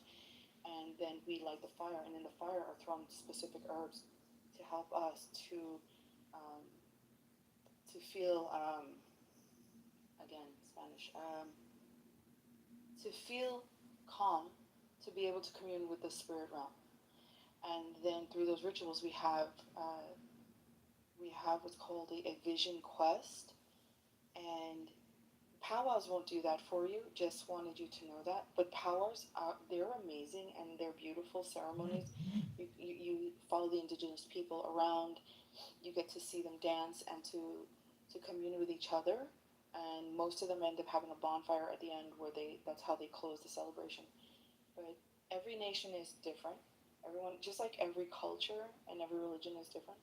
This is just what I was exposed to as a child. And there's so many others, a lot of them that I probably should not have taken part in because I am a woman.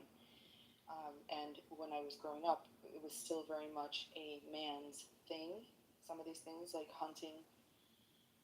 So, I mean, if you're interested in, you have any indigenous blood, you should probably research that. That's just my thoughts on it.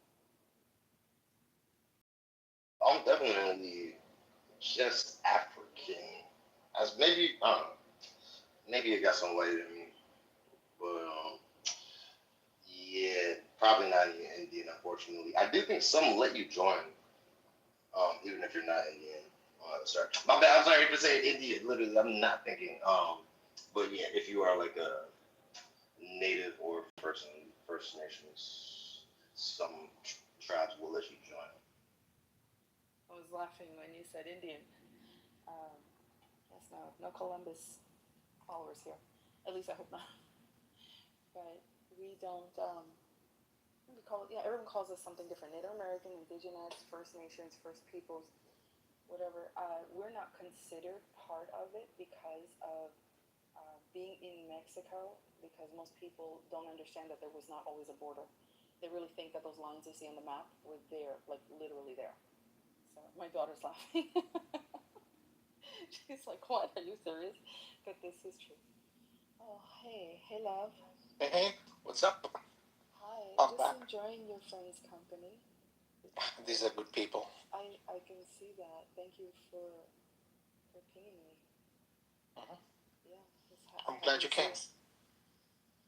Yeah, me too. But just, at first it was just background noise because I'm taking Luna to a movie for our birthdays. Mm-hmm. So, but I just thought I'd, come and talk for a few minutes before I have to go. Hey, thank you. It's always a pleasure to hear you. So every time I say hi, sexy people, and some of those Maxi dancers.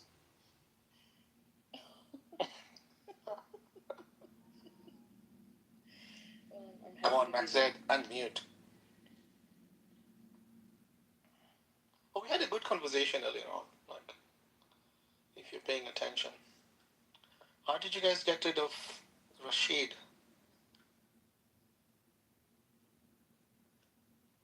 Or you didn't? I don't know.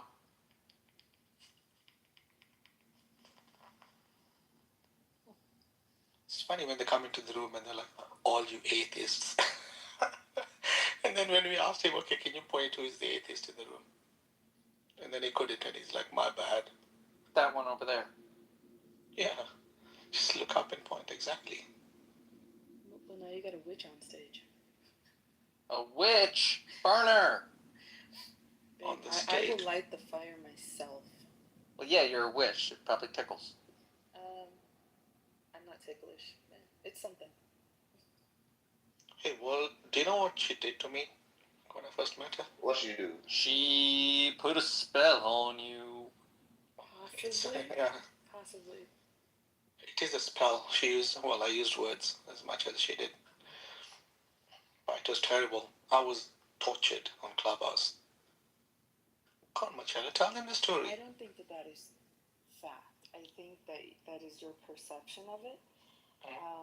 So I used to mod a room years ago called The Weird Ones, and everyone had their time slots to come in and take over. And as I was coming in, here is this person on stage being very inappropriate, in my opinion. And I said, oh no, we're not having that. So I removed him from the stage. Someone brought him back up, and I removed him again. And they said, what's going on? I said, I don't like the way that he was speaking, so he gets to sit down there and learn his lesson. So what did you do? I stayed in the audience with my hand up. For 2.5 hours. Until Birgitta came and brought you up. I don't like him. He's going back down. So I don't think that was so bad. Well, I don't know. Did he learn his lesson? Ask him. Nah, not Have yet. you learned your lesson? No, of course not. Well, then it seems like your efforts were fruitless. Well, something happened, I guess. You can tell the rest of that story. Yeah, she went mellow on me. Softened up to you. Yeah. Marcella is a character and a half on Clubhouse. Like, well, I wouldn't say much. Just the more you engage with her, the more you're going to learn stuff about her. How unique. As unique as you are, Max said. Isn't every human being unique? Like, I mean, you can't share the same fingerprints, for example. That's not exactly true. Wow. Name me 2 people who share the same fingerprints. It's been shown. That was kind of like a jurisprudential propaganda people invented to deter crime. It happens. Nope, it doesn't. There's no way you're going to have 100% fingerprint match. Not 100%, but for the standards of a fingerprint match, yeah. So you think close to is the same as 100%? I think that the way the science goes, DNA is more reliable. Yeah, like that's a lawyer. You're a lawyer. What kind of law? If you're comfortable to say. I defend debtors. Admirable. Thank you. Every time someone starts talking about DNA, I'm just thinking, do not ask.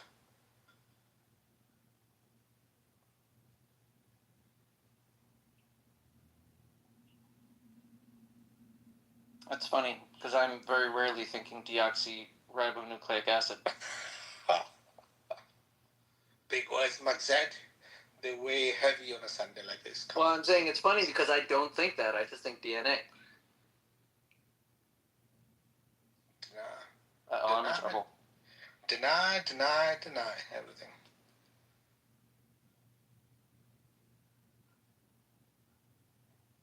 How's our resident Muslim brother doing? Omar, are you entertained? Growling. Oh, nice. You're still breathing. You're so kind. I have to go yell at some people, so I'm gonna be over on TikTok. Talking about mentorship. God, a liar, Megatron. Oh, Gino's still at it. Yeah, he's still at it. You see him in the shop. Don't bite me. Well, he's not gonna get what he wants. You're never gonna get your miracle, sweetie. God's already given you the message, and you didn't listen the first time, so that's a problem here. He's still trying to find it. It's right where you left it. Just say it. You have no power. Okay. You have no power over me. What was the name of that movie? Labyrinth. I'm enjoying that, but I really gotta go. Thank you all for allowing me to sit with you. I'm gonna go and start trouble. Thank you for your presence. Yeah, you grow big, how? Go for it. Sí. Te quiero mucho. Talk to you later.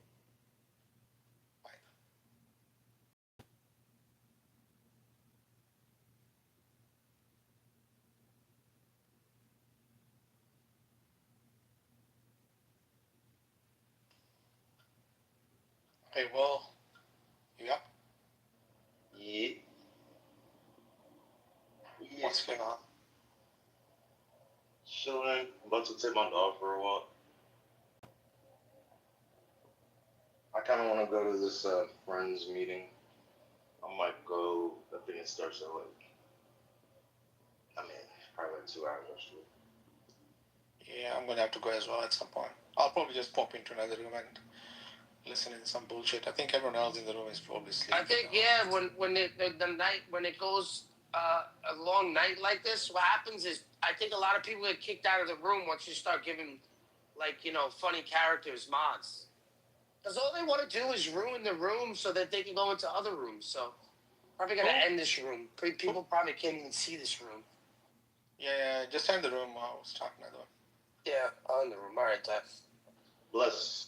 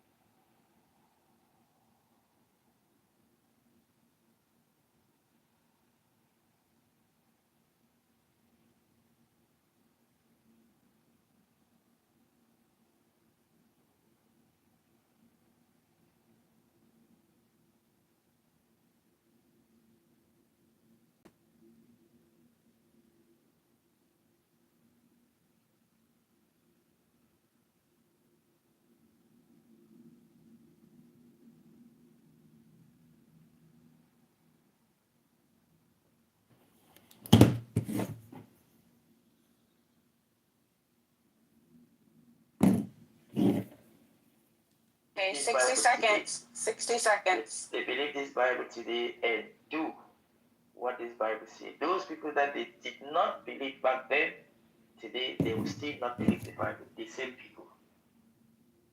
A senator's daughter.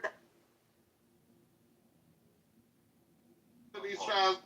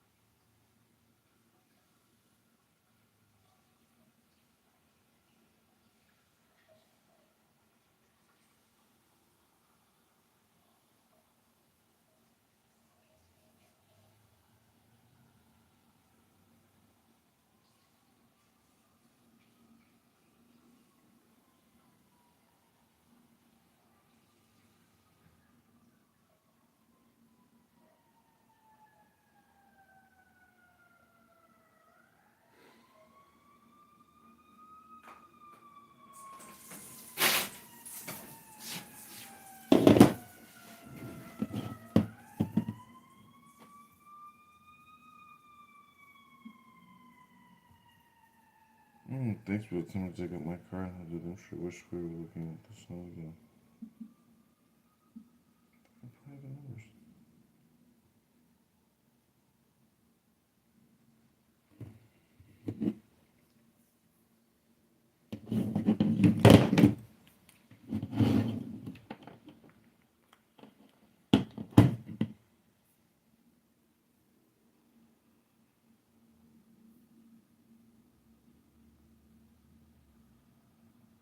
The other pro then.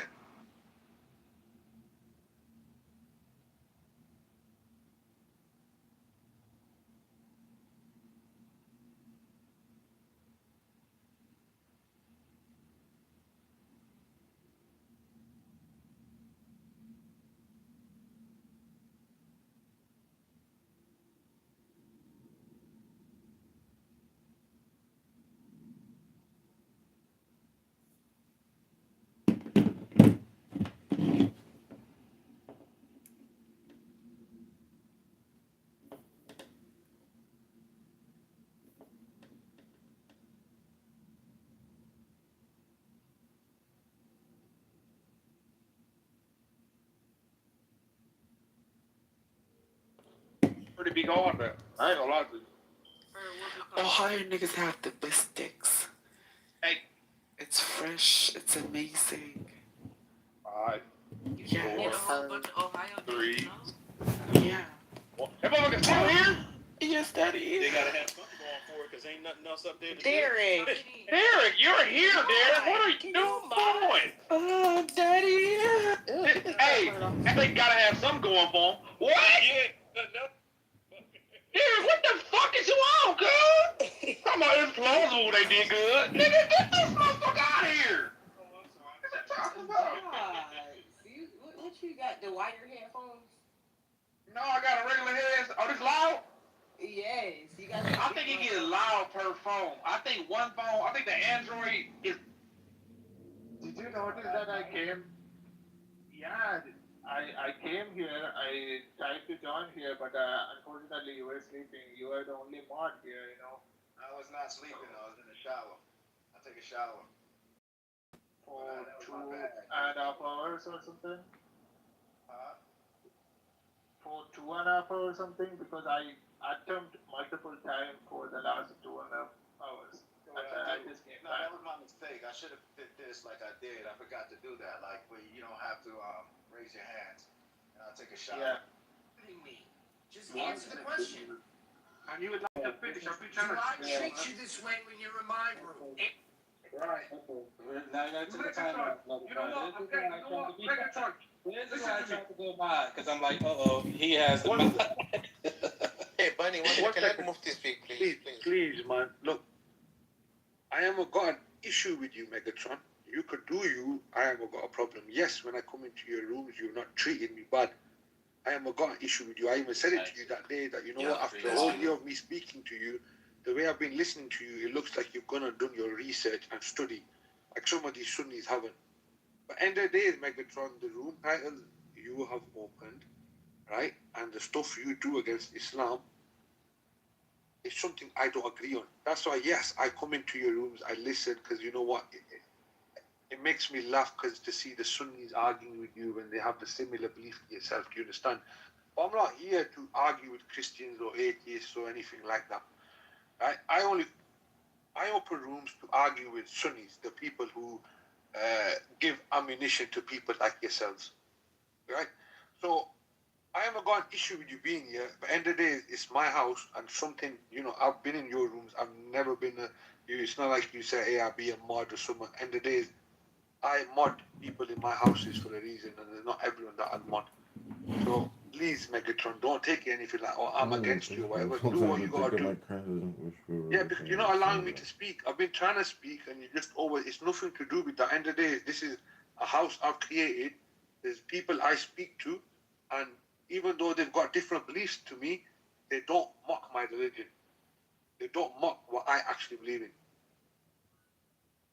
But then there's people like yourself that do it in a clever way. I understand everyone does what you gotta do, but it's something I don't like. Yeah, if you notice, Megatron, we didn't even kick you out, bro. So all the Assalamu alaikum. kick me out of here, bro.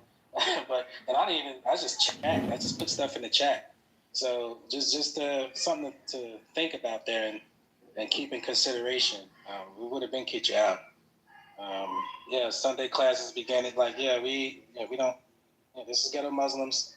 It's not ghetto Trinitarians. Okay, no clash on the true Christians. We're just speaking of this modern day mainstream this mainstream cult.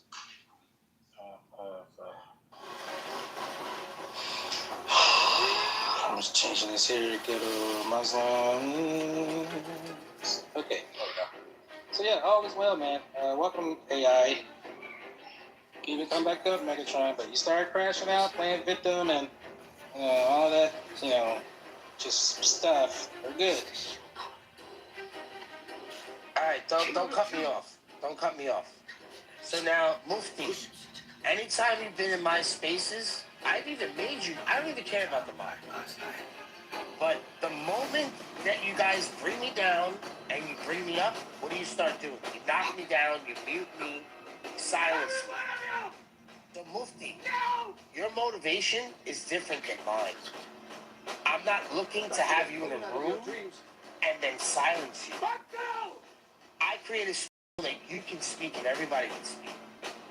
Right? Maybe you don't like what's said, but at least I'm open to I'm open to an idea of everyone being heard. You, on the other hand, you don't like that I do that. That's not. I came in here because Marcus and Zubu and we're talking about something. We're talking about another. Okay? I didn't come here for any reason. So by you pointing, it just shows where you're motivated. I'm not motivated. You don't like certain things, so you have to treat people a certain way. That's your problem, Mufti. That's not mine. So don't talk about what I do in my room, because it's not what you do in your room. And Megatron, are you ghetto? Are you ghetto? And then look, you see how he just ignores me, Mufti? This is the abuse. This is the reason why you'll never find peace in your life. You're always gonna have enemies. You're always gonna have enemies. You're always gonna have enemies. You're gonna be your worst nightmare. You're your own worst nightmare, bro. It's not me. You're not a ghetto Muslim. It's not me. It's not me. See how this guy's cutting me off? He's not allowing us to have the conversation.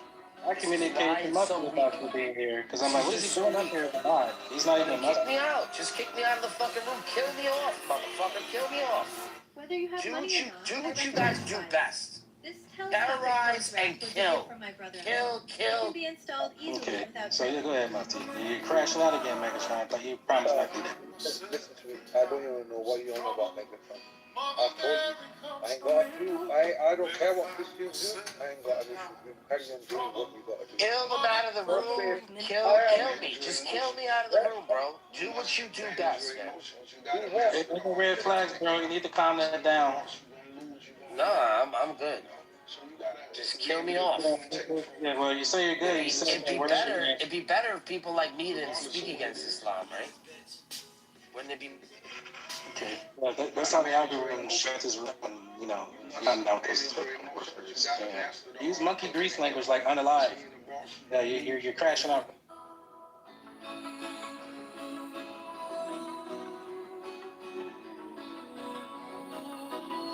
Look back. I told you.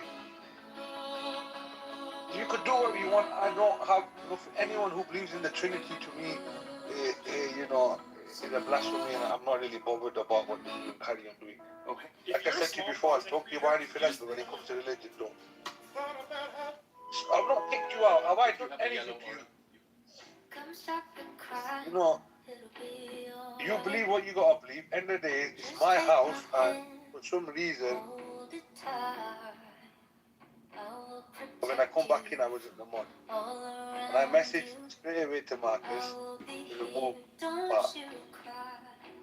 Alright, the Bible doesn't, that's fine, you've got your book, carry on with it. This is what I mean, I don't bother with what you gotta believe in. Not according to Hebrews 7:2, also Matthew 9:5.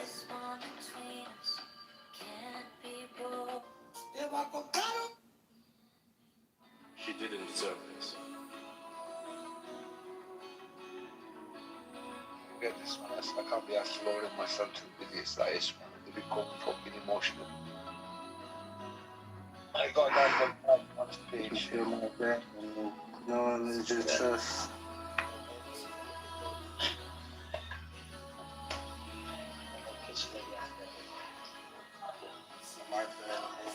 Mark, if you do that. She didn't deserve it. Yeah, actually, yeah. I kind of like switch off when You've never seen it. these arguments become the switch off. I just don't find them necessary. Nobody believed in Like what I was talking about. the only time I'll ask for more is someone is being abusive. Otherwise, for me, more doesn't mean anything. Nobody's seen my vision. Nobody But believed to in be what I was talking fair, about. Mufti has And I get it. been That's very cool. reasonable. He even sometimes demotes himself just so that other people can come into the rooms. And I've seen it. It's not the first time. Even now, I send him a message saying, "Hey, Mufti, I'll understand if you don't want to be mod," because he knows, some people won't come into room if he's a mod. So he lets other people be mod. I don't think you can be any more fair than that. Even we have haters like Madden who pop into our rooms, but we still love them. We bring them up on stage and we entertain them, So we are equal opportunities haters. I swear down, I don't get, you know what, Marcus? I don't get involved in this. This is why I've gone to his rooms, I've listened, right? I've even gone up and I've respected on what he's done because the way he studied, right? But even though he has some room titles that I disagree with, well, I'm one of them people that you've probably seen, Marcus. I've been on this app. You've never seen me open a room against atheists, Christians, kings, Hindus, none of that. Do you understand? Yeah. These people, I look, when I come into this room back and I said to you straight away, just demod. Wait.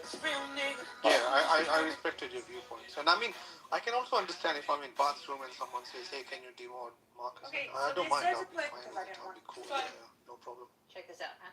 If it's for the greater good, then yeah, why not? Anyway, Assalamu alaikum everyone. You're all welcome up. Make them to the fire. Sure. The comment that he just made about there is no Muslim or Islam in the Bible. I would like to, we were just going over the trilateral root. Sin, Lam, Mim, which in Hebrew, the Bible is Shin, Lamed, and Mem. They're the same root letters. We even have Salem in Hebrews 7:2, because that would be the priestly order of Salem, the order of peace. We also have Matthews 9:5, where it says, "Blessed are the peacemakers, for they shall be called the children of God." Okay, have them come here. Keep on just Okay. Oh, no, don't touch the light. And look at that.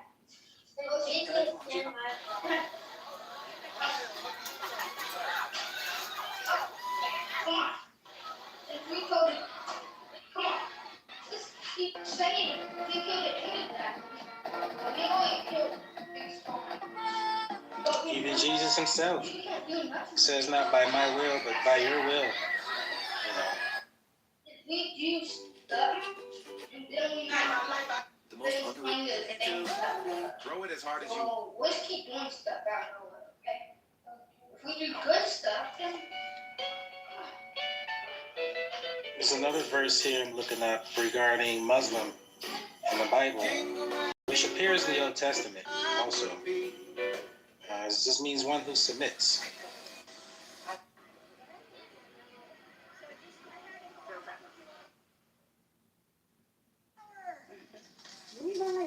believe it's submit to God, resist the devil, and he shall flee. I forget what verse that is. I'm pulling it up now as we speak.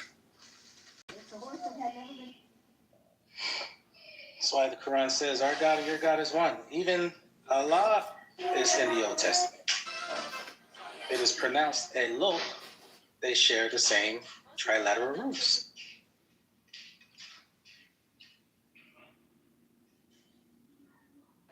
In 2 Kings 22:3, the grandfather of Shaphan, described during King Josiah's reign. You have the Hebrew name Meshulam.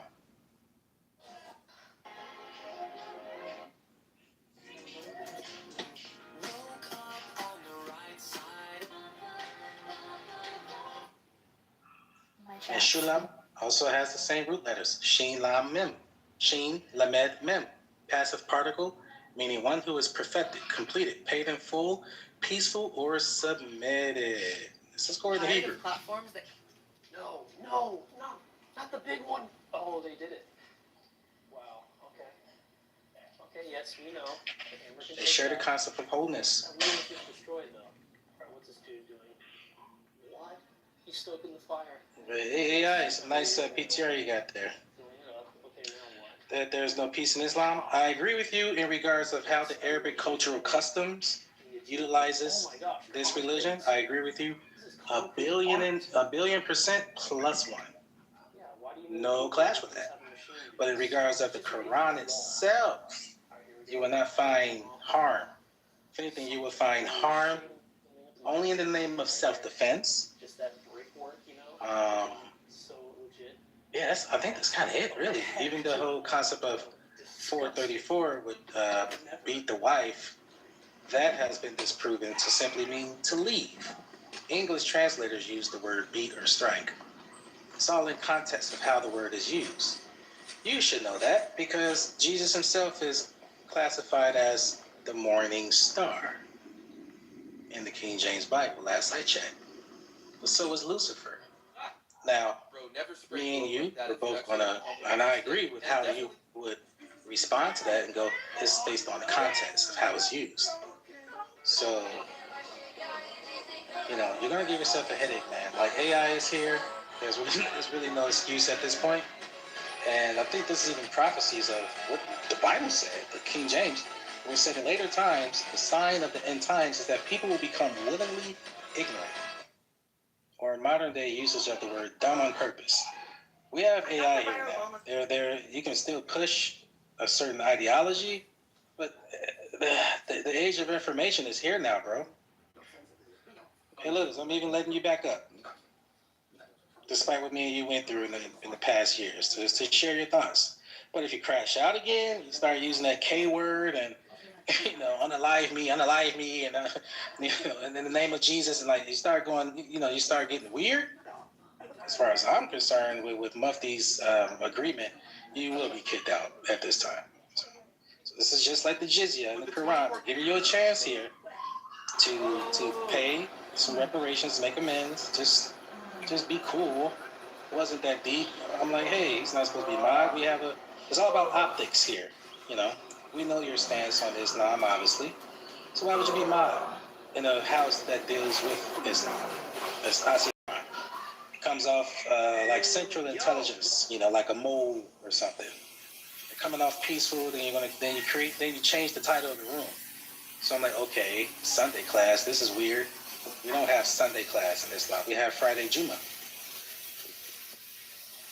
We, yes, have rooms on Sunday because a lot of people traditionally, through, propaganda and psychological conditioning, a lot of people gather on Sundays. But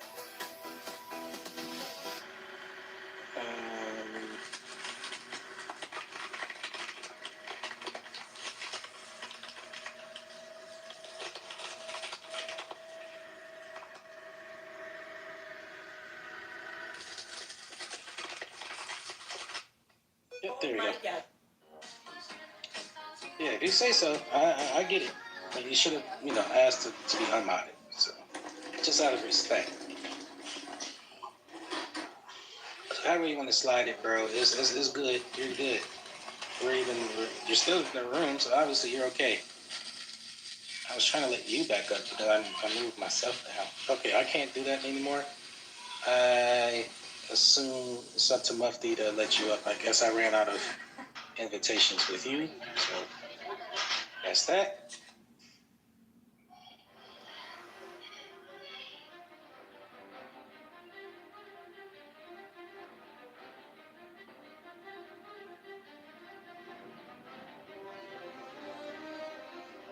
And you have the term Elo in Deuteronomy 3:25. And you go to the blueletterbible.com or .org. You go to that verse. You go to the Strong Concordance. Okay, it's my favorite website, blueletterbible.com. It will tell you that Elo in Deuteronomy 33:27. My apologies, 33:27. Is a direct etymological precursor to the Arabic word Allah. You will even find the Arabic letter. It looks, with the line and then the W with the little bump on the end. You will find that in the concordance, in the Lane's lexicon. I didn't put it there. So this is why the Quran says, hey, my God and your God is the same. There's no clash. We don't even have a clash with Jehovah. Chapter 3:18 in the Quran. You have the bilateral equivalence of Yahweh in the Quran. A lot of people don't know that. I'll go to it and I'll prove it to you. It's gotta hurt. Again, this is the age of information. It's either, gullibility is a choice now at this point. We have AI now, and it confirms what the Quran's been saying about the previous scripture being altered. That's why you have different books in the first place. The fact that you even have a deuterocanonical, regardless of what you want to define the word, the fact that it exists is proof that it was not intact anymore. So when the Quran speaks about the Torah and Injil being a book of guidance, it's speaking about the untampered version, not what we have now, sitting in Barnes and Noble, King James Bible. In fact, there's different versions. We don't have a Quran over here with only 19 surahs and a Quran over there under the pyramid that has 185 surahs, and a Quran under the Congress of America only has 100 surahs. No, you don't. It's 114 surahs. Yes, the language is different. The lingo from, it might say, when they try to have their aha gotcha with the one thing, the different translations, like the halves and the warsh, what's that, like the malik and the malik, the trilateral root is the same.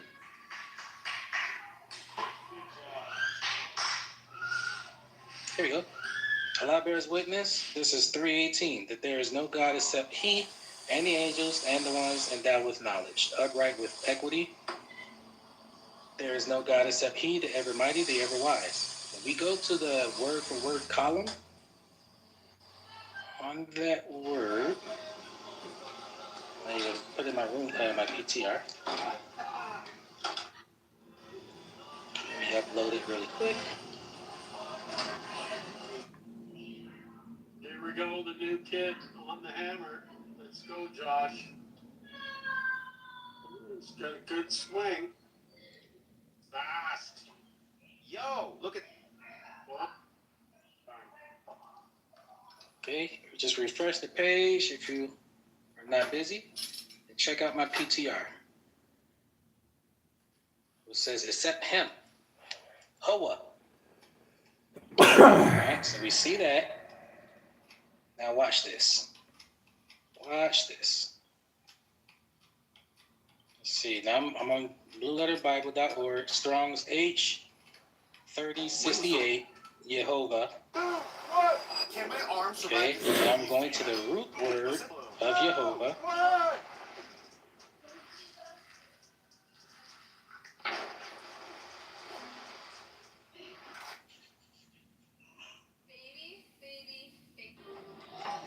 You have Hava,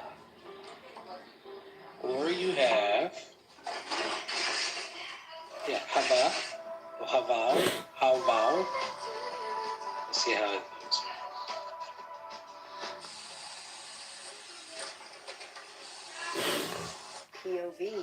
pasado de la calvicie, recupera tu estilo y confianza al instante. Nuestro integrador capilar se fusiona con tu pelo de forma invisible y natural. Cómpralo ya. Uploaded in the PTR. See, this is just information. Cameron, you know, this is the information age, man. This is the information age is running short.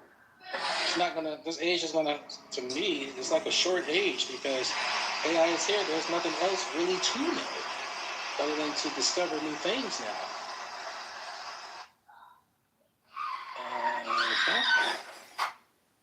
Okay, refresh the PTR again. There it is. Hava. Hoa. We even have a rapper here in America. His name is Jay-Z. He uses the term Hova. Or Jehovah. Hawa, Hua, Hova. Our God and your God is one. We just use the term Allah. Or the phrase we use Allah. Which, as I just showed, is equivalent to Elo. And in Deuteronomy 3:27 and 3:25, the fourth person that was in the fire, but not consumed, who protected Abraham, says this fourth person that was in the fire with him, right? The Meshach and Abednego story. This fourth person was the son of Elo, or Eloah, depending on who you ask. Eloha. But me and you know, in Hebrew, that E is actually an A. You go to the Hebrew, on that word Elo, you'll find Aleph. The initial letter is Aleph, that is A. So I can really say Aloh, Aloha, Aloha. You see? And they share the same trilateral roots as in Arabic for Allah. Alif, Lam, Ha. In Hebrew, it's going to be an Aleph, Lamed, He.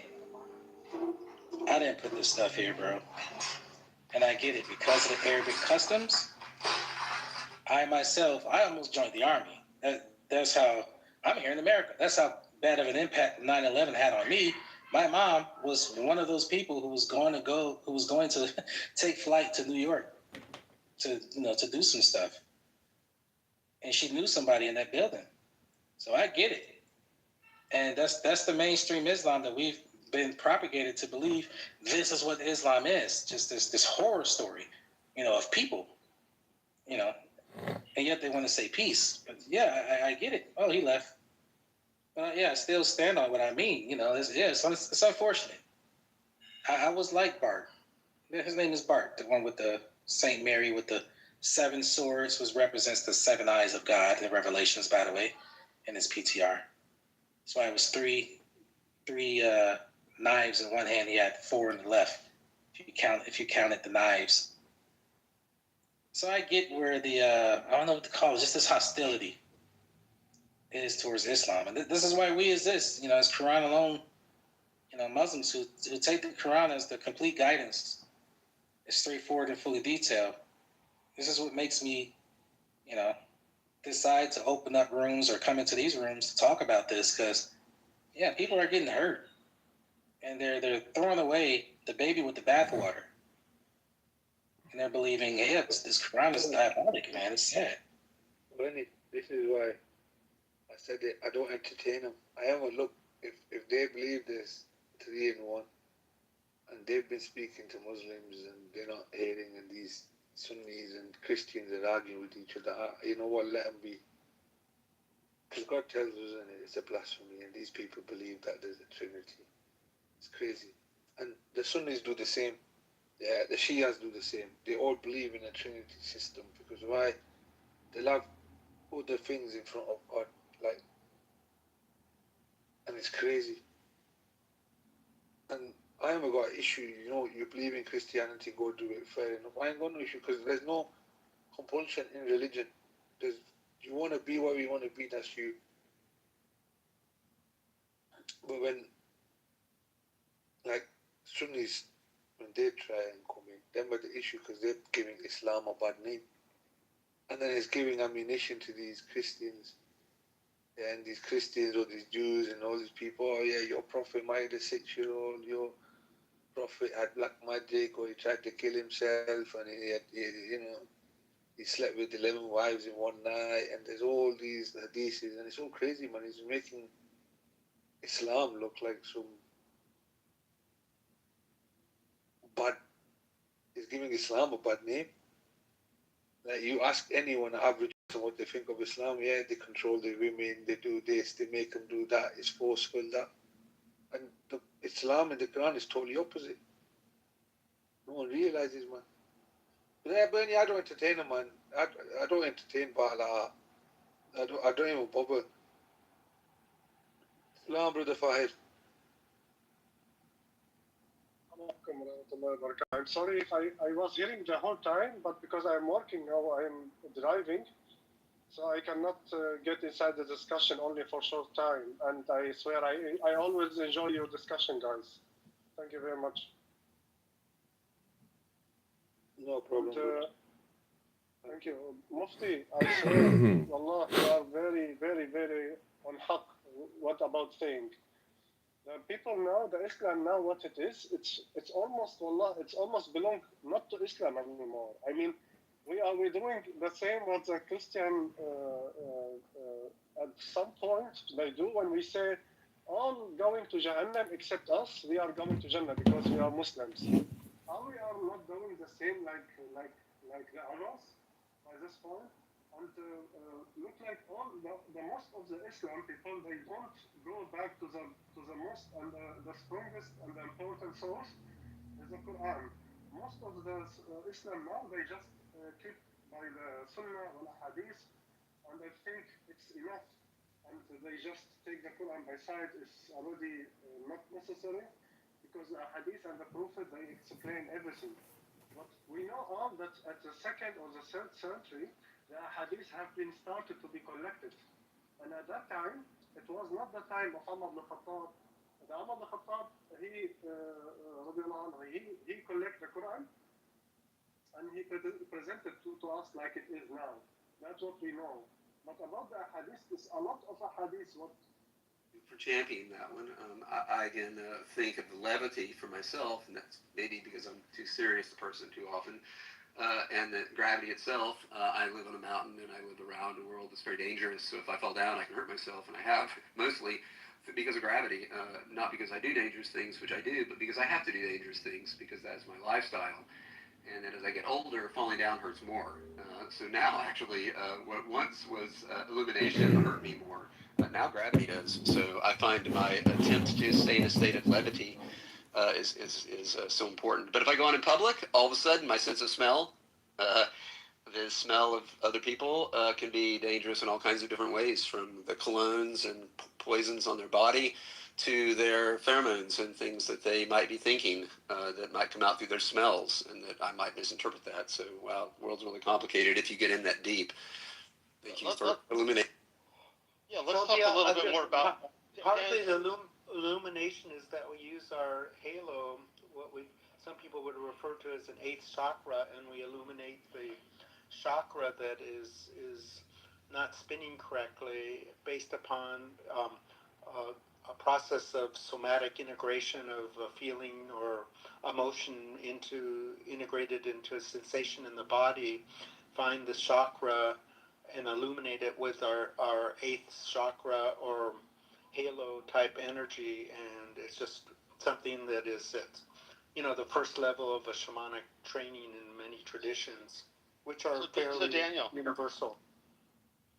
Let me ask you this. Do you think it's true, that it's absolutely true, that we are beings of light, that inside each one of us, let's say animal organisms, it doesn't even have to be human, that there is an ongoing dynamic of some type of light that is real and continuous, and that ultimately is what's bringing the body together, ultimately setting the templates and instructing things so that it can be. Do you think we really are beings of light?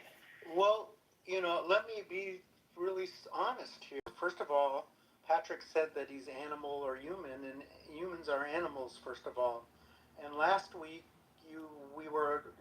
everybody was in a long dialogue about when you are looking at someone, you're seeing